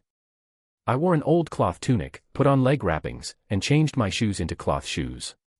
Shen Zhong looked at me, his mouth opening slightly. He wanted to say something. He didn't say it out. You go change clothes too, I said. Disguise yourself as a porter and take the west gate. Wait for me at the city gate. If I haven't arrived in an hour, go back to Yining Prefecture by yourself. Young master. I said if. He swallowed it back. He turned around to change clothes. I stood by the window, looking out through the bamboo curtain. The candied hawthorn stall was still there. The old man's back was hunched, as if he were dozing off. Further away, a puff of black smoke rose into the sky of the South City. A fire had started. It should be Zhao Sunyang. The black smoke grew larger and larger. At first it was just a wispy thread, then it became a ball, and later the entire South City could see it. Pedestrians on the street stopped to point and discuss over there. Some people started running in that direction. The whistles of the patrol police sounded from 3 directions. They became more and more urgent. Footsteps at the inn's entrance also increased. Guests ran outside, the inn attendants couldn't stop them, and the innkeeper also ran out the door to take a look. I heard someone shouting on the stairs, "The South City waste warehouse is on fire." The voice was mixed into the smell of smoke and fire, sounding muffled. I shouldered my load and went downstairs. The stairs creaked. The footsteps were so heavy they sounded like beating drums. The back kitchen door was open. A cook was carrying a bucket of water and running towards the South City, without even looking at me. There were 2 clotheslines in the back alley. Of the 3 stray cats, only one was left today, squatting on the wall head looking at me. I didn't look at it. Turning the alley corner, the crowd bumped into me. The shoulder pole almost fell. I shifted the load to my right shoulder and lowered my head to plunge into the stream of people. The smoking place in the South City grew further and further away. I walked west. The West City Gate usually had 4 soldiers. Today only 1 was left. The other 3 were probably also transferred away by the fire alarm. The remaining soldier glanced at me. I put down my load and wiped away some sweat. He saw clearly, a load of dry firewood, a face blackened by firewood smoke, and leg wrappings tied askew. Then he turned his head away and continued watching two women arguing by the street. I shouldered the load and walked out of the city. Outside the city gate, Shen was leaning against a locust tree. He had changed into a gray cloth outfit, and his face was smeared with potash. Beside him stood a woman wearing a blue cloth outfit. Zhao Sunyang. She didn't look at me. She stared fixedly at the guard tower on the city wall. 3 people are over there. She tilted her chin slightly to the right. I looked over along her line of sight. 3 people on horseback were still chatting idly at the city gate. The reins on the horses' heads were stamped with the mark of the military governor's mansion. They didn't know yet. How long before they find out? I asked. Zhao Sunyang thought for a moment. The fire over at the warehouse can burn for an hour. Once the fire is extinguished, they will find suspicious points when clearing the scene. Plus the time to go back and report, an hour and a half. An hour and a half. Enough to walk 40 li. There are boats at the Bema River ferry, Zhao Sunyang said. The boat fare has gone up. It has tripled. I have already paid. She handed over an old bundle. Inside were 2 hard flour cakes, a flask of water, and a short saber. The saber had no scabbard. The blade was wrapped in cloth. The other 3 brothers will cover the rear. They know which path to take. What about them? Zhao Sunyang didn't answer. I didn't ask again either. The load was thrown under the locust tree. I tucked the short saber into my bosom, and together with Shen I strode forward, walking west. We couldn't take the main road. The path Zhao Sunyang pointed out was to make a detour north for a section, go past along the diversion canal, and then turn back southwest. This path required walking an extra 8 li. But there were poplar trees along the way, and the embankment could block the line of sight. The sun was already tilting. The shadows were dragged out very long. Shen and I went one after the other, and no one spoke. Shen breathing grew heavier and heavier. He was 42, and his legs and feet were not very agile. I didn't stop. He knew he couldn't stop. Just as dusk was falling, the sound of hoofbeats rang out from behind. It was very far. But the timing was wrong. It had only been an hour. Zhao Sunyang estimated an hour and a half. The fire should not have been extinguished yet. Unless someone didn't go to fight the fire. Unless Wu Guobang sent a dedicated person to watch me, ignoring even the fire. The sound of hoofbeats grew closer and closer.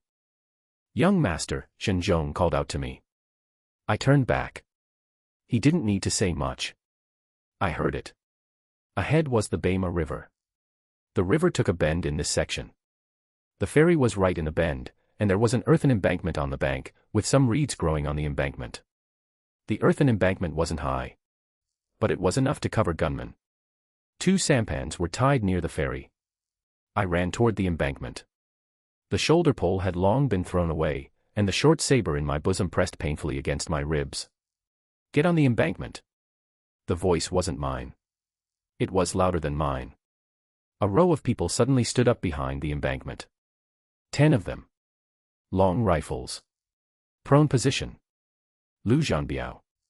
When he arrived, I didn't know. The 10 people were divided into 3 groups, lying prone behind the embankment. 3 people in a group, and there was another person alone on the left flank. The formation had already been set up. When I ran behind the embankment, Lu Zhanbiao was pushing a bullet into the rifle chamber.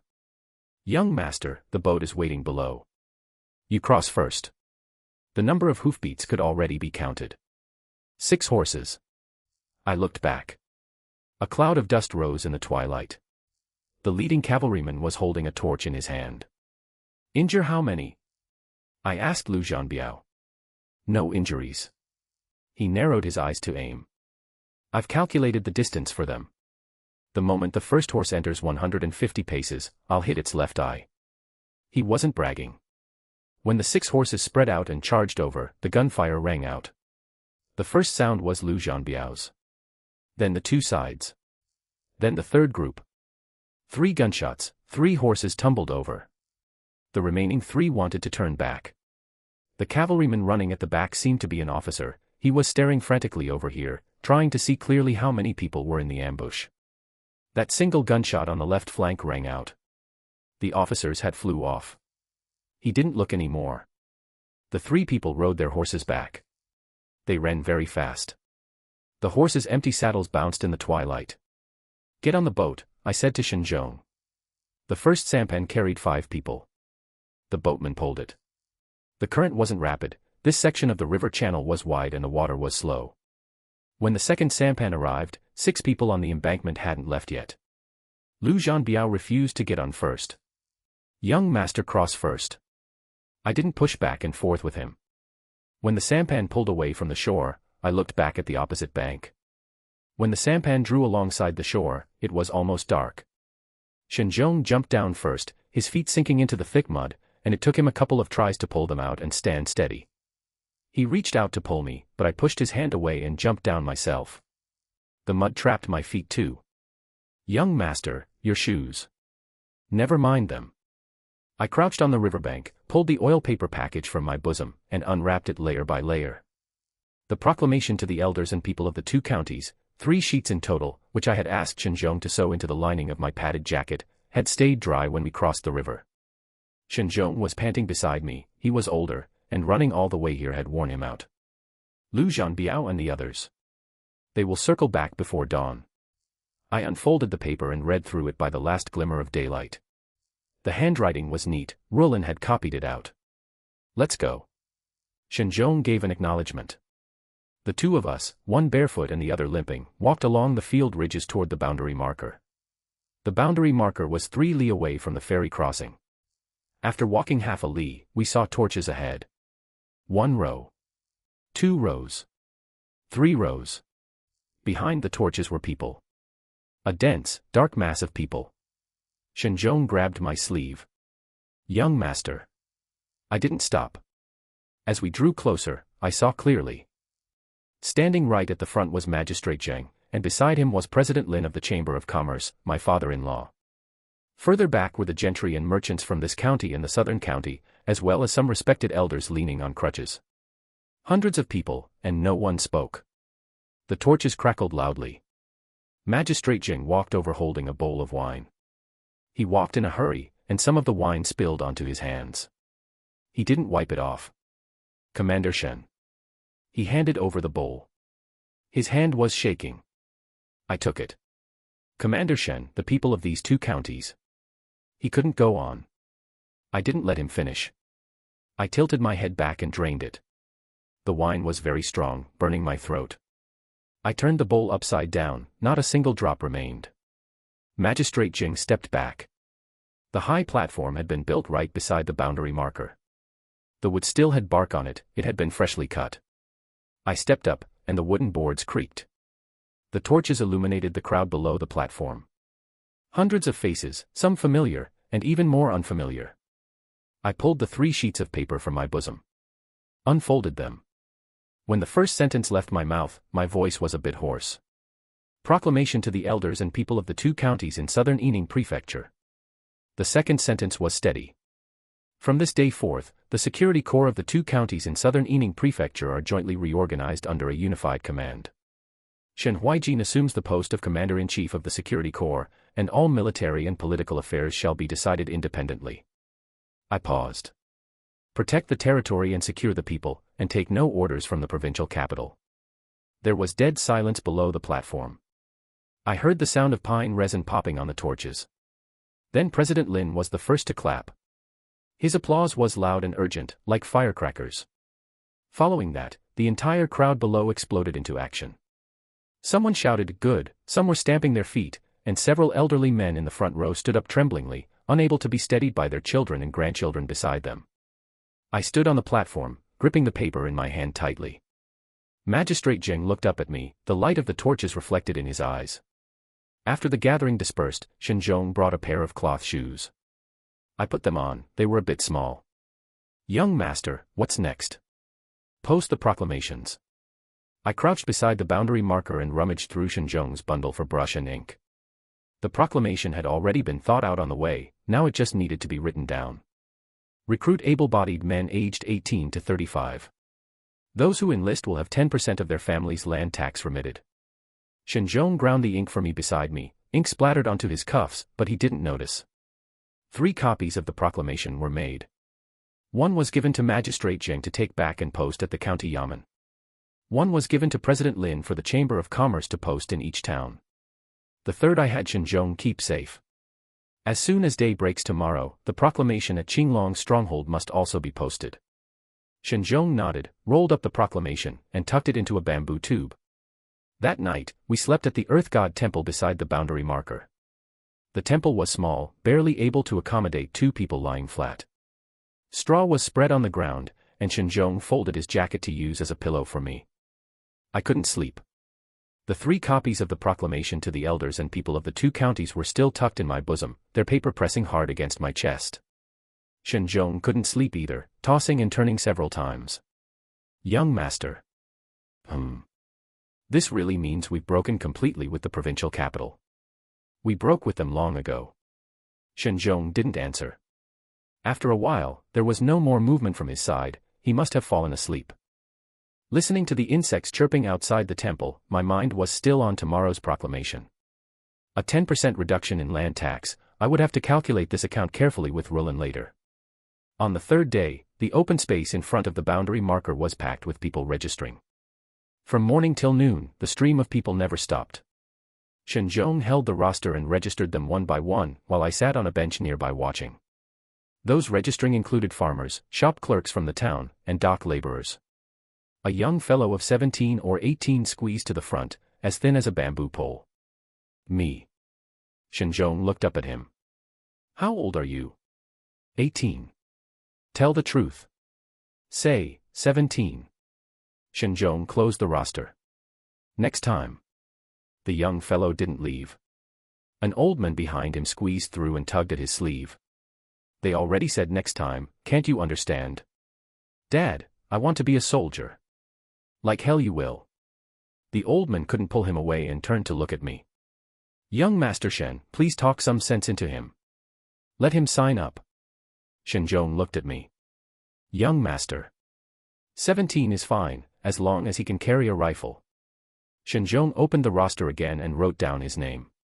The young fellow grinned, and the old man gave him a hard smack on the head. By the evening of the 3rd day, Shen Zhong closed the roster and counted through it 3 times. 623. He handed the roster to me. There are also a dozen or so from the neighboring county. Hearing that we are remitting land tax here, they rushed over overnight. I flipped through the roster. Most names had thumbprints pressed beside them, some crooked, some smudged. That's enough. Shen Zhong nodded. Lu Zhanbiao and the others came back before dawn and are waiting at Qinglong's stronghold. Let's go.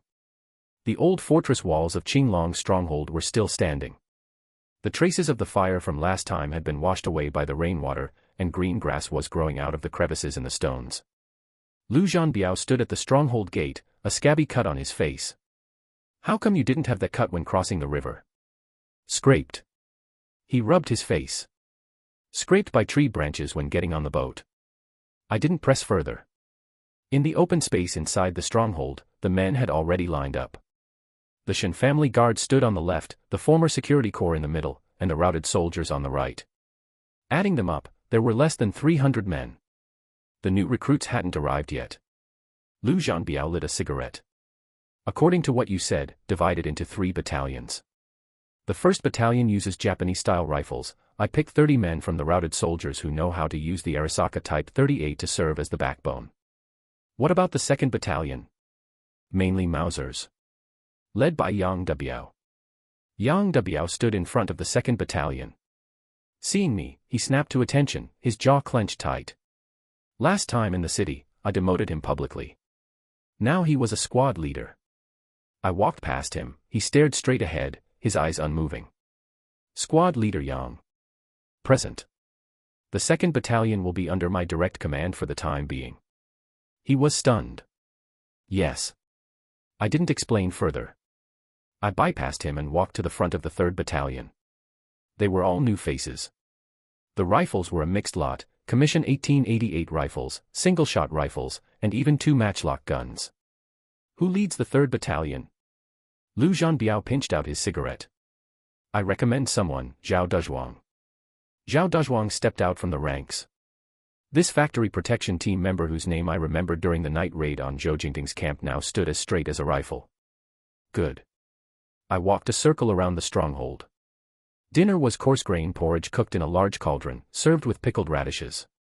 I squatted down and ate with the soldiers. The porridge burned my mouth. A soldier from a routed background squatting beside me drinking porridge said, "Commander Shen." "Commander-in-Chief," Lu Zhanbiao corrected him. The soldier changed his words, "Commander-in-Chief Shen, when are we getting our rifles?" "We'll have to wait for new rifles, miscellaneous rifles will be issued first." "Miscellaneous rifles are fine too." He took a sip of porridge. Still better than empty-handed. That night, 20 cadets transferred from Jiang Wutang Military Academy arrived. They had walked mountain roads from North Mountain for a full day, their trouser legs covered in mud, but their formation was neat. I assigned them as instructors to various companies and platoons in the recruit battalion. A cadet named Li turned back to ask me before leaving. "Commander-in-Chief, as we train our troops here, who are we going to fight?" "Whoever comes, we fight." He was stunned for a moment, then smiled. "All right. 10 days. The recruits drilled at the old site of Qinglong's stronghold, starting from attention and parade rest. Lu Zhanbiao led the 1st Battalion on field training in the mountains, returning 3 days later with everyone's skin peeling from sunburn. Yang Dubiao watched over the shooting range every day, raising the 2nd Battalion's shooting accuracy from an average of 10 rings to 15 rings. Zhao Dezhuang took apart and cleaned, and took apart the miscellaneous rifles of the 3rd Battalion, managing to fix more than half of the dozen or so non-firing Commission 1888 rifles. On the evening of the 10th day, I stood on the stronghold wall and looked into the distance. Shen Zhong came up. "Young master, Master Chen sent someone with a message." "What does it say?" "The blueprints have been delivered to the ironworks, and the first batch of steel has arrived." I turned around. "There's more." Shen Zhong pulled a crumpled telegram from his bosom. "It's from the provincial capital. Our men intercepted it." I unfolded it. The telegram was very short. Wu Guobang to the Staff Department of the Military Governor's Mansion. Shen Huaijin's treasonous traces are now evident, promptly draft a punitive strategy. Also, investigate evidence of his collusion with bandits and private procurement of firearms, and report them together. I folded the telegram and put it into my bosom. "I know." Shen Zhong looked at me. "Young master, this time Wu Guobang. Let him come." I jumped down from the stronghold wall. Mountain wind poured in through the pass, making the tent fabric flap loudly. Ma Jinkui sat on a canvas stool, using a dagger to pry open a can of beef, and oil stains splashed onto the map. Outside the tent, someone was cursing, another soldier had stepped on a bamboo spike. "Commander." Adjutant Qin Matzi lifted the curtain and came in, 3 bloody scratches on his face not yet scabbed over. "The 3rd Battalion commander asks if we can rest for a day tomorrow. The brothers' souls are all rotting." Ma Jinkui didn't raise his head, plunging his dagger into the tabletop. "Rest." He pulled the map over. "Half a month, from Luojiao to here, how many li have we walked?" Qin Matzi didn't make a sound. 47 li, Ma Jinkui said himself. An average of less than 4 li a day. A regiment of 1,200 men, being led around in the mountain gullies by others like walking a dog. Another miserable scream came from outside the tent. "Bamboo spikes," Qin Matzi said. "The 11th one today." Ma Jinkui stood up, ignoring the knocked-over can. He walked to the tent entrance, looking at the scattered tents in the mountain hollow. They dared not light bonfires for fear of having their positions figured out by the enemy. The soldiers chewed dry rations against tree roots, their cloth shoes so tattered their toes were exposed. 1,200 men. Unable to beat dozens of bamboo spikes and barbed wire. That bridge the day before yesterday. Ma Jinkui lit a cigarette. "How much explosives did they use?" "No explosives," Qin Matzi shook his head. "They just sawed off the bridge piles in advance, and it collapsed as soon as our vanguard stepped on it. 2 men from the 3rd squad fell into the water, and their rifles were washed away." Ma Jinkui took a deep puff of his cigarette. "Bridges. Bridges again. In half a month, 3 bridges were blown up, 2 wagon loads of ammunition were burned, and 5 messengers were sniped. The last time was at Mopen Ridge. The messenger's horse had just turned the mountain foot when it was shot down. The men didn't die, but the dispatch letter was snatched away. To this day, he still didn't know what was written in that letter. The crucial thing was that they couldn't find anyone. The day before yesterday at Huangyao, the outpost reported seeing the tail of Shen's army, and he immediately dispatched 2 companies to encircle from the left and right. As soon as the troops dispersed, a burst of gunfire sounded in the gully, and the enemy withdrew. By the time he reassembled his men, it was already dark, wasting a whole day in vain. Commander. Shen Huaijin lowered his voice. The quartermaster says the dry rations can last another 4 days. Less than 30 rounds of ammunition per man. Ma Jinkui pinched out his cigarette butt. Tomorrow we must take the Long Wangmiao Pass. He pointed to a red-marked spot on the map. Past this defile is the main road, and their damned bamboo spikes and barbed wire will be useless. Shen Huaijin glanced at the map and said nothing. A defile. That kind of place was the easiest to set up an ambush. But these words couldn't be spoken aloud. 17 li away, Shen Huaijin squatted by the stream to wash his face. The water was very cool. He scooped some up to rub his neck, and the grime washed down along his collar. Commander, someone shouted from behind. Shen Huaijin turned his head. A tall, thin figure walked out from the tree shadows. It was Cadet Li, a cadet from the first batch of Jiang Wutang Military Academy, newly assigned as a platoon leader in the 7th Company of the 3rd Battalion. His face still carried the restraint of a cadet, but the rifle on his back was no longer the Commission 1888 rifle used for training. How many have arrived? Shen Huaijin shook the water off his hands. 58. All have been assigned down. Cadet Li stood straight. The 3rd Battalion commander asked me to report, saying tonight's ambush deployment requires my men to be responsible for the left flank. Your men. Cadet Li's face flushed red. Shen Huaijin stood up. 2.5 months ago, when this batch of people entered Jiang Wutang Military Academy, they couldn't even hold a rifle steady. Now they could independently take charge of an ambush flank. Let's go, he walked toward the camp. Let's go take a look. The camp was in a depression between 3 small hills, completely invisible from the outside. The soldiers of the 2nd Battalion were wiping their firearms, while the men of the 3rd Battalion were whittling bamboo spikes, 30 per person per day. Old Man Wang's invented slipknot could connect the bamboo spikes into rows, which would stand up instantly with a pull. Cadet Li followed behind, occasionally stealing glances at the surrounding layout. What do you want to ask? Shen Huaijin didn't look back. Commander. Cadet Li hesitated for a moment. During the day, we let the Ma Corps advance less than 3 li, they must think we only know how to stall. Tonight's move. Too risky. Cadet Li shut his mouth. Shen Huaijin walked into the command tent. 5 people were already sitting inside, 2nd Battalion Commander Zhao Dezhuang, 3rd Battalion Commander Yang Dubiao, and 3 company commanders. The map was spread out on an ammunition crate. Longwang Gully. 2 mountains flanked a gully less than 30 zhang wide, with a dirt road in the middle. The gully mouth was narrow, and the gully tail even narrower. As long as both ends were blocked, the people inside would be turtles in a jar. Can Lu Zhanbiao be in position tonight? Yang Dubiao asked. Yes. Shen Huaijin drew a circle at the tail of the gully with a charcoal pencil. His 1st Battalion already crept to a position 7 li behind the Ma Corps this afternoon. As soon as fighting starts here, he will immediately press down from behind and cut off their retreat. Zhao Dezhuang stared at the map. Where is Ma Jinkui's regimental headquarters? Here. Shen Huaijin tapped a spot in the middle of the gully marked with an ancestral hall symbol. 3 tile-roofed houses, 2 layers of sentries. A frontal assault will run right into their machine guns. The tent was silent for a few seconds. I'll lead a team to sneak in.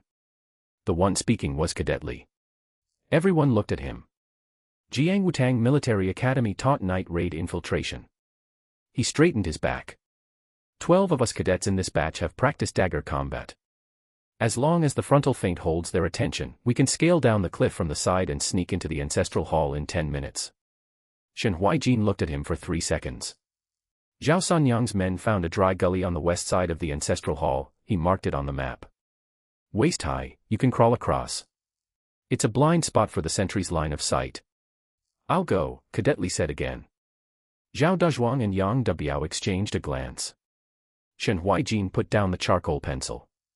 Tonight at the hour of Z, The 2nd Battalion will launch a frontal feint from the gully mouth. The 3rd Battalion will block the gully tail. Cadet Li's assault team will infiltrate from the western dry gully. He paused. There is only one target, Ma Jinkuei's regimental headquarters. As long as we wipe out the command, the rest is just rounding up prisoners. Outside the tent, someone was whittling bamboo spikes. The sound of a bamboo knife scraping across green bamboo skin, once, and again. Ma Jinkuei was awakened by gunshots in the dead of night. His first reaction was to reach for the pistol under his pillow. The sentry outside the tent had already fallen, not by gunfire, but by a blade. Commander. Qin Matzi rushed in, his pants not even tied yet. The pass. The pass is blocked.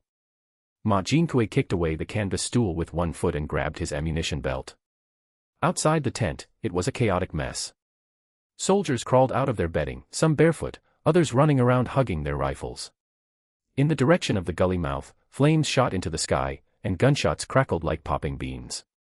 Assemble. Ma Jinkuei roared. Have the 1st Battalion push up. The messenger had just run 3 steps when he collapsed. The bullets came from the flank. Not from the direction of the gully mouth, it was from the west. That dry gully. Ma Jinkuei turned around and saw 7 or 8 dark figures vaulting out from the dry gully. Under the moonlight, blade edges flashed. Qin Matzi's rifle rang out. But those dark figures were too fast.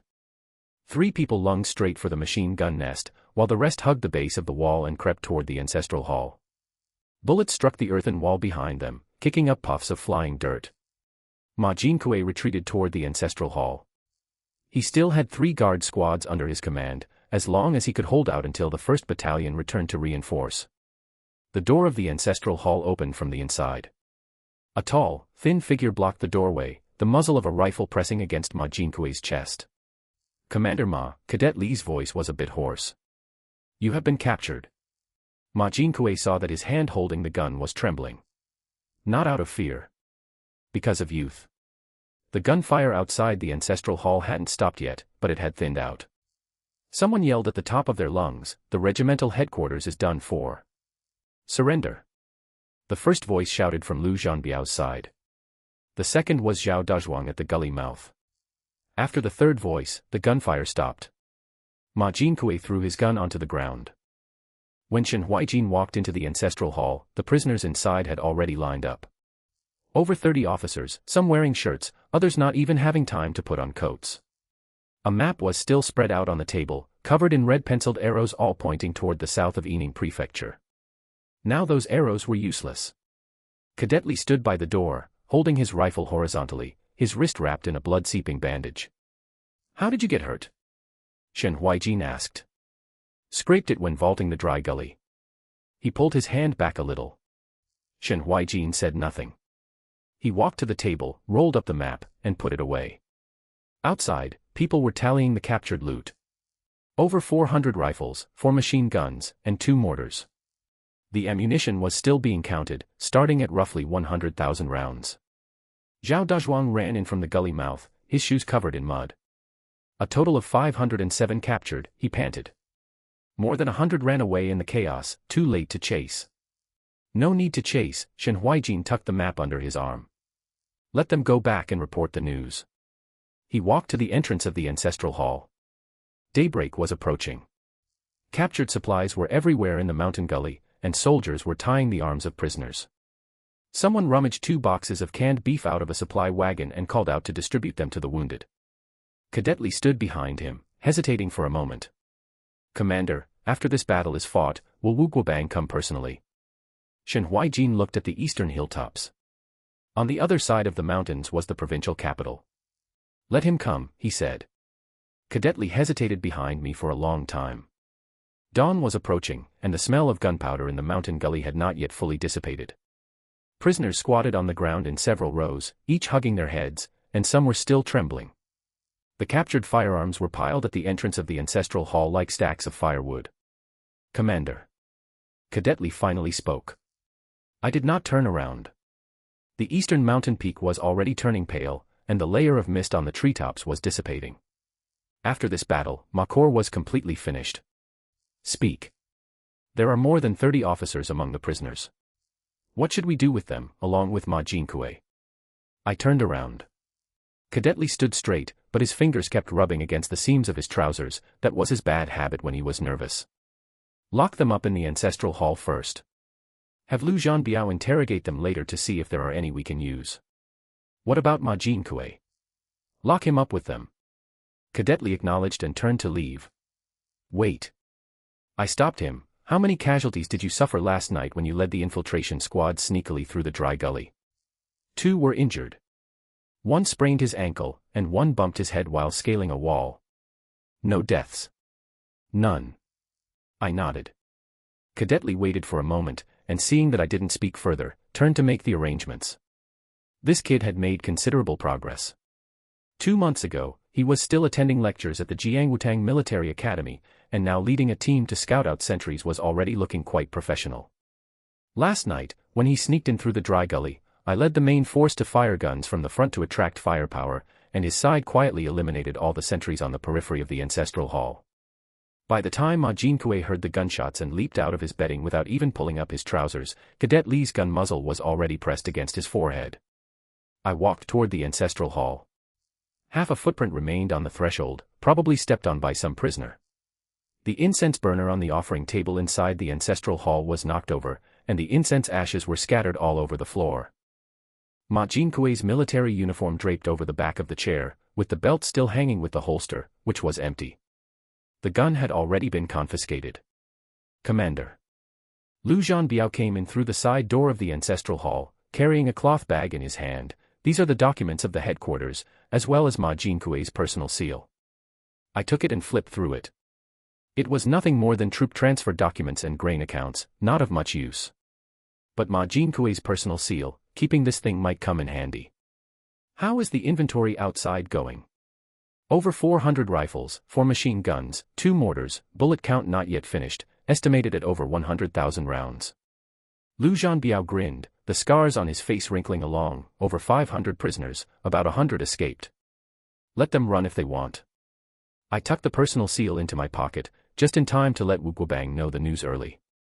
Lu Zhanbiao was stunned. Commander, did you let them escape on purpose? I didn't answer. The news of the annihilation of Ma Corps would sooner or later spread to the provincial capital. It was a matter of a day earlier or later. But the way this news reached Wu Guobang's ears was very important. If it was reported by defeated soldiers, it wouldn't be a combat report, it would be panic. What I wanted Wu Guobang to hear was not the fact that Ma Corps was annihilated, but the saying that Shen Huaijin's soldiers popped out from underground like ghosts. The outside of the ancestral hall began to buzz with noise. It was the men of the 3rd Battalion moving the spoils of war. When those 2 mortars were carried out, a group of soldiers gathered around to look at the novelty. I also walked over. The gun body was still stained with mud, but the rifling was good. The gun mount was engraved with the words of the Hanyang arsenal, genuine goods, not some locally made stuff. I reached out and touched the barrel. Cold. With these 2 mortars, plus the 4 captured machine guns, the firepower of the Shen army could finally contend with the regular army. Wu Guobang had 3 regiments under his command, but there weren't many mountain guns either. As long as I mounted these 2 cannons on the pass, it would be hard for him to make a hard charge.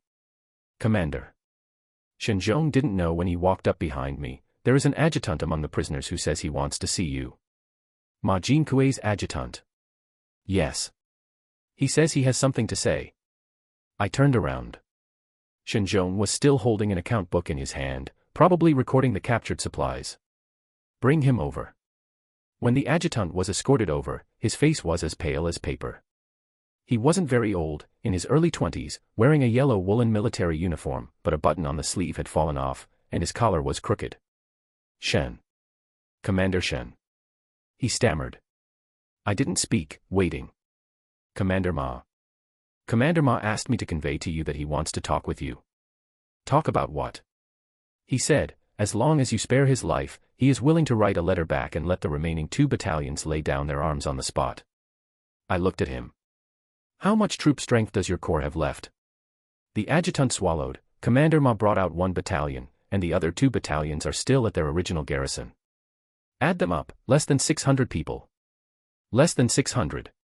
I said, more than 100 ran away last night, and the rest are all squatting right here. The adjutant's face turned even paler. Commander Shen, what Commander Ma said is the truth. As long as you let him go back, he will definitely. No need. I interrupted him, I will send people to incorporate those 2 battalions of yours.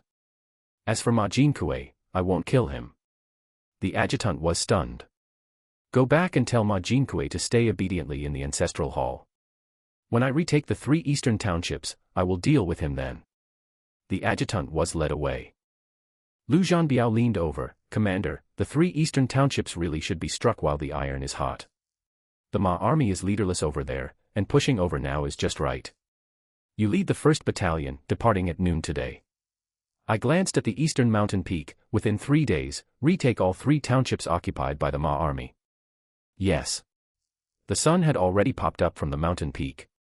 The pile of spoils in front of the ancestral hall glistened in the morning light, rifles piled into small mountains, ammunition boxes laid all over the ground, and those 2 mortars stood in the middle, like silent weights. Cadet Li bypassed from the back of the ancestral hall, holding a bowl of water in his hand. Commander, have a sip of water. I took it and drank. The water was lukewarm, with a slight rust taste, probably drawn from the old well behind the ancestral hall. Cadet Li. Present. You fought well in that battle last night. Cadet Li was stunned for a moment, and then blushed. It's all taught by the commander. What I taught you is theory, and how to scout out sentries specifically is something you crawled out of in the dry gully yourself. I returned the bowl to him. Later, you organize the experience of last night's infiltration assault and write it into a lesson plan.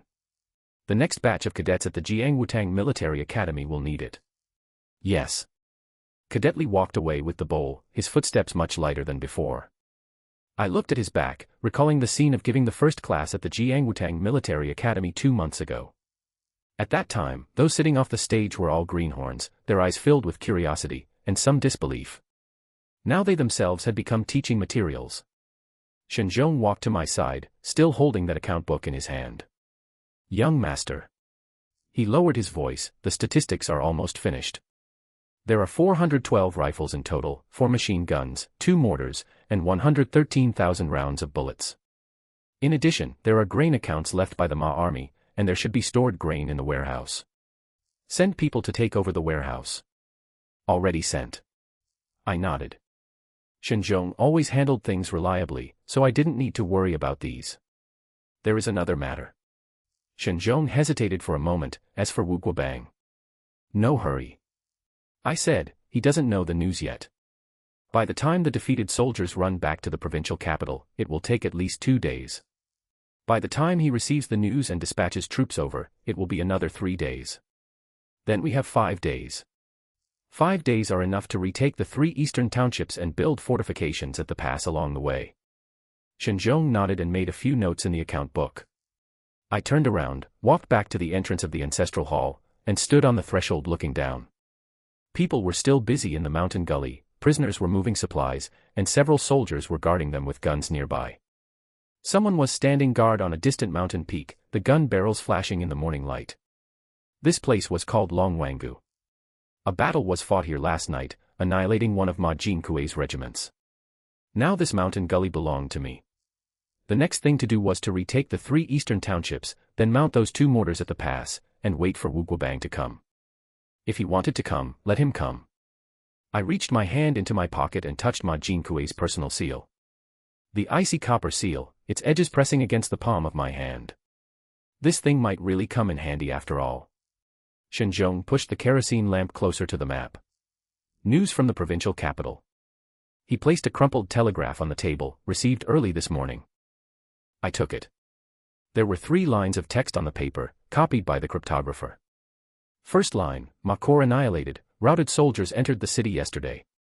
Second line, Wu pounded the table in rage, intending to personally lead 3 regiments on a punitive expedition. Third line, military governor's mansion advisors jointly questioned him, accusing Wu of arbitrarily starting a war. I flipped the paper over. There was another line on the back in Zhao Sanyang's handwriting. The Chamber of Commerce refused to allocate the deployment funds, and the assembly demanded a hearing. Wu postponed. When did this happen? Yesterday at dusk, Shen Zhong said. The routed soldiers entered the provincial capital the night before yesterday. Wu Guobang gathered his staff to draft an operation plan that very evening, but early the next morning, the other 3 brigade commanders of the military governor's mansion jointly caused trouble at the assembly. I pinched the piece of paper, reading it word by word again. Infighting. Yes, Shen Zhong said. The Chamber of Commerce has long been dissatisfied with Wu Guobang monopolizing military procurement. Seizing this opportunity this time, they directly blocked the deployment funds. I put the telegraph back on the table. The flame of the kerosene lamp flickered. How many days do we have? Zhao Sanyang estimates at least 7 days, at most half a month. Shen Zhong paused, but she said this is a conservative estimate. That's enough. I stood up and walked to the doorway of the ancestral hall. It was already fully bright, someone in the mountain gully was shouting at livestock, and prisoners were lining up to transport supplies down the mountain. From the direction of the distant pass came the clanging sound of stone chiseling. Cadet Li had taken people up there before dawn. Go call Lu Zhanbiao over. Shen Zhong acknowledged and turned to go out. I leaned against the door frame, feeling out that personal seal in my pocket again. Ma Jinkui's. A cold piece of Shoshan stone, its edges and corners worn somewhat round. I tossed it in my hand. What could this thing be used for? A thought popped up. It hadn't formed yet, just a general direction. When Lu Zhanbiao came in, his boots were covered in mud. The 3 towns in the east, I beckoned him to the front of the map. How many days can your men take them down? He leaned over to look. His finger tapped 3 times on the map. Ma Jinkui's routed soldiers have already run back, I said. The 3 towns currently have no regular garrison, only the local militia. How many militia are there? Adding them up, less than 200 rifles. Scattered. Lu Zhanbiao thought for a moment, 2 days. But I have to take 2 companies. I'll give you 3 companies. I drew a line on the map. After taking them, garrison in place and do not return. The most important thing is. My finger moved eastward to the boundary of the neighboring county. Zhou family. Lu Zhanbiao raised his head. The Zhou family. 2,000 mu of farmland, and 80 men militia, stuck between Shen and Wu counties. Whoever won over the Zhou family would have an extra barrier in the east. Want me to drop by for a visit on the way? No need. I stuffed the personal seal back into my pocket. The Zhou family must be handled according to the rules. Lu Zhanbiao didn't ask further. He probably guessed what I was going to do. That afternoon, Lu Zhanbiao set out with 3 companies. I had Shen Zhong count out 200 rifles, 3,000 rounds of ammunition, plus 50,000 silver dollars from the captured supplies. When Shen Zhong was bookkeeping, his pen paused for a moment. This amount. Betrothal gifts. He didn't speak again, lowered his head and continued writing. I sent someone to the county town to invite the best matchmaker. An old woman surnamed Wang, who had been a matchmaker for 30 years, knew the rules of the 3 letters and 6 betrothal gifts better than the county magistrate. After matchmaker Wang finished listening to me, she put her teacup on the table. That young lady of the Zhou family cannot be moved by just any betrothal gift, she said. Zhou Wenwei, 19 years old, attended a new-style school, knows how to use an abacus, and helps her father manage 300 mu of mulberry fields. Those coming to propose marriage are lined up from the beginning of the year to the end. That's why I invited you to go. She glanced at me. Then she looked at the rifle crates stacked in the courtyard. All right. She stood up. I'll broker this match. Matchmaker Wang came back on the 3rd day. When she entered the door, there was a smile on her face. Master Zhou has agreed. The process was smoother than she expected. The Zhou family was caught in a dilemma between Shen and Wu, leaning toward Wu Guobang, afraid of being beaten by my soldiers, leaning toward me, afraid of Wu Guobang settling accounts afterward. But the news of the annihilation of Ma Jinkui's entire corps had already spread to the neighboring county. Matchmaker Wang said that when Master Zhou heard the details of the annihilation of the Ma corps, his opium pipe almost dropped to the ground. He asked a question, Matchmaker Wang said. Asking if you really intend to fight Wu Guobang to the end. How did you reply? I said, your betrothal gift is 200 rifles. I smiled. The etiquette for taking a concubine is simpler than marrying a principal wife, but the required procedures were no less. Proposal, inquiry, auspicious sign, betrothal gifts, selecting a date, completed within 5 days. On the day Zhou Wenwei entered the door, it was a sunny day. She wore a red silk jacket and skirt, with a red veil covering her head. When she stepped out of the sedan chair, her footsteps were very steady, without any nervousness of a newcomer. After the bowing ceremony, I lifted the veil. Zhou Wenwei raised her face to look at me. She didn't dodge, nor did she lower her head. "I have seen your photograph," she said. This was the first sentence she said to me. "Where did you see it?" "In the newspaper." "That commercial daily, in the provincial capital," she said. "Published last month, saying you were engaging in industrial reform in Yining Prefecture." I was stunned for a moment. That article was arranged by Zhao Sanyang. I hadn't even read it myself. "It's not written accurately," I said. "Where is it inaccurate?" "It didn't mention guns." She smiled a little. "Very shallow, flashing past instantly." Early the next morning, Zhou Wenwei took the initiative to see Zhao Sanyang. I saw the two of them talking in the courtyard from the window. Zhou Wenwei was holding a thick ledger with a blue cloth cover in her hand. Zhao Sanyang flipped through it and looked up at her. Then the two of them entered the room. When they came out again, it was already noon. Zhao Sanyang walked up to me with a somewhat peculiar expression. "This concubine you married is well worth it." "What's wrong?" "What she brought is not a dowry." Zhao Sanyang handed a ledger to me. "It's the tenant ledgers and mountain goods trade routes of the Zhou family across 4 counties. I opened it. Dense characters, classified by county, township, and village. Each point was marked with contact persons, shipping routes, and settlement cycles. The last page drew a simple map. Eastward from Yining Prefecture, passing through the neighboring county, all the way to the boundary of the neighboring prefecture. 4 trade routes, 7 transit points. She said leaving these things at home would just gather dust. Zhao Sanyang said, might as well bring them out to use. I closed the ledger. "Where is she?" "Arranging manpower." Zhao Sanyang glanced toward the courtyard. She said an intelligence network isn't just about having people, it also needs wires. The shops and transport agencies along these trade routes are ready-made eyes and ears. Over the next 7 days, Zhou Wenwei and Zhao Sanyang were together almost every day. Zhao Sanyang's men spread eastward along the Zhou family's trade routes. At every point, Zhou Wenwei wrote a letter, having acquaintances along the trade routes provide support. On the evening of the 7th day, Zhao Sanyang came to me with a newly drawn map. The intelligence network had extended to 4 counties. The furthest point is on the edge of the neighboring prefecture. Zhao Sanyang's finger slid all the way east on the map. Riding a horse to the provincial capital takes 2.5 days. What about transmission speed? Emergency news can arrive in 3 days, she said. It used to take 5. I put the map away. Are there any other problems in the east? None. Zhao Sanyang stood up. Zhou Wenwei also handed over her father's militia. 80 people, now under Lu Zhanbiao's command. The 3 towns in the east plus the Zhou family's trade routes. Starting today, there are no worries in the rear. She walked to the doorway and turned back around. Right. That concubine of yours asked me to pass a message to you. What?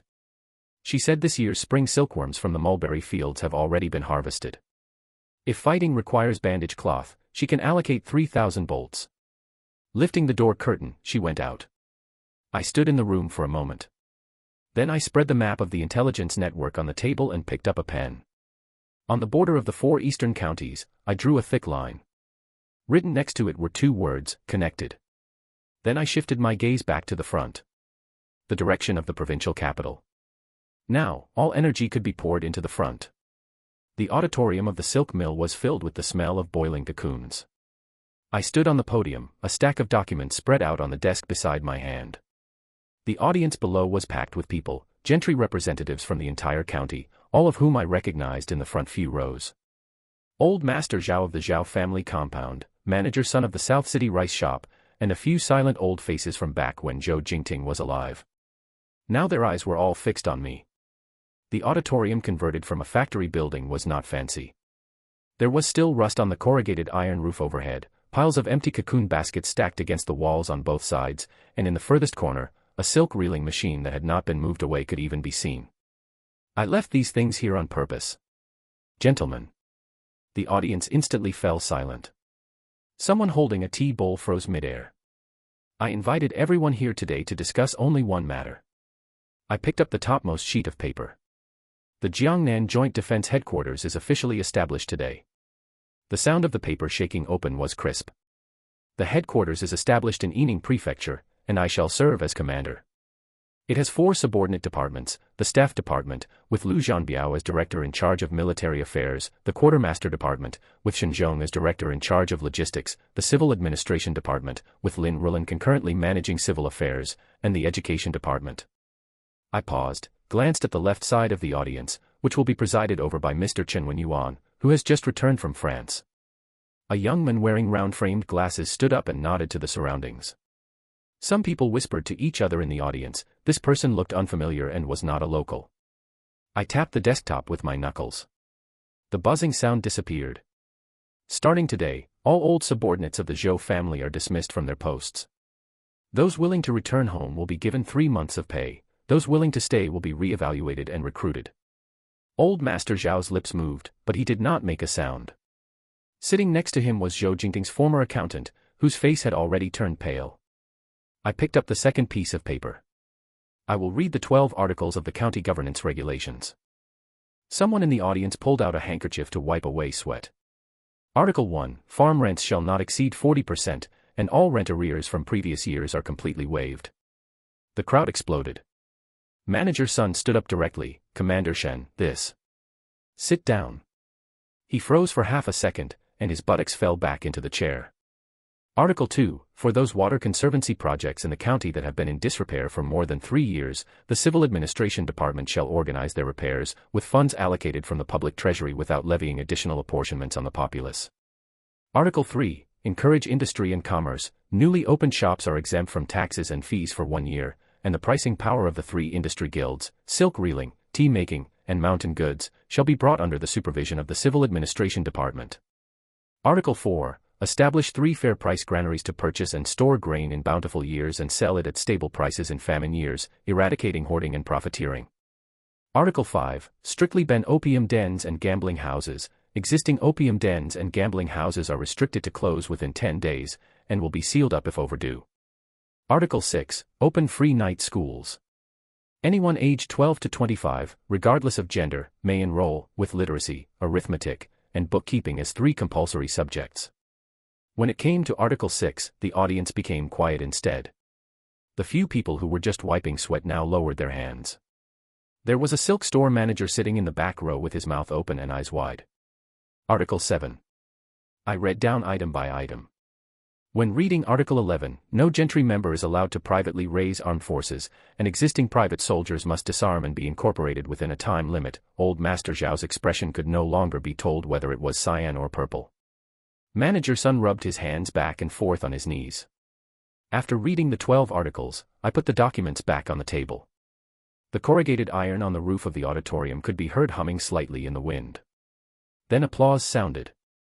First someone in the back row clapped, then the middle rows, and finally the front row. Old Master Zhao clapped twice, stopped, looked left and right, and started clapping again. The uneven sound gradually merged into one piece, clapping so hard that the dust on the cocoon baskets fell down. After the applause subsided, I walked down the podium. Lin Rulan was standing at the back, surrounded by managers of 5 or 6 major merchant houses. She was holding a stack of account books in her hand, whispering something. When I walked over, she just happened to look up. The Zhou family's mountain goods routes. She flipped the account book to the page with a slip of paper tucked in. 3 routes, 17 acquisition points. The accounts are basically clear. I have already had people recount the inventory. Manager Lu of the silk store next to them chimed in, Madam Shen, then the Zhou family's original sup. Unified and merged. Lin Rulan closed the account book. The 6 major merchant houses of the Shen family plus the Zhou family's mountain goods trade route shall be collectively named the Shen Group, starting today. Manager Lu's throat moved. Any questions? Lin Rulan looked at him. No questions. I took the account book from her hands and flipped through it. The ink was very fresh, and every number was written clearly. The total number in the bottom row had a circle gently drawn around it with a fountain pen. What about this month's tax revenue? Lin Rulan pulled a slip out of her sleeve. It has increased by 30% compared to last month, she said. Mainly due to newly added shops and the resumption of the mountain goods routes, and the markets in the 3 towns in the east have also recovered. Manager Sun leaned over to take a look at the slip. After reading it, he did not say anything more. At dusk, I went up to the newly built 3-story building of the headquarters alone. The building was a brick and wood structure, and stepping on the stairs could make you hear the wood creaking slightly. The third-floor window faced south, allowing half of Main Street to be seen. People on the street were packing up their stalls. The proprietress of the steamed bun stall was stacking steamer trays into baskets, and the clerk of the cloth shop next door was taking down door panels. A bit further away, the entrance of a newly opened grocery store still had the red paper posted during its opening hanging on it. The lamp oil shop, blacksmith shop, and tailor shop, over a dozen shops along the street were all lit up. The evening breeze poured in through the window. I found myself smiling. That very faint kind, with the corners of my mouth tugged up just a little bit. For the first time in days. Then I turned to the east. Looking out from the third-floor window, the mountains on the east side were grayish cyan. The sun had already sunk behind the mountains, leaving only a narrow orange-red edge on the skyline. News from the other side of the mountain arrived in the afternoon. Zhou Jingting was not completely dead. He had joined forces with Shen Wantang and was rallying remaining troops at the junction of the 3 counties in the east. Wuguobang's security corps had already begun massing toward that side. I stared at that patch of mountains. The mountains were grayish cyan, shrouded in a thin layer of mist. Deep within the clouds, they pressed down very low, with dark cloud masses slowly churning. The lights on Main Street lit up one after another. The Shen Group was established. The plaque of the Jiangnan Joint Defense Headquarters was hung up. Tax revenue increased by 30%. Commoners began to come back to do business. But to the road at the foot of the eastern mountain, I had already sent scouts over. There was a flash in the distant cloud mass. No sound came over, it was too far.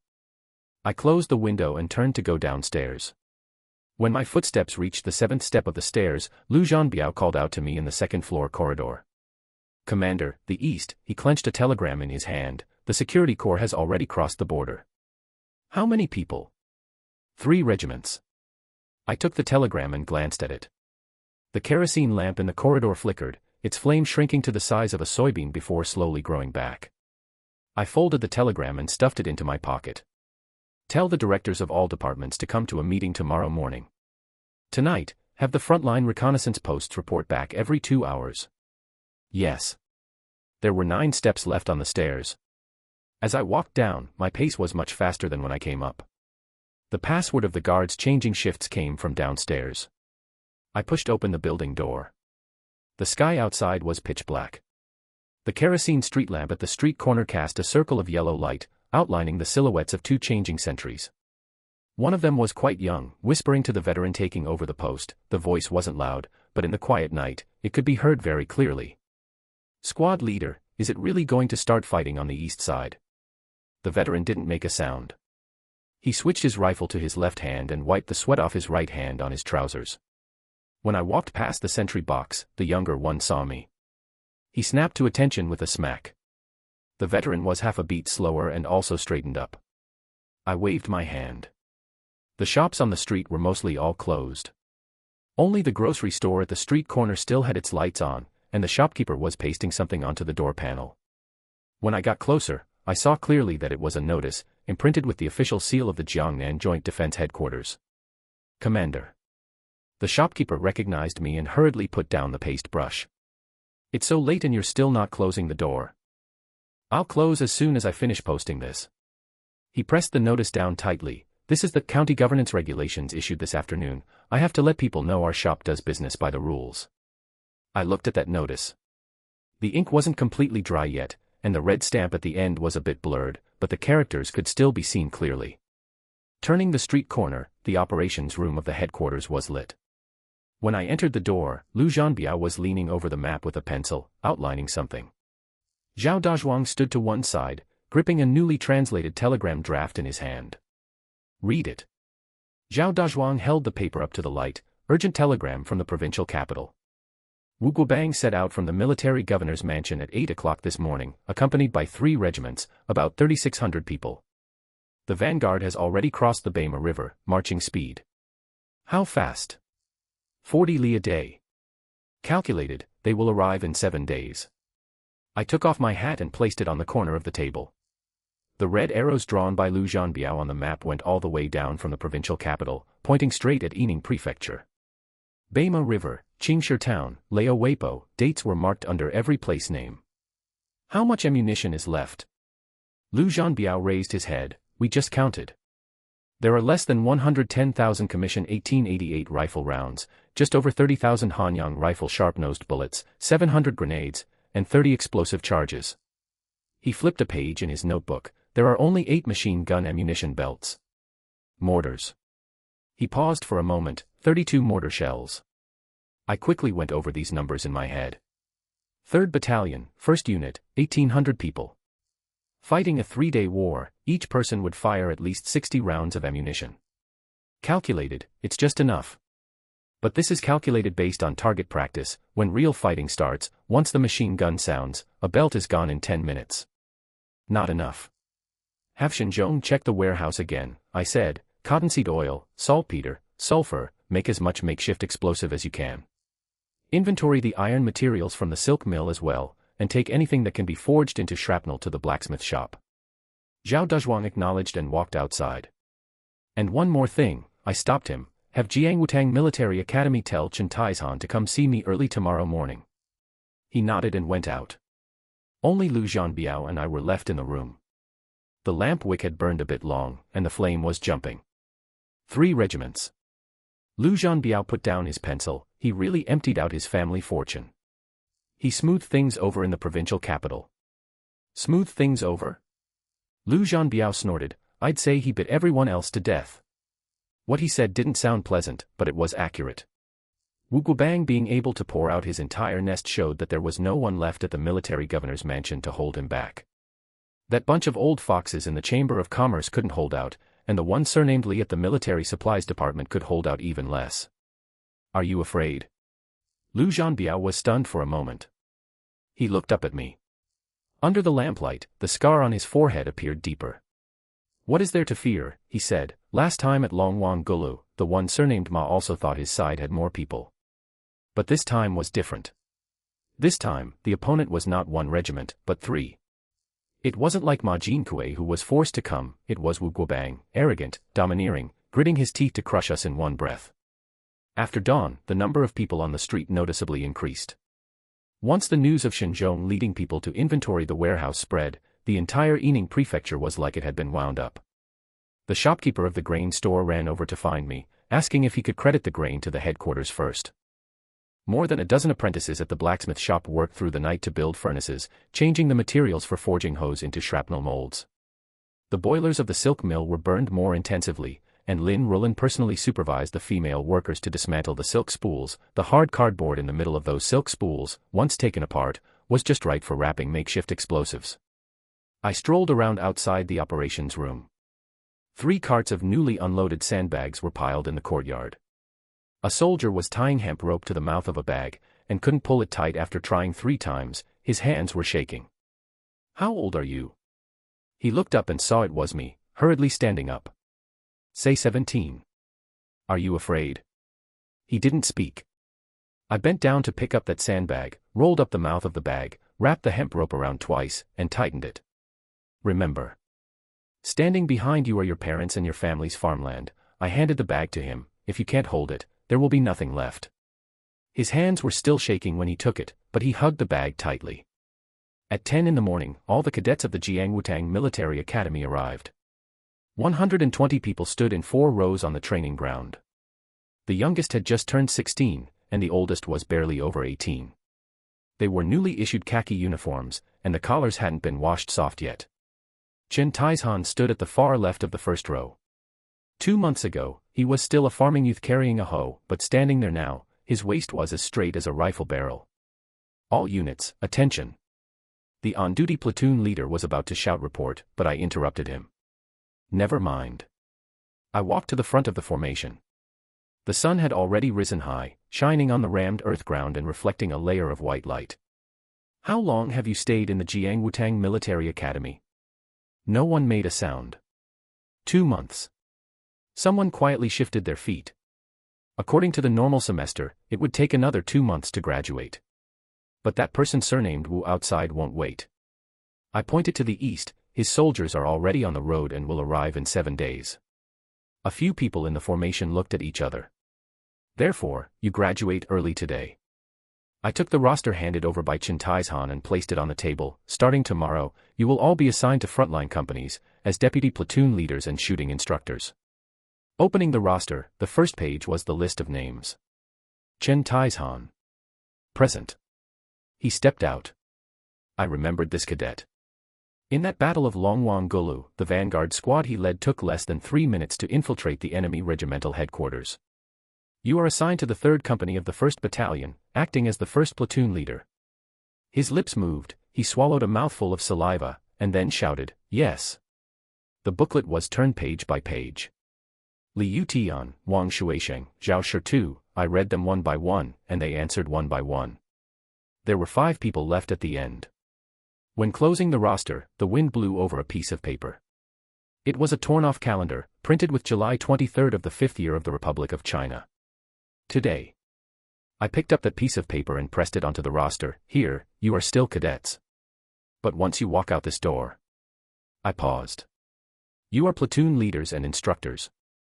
The soldiers under you are not much older than you, and some are even younger than you. They are looking at you. If you are afraid, they will be afraid. If you hold your ground, they will hold theirs. The formation was very quiet. The wind blew the sand on the rammed earth ground, making a rustling sound. Go. When Shen Huaijin turned around, I heard him say something to Liu Tian next to him. The voice was very low. But I heard it clearly. He said, "I'm not afraid." In the afternoon, I led people to inspect the 3 lines of defense. The first one was at the bend of the Beima River. The river surface was narrow, the current was swift, and the beach on the opposite bank was full of silt. Once people and horses went down, the speed would slow down by at least half. Liu Zhanbiao had already had 3 layers of barbed wire buried on the beach, and 4 machine gun nests hidden in the reed marshes on this side of the bank. The second one was at Lao Weipo.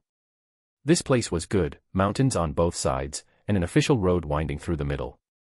There were no trees on the slope, only half-man-high thatch grass. I had the 2nd Battalion dig foxholes at the top of the slope, and ambushed a platoon on the ridge. The third one was at the very inside, the old city wall of Yining Prefecture. Calling it a wall, actually only intermittent gaps and half a city gate cave remained. Liu Zhanbiao used sandbags and earthen cement to block all the gaps, and dug skirmish pits on both sides of the city gate cave. I stood on the city wall and looked east. Over that horizon pressed lead gray clouds. The clouds were very low, as if they were about to touch the ground. Liu Zhanbiao handed over binoculars. Inside the lens was a vast expanse of white, with nothing there. But I knew they were over there. On the opposite bank of the Beima River, in the post station of Qingshi town, on the official road 20 li behind Lao Weipo, 3,600 people were rushing this way. Horses have stepped on the dry and cracked soil, mules dragged artillery carriages, and soldiers carrying rifles walked covered in sweat. Something flashed on the horizon. It wasn't lightning. Liu Zhanbiao saw it too. He didn't speak, just put down the binoculars and pressed the holster at his waist. At dusk, the mess kitchen carried dinner up to the city wall. Sorghum rice, pickled radish strips, and a bowl of vegetable soup with a few drops of oil floating on top. I held the bowl and leaned against the battlements, watching the soldiers below squatting in a circle eating. Someone was chewing in their mouth while holding the hemp rope of the sandbag in their hand. Someone stood up halfway through eating to help carry ammunition boxes. A veteran broke half a corn bun and handed it to the new recruit next to him, saying something, and the few next to them all laughed.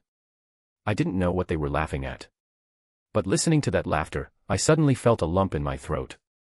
These soldiers. These faces. Will they still be here tomorrow? I put the bowl down on the city bricks.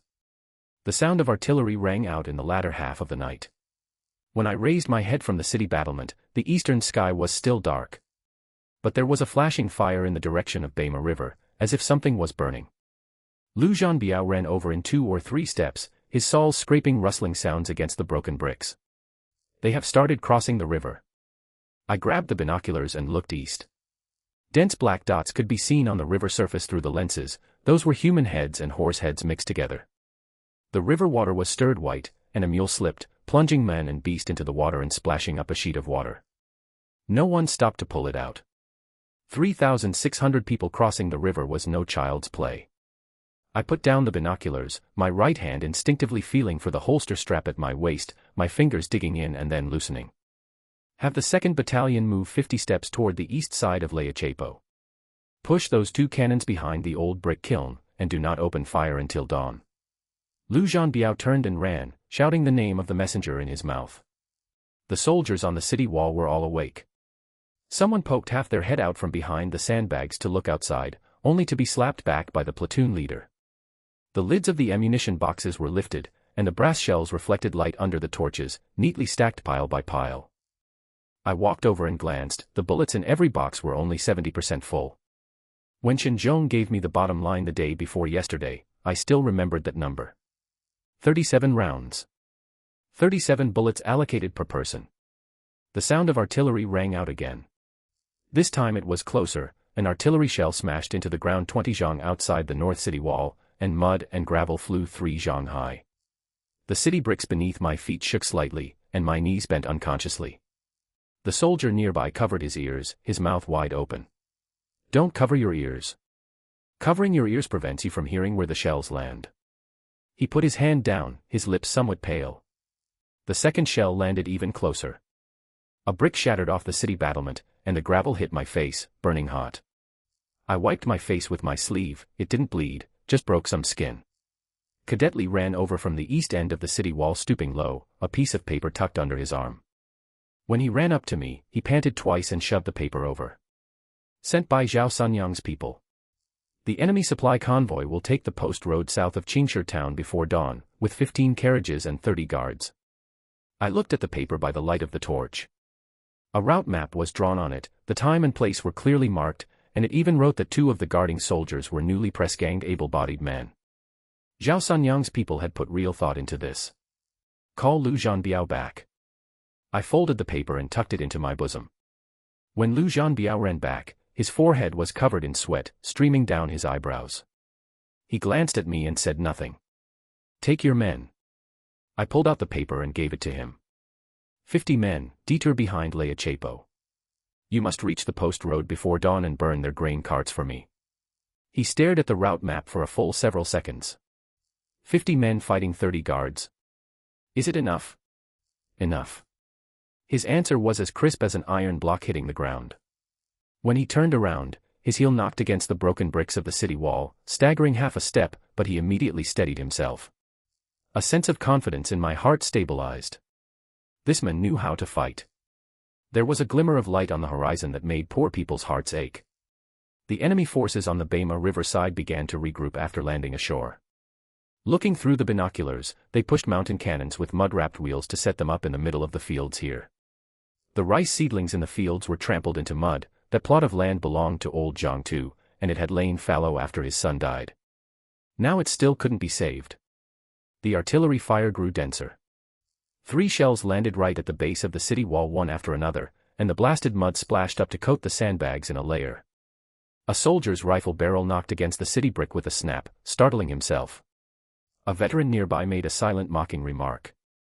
I mistook it for a sigh. Enemy infantry advancing to 400 meters. Cadet Li reported the distance, lying behind the battlement.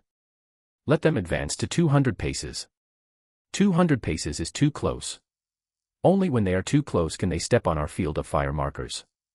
I had calculated this order on the sand table the day before yesterday. 200 paces in front of the city wall was a gentle slope, with 3 drainage ditches at the bottom of the slope. In the dry season, the ditches were dry and could serve as natural firing lines. I numbered all those ditches. The first platoon would fire at ditch number 1, the second platoon at ditch number 2, and crossfire would seal off the mouth of ditch number 3. The enemy's vanguard stepped onto that earthen ridge 200 paces away. The shots rang out. When the first batch of bullets was fired, I saw 3 or 4 people tumble straight down. They didn't fall slowly, but as if someone had kicked them from behind, their knees hitting the ground first and then their whole bodies flipping over. The soldiers behind were stunned for a moment, and their pace slowed down. But they didn't stop. Wu Guobang's men could still fight. The vanguard suppressed its speed, and the rear guard began to disperse to both sides, attempting to outflank the defenders' firepower points on the city wall. Group 3, sortie. I shouted to Cadet Li. 3 ridiculously small assault squads on the city wall vaulted over the battlements. 3 men per squad, 1 carrying a scoped rifle, and the other 2 carrying only short guns and bayonets. Taking advantage of the lull in the artillery bombardment, they slipped out from the base of the city wall, crawled forward along the ridges of the fields, and groped toward the enemy's flank. I stared through the binoculars.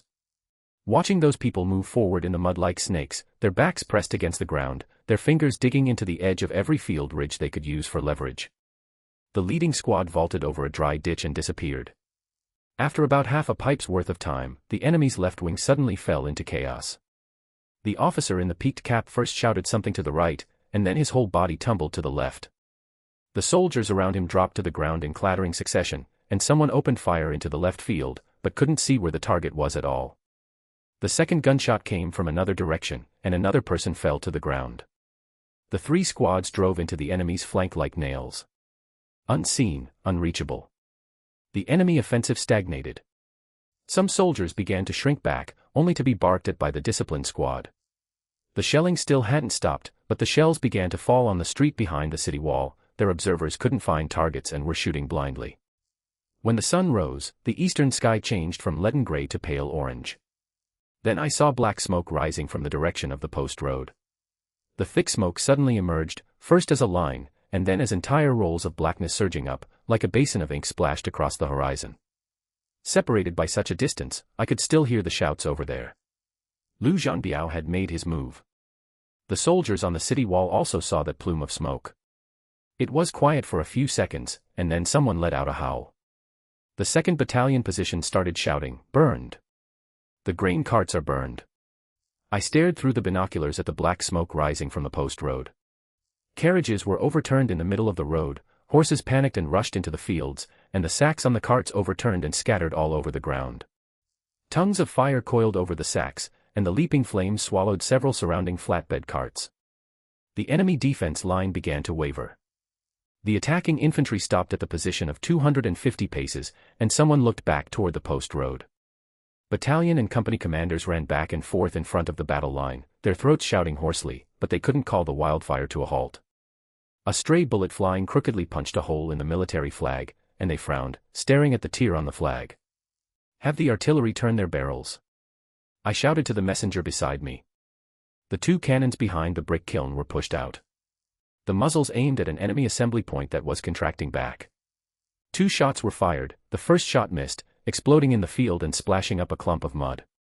The second shot smashed right into the crowd, and I saw 3 or 4 people blown away by the air wave, flipping twice in the air like ragdolls before falling down. The enemy began to retreat. It wasn't a rout, but an orderly retreat directed by someone.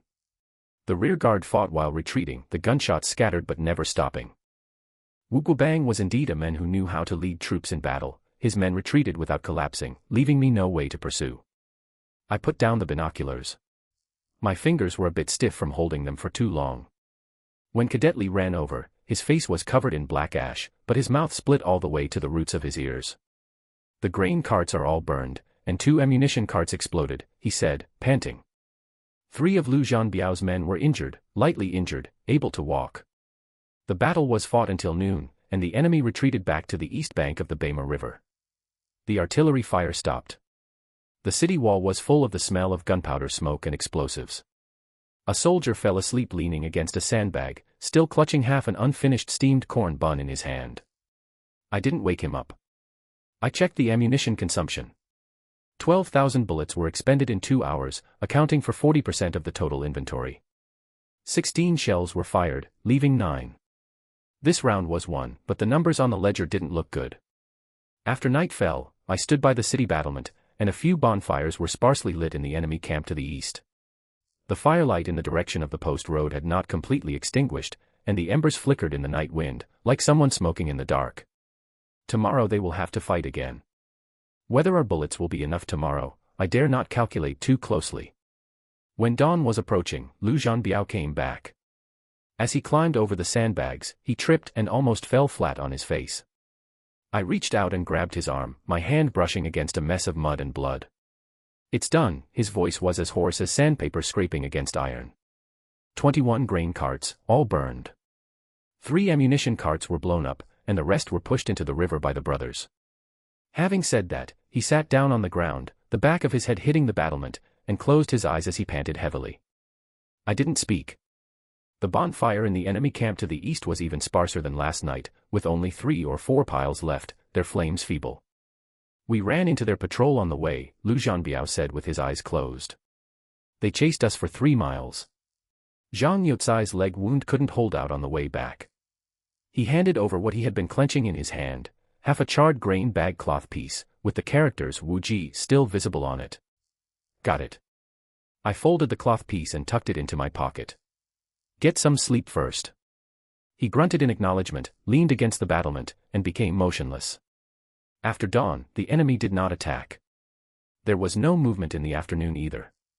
By dusk, a soldier on the city wall stared at the enemy camp through binoculars for a long time and suddenly shouted, "Their soldiers are scrambling for porridge." I took the binoculars. Chaos had broken out in the enemy camp. Dozens of soldiers crowded around 3 large cauldrons, shoving and pushing. Some scrambled to scoop porridge, while others had their bowls knocked over, spilling it all over themselves. Several officers on the side couldn't drive them away even with whips. Behind a tent further away, some soldiers were boiling wild vegetables. They can't even scrape together 2 thin meals a day, an old soldier nearby let out a cold chuckle. That old bastard Wu Guobang is going to have a hard time. I lowered the binoculars. My fingers were still stiff, but a weight lifted from my heart. After dark, Zhao Sanyang's messenger arrived. It was an old man carrying night soil buckets. He placed the buckets in the city gate arch and pulled 2 thin bamboo tubes out from inside his carrying pole. I used a knife to split open the bamboo tubes, shaking out 2 thin sheets of paper. The first sheet had only 8 characters, provisions cut off for 3 days, troop morale scattered. The second sheet had more written on it: Sun Disheng, captain of the 6th Company of the 2nd Battalion, and Ma Guoliang, captain of the 9th Company of the 3rd Battalion, both harbor long-standing grievances against Wu, and can be approached. I brought the 2 sheets of paper close to the oil lamp and burned them. Go back and tell her, I said to the old man, to find a way to deliver a letter to Sun and Ma. Tell them, defect in the face of battle, and each will be rewarded with 500 silver dollars, retain their original positions, and be promoted by 1 rank. The old man nodded, shouldered his night soil buckets, and left. Early the next morning, I went to find Lin Rulin. She had cleared out 3 side rooms behind Guandi Temple to serve as the rescue team's quarters. When I walked in, she was squatting on the ground, hand in hand teaching several women how to roll bandages. White cloth piled up a whole room, and a few women squatted in the corner applying beeswax boiled in boiling water to the new bandages, a method she had figured out herself, saying it could reduce wound adhesion. Are there enough bandages? I asked. She didn't look up. 400 rolls were rushed out yesterday. Used sparingly, it's enough to last 3 days. When she stood up, her knees were covered in cloth scraps. There were bluish marks at the corners of her eyes, and her lips were chapped and peeling. What about the homemade explosives? She asked again. The brick kiln side is rushing them, I said. Another 40 gene were made yesterday. It's just that there wasn't enough iron sand, so they dismantled 2 iron doors, smashed them, and mixed them in. She nodded and turned to greet several newly carried-in stretchers. Lying on top was a soldier of 17 or 18, a piece of flesh on his lower leg bitten off by shrapnel, gasping in pain. Lin Rulin took scissors and cut open his trouser legs without her hands shaking at all. Bite down on this. She stuffed a piece of gauze into the soldier's mouth and immediately set to debriding the wound. I stood there for a moment and then left. On the morning of the 3rd day, a dozen deserters ran over from the enemy camp. They were all from the same company, running away with their organizational structure intact. Leading them was a dark-faced, stout man who slammed the company flag onto the ground, saying their company was only given half a pot of rice soup yesterday, and the battalion commander even whipped away the rations of 2 soldiers, they simply couldn't endure it anymore. Take them in, I said, and let them eat a solid meal. The mess hall set up big cauldrons to cook sorghum rice porridge. Those dozen surrendered soldiers squatted in the corner, their hands trembling as they held their bowls. I asked the dark-faced company commander, do you know Sun Disheng and Ma Guoliang? He was stunned. I know them. Sun Disheng owes me 3 silver dollars. Can you pass a word to him? Yes. Why wouldn't I? He wiped his mouth. When we ran, he was chopping firewood outside the camp tent. Their company's food reserves will hit rock bottom today at the absolute latest. I had someone bring paper and brush. I wrote just 2 sentences. Tonight at the midnight hour, shake the torches 3 times at the western position. Those who come out bring their guns without handing them over, retain their original positions, and receive a reward of silver dollars. The signature had no words, just a thumbprint pressed onto it. The letter was folded and stuffed into the dark-faced company commander's palm. "What if it can't be delivered across?" he asked. "Then the 3 silver dollars you owe Sun Disheng will be written off." He let out a chuckle, tucked the letter into his bosom, and left with the runner. It was dark again. Lu Zhanbiao and I lay flat on the city wall, staring at the western side of the enemy camp. A thin fog rose at night, and the campfires were as dim as will-o'-the-wisps, with only figures swaying in the fog. "It's almost midnight," Lu Zhanbiao said in a low voice. I grunted in acknowledgement. In the distance, on the western side of the enemy camp, 3 torchlights suddenly flickered. Left, right, left, drawing 3 arcs in the fog. The response was 2 short flashes. Then a dense mass of people surged out from the fog. They weren't scattered. They were lined up in formation, carrying guns, winding around from behind the position just like that. Leading them were 2 figures, each carrying a flag. When the troops reached the foot of the city, the leader looked up and shouted, "Sun Disheng requests an audience with Commander Shen." The city gate opened a slit. 2 rows of soldiers holding torches ran out to form a line. Sun Disheng was tall and thin with 2 mustache lines on his lips. Ma Guoliang was short and stocky, with half of his left ear missing. The 2 men thrust their company flags into the ground and knelt on one knee. 97 men from the 6th Company, all accounted for. Sun Disheng's voice was sharp, sounding like a razor blade scraping a porcelain bowl. "Wu Guobang doesn't treat the brothers as human beings, so we won't risk our lives for him anymore. Part of the 9th Company is on the way," Ma Guoliang added. "When we left the camp, we were discovered by the regimental headquarters' direct subordinate company, and the brothers are currently suppressing them in a fight." I turned my head to look at Lu Zhanbiao. He was already dispatching troops. 20 minutes later, 2 rows of men fired volleys from the city wall to provide cover, and scattered gunfire rang out across the open ground outside the city. Ma Guoliang's remaining troops crawled out from the darkness, carrying the wounded and running all the way into the city. The city gate closed. 179 surrendered soldiers, 73 rifles, and 1 damaged light machine gun.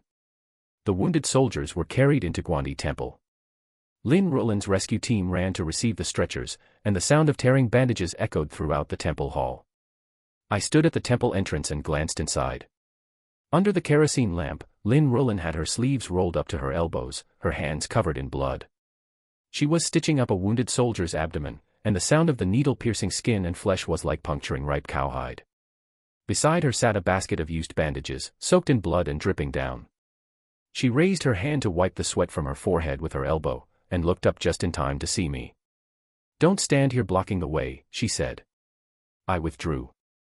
After dawn, the battlefield fell silent. I spread the map out on the command post table. 30 li south of Yining Prefecture, there was a valley. The slopes on both sides weren't very steep, but half a li ahead, it suddenly narrowed, with the valley mouth being only 4 zhang wide. The valley floor was a sandy dirt road, surrounded entirely by bushes and gravel slopes. I traced a circle along the contour lines of the valley mouth with my finger. "Here," I said to Lu Zhanbiao. He lowered his head and looked for a long time, pressing a finger against the mountain slopes on both sides of the valley mouth and tapping a few times. "Plant landmines." "Not just landmines," I put down the pencil. "There's also that net." He grinned. Just then, someone knocked on the door. The sound was quite proper. Instead of knocking on the crack, it was tapped against the wooden door panel. Dong, dong, dong. "Come in."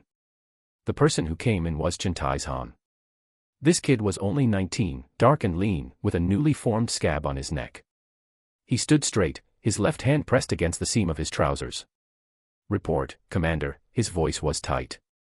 "The 1st Platoon of the 3rd Company defended the southern flank wall yesterday afternoon and beat back 2 charges.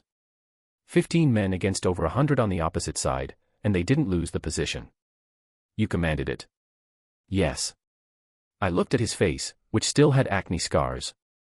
"How was the ammunition expended?" "Fired when they were close.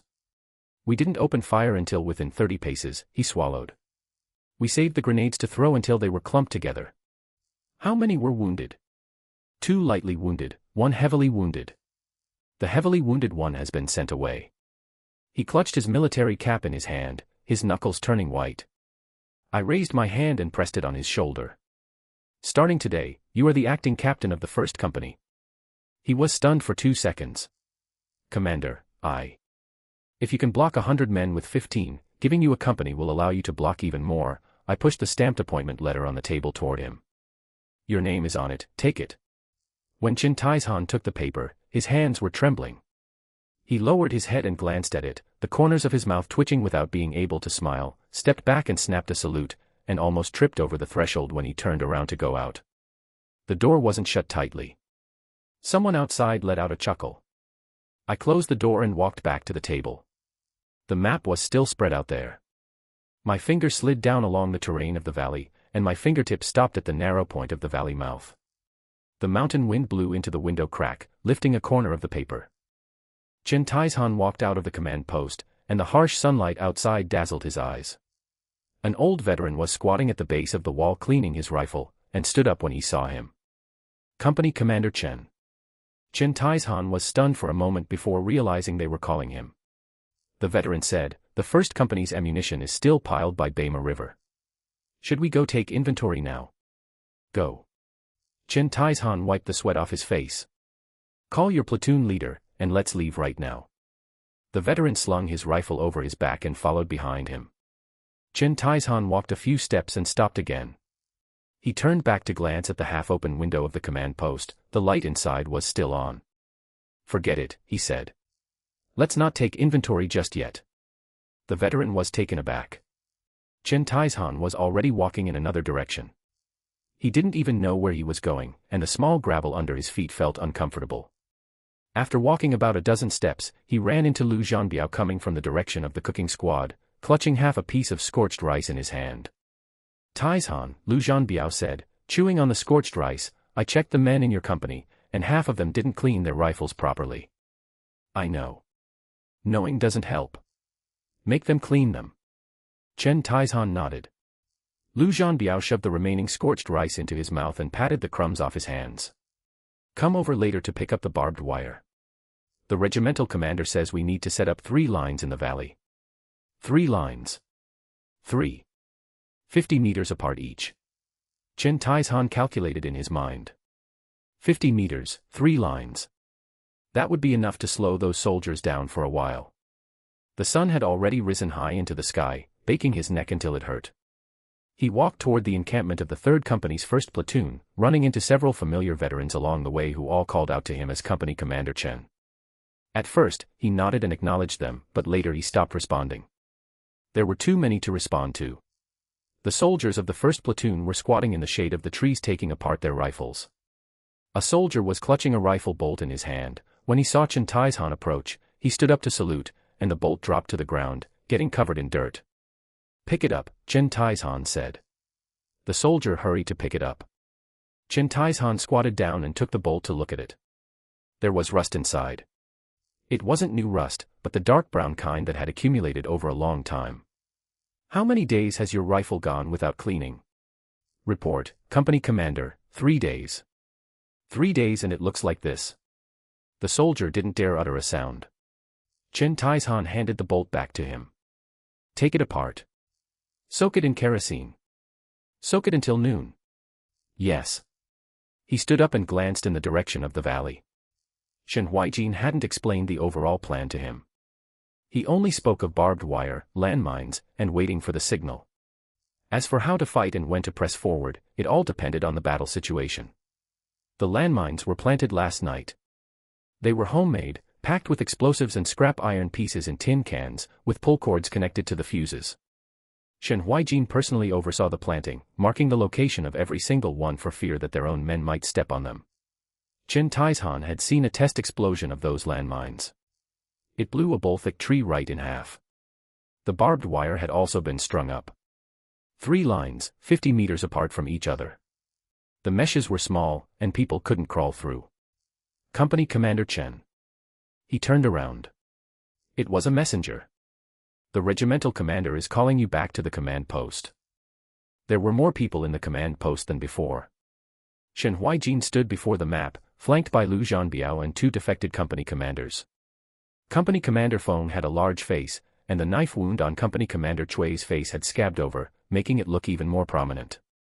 Shen Huaijin glanced at Shen Huaijin. Are your men ready? Ready. Do you know how to retract the barbed wire? Shen Huaijin was stunned.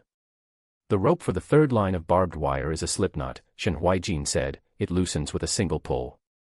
When Wu Guobang's men charge here, he pointed his finger at the third line on the map, you retract the net. Retract it. Retract it. Let them charge. Lu Zhanbiao grinned broadly. Company Commander Feng spoke up first, you mean? Let them charge in, Shen Huaijin said, and when they reach halfway, pull the second line. He moved his teacup onto the map, pressing it over the valley entrance. Wu Guobang's cavalry will be trapped in the first line, and his infantry will be squeezed between the second and third lines. That's when we pull up all the barbed wire. Company Commander Cui touched the scab on his face. Wipe them out in one go. Shen Huaijin didn't speak. The mountain wind blew in from outside, whistling through the cracks in the window. Shen Huaijin suddenly understood. Those barbed wires weren't meant to block people. They were meant to trap people inside. The messenger ran in again. Commander, the enemy is on the move. Shen Huaijin removed the teacup and rolled up the map. Let's go. The valley was 3 miles away.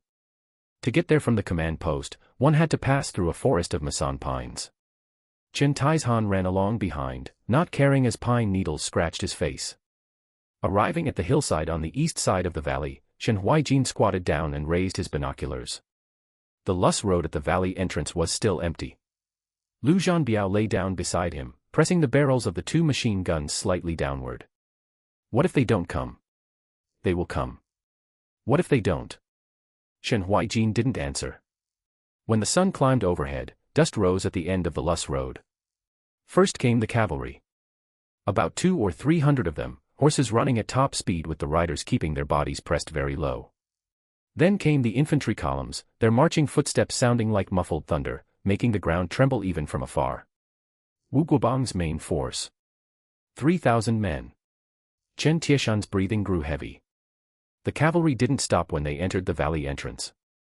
They ran close to the right cliff wall, their hoofs kicking up gravel. The officer at the head turned back and shouted something, and the cavalry behind sped up. Until the first landmine exploded. The sound was massive. It wasn't the crisp sound of firecrackers, but a dull roar accompanied by the hissing sound of shattering sheet metal. That horse flipped over, and the rider was thrown off, rolling several times on the ground before stopping. Immediately followed by the second, third, and fourth. The valley was filled with gunpowder smoke and flying metal fragments. The front row of cavalrymen collapsed in a line, and frightened horses bolted everywhere, some crashing directly into the cliff walls. The infantry formation was scattered, someone shouted to hit the dirt, but the voice was drowned out by the explosions. Company Commander Feng was counting nearby. 11, 12, 13. Shen Huaijin didn't move. His binoculars were still raised. The cavalry were cavalry after all.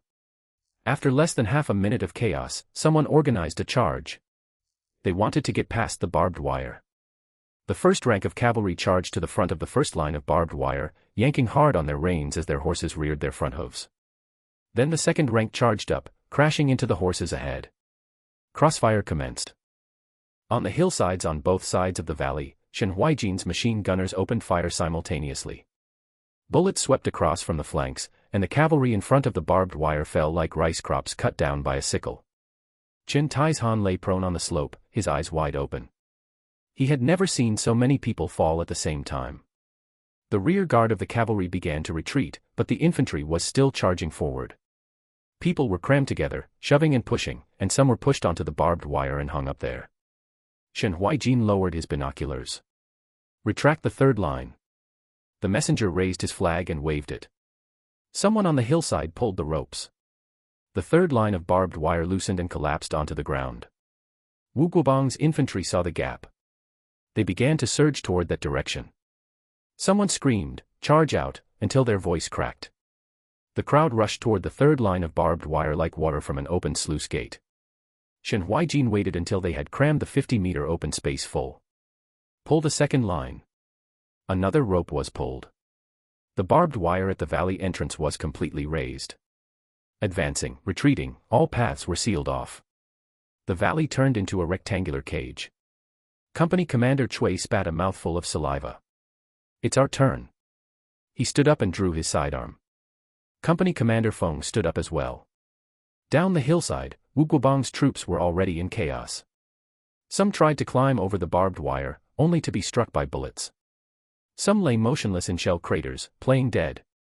Others crowded toward the valley entrance, wanting to retreat the way they came. But the retreat path at the valley entrance was also sealed off by barbed wire. Company Commander Cui raised his gun. "Follow me." His men charged down from the slope. Battle cries exploded, shaking the pine needles on the pine branches down in rustles. Company Commander Feng also led his men forward to press the attack. Striking from the flank. Chen Taizhan saw Company Commander Cui leading the charge at the very front, hacking down an officer holding a Mauser C-96 with a single slash. That officer's head flew off, landed on the ground, and was trampled on several times. Shen Huaijin lowered his binoculars. 3rd Battalion. Lu Zhanbiao stood up. Press from the front. The men of the 3rd Battalion waited on the other side of the slope. Lu Zhanbiao blew a whistle, and they all charged down. It wasn't a reckless charge, but a steady advance downward, bayonets fixed, arranged in a row like a moving wall. Wu Guobang's soldiers saw a row of bayonets pressing in from directly ahead, while the two companies led by Cui and Feng were fiercely pounding their flanks. Some threw away their rifles and knelt. First one. Then 7 or 8. And then a whole area. An officer wanted to organize a counterattack, standing on an earthen ridge shouting, "No surrender." Before he could finish his words, he was stabbed in the back by his own men. The knife pierced through the gaps in his ribs, pulling out a length of intestines when withdrawn. That officer slowly knelt down, his hand still pointing forward. No one went to support him. Chen Taizhan saw things starting to get chaotic over by the tents. Wu Guobang's staff officers were leading horses, and some people were carrying boxes as they ran out. Wu Guobang was surrounded by 7 or 8 guards retreating toward the north. "Commander." Shen Huaijin looked over. "They're going to escape from the north. They won't get away." The voice came from the back mountain. First came a few gunshots, followed by a burst of intensive gunfire. Not rifles, but submachine guns. The assault squad. Those 20 men who had outflanked them from the back mountain. They blocked the mountain pass in the north, sweeping around with 16 submachine guns. A dozen of Wu Guobang's vanguard fell, and the men behind dared not charge any further. Wu Guobang's horse turned around in place 3 times. I saw it very clearly. The submachine gun fire from the assault squad at the northern pass had stopped, and the gunfire towards the valley mouth had also thinned out. Company Commander Feng's men pushed down from the western slope, their bayonets reflecting the light under the afternoon sun. Company Commander Cui's company flanked around from the east, cutting Wu Guobang's rear guard into 2 sections. An officer stood up from the heap of routed soldiers, raising his pistol above his head. Then came the 2nd and the 3rd. The sound of firearms being thrown onto the ground was crisper than the gunfire. "Surrounded," Chen Taizhan said beside me. I wiped the dirt off my face. The wind on the hillside blew the gunpowder smoke northward, and those 2,000-odd people at the bottom of the valley were like penned sheep. "Send the messenger down," I said, "and shout out, 'Surrender your arms and your lives will be spared, officers will retain their posts.'" Chen Taizhan was stunned for a moment. "Go quickly." When the messenger ran down the hillside, I saw Wu Guobang's flag fall. It wasn't broken by a strike, the flag-bearer threw it down himself. The indigo-blue flag surface spread across the yellow mud ground, covered in footprints. Someone at the bottom was shouting something, though it wasn't very clear. Then more people threw away their guns. I walked down the mountain. The guard squad followed closely, their bayonets held level. The smell at the bottom of the valley was mixed. The smell of gunpowder, blood, and crushed green grass. The prisoners squatted on the ground, some were shivering, while others wore numb expressions.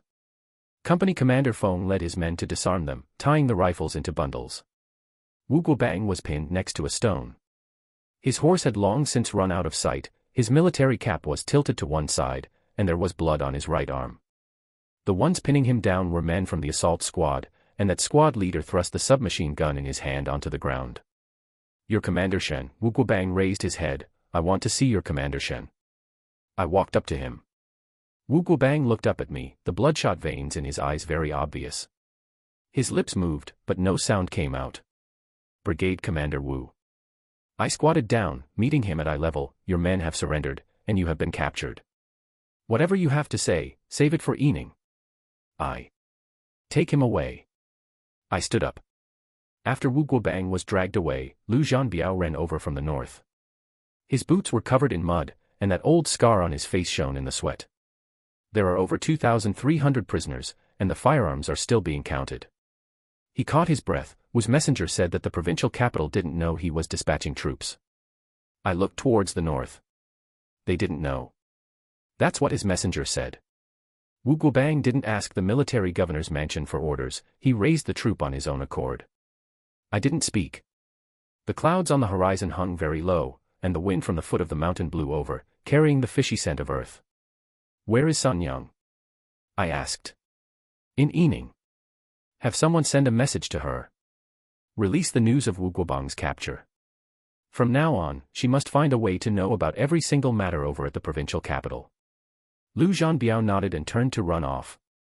Over the next 7 days, I didn't sleep much. The 2 companies under Feng and Chui, along with the 3rd Battalion, pushed northward all the way. On the first day, they took Qingyuan County, the second day was Shiqiao Town, the third day was Hiku.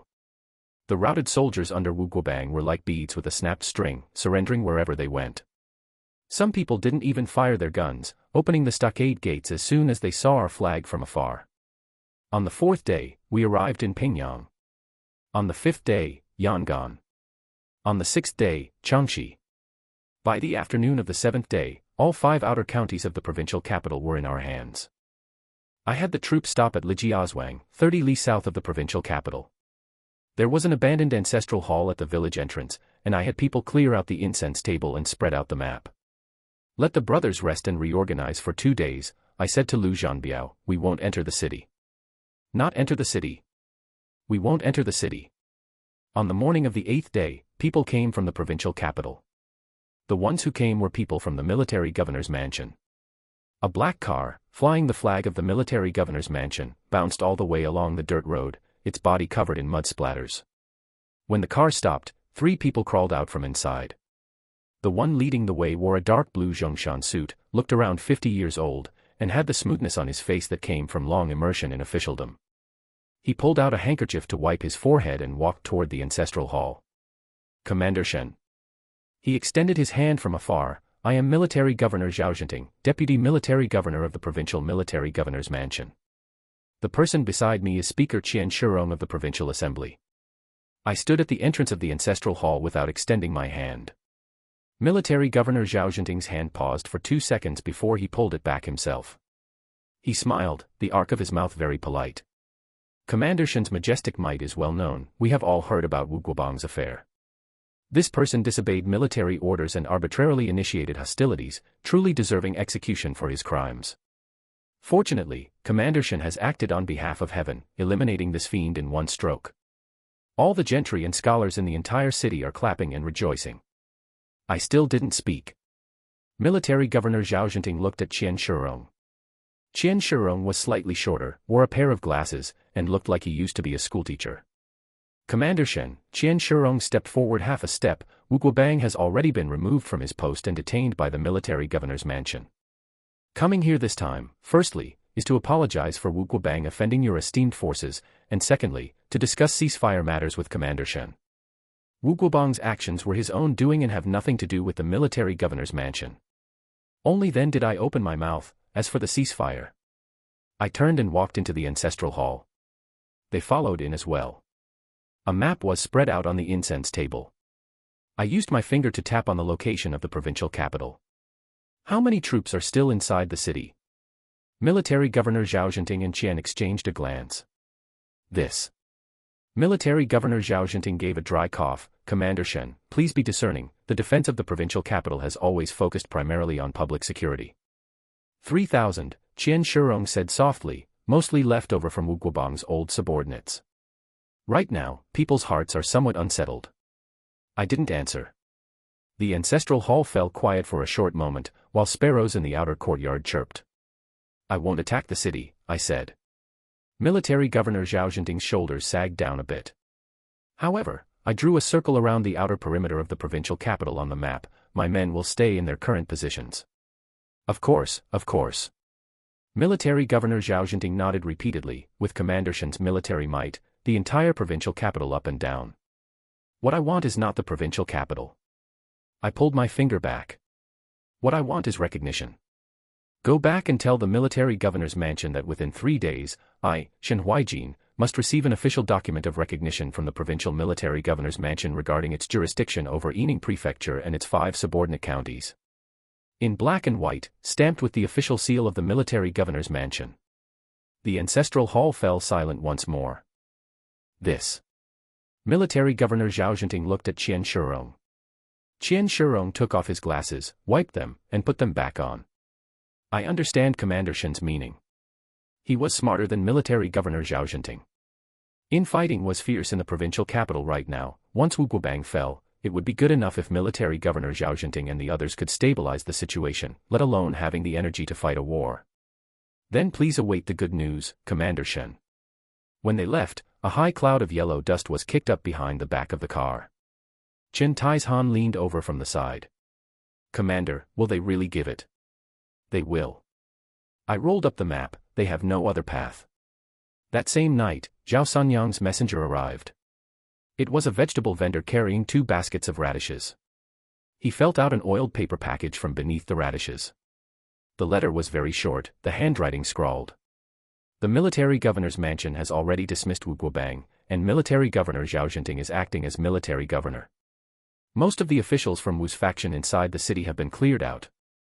Zhao is already drafting the recognition document, which can be signed tomorrow. Additionally, Qian Shirong has old ties with the Northern General Zhao, and Military Governor Zhao Jinting's staff officer Yi Mingzhang once studied at Jiangwutang Military Academy. This person bears watching. I brought the oiled paper close to the lamp to look at the last line of words. Yi Mingzhang. This person's name had not appeared in previous intelligence. Zhao Sanyang specially mentioned him. The reason wouldn't just be that he had studied in Fengtian. Go back and tell Sanyang. I folded the letter paper and tucked it into my chest, saying to the vegetable vendor, have her continue to keep an eye on this Yi Mingzhang. In addition, over at the Provincial Capital Chamber of Commerce, see if there are any who are close to the foreign firms, and prepare a list of them. The vegetable vendor nodded, shouldered his carrying pole, and left. I sat on the bench in the ancestral hall, turning up the wick of the kerosene lamp a bit brighter. Soldiers outside were changing guard. The sound of footsteps went step by step, treading on the bluestone ground. 3 days. I calculated in my heart. Over in the provincial capital, Military Governor Zhao Jinting needed to stabilize the foundation of the military governor's mansion, the official document needed to be stamped, and various yamens needed to coordinate. The 3-day time frame was calculated just right, enough for them to finish the job, but not enough for them to pull any tricks. A matter like peace cannot be bought through mere occupation. It depends on the other party voluntarily acknowledging your weight. I turned the lamp wick even brighter, spread out the paper, and began writing a letter to Yining. Footsteps sounded outside the door. It wasn't the steady patrolling rhythm of the guards. It was someone running, leather boots stepping on the blue bricks with a pattering sound, getting closer and closer. I put down my pen. The door of the ancestral hall was pushed open, letting in a gust of night wind. The flame of the kerosene lamp flickered and almost went out. Commander. It was Chen Taizhan. He stood at the doorway, the newly formed scab on his face glowing with a dark red under the light. People have come from the provincial capital. I looked at him. Military Governor Zhao Jinting's men. An adjutant brought 20 guards, saying that the military governor invites you into the city for a detailed discussion. I placed my pen on the inkstone. Where are they? Waiting outside the south gate. I didn't let them enter the city. Chen Taizhan stepped aside. The brothers have surrounded them and confiscated all their guns. I stood up. The joints in my knees made a cracking sound. When did they arrive? An incense stick's time ago. I didn't ask any further. I put on my coat and walked out. It was very dark outside. The clouds covered the moon tightly, and only the storm lantern hanging at the entrance of the village was still glowing. Military Governor Zhao Jinting sending people over so quickly meant he could no longer suppress matters in the provincial capital. Or rather, he never suppressed them at all. Beside the official road outside the south gate, about 20 figures were surrounded in a circle of torches.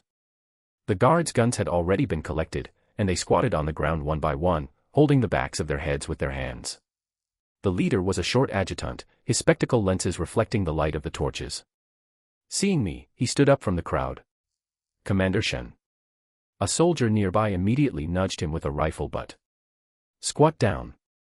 The adjutant stumbled from the nudge and squatted back down. But his mouth didn't stop. "Commander Shen, Military Governor Zhao sent me with a message. He said your conditions are right, and the provincial government is willing to talk. We can talk right now. The military governor is waiting for you at the Nangguan mansion." I walked up in front of him. "How many people did you bring?" The adjutant was stunned. Just these." "I am asking, how many people did the military governor's mansion deploy at the Nangguan mansion?" The adjutant's face changed color in the torchlight. No. Absolutely not. The military governor said, "Bring only tea, not soldiers." I looked at him for a moment. "Chen Huaijin. Present. Take the first company into the city with me. The rest, disperse outside the city." Chen Huaijin didn't ask why. He turned and left. The adjutant crawled up from the ground and patted the dirt off his knees. "Commander Shen, rest assured. The military governor is sincere. He said that the current provincial government cannot afford another battle." I ignored him. I swung onto my horse. The Nangguan mansion was on the old street outside the south gate of the provincial capital. Formerly a salt merchant's residence, it was a large courtyard with 3 compounds, with the 4 characters, "Patience passes down the family," hanging on the lintel. When I arrived at the entrance, Military Governor Zhao Jinting was already standing on the steps. He was wearing casual clothes. A long gown and cloth shoes. Behind him stood 2 civilian secretaries. "Commander Shen." He called me that. I dismounted. I handed the riding crop to Chen Huaijin. "Military Governor Zhao." He didn't move on the steps. I stood below the steps and looked up at him. 3 seconds. He moved first. He walked down 2 stone steps. "Please." The lights in the courtyard were lit all the way. From the main gate to the main hall, 2 rows of storm lanterns hung under the corridor, illuminating the blue brick ground to a greasy shine. There was no one else in the main hall. 2 cups of tea on the table were still steaming. Military Governor Zhao Jinting sat down in the main seat. Without waiting for him to offer a seat, I sat in the left guest seat. He picked up his tea. He didn't drink. He put it back down. "Commander Shen, today is my 4th day in office," he said. "The account books in the military governor's mansion's treasury are 3 feet thick, and less than 60,000 taels of silver remain. The garrison in the city is 3,000 men, and 2,000 men have had their military pay in arrears for 3 months. He pushed the teacup away. "This war, I cannot fight it." I looked at him. "So you chose negotiation?" "Correct."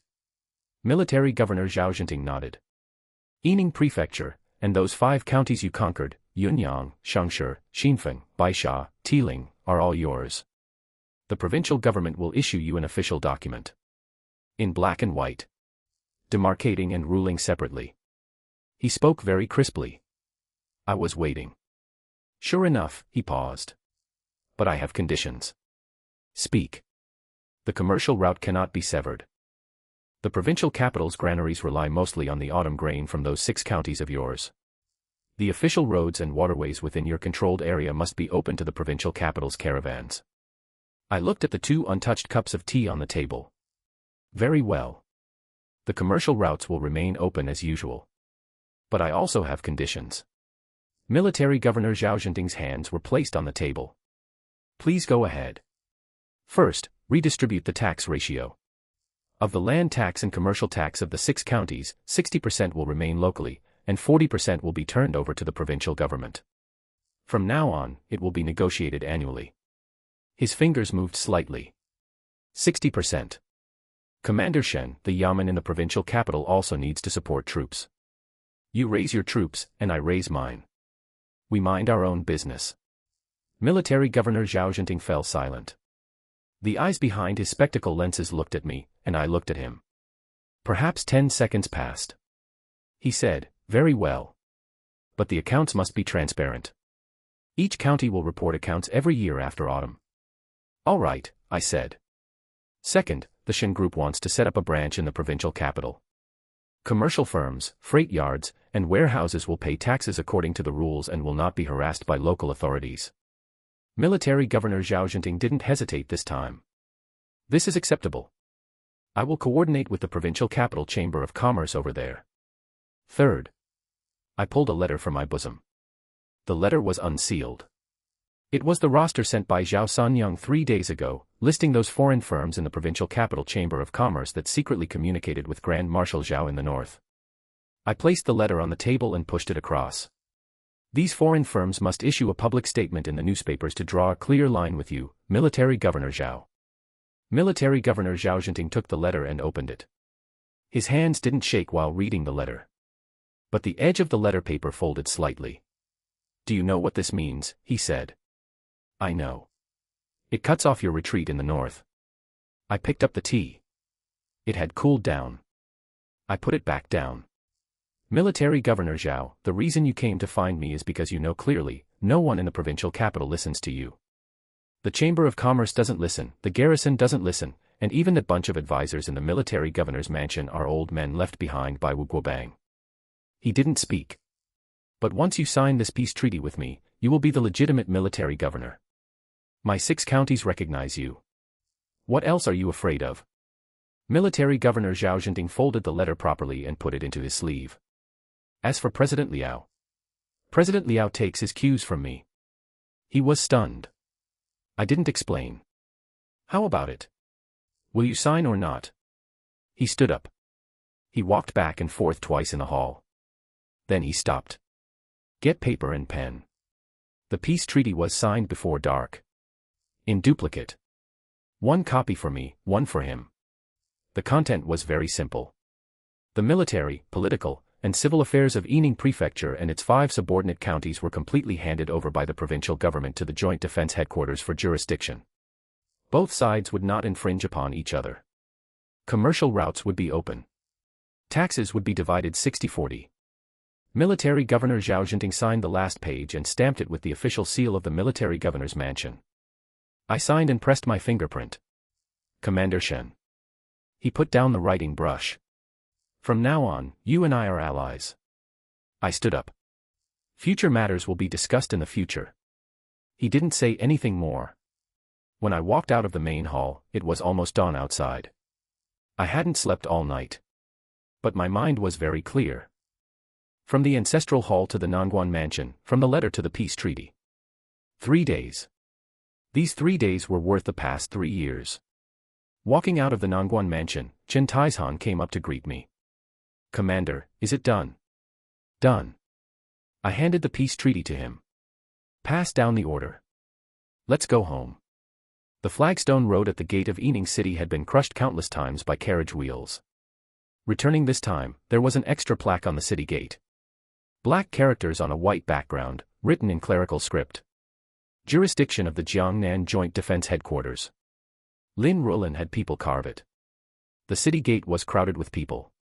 Merchants, tenant farmers, and soldiers. They fell silent when they saw the cavalry troop. I rode past on horseback. I didn't speak. Then they started to applaud. It wasn't that kind of unison applause. It was scattered, big and small, children clapped and jumped, while old people clapped twice and stopped to cover their mouths. Shen Zhong stood inside the city gate tunnel. His eye rims were a bit red. Young master. Has the treasury been cleared out? Cleared out. He coughed. There are still 43,000 taels of silver. Enough to last until early spring next year. I dismounted. Where is Rulin? At the headquarters. Saying she has something to wait for you. I walked into the alley. The flagstones underfoot were still those old flagstones. But walking on them felt different. I couldn't quite say. It felt as if things had stabilized. The courtyard wall of the Joint Defense Headquarters had been newly repaired. A flag hung at the entrance. The flag was newly dyed, with a dark blue background and a white character Shen embroidered in the middle. Lin Rulin was waiting for me in the courtyard.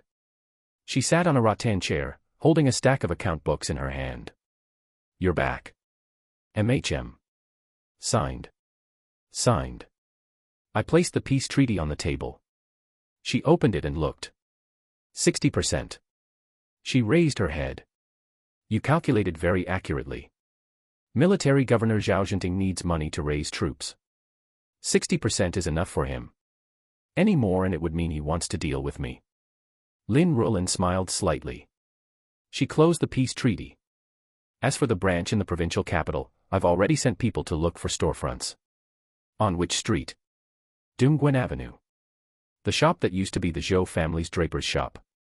Zhou Wenwei's people went to negotiate. I sat down. The armrests of the rattan chair were cool. Where is Zhou Wenwei? Inside the house. Zhao Sanyang is also back. The two of them. Lin Rulin paused. Are both waiting for you. I didn't move. She looked at me. Go ahead. They have something to tell you. I stood up. The rattan chair creaked. Rulin did not move, only looking up at me. The cup of tea in her hand was still steaming. Go ahead, she said, they have been waiting all morning. I patted the back of her hand. Her fingers felt a bit cold when my fingertips touched them. I took off my jacket and draped it over her shoulders. There's no need. Keep it on. I turned and walked into the house. When I pushed the door open, my fingers slipped, and the door handle banged against the door frame with a loud clatter. Two people were sitting in the main hall. Zhou Wenwei and Zhao Sanyang sat side by side next to the square table, on which stood two untouched cups of tea. Zhou Wenwei wore a plain qipao, her hair pinned up, and her hands resting on the edge of the table. Zhao Sanyang was still in her gray cloth outfit, sitting straight as a ramrod. Seeing me walk in, the two of them stood up at the same time. The legs of the stool scraped against the green brick floor, making a screeching sound. Young master. Zhao Sanyang spoke first. Zhou Wenwei opened her mouth, but didn't speak. She glanced at Zhao Sanyang. Zhao Sanyang felt a folded piece of paper from her sleeve, placed it on the table, and pushed it over. The tenant farmer representatives from the 3 towns in the west of the city came yesterday, she said. They said the rice in the experimental plots has been harvested, and the yield per mu is 32% higher than in previous years. They want the formula for soil chemical fertilizer, and they also want to learn how to do composting. I took the paper and unfolded it. It was a joint letter, with over 30 fingerprints pressed at the bottom. Has Shen Zhong verified the numbers? Verified. Zhao Sanyang fished out another notebook from her bosom. This is the yield reported by each household. Shen Zhong led people to weigh them house by house. I opened the notebook. The yield per mu ranged from 280 caddies to 350 caddies. In past years, even the best land barely reached a little over 200. There is another matter. Zhou Wenwei finally spoke. When she stood up, her body swayed slightly, her hand bracing against the edge of the table. I reached out to steady her. Her hands were very hot. Sit down and speak. I pulled over a stool for her to sit down. Zhao Sanyang brought over the tea, and Zhou Wenwei took it and took a sip, turning the teacup twice in her hands. What do you want to say? I asked. Zhou Wenwei looked up at me. The doctor came this morning, she said, and said it is a pulse of pregnancy. I was stunned for a moment. The teacup was set on the table, clinking crisply. Who else? Zhao Sanyang lowered her head. Her hand pressed against her own belly, and she didn't speak. Zhou Wenwei spoke for her. Sanyang is 2. The doctor took her pulse and said her months are shallower than mine. I counted. 2. Are there any more? Footsteps came from the doorway. Rulin pushed the door open and entered, followed by a maidservant. The maidservant held a tray in her hands, on which sat 3 bowls of brown sugar water. Chuier, Rulin said, also saw the doctor this morning. I looked toward the maidservant at the door. Her hands holding the tray were shaking, causing ripples to swirl in the brown sugar water inside the bowls. The same? I asked. Chuier nodded, her face turning crimson. She was the daughter of an old servant of the Shen family, and had only been transferred to the inner courtyard last year. I remembered one night last month. Forget it. The brown sugar water was brought to the table. Zhao Sanyang got up to take it and handed a bowl to Zhou Wenwei. She picked up one herself and took a sip, frowning slightly, perhaps it was too sweet. Rulin stood beside me, her hand resting on my arm. 3, she said. I counted the bowls on the table. 3 bowls of brown sugar water. 3 unborn children. plus the one Rulin was holding in her arms. The eldest was sleeping in Rulin's arms, small fists clenched. I pulled my chair over and sat down. The four sides of the square table. Zhou Wenwei sat opposite, Zhao Sanyang sat on the left, and Rulin sat on the right holding the child. The 3 bowls of brown sugar water on the table were steaming. Regarding the formula, Zhao Sanyang put down her bowl and took out that notebook again. I have discussed it with Shenzhong. The proportion of soil chemical fertilizer can be made public, but the raw materials must be uniformly distributed by the Joint Defense Headquarters. Why? It's the same principle as the silk mill. She opened the notebook and pointed to a line of text on it. Niter soil must be dug from the river beach, and bone meal must be fired uniformly. If each household does it themselves, quality cannot be guaranteed. Zhou Wenwei took over, and the price. The fabrics of the Shen family textile company have a unified pricing, and soil chemical fertilizer must also have a unified pricing. It cannot be given away for free. It cannot be given away for free. Zhao Sanyang repeated. The two of them sang in harmony, just like they had rehearsed. I smiled. Rulin smiled too. The child in her arms stirred slightly, but did not wake up. How long have you two been discussing this? Since last night, Zhou Wenwei said. Sanyang came in the middle of the night. And then? Then Chui'er came this morning too. Zhao Sanyang glanced at Rulin. Madam asked the two of us to speak to you about serious matters first. Serious matters. They called this serious matters. Fine, I stood up. Let's handle the matter of the formula according to what you said. The raw materials will be uniformly distributed, and the two of you can discuss and set the price with Shenzhong.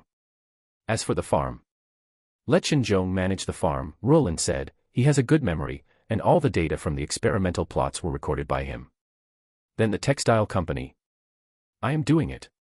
Rulin shifted the child to her other arm. The new style textile machines have already arrived. They were bought from the provincial capital, made in Germany. They can spin 40 caddies of yarn a day, more than twice as fast as the old-style ones.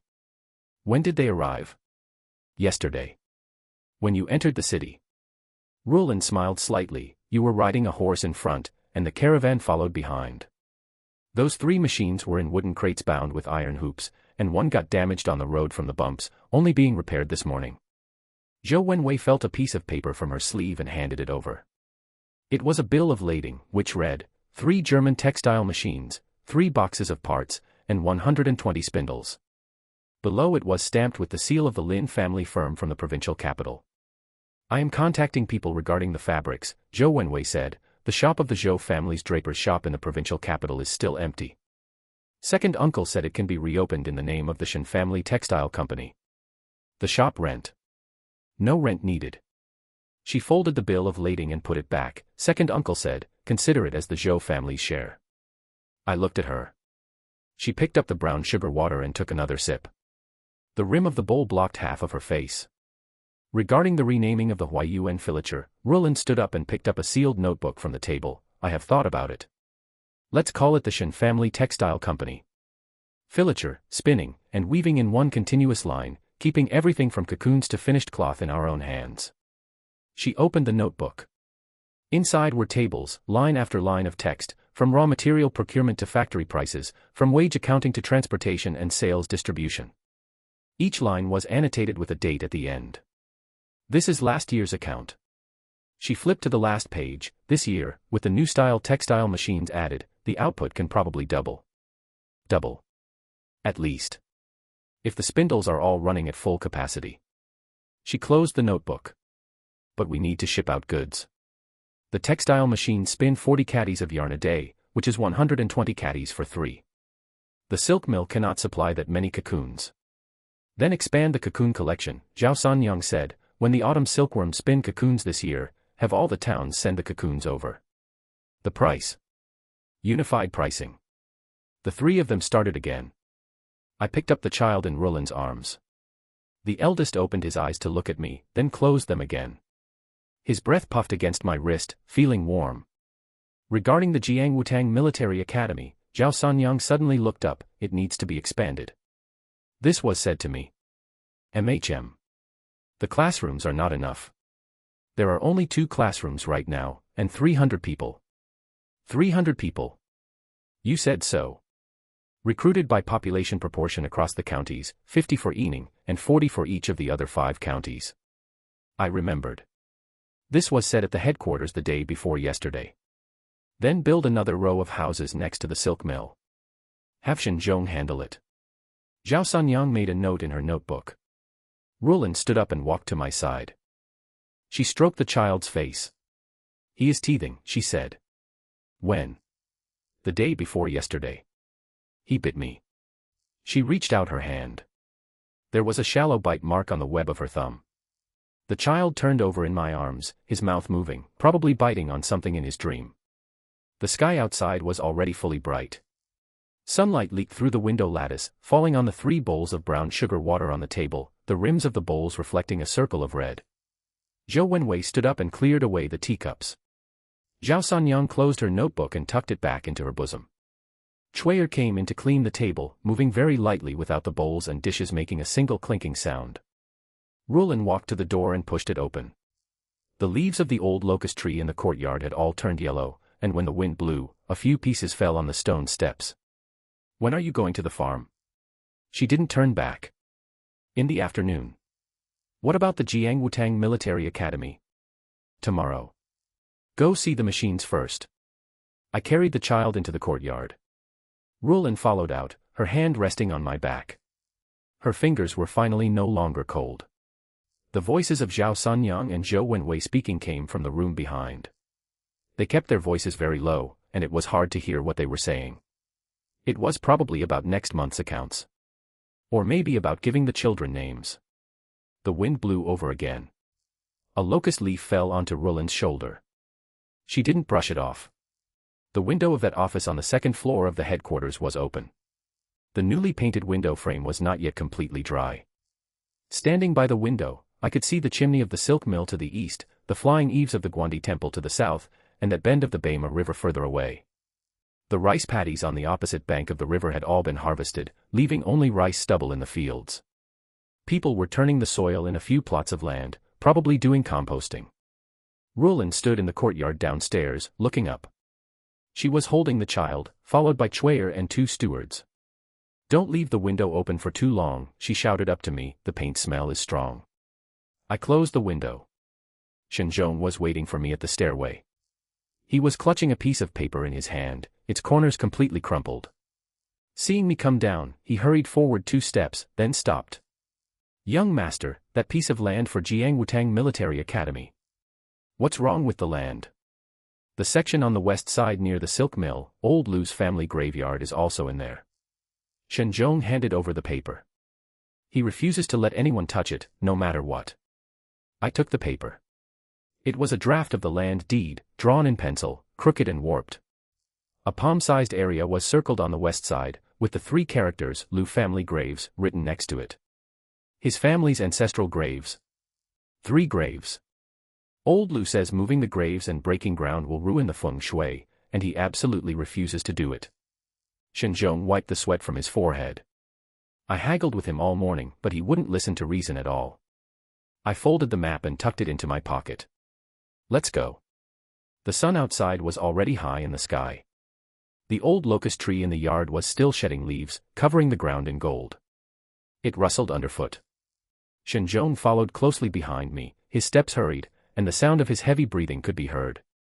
A crowd of people stood outside the west wall of the silk mill. Old Lu was squatting on the ground, puffing away on a dry tobacco pipe. Next to him were his 2 sons, one holding a hoe and the other with his hands tucked into his sleeves. Young Master Shen is here. The one holding the hoe saw me first and nudged his father. Old Lu raised his head, the tobacco pipe still clenched in his teeth. Uncle Lu. I stopped in my tracks. I wouldn't dare. He tapped his tobacco pipe. Young Master Shen is a man who does big business, while I am a mere tenant farmer who cannot afford to be called uncle by you. Where would be a suitable place to relocate these 3 graves? I will pay for it. Not moving. Old Lu stood up. He was half a head shorter than me, looking up at me. My father is buried here, and my grandfather is buried here too. 40 years. He spoke unhurriedly. I understand Jiangwutang Military Academy wants the land. But young Master Shen, please have some consideration, this is all the Lu family has left for our roots. His eldest son chimed in, "Young Master Shen, you want so much land, does it have to come down to these few dozen steps?" I remained silent. I looked towards the west. That plot of land was about half a mu in size, overgrown with weeds. All 3 grave mounds had collapsed on one side, and the characters on the tombstones were blurred. On the other hand, the old cypress tree was growing vigorously with lush branches and leaves. "Uncle Lu." I withdrew my gaze. "How much grain do you harvest in a year, and how much is left after paying the rent?" He was stunned. 5 people, 15 mu of land. I continued, "In years of favorable weather, you might have 7 or 8 sure left. When the year is bad, you have to borrow grain. Young Master Shen. The graves will be relocated to the high slope on the east side. I will hire a feng shui master for a new 2 mu cemetery. Furthermore, your family's rent will be reduced by 20% from now on." Old Lu's mouth fell open. His eldest son tugged at his sleeve and whispered something. The younger son, who had been standing with his hands tucked into his sleeves without speaking, looked over as well. "Reduced by 20%. Old Lu's voice changed pitch. "We'll write the deed after the autumn harvest." He looked at me for a long time. Then he tucked his tobacco pipe into his waistband, bent down, and patted the dirt off his knees. "Move." On the way back, Shen Zhong didn't say a word. When they reached the entrance of the headquarters, he finally spoke, "Young Master, that piece of land totals 47 mu, and now everything is cleared.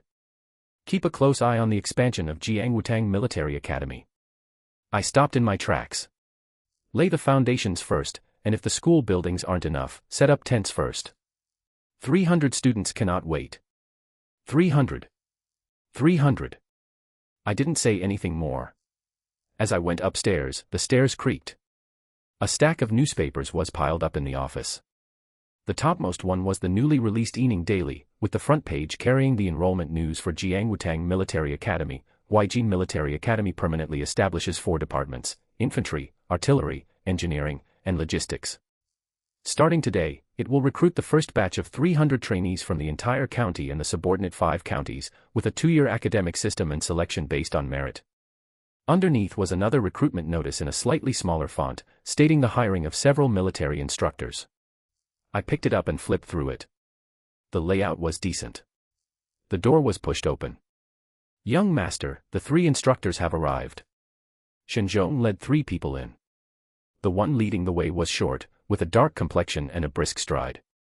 The 2 behind him, one fat and one thin, were both wearing Western-style military casual attire. "Old Zhou." I called out first. "Zhou Bingzhang, my classmate back at the Japanese Military Academy." Not seeing each other for 2 years, there was an extra scar on his face, slanting from his brow bone to his cheekbone. "You brat haven't changed at all." He looked me up and down. "It's just that this operation you've spread out is quite large." The other 2 were also fellow students who had studied in Japan. Lu Zi, specialized in the artillery department. Chen Zhongming, specialized in engineering. The 3 of them received my telegram, traveled all the way south from Tianjin, and arrived in Yining only yesterday. "Sit." I poured them tea. Zhou Bingzhang picked up his cup without drinking, first looking at the map of the 6 counties on the wall. "The terrain here has an open east side and mountainous west." He pointed with his finger. "If you want to defend it, you must deploy heavy forces on the western front." "Cut the crap." I pushed the teacup over. "Infantry department is given to you. Artillery department to Lu Zi. Engineering department to Chen Zhongming. I still lack a person for the logistics department." "Logistics." Zhou Bingzhang frowned. "What kind of person are you looking for?" The door opened again. This time, 2 foreigners walked in. Germans. One was named Weidmann and the other Stein, both retired German officers coming from Qingdao. Shen Zhong ran into them in the provincial capital a while ago, and it took a month of negotiations to secure them. Weidmann was tall and had to duck his head when entering the door. His Chinese was stiff. "Principal, we have arrived." Stein didn't speak, only nodding. "The 2 of you will be responsible for logistics and supply training." I stood up. "Salaries will follow the contract, settled once a quarter." Weidmann grinned slightly. "However, one thing must be made clear first." I looked at him. "The trainees are all of peasant origin, and many of them don't even know how to read a few characters. You must start teaching them literacy. No problem. He spread his hands. In Qingdao, that's how we started too. That afternoon I took them to see the school buildings. Shen Wantang Military Academy currently consisted of a few rows of grey brick bungalows, a compacted yellow earth drill ground, and barbed wire surrounding it. The trainees lined up on the drill ground, wearing grey coarse-cloth military uniforms with neatly wrapped puttees. How many trainees are there now? Zhou Bingzhang asked. 120. From the short-term training class. I pointed to the open space on the east side where foundations were being dug. Once that side is built, we will recruit another 180 regular trainees. Can you train people out in 2 years? Yes. I looked at those trainees currently drilling. They held their rifles and practiced bayonet charges meticulously. The rifle butt smashed into the targets with a thudding sound. Some people's postures were still incorrect, but every thrust was filled with all their might. In 2 years, turn these people into platoon leaders and company commanders. I turned my head to look at Zhou Bingzhang. That will be enough. Returning to the residence at night, Rulin was waiting for me in the study. A large piece of paper was spread out on the desk, densely covered with characters. What is this? The charter of the Shen family school.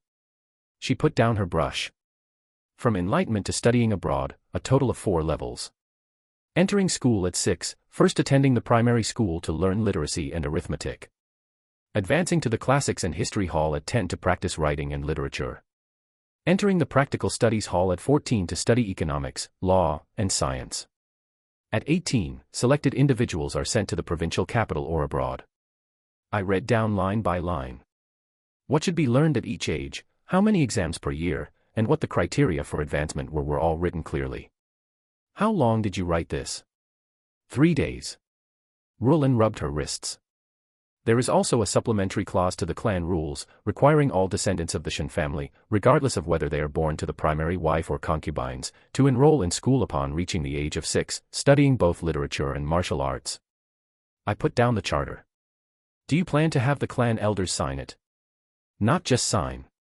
She looked at me. Require them to make a promise. If their descendants are not sent to school, the clan will not allocate property to them.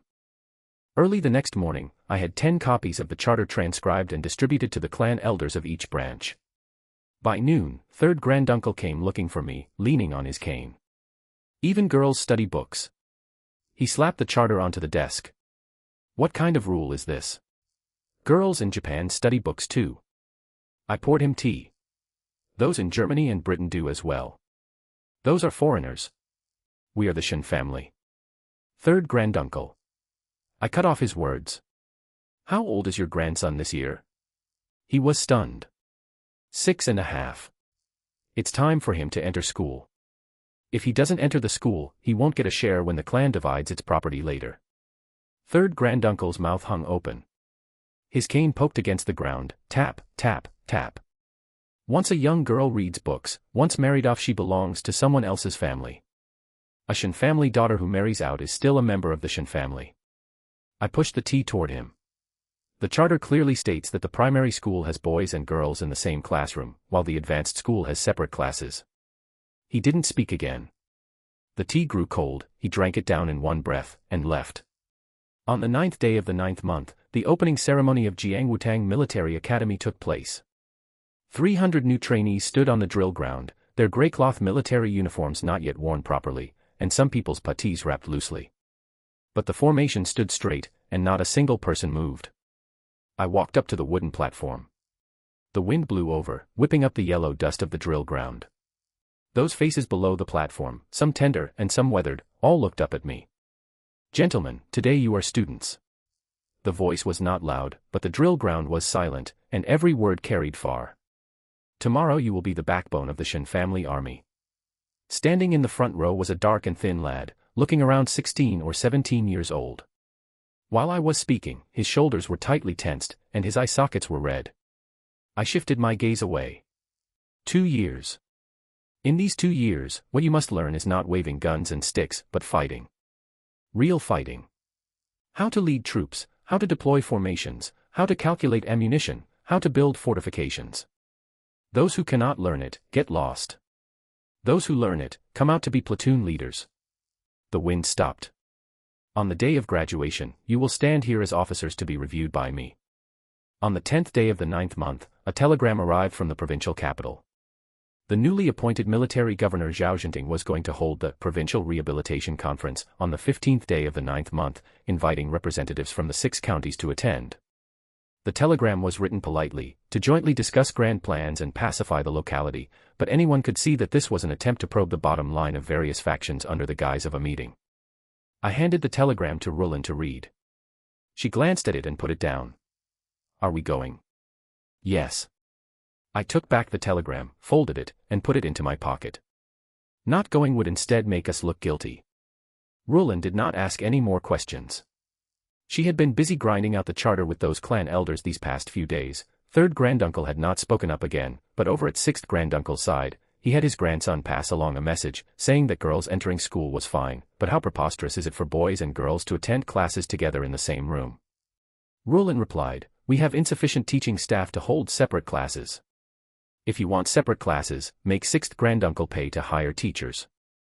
There was no further reply from that side. On the 13th day of the 9th month, I set off with a guard platoon. Zhao Sanyang went to the provincial capital 3 days before me. The news transmitted back from her side became increasingly detailed. There was a secretary surnamed Qian in military governor Zhao Zhenting's military governor's mansion who was originally Wu Guobang's man, although he was retained in service now. Military governor Zhao Zhenting did not trust him very much. Secretary Qian still had private dealings with the Chamber of Commerce in the north. There are 3 foreign firms in the Chamber of Commerce, which are opened by the British. The note sent by Zhao Sanyang was written in great detail. He Mingzhang has a close relationship with these foreign firms. Military Governor Zhao Zhenting published a statement drawing a clear line last time, and the British side is very unhappy. I burned the note. The carriage bumped along, and outside the window were fields where the rice had been harvested. Winter wheat had already been planted in some fields, and the green shoots were just poking out. The provincial capital was much livelier than Yining. Everywhere on the street were people wearing grey cloth military uniforms, and the guards of the military governor's mansion carried Hanyang rifles and set up checkpoints at the crossroads. We were stopped when entering the city. The guard glanced at my identification, saluted, and let us pass. The meeting was held in the West Reception Hall of the military governor's mansion. The reception hall was not small, able to seat 40 or 50 people.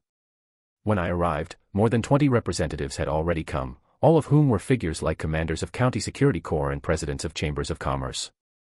Military Governor Zhao Zhenting sat in the main seat, wearing a newly made dark blue Zhongshan suit, with the collar buttoned tightly. Seeing me walk in, he stood up to shake hands. Commander Shen, you have had a hard journey. Military Governor Zhao is too polite. After exchanging a few pleasantries, everyone took their seats.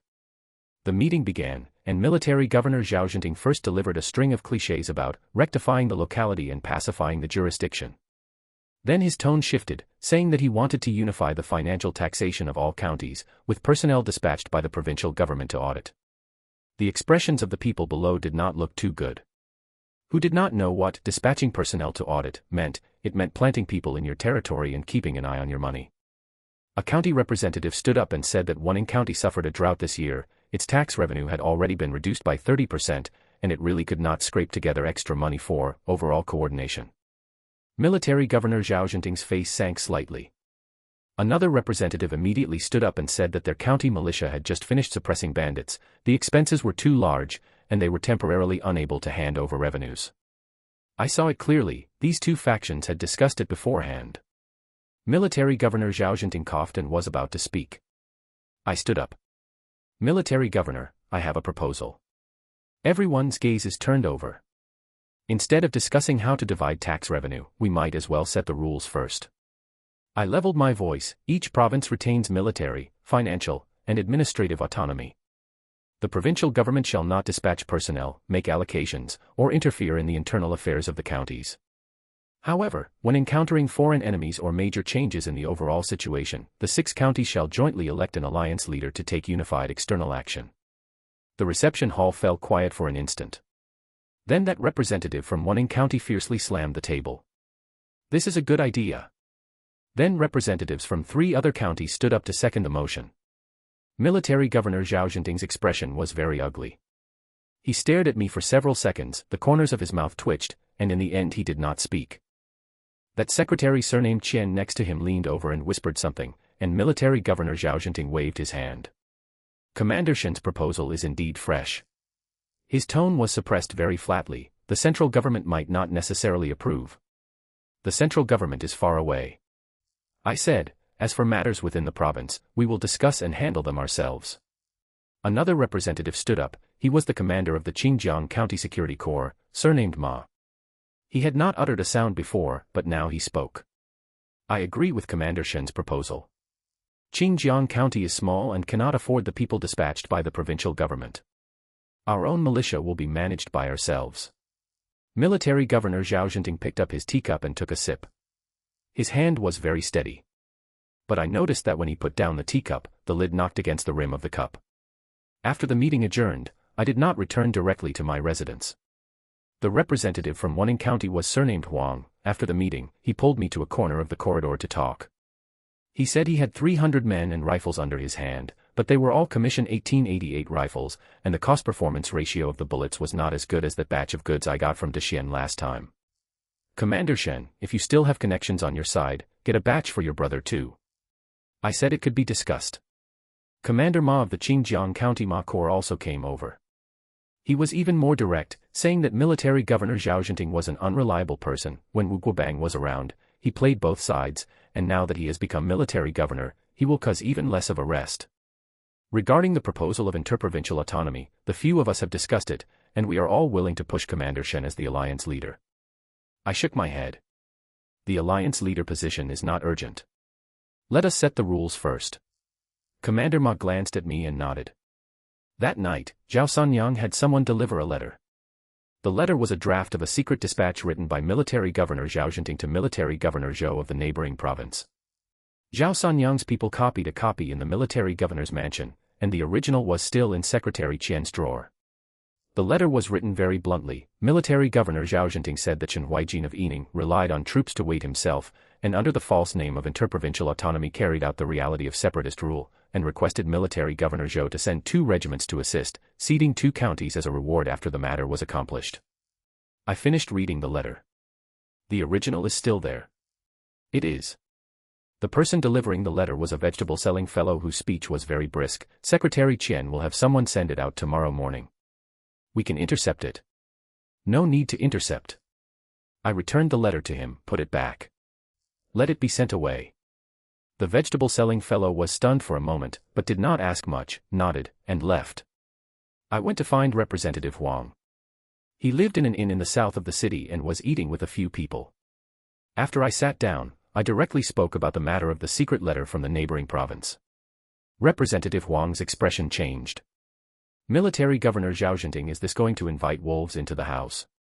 Therefore, the charter for interprovincial autonomy must be finalized quickly. I said, at tomorrow's meeting, you bring it up, demand the establishment of a 6-county joint defense conference, meeting once a month. All external contacts and military mobilizations must be approved by the joint defense conference. Representative Huang looked at me. Military Governor Zhao Jinting will not agree. It is even better if he does not agree. I said, it just lets everyone see who wants to defend their territory for self-preservation and who is colluding with external provinces. Representative Huang was silent for a few seconds, then picked up his wine glass. Commander Shen, I have figured out this account. The next day at the meeting, Representative Huang indeed brought up the charter for the Joint Defense Conference. Military Governor Zhao Jinting opposed it on the spot, saying it was too cumbersome. But there were not many people echoing it below. Commander Ma of Xinjiang County even directly asked, if the military governor feels it is cumbersome, can the provincial government guarantee not to lead troops from other provinces into our province? Military Governor Zhao Jinting's face stiffened. He looked at me. I also looked at him. After a long time, he put down the pen in his hand. As for the matter of the Joint Defense Conference, it can be discussed further. When the meeting adjourned, Secretary Qian waited for me at the door. He said the military governor invited Commander Shen to go to the study alone for tea in the evening. I agreed. When I went in the evening, Military Governor Zhao Jinting had changed into everyday clothes and sat behind the desk. A map was spread on the table. Commander Shen, as straightforward people, let us not speak in riddles. He pointed to Yining's position on the map. Your territory is not small now. If you expand further, someone in the north will not be happy. I have not thought about expanding. I said, I just want to hold on to what already exists. Military Governor Zhao Zhenting smiled. The smile was very short. That interprovincial autonomy proposal of yours has already been published in the newspapers. All major newspapers in the provincial capital will reprint it tomorrow. He paused. This move is very beautiful. I did not have them publish it. I know. Military Governor Zhao Zhenting picked up his teacup, but you did not stop them either. I did not take up the conversation. The study was quiet for a moment. Someone walked past outside the window, the sound of military boots stepping on the blue brick ground being very crisp. Fine. Military Governor Zhao Zhenting put down the teacup. I will not stop you regarding the matter of interprovincial autonomy. But you must promise me two things. Please speak. First, the Joint Defense Conference cannot be set up in your Yining. Set it up in the provincial capital, and I will provide half of the venue. Very well. Second, the matter of the secret letter from the neighboring province must rot in your stomach. I looked into Military Governor Zhao Zhenting's eyes. He did not dodge. Good. I said. On the 17th day of the 9th month, the Rehabilitation Conference ended. The Joint Defense Conference Charter was signed, and representatives from all 6 counties pressed their fingerprints. Although Military Governor Zhao Zhenting did not sign, he agreed to observe for a year. The newspapers were bustlingly published. 6-county joint autonomy, Central Region Pioneers Joint Defense. Shen Huaijin proposes interprovincial autonomy, wins seconding from 5 counties. One newspaper even drew a schematic diagram, connecting the 6 counties into one piece and marking it as Central Autonomous Experimental Zone. I folded the newspapers and put them into the box. When the carriage left the provincial capital, Zhao Sanyang's people brought a message. Those 3 foreign firms of the Northern Chamber of Commerce had recently been inquiring about the production capacity of the Shen Group's silk mill and textile company. They want to talk about cooperation. The message said. I replied, no talk. The carriage continued to move forward. Ahead was Yining's boundary. The green shoots of the winter wheat in the fields had already popped up 2 fingers high. As soon as I entered the borders of Yining, Shen Zhong rode out to meet me. His expression was off. Young master. Shen Zhong pulled on the reins, and the horse snorted. He pulled a letter from his bosom. The envelope was stained with mud and wrinkled at the edges. It was intercepted by Zhao Sanyang's people. I didn't take it. Whose letter is it? Shen Wantang's. Shen Zhong handed over the letter. The envelope was written with the address of a foreign consulate in the provincial capital, and the signature was simply a single character, Shen. I opened it. It was in Shen Wantang's own handwriting. The characters were crooked, presumably written in prison, denouncing Shen Huaijin for colluding with the southern revolutionaries, hoarding weapons, and plotting to subvert the government. Requesting the foreign consulate to intervene and investigate, and to protect the interests of its citizens in China. I folded the letter back up. Where is the person who delivered the letter? Captured. Shen Zhong lowered his voice. It's a jailer. Shen Wantang bribed him with gold bars, 3 of them. Where did the gold bars come from? Hidden in the inner layer of the soles. Shen Zhong added, they weren't found during the body search. I didn't speak. The carriage continued moving. The winter wheat fields on both sides of the road were a patch of green, and an old farmer was squatting on the ridge smoking a pipe. Shen Zhong waited for a moment. Young master, this matter. To the prison. I interrupted him. Now. The county Yamen prison was in the south of the city. With green brick walls, 2 soldiers from the security corps were guarding the entrance. Seeing my carriage, one of them ran inside to report. I didn't wait. I walked straight inside. The cell was dim, with a kerosene lamp hanging on the wall, its flame flickering wildly in the draft. The floor was covered with straw, and a rat scurried past. Shen Wantang was in the innermost cell. He was sitting leaning against the wall, his hair in a mess, and his silk gown wrinkled. Hearing footsteps, he raised his head. Seeing that it was me, he narrowed his eyes. Huaijin has come. His voice was hoarse, his throat sounding like a pulling bellows. 3 gold bars. I took out the letter and shoved it through the gaps in the bars. They were hidden quite well in the soles. Shen Wantang stared at the letter, the muscles on his face twitching. Who told you? The provincial capital consulate. I said. They didn't accept it. Shen Wantang froze. Then he suddenly burst out laughing. It was that kind of laughter squeezed from the throat, heh, like a leaking ball. After laughing for a while, he coughed and spat a mouthful of saliva onto the straw pile. You think I would believe that? He raised his head. That letter was sent out, wasn't it? I didn't answer. Shen Wantang propped himself against the wall and stood up, his hands grasping the bars. You think you've won? Shen Huaijin, you are merely. Zhao Sanyang's people intercepted it in the provincial capital. I said. The jailer who delivered the letter is locked up next door now. Shen Wantang's hands slowly relaxed. He took a step back. Impossible. Ask him yourself. I jerked my chin towards the neighboring cell. The sound of iron chains came from over there. Shen Wantang turned his head and saw someone locked up next door. It was precisely the jailer he had bribed. The jailer lowered his head, not daring to look at him. Shen Wantang's face turned pale. Not out of fear. It was that emptiness after his scheming fell through. He retreated to the corner and sat down. His hands clutched the straw, his knuckles turning white. What do you want? He asked. Giving you one more chance. I squatted down, looking at him eye to eye across the bars. Tell me, if this letter really reached the consulate, who would come to meet and support you? Shen Wantang stared at me. Speak. There is no backup. He turned his face away. It's fine if you don't say. I stood up.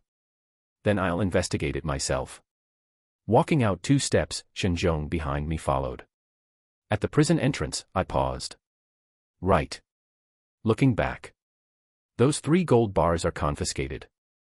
Shen Wantang roared inside the cell.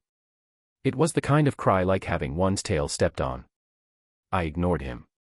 That night, Zhao Sanyang's intelligence network swung into full motion. She had 4 groups of informants scattered all over the provincial capital. Night soil collectors, vegetable vendors, dock porters, tea house waiters. I revised that letter. It wasn't Shen Wantang's original content.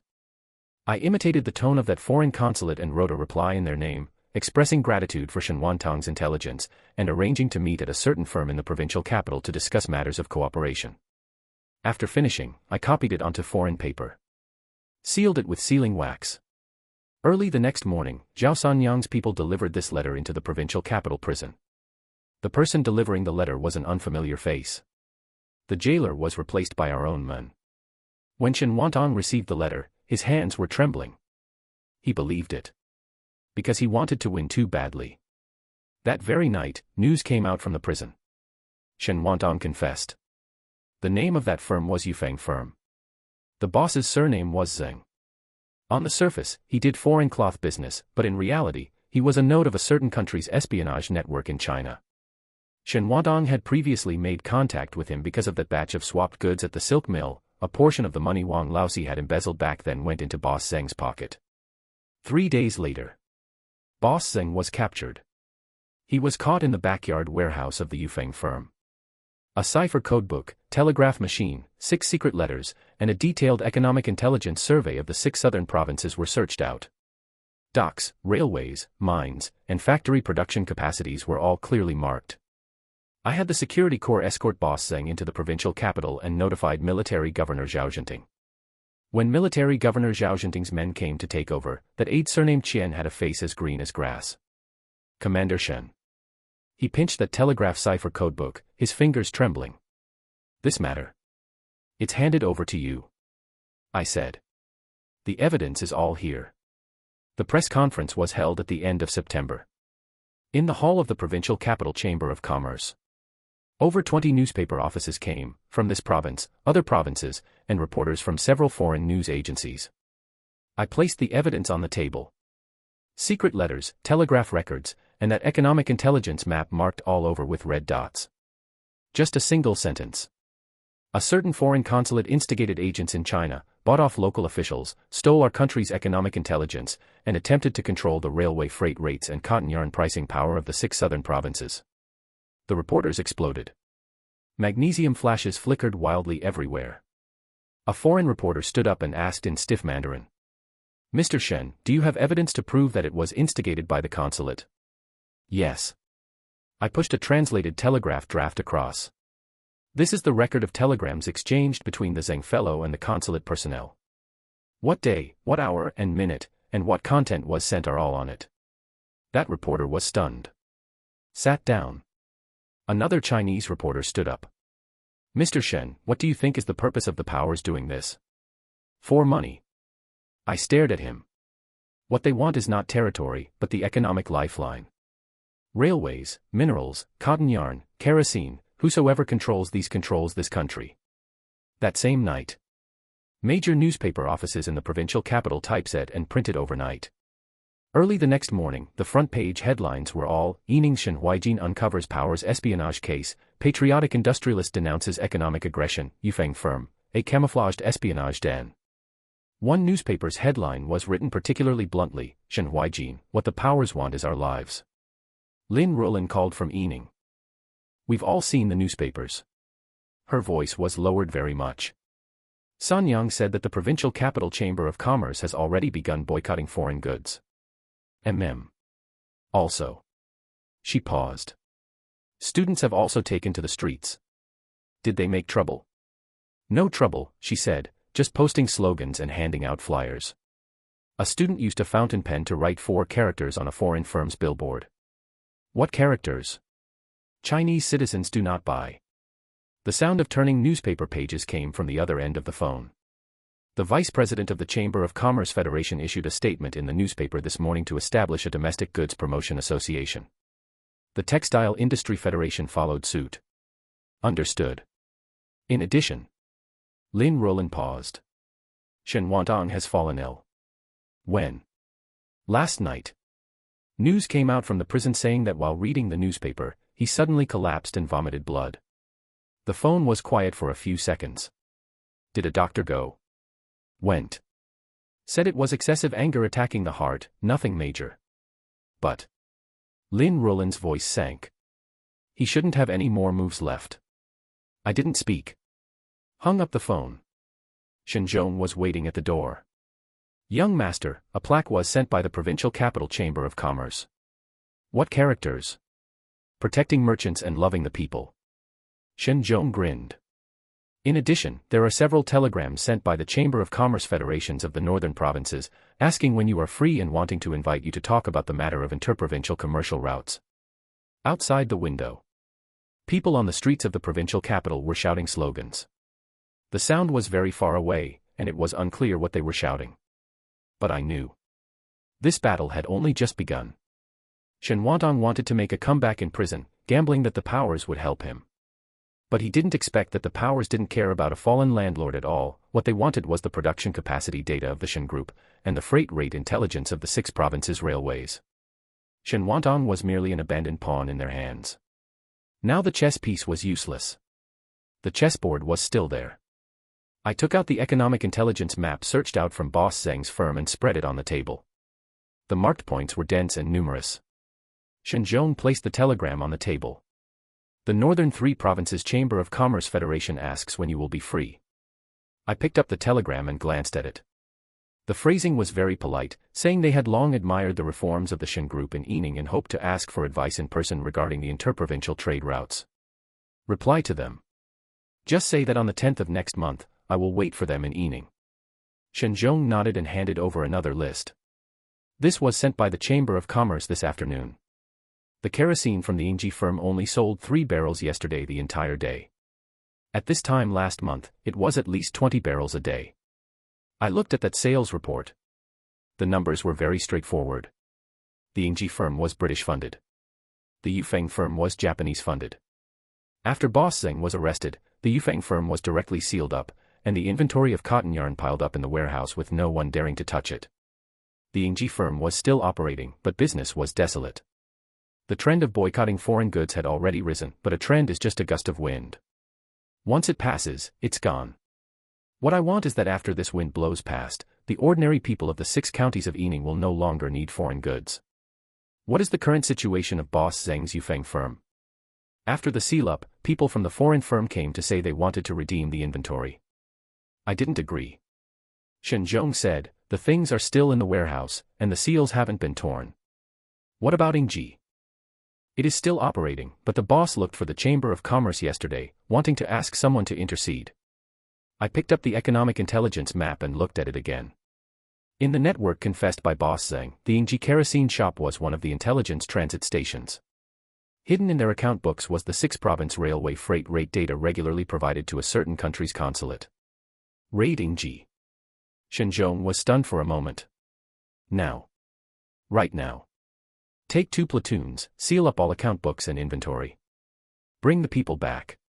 Shen Zhong turned and left. Walking to the door, he turned his head back. Young master, under what charge? Harboring spies and stealing commercial secrets. I didn't raise my head when I said this, my fingers still pointing at those marked points. The Yingji kerosene shop had been open in Yining for 7 years. The storefront was not big, but its location was good, right by the dock. Their kerosene was cheaper than the rapeseed oil used in local oil lamps, and over the years, the county's kerosene business was basically monopolized by them. Once the account books were investigated, the evidence would be enough to execute them twice. But I don't plan on executing anyone. What I want is that storefront. After dawn, the news spread throughout the county town. Yingji was sealed up. The news of Yufeng being sealed up had not yet been fully digested when Yingji fell as well. The president of the Chamber of Commerce had the surname Qian, an old man in his 50s. Not even 9 in the morning, he ran to my office, bringing 3 vice presidents. Mr. Shen, this Yingji case. The evidence is conclusive. I pushed over a copied transcript of the account books. This is the railway freight rate report that Yingji forwarded to the provincial capital last month. President Qian, take a look. Secretary Qian put on his reading glasses and looked at 2 pages. His face turned pale. Is this true? What is true cannot become false. I took back the account book and weighed it in my hand. Yufeng, Yingji, plus Boss Zhang who was sealed up previously, these 3 firms collected at least 5 years of production capacity data and freight rate intelligence across the 6 counties of Yining. Cotton yarn output, silk reeling yield rate, number of new style looms, railway freight costs, every single item was written into their report. Secretary Qian took off his glasses, his fingers trembling. These foreigners simply do not treat us as human beings. I didn't answer. He was trembling not out of anger. It was because of fear. Over the years, the Chamber of Commerce had business dealings with both Yingji and Yufeng. If investigated deeply, among the 3 vice presidents present, at least one had signed a long-term supply contract with Yufeng. President Qian. I put the account book back into the drawer. Past matters, I won't pursue them. But starting today, the Chamber of Commerce must cooperate with the county government to do one thing. Please speak. In the 6 counties of Yining, all firms and shops must uniformly take inventory of foreign goods. Kerosene, cotton yarn, cigarettes, foreign cloth, anything that can be substituted must be replaced entirely with domestic goods. Can domestic production capacity keep up? It can. I stood up and walked to the map of the 6 counties hanging on the wall. There are still 3,000 dan of cotton yarn in Yufeng's warehouse. That is yarn spun from Chinese cotton, just labeled with British and Japanese brands. Half of the inventory of kerosene in the Yingji kerosene shop is refined from coal mines within the province. Coupled with the Shen Group's textile mill, ironware shop, soap factory. I turned around. If production capacity is not enough, Shen expands production. If capital is not enough, the Chamber of Commerce raises funds. Starting today, the 6 counties of Yining will only buy domestic goods. At 3 in the afternoon, the students took to the streets. They were students from the county middle school. Holding banners that read, "Boycott foreign goods, recover sovereign rights." Walking from the middle school to the dock, shouting slogans along the street. There was a Yingji warehouse at the dock. When the students were still a street away, the warehouse manager had already fled. The workers stood at the entrance not knowing whether they should leave. I had Shen Zhong take people over there. Tell them that the warehouse is taken over by the Shen Group.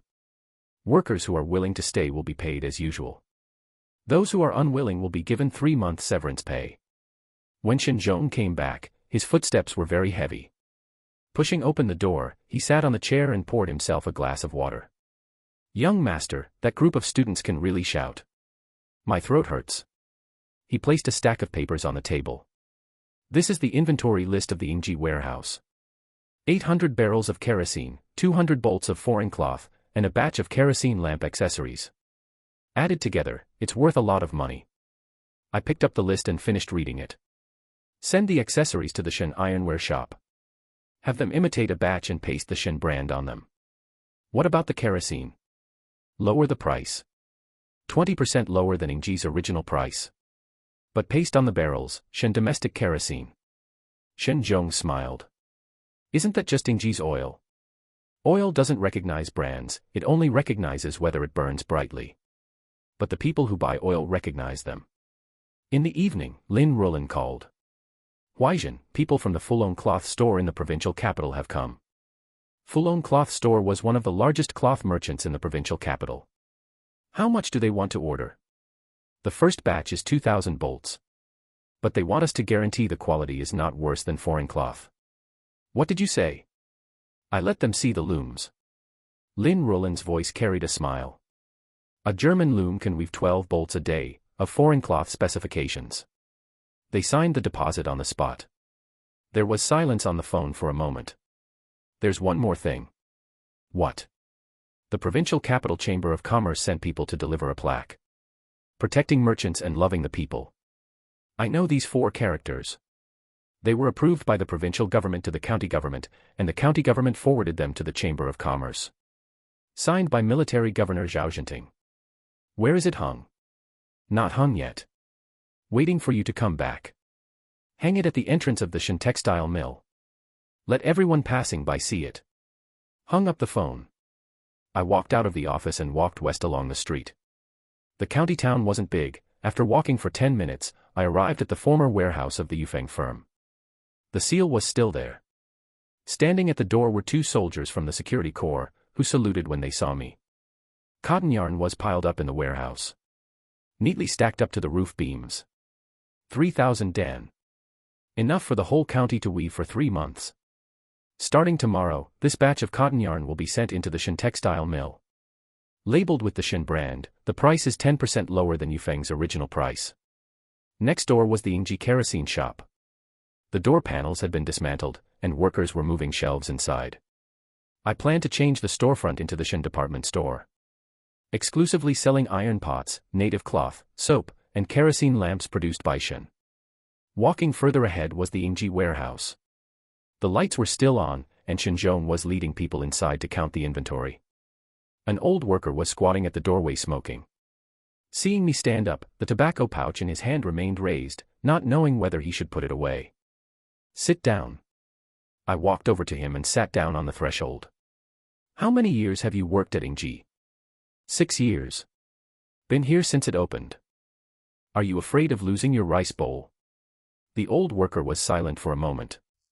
Afraid. He knocked his tobacco pouch against something. 3 children at home, the oldest just entered the textile mill as an apprentice. If there's no work to do, I'll have to go back to the countryside to farm. Then you will have work to do. Go report to the Shen ironware shop tomorrow. I stood up.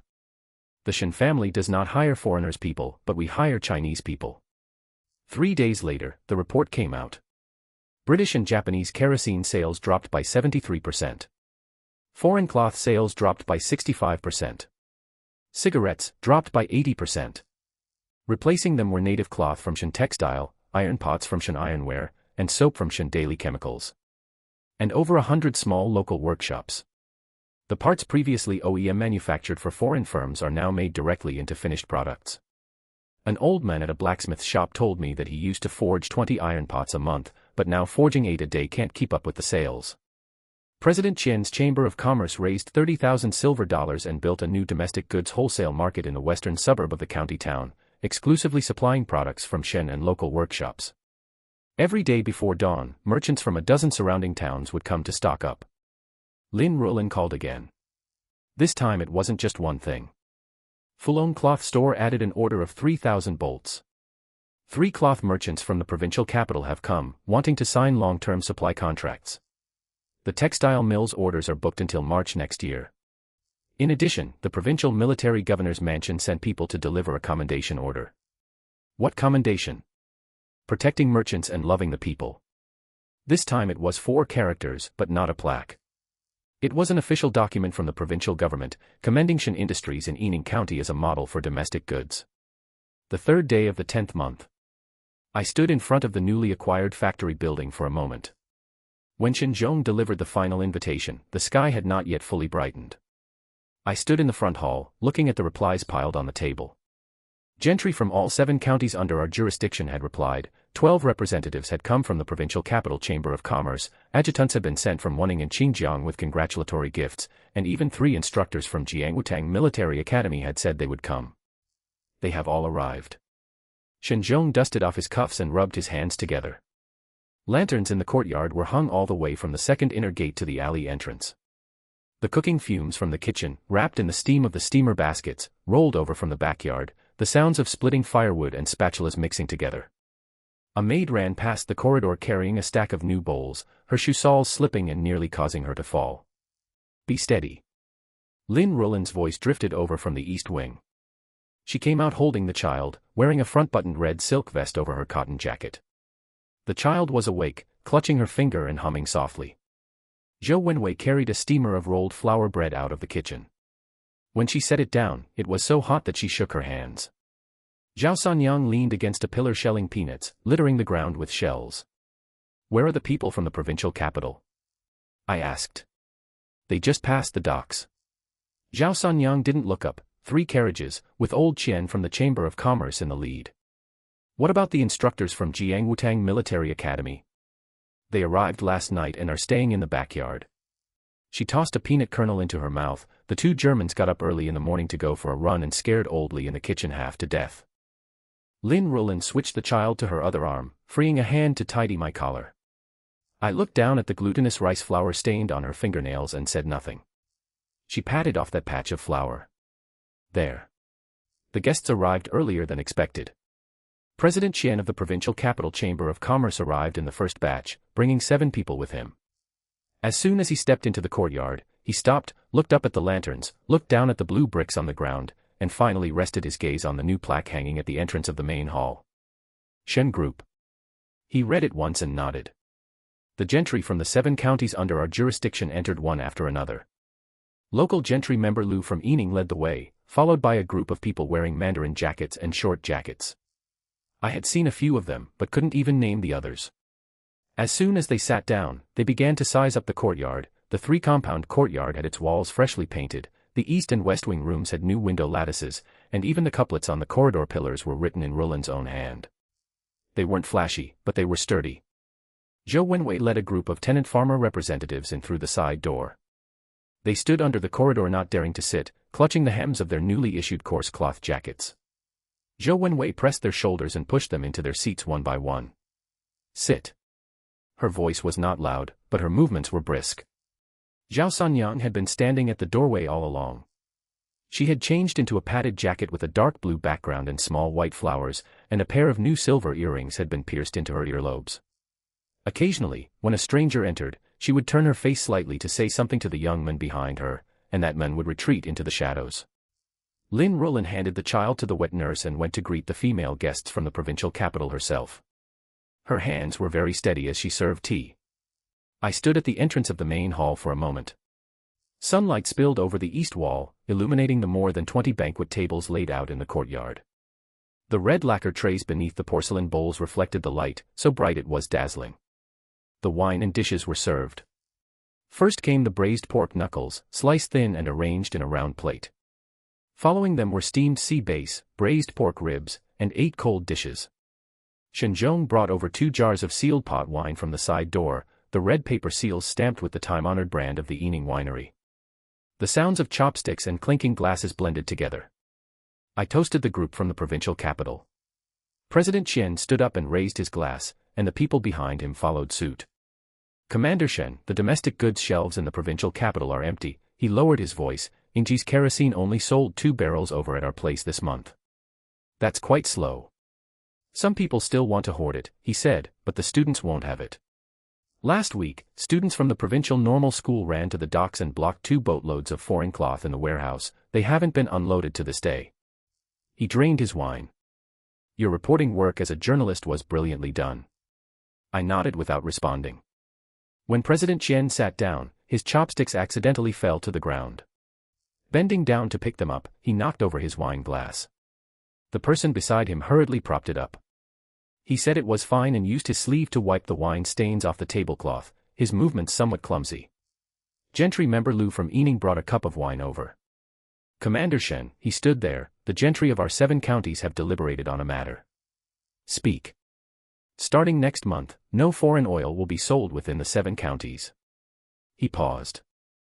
We will refine it ourselves. Using Ening's native refining methods, the yield is a bit lower, but it's enough for lighting lamps.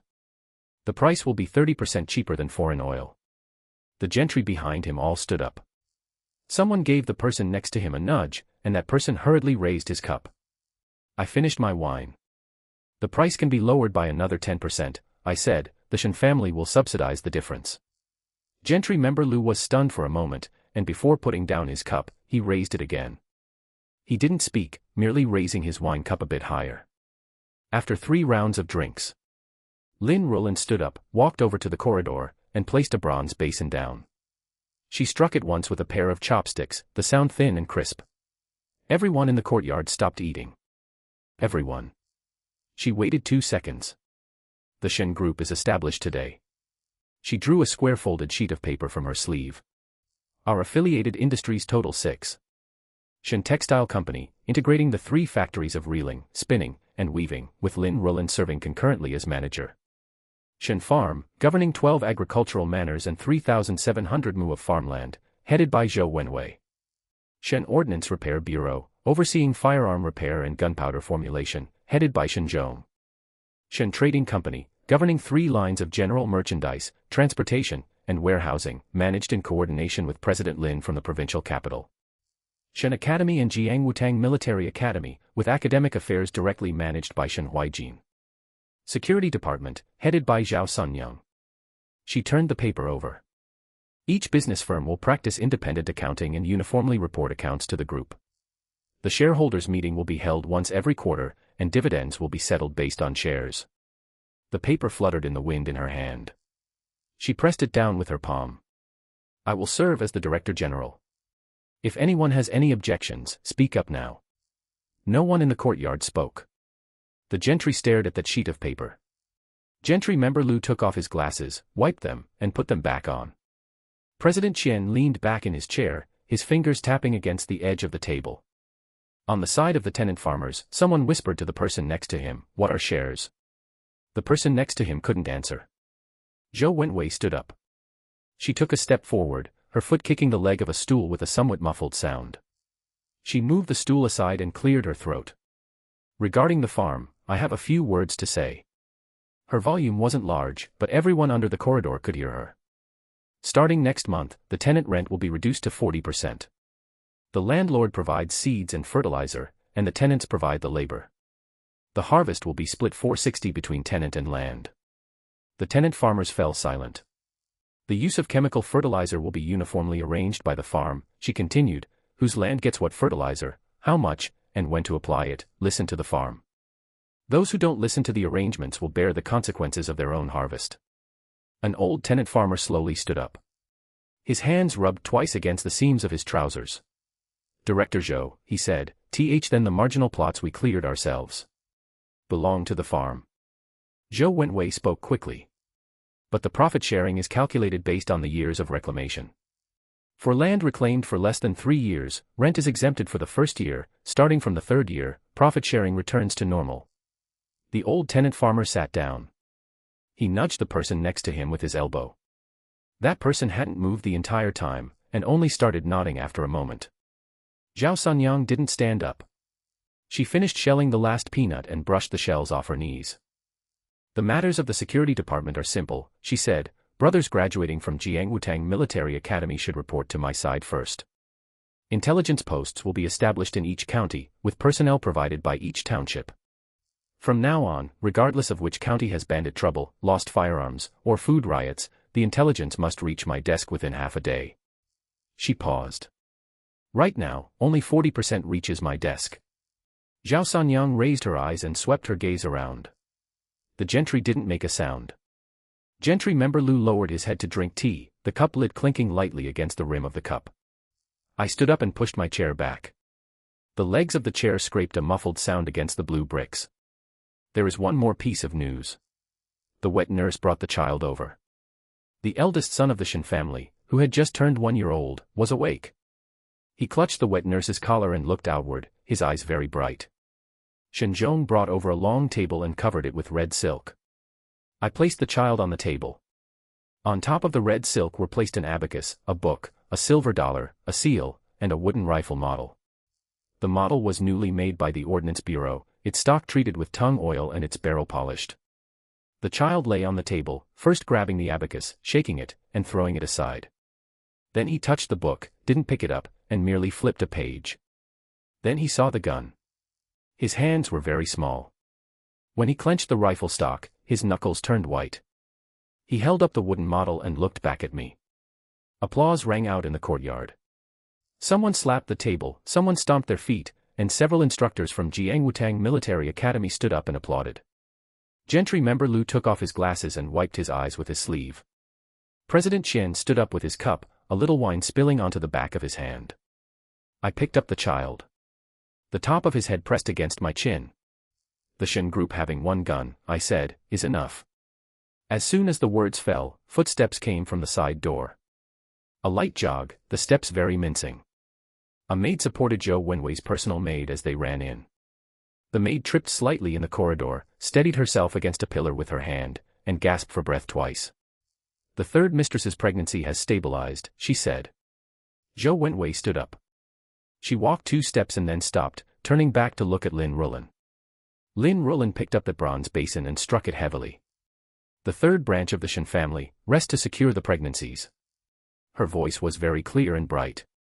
I raised my wine cup. The Celadon wine cup emitted a faint light under the sunlight.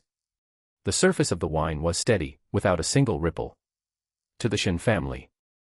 I drank it down in one gulp. When the banquet broke up, it was already dark. I put my wineglass down on the side table and turned to walk out of the courtyard. Shen Zhong followed, wanting to say something, but I waved my hand. He stopped in his tracks and did not follow any further. The streets of Yining Prefecture were practically deserted at this hour. The residual warmth from the daytime sun still lingered on the stone slab road, seeping up through the soles of my cloth shoes. I walked very slowly. The watchtower was on the north side of the county town. The night watch militia recognized me and snapped to attention. Do not follow. I walked up the stone steps.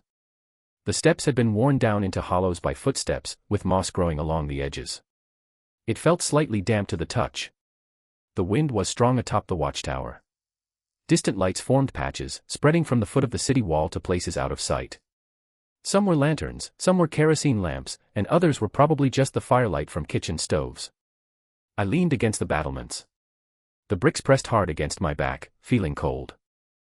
When I first woke up 2 years ago, the room was filled with the smell of medicine. Shen Wantang stood by the bed holding that deed, and I still remember the smile on his face. It wasn't triumph, but certainty. The certainty that a young master who had studied abroad could not make waves. Subsequent events piled up one by one. 9th granduncle crossed his name off in the ancestral hall. Old Lu was escorted away in the courtyard of the silk mill. The ambush at Longji Ridge captured 60 Mauser rifles. When Wu Guobang was escorted away at the bottom of the valley, he raised his head and glanced at me. 7 counties. A semi-independent defense zone. 300 cadets at Shen Wantang Military Academy. A conglomerate formed by 6 commercial firms. I took out a cigarette and struck a match. The flame was blown askew by the wind and went out once. The second one finally caught. I inhaled the smoke and choked slightly. Footsteps came from the direction of the stairs. The pace was very light, but I recognized the rhythm. Sun Young. She walked out of the shadows, clutching an oiled paper envelope in her hand. It's from the provincial capital. She handed over the envelope. It arrived this afternoon. Seeing that you were at the banquet, I didn't bring it in. The envelope was unsealed. I pulled out the paper inside and brought it close to the lantern on the battlements to read. It was written by Zhao Sanyang herself in a scrawled handwriting. There were 3 pieces of news, each followed by a drawn circle. Item 1, Military Governor Zhao Zhenting is reinforcing fortifications outside the provincial capital. Sandbags and barbed wire, with materials hauled from the northern arsenal. On the surface, he acknowledges the boundary demarcation, but secretly he is building a defense line. Item 2, Su Dabiao's men were spotted on the eastern border. Dressed as traveling merchants, they inquired about garrison conditions in the town. After being exposed, they left overnight. Item 3 was written at the very bottom, the characters pressed down heavily. A certain Japanese commercial firm contacted the Shen family commercial firms through people in the provincial capital. They specifically requested to meet Commander Shen. They have sought him out twice, and both times they were turned away. After reading it, I folded the paper and put it into my pocket. Zhao Sanyang stood to one side without speaking. They know I stayed in Japan. They should have investigated, Zhao Sanyang said. The people from the commercial firm mentioned the military academy. The names all match up. I stubbed out my cigarette butt against the city bricks. The Japanese commercial firm. They were not here to do business. What they wanted was something else: maps, intelligence, a cooperative relationship. In their eyes, a warlord with a study in Japan background was a ready-made wedge. Keep watching Su Biao's side, I said. It would be best if we can figure out the exact locations of military governor Zhao Zhenting's fortifications. Manpower is insufficient, Zhao Sanyang said very bluntly. 3 groups in the provincial capital, 2 groups on the east side. The north side is still empty. Recruit another batch for the security department. You pick the people, and report to Manager Lin for approval. Zhao Sanyang nodded and turned to walk down. She stopped again at the top of the stairs. What about that commercial firm? Let them look. Her footsteps gradually faded away. I stood on the watchtower for a while longer.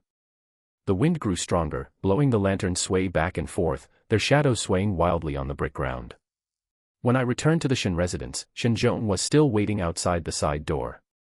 He was sitting on the threshold, holding an enamel mug in his hand. The tea had probably gone cold long ago. Young master. He stood up. I called him in and lit the kerosene lamp. Sit down. Shen Zhong sat on the edge of the chair with half his buttocks. I briefly recounted Sanyang's intelligence, omitting the specific name of the Japanese commercial firm, and only mentioning that someone had their eyes on the Shen family. After listening, his hand gripped the enamel mug so tightly that his knuckles turned white. How many people are currently in the guard unit? A little over 400. 3 squadrons, equipped with captured Mauser rifles and Hanyang rifles. Not enough. The lamplight flickered. Expand it to 3 regiments, I said. Build up the framework, and recruit soldiers from the tenant farmers of the 7 counties. Veterans and those who have fought in wars take priority. You are in charge of the arsenal, and for weapons, look to the south. Is that channel still there? Shen Zhong nodded.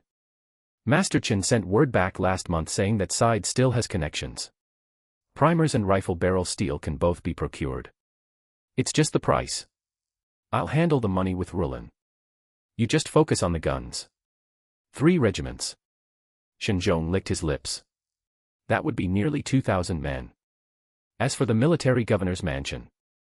Military Governor Zhao Zhenting is building fortifications himself. He is more anxious than us. Shen Zhong asked no more. When he stood up, the enamel mug knocked against the edge of the table, making a dull thud. Double the enrollment for Jiangwutang Military Academy, I continued. 300 for this term, 600 for the next. If instructors are not enough, pick them from the first-term cadets, with veterans taking priority. That batch with Qin Taizhan. Correct. And Liu Tian. Those few fought quite well in that battle in the valley. Shen Zhong took out a notebook and wrote by the light of the kerosene lamp.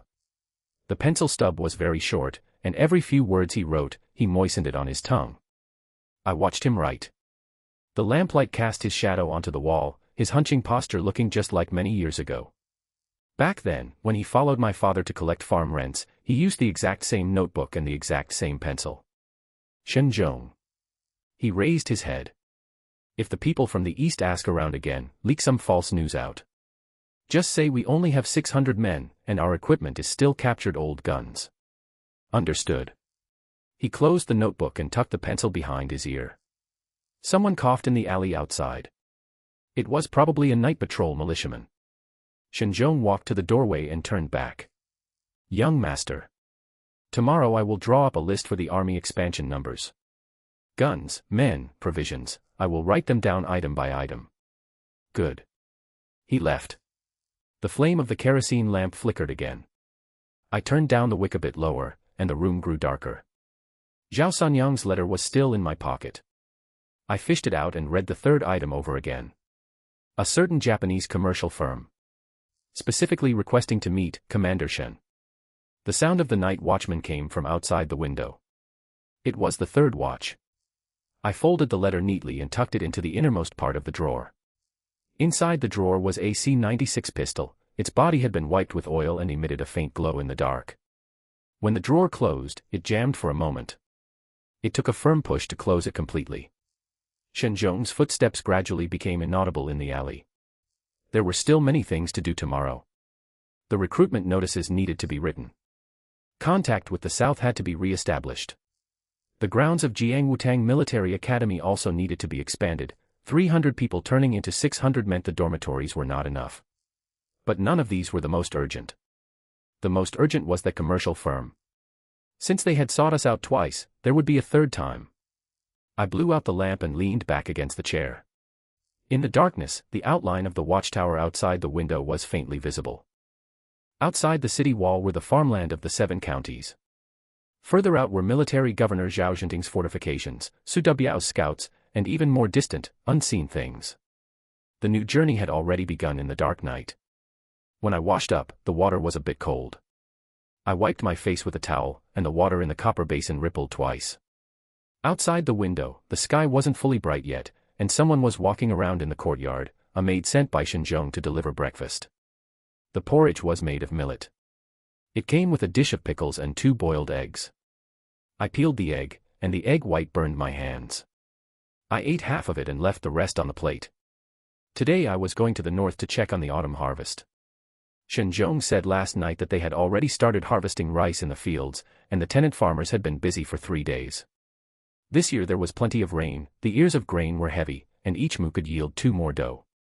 But when he said this, his brows furrowed slightly, mentioning that the land near the mountain in the north was far from the manor, and in past years, idlers would always wander around the fields at this time. I hadn't taken it to heart. Now I remembered it. After finishing the porridge, I took the Mauser pistol out of the drawer. The barrel had been wiped, and the receiver had a thin layer of oil on it. I ejected the magazine and took a look. It was full. I pushed it back in and racked the slide. The sound of the bullet chambering was very light. A click. Shen Zhong was already waiting in the courtyard. He was leading 3 horses, with the saddles all tied up. Standing nearby were 4 guards with short spears tucked at their waists and commission 1888 rifles strapped to their backs. "Is everything ready?" I asked. Shen Zhong nodded. He said that piece of land in the north had the best harvest this year, but it was too close to the mountain, so he was a bit uneasy. I swung up onto my horse. The horse snorted, and its hooves scraped twice against the flagstone ground. "Let's go." The sky was gradually brightening. After leaving the manor, the rice on both sides of the road was being harvested. The tenant farmers bent over swinging their sickles. Someone looked up and saw us, wiped away some sweat, and lowered their head again. The ears of rice were piled up on the ridges, bundle by bundle. There was a green, raw scent of freshly cut rice stalks in the air. Shen Zhong rode alongside me, pointing ahead and saying, "We'll be there after walking another 3 li. That's the foot of the mountain, the soil is fertile, and the rice here is even."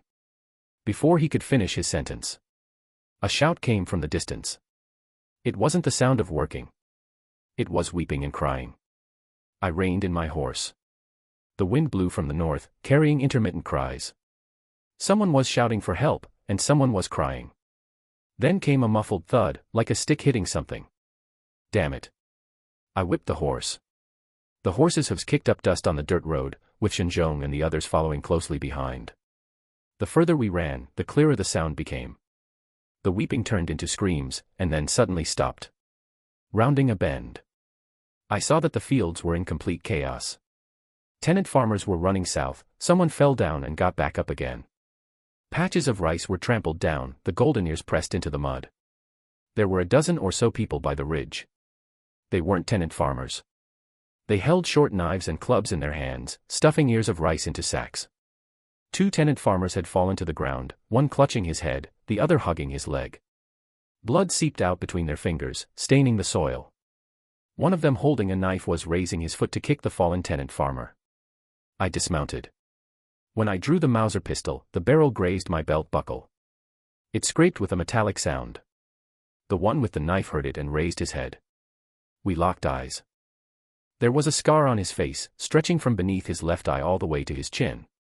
He was stubbly, his eyes narrowed, with half a cigarette dangling from his mouth. "Who are you?" I ignored him. Shen Zhong and the guards had caught up. I pointed to the left. Shen Zhong understood and led 2 men to circle around the left ridge. The other 2 went to the right. I walked forward.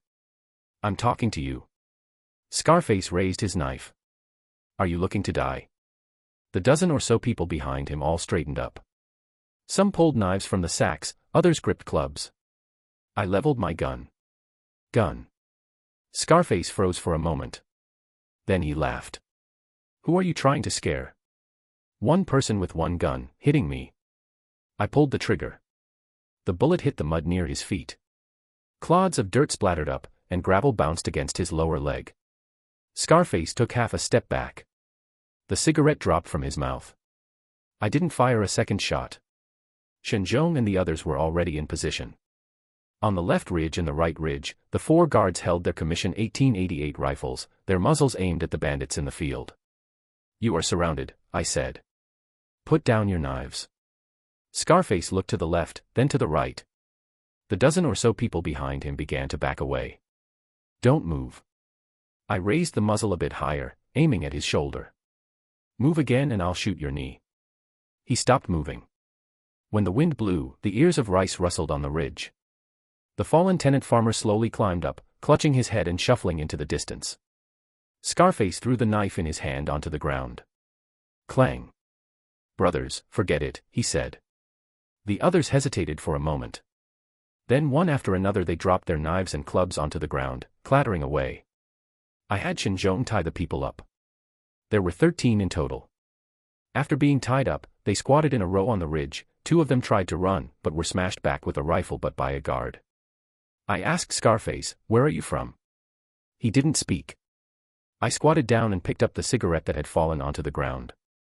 The filter was stained with dirt, so I wiped it with my sleeve and shoved it back into his mouth. "Smoke it. Talk after you finish smoking."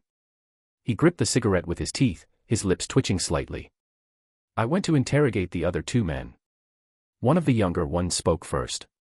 He said they were from Hafen Ridge, and their boss was called Sitting Mountain Tiger. They came down the mountain to loot food these past few days because there were too many people in the stronghold, and there wasn't enough food to eat. "How many people are there?" "Over 500, he said with his head lowered. "Last month we swallowed the remnant soldiers from Lujiagu, and this month we took in 2 more groups of wandering bandits. 500. I stood up and walked over to Scarface. He had finished smoking the cigarette, the butt chewed to pieces. "What about you? Are you a leader?" He stayed silent. A guard nearby said that a letter was found on him when he was captured. I took it. It was coarse paper, folded in several layers. Unfolding it, the writing was crooked and distorted, with circles drawn in some places. "Goods as usual, on the 5th of next month, same old place." There was no signature at the bottom. I folded the letter and put it into my own pocket. Scarface saw me pocket the letter, his eyes flashing. "Speak." I squatted down. "Who is behind Sitting Mountain Tiger?" He didn't speak. "You guys rated the grain so accurately, knowing this patch of field was being harvested today, knowing there are few of us," I said. "Who passed the message?" He turned his face away. I stood up. "Drag him over there." 2 guards dragged him toward the back of the ridge. After walking a dozen steps, I told them to stop. I walked over alone. Scarface was pressed to the ground, his mouth biting into the mud. I had the guards let him go, and he slowly climbed up, his face covered in dirt. "I don't have much patience," I said. "Is there anyone behind Sitting Mountain Tiger?" He coughed twice and spat out the mud in his mouth. "There is someone." "Who?" "From the militia." "Which militia?" He stopped talking. I squatted down, making eye-level contact with him. "Name?" I don't know the name," he said. "I only heard the boss mention it once.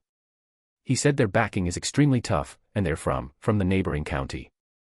"Neighboring county?" My heart sank. Zhou Jingting. He was stunned for a moment. Then he shook his head. "Not him. Commander Zhou died long ago. That was last month." I stared at him. After a good while, he spoke again. They are people from the militia. But not Zhou Jingting. It's the one who took over the militia. I don't remember what his last name is. I only heard the boss say that man gives opium and bullets, but simply refuses to give guns. What do they want you to do? Loot grain and intercept goods, he said. Specifically intercepting those of the Shen family. The wind stopped. The ridge quieted down. The tenant farmers in the distance stood by the edge of the fields watching, no one daring to come over. I yanked Scarface up. Take him back. It was already afternoon when we returned to the county yamen. Advisor Fong was waiting at the door, seeing us escorting the prisoners in. His expression changed slightly. I handed the captives over to him, had him register their names, and then locked them up first. Shen Zhong came over to ask how those people should be disposed of. Interrogate them tomorrow, I said. Lock them up for tonight. He nodded, then looked at my expression. Young master, what that Scarface said. I know. I walked into the study and closed the door. On the desk was still the expansion plan written last night, 300 men, 6 squads, 3 squads to a platoon. The corners of the paper were curled up by the wind, so I weighed them down with an inkstone. Sitting Mountain Tiger had 500 men. The militia passed the message. Specifically intercepting the Shen family's goods. I sat down, picked up the brush, and added another line of text on the paper, Autumn Cocoon Transportation Route, the mountain path of Haifeng Ridge to the north. This path was the mandatory route for the silk mill to collect cocoons. Every autumn when collecting cocoons, carts and horses had to pass beneath Haifeng Ridge. If Sitting Mountain Tiger set up a checkpoint on that path. The tip of the brush paused on the paper. The ink bled out into a black dot. I continued writing, who took over the militia after Zhou Jingting died. Who is the traitor dealing with Sitting Mountain Tiger? Writing up to here, I put down the brush. Someone walked past outside the window. It was Shen Zhong, instructing the guards to add night shifts. I recalled the intelligence sent by Zhao Sanyang a few months ago. The neighboring county's militia had demonstrated 3 times on the border, and the leader wasn't Zhou Jingting, but the deputy commander. What was his last name again? I rummaged through the drawer. Found an old slip of paper written by Zhao Sanyang last month. The handwriting was scrawled, the edges of the paper soaked by water. Neighboring county militia, current commander Zhou Jingting is dead, deputy commander acting in place. His last name is Qian, given name unknown, low profile behavior. Border demonstrated 3 times, did not cross the border. Qian. When Shen Zhong knocked on the door, I was looking at the note Zhao Sanyang wrote last month. Young master. He walked in, but the door wasn't fully closed. The scouts are back. I flipped the note over and laid it face down on the desk. Speak. Haifeng Ridge. Shen Zhong walked over to the desk, pressing his finger against a curved spot on the map. Sitting Mountain Tiger's men have set up a blockade there. Starting yesterday afternoon, they intercepted 3 grain transport wagons, all belonging to the Lin family. The map had been drawn last month. The red circles I had marked, 3 perilous passes, 2 mountain paths, and 1 cave, now had an extra cross drawn outside the circle at Haifeng Ridge. How many people set up the blockade? The scout said he saw 7 or 8. But there were figures in the grass on both sides of the mountain path, estimating at least 20. 20 people setting up a blockade. It wasn't a spur-of-the-moment decision. What about the grain wagons? Detained. The driver was beaten up and sent back to deliver a message. Shen Zhong paused. They said they want to collect a toll of $5 silver per wagon. $5 silver a wagon for grain. This isn't called a toll. I stood up and walked over to the window. It was still bright outside, and the shadows on the courtyard wall were drawn out long. Shen Zhong. Present. Go invite President Lin over. Tell him I have an important matter to discuss. Shen Zhong turned and walked out. I heard his footsteps going down the steps, followed by the sound of the courtyard gate opening and closing. The map was still spread out on the desk. Haifeng Ridge. That position was choked off precisely, right on the mandatory route from the silk mill to the provincial capital. The autumn cocoons were about to be transported, and raw silk was also due to be shipped out. That road was the closest. Taking a detour would require walking 3 more days and increasing costs by 30%. Sitting Mountain Tiger was no ordinary bandit. Someone behind him was instructing him. I picked up the pen and wrote 2 characters next to Haifeng Ridge. Qian. Then I crossed it out. That wasn't right. It wasn't Qian. It was Zhou Jingting. Scarface had said the militia regularly delivered opium and bullets. After Deputy Commander Qian took over, the men at Hafeng Ridge became even more rampant than before. This showed that even though Zhou Jingting was dead, the network he laid out was still there. Qian was Zhou Jingting's men, Sitting Mountain Tiger was Qian's knife, and Hafeng Ridge was the blade. The blade was now pressed against my throat. President Lin arrived very quickly. He was still panting when he entered, with sweat on his forehead. Behind him followed a middle-aged man wearing a long gown, the accountant of the Lin family firm, surnamed Sun. Son-in-law, what happened? I pointed at the map. A blockade has been set up at Hafeng Ridge. 3 of the Lin family's grain wagons have been detained. President Lin's expression changed. He looked down at the map, tracing his finger along the mountain path until it stopped at the position where I had drawn a cross. Sitting Mountain Tiger. His men. At least 20. 20 bandit soldiers setting up a blockade. President Lin raised his head. This is an attempt to cut off the trade route. Correct. I briefly recounted Scarface's confession from yesterday. Sitting Mountain Tiger had over 500 men, and the militia regularly delivered opium and bullets. I didn't mention Deputy Commander Qian's name, only saying that someone from the neighboring county militia was involved. After listening, President Lin fell silent for a moment. Huaijin, what do you plan to do? Expand the military. When I uttered those 2 words, my hand pressed down on the map. The Shen family guard currently has less than 120 men. Sitting Mountain Tiger has 500, not counting the militia. The gap is simply too large. Expand to how many? 300. Accountant Sun gave a cough from the side. Young Master Shen, he spoke slowly, a guard unit of 300 men, how massive would the expenses be for a single year? 1,500 in monthly provisions and pay, with equipment calculated separately. I had calculated it long ago, we'll need 6,000 silver dollars for the first 3 months. Accountant Sun glanced at President Lin. President Lin didn't speak. I know what the Chamber of Commerce is worried about. I pushed the map aside to reveal the military expansion plan paper underneath. Military Governor Zhao Jinting has just taken office in the provincial capital, and his stance is unclear. Expanding the military too much might arouse suspicion. Precisely, Accountant Sun took over the conversation. Although Wu Guobang has fallen, Military Governor Zhao might not necessarily be happy to see private armed forces being raised in the subordinate counties. Military Governor Zhao Jinting is 300 miles away from here, I said. Sitting Mountain Tiger is 30 miles away. Which one is more urgent? Accountant Sun didn't take up the words. There is one more person. My finger tapped the location of the neighboring county, Zhou Jingting. Isn't Zhou Jingting already? President Lin paused. Dead. That's right, I said, but the militia he left behind are still around. After Deputy Commander Qian took over, the bandit gang at Hafeng Ridge became even more rampant than before. What does that tell us? President Lin's gaze changed. Even though Zhou Jingting is dead, the network he laid out is still operating. Right. During his lifetime, he had dealings with Sitting Mountain Tiger. The militia provided opium and bullets, and Sitting Mountain Tiger was responsible for intercepting trade routes. The 2 parties split the loot. I laid it out more bluntly. Now Zhou Jingting is gone, but the people he strung together, the gentry, the militia, Sitting Mountain Tiger, are still here. They won't disband just because I executed one Zhou Jingting. I pointed to the location of the Shen family's farmland on the map.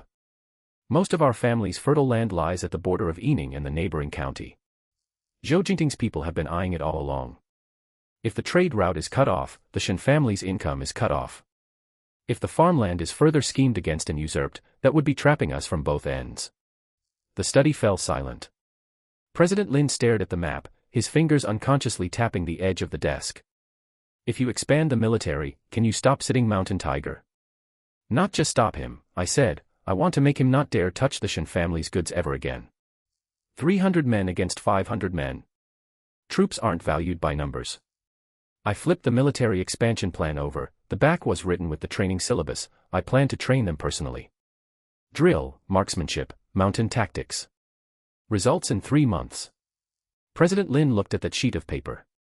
It was densely packed with writing. Wake up at 5:30 every morning, morning drills and physical training, afternoon marksmanship and tactics. A mountain drill once a week. Live fire exercises once a month. This training method, President Lin said, is almost identical to the Shen Wantang military academy in the provincial capital. Almost. But it's more practical. I pointed to the line on mountain tactics. What the Shen Wantang military academy teaches is warfare on vast plains. Our place is entirely hills and mountains.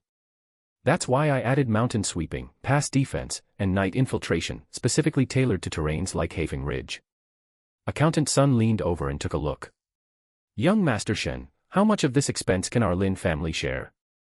You will cover 30%, I said. I'll have Rulin manage the accounts. Every expense will be clearly written down and publicized monthly. Hearing Rulin's name, President Lin's expression relaxed somewhat. I trust Rulin with managing the accounts, he said. 30% means $1,800. The Lin family can pull that out. But Huaijin, there is one condition I must state beforehand. This money is for defending against bandits, and it cannot be diverted for other uses. Rest assured. Every single silver dollar will be used for this. I walked over to the cabinet and pulled out a drawer. Inside lay a blank ledger, its cover still unwritten. This ledger belongs to Rulin. Income and expenses will be kept on 2 separate lines, and all incoming and outgoing funds must be signed off by her. At the end of each month, we will cross-check in front of both families. President Lin took the ledger and flipped through it. All right. He closed the ledger. However, I still have one concern. How will you keep your military expansion a secret? We will only recruit trusted tenant farmers of the Shen family, I said. The training ground will be set up at the northern estate, 10 miles away from the official road. Usually, they won't wear military uniforms, and to the outside world, we'll say we're repairing water conservancy works. Zhou Jingting's people will snoop around. Let them snoop. All they'll find out is the number of people repairing water conservancy works. The firearms will be hidden in the estate and only taken out during training. President Lin nodded. He stood up, and Accountant Sun stood up along with him. Then this matter is settled. Tomorrow I'll have someone send over the first batch of bank notes. After seeing President Lin off, Shen Zhong came in again. Young master, how should we arrange the recruitment? I sat at the desk and spread out a new sheet of paper. First, pick people from each estate. I'll state the conditions and you take notes. Shen Zhong took out paper and pen to record. First, they must be members or tenant farmers of the Shen family, whom we know thoroughly. Second, between 18 and 30 years old. Third, free of illness and injury. Fourth, those with brothers at home are prioritized, single sons are not wanted. Fifth, and this rule is the most important, tight-lipped. Tight-lipped. Right. During recruitment, just say we are repairing water conservancy works. Once they arrive at the estate, tell them they are part of the guard unit. Once they enter the estate, they are not allowed to leave, and they get a holiday to go home on the 1st and 15th of every month. Pay them double wages. After finishing writing, Shen Zhong looked up at me. How many days will it take to recruit all 300 men? 5 days, I said. Select the first batch of 100 first. Split the remainder into 2 batches. The training will also be done in batches. Once the first batch is well trained, they will serve as squad leaders and lead the subsequent 2 batches. What needs to be prepared at the estate? Bedboards, rice and grain, bedding, prepare them for 300 people. Find 5 reliable people for the kitchen. Level the training ground first and draw out the running tracks. Shen Zhong noted them down one by one. Also, I said, dispatch 2 reliable domestic servants to specifically guard the estate gate. If outsiders approach, tell them we are repairing water conservancy works and entry is not allowed. Understood. Shen Zhong went out. Outside, the sky grew dark. Inside the study, there were only me and the papers spread out on the desk, the military expansion plan, training syllabus, map, and old note. I picked up the pen and wrote the heading on a new sheet of paper. New Training Manual. Chapter 1, Drill and Discipline. Chapter 2, Rifle Operation and Maintenance. Chapter 3, Marksmanship Essentials and Live Fire Training. Chapter 4, Mountain Tactics, Pass Defense, Night Marching, Infiltration, and Ambush. Chapter 5, Squad Coordination and Field Survival. When I rode up to Chapter 5, the chirping of cicadas rang out outside the window. This year's autumn cicadas were calling late. I stopped my pen and looked at those characters on the paper. This force of 300 men was ostensibly to guard against sitting mountain tiger. But while they could guard against bandits, they also had to guard against people.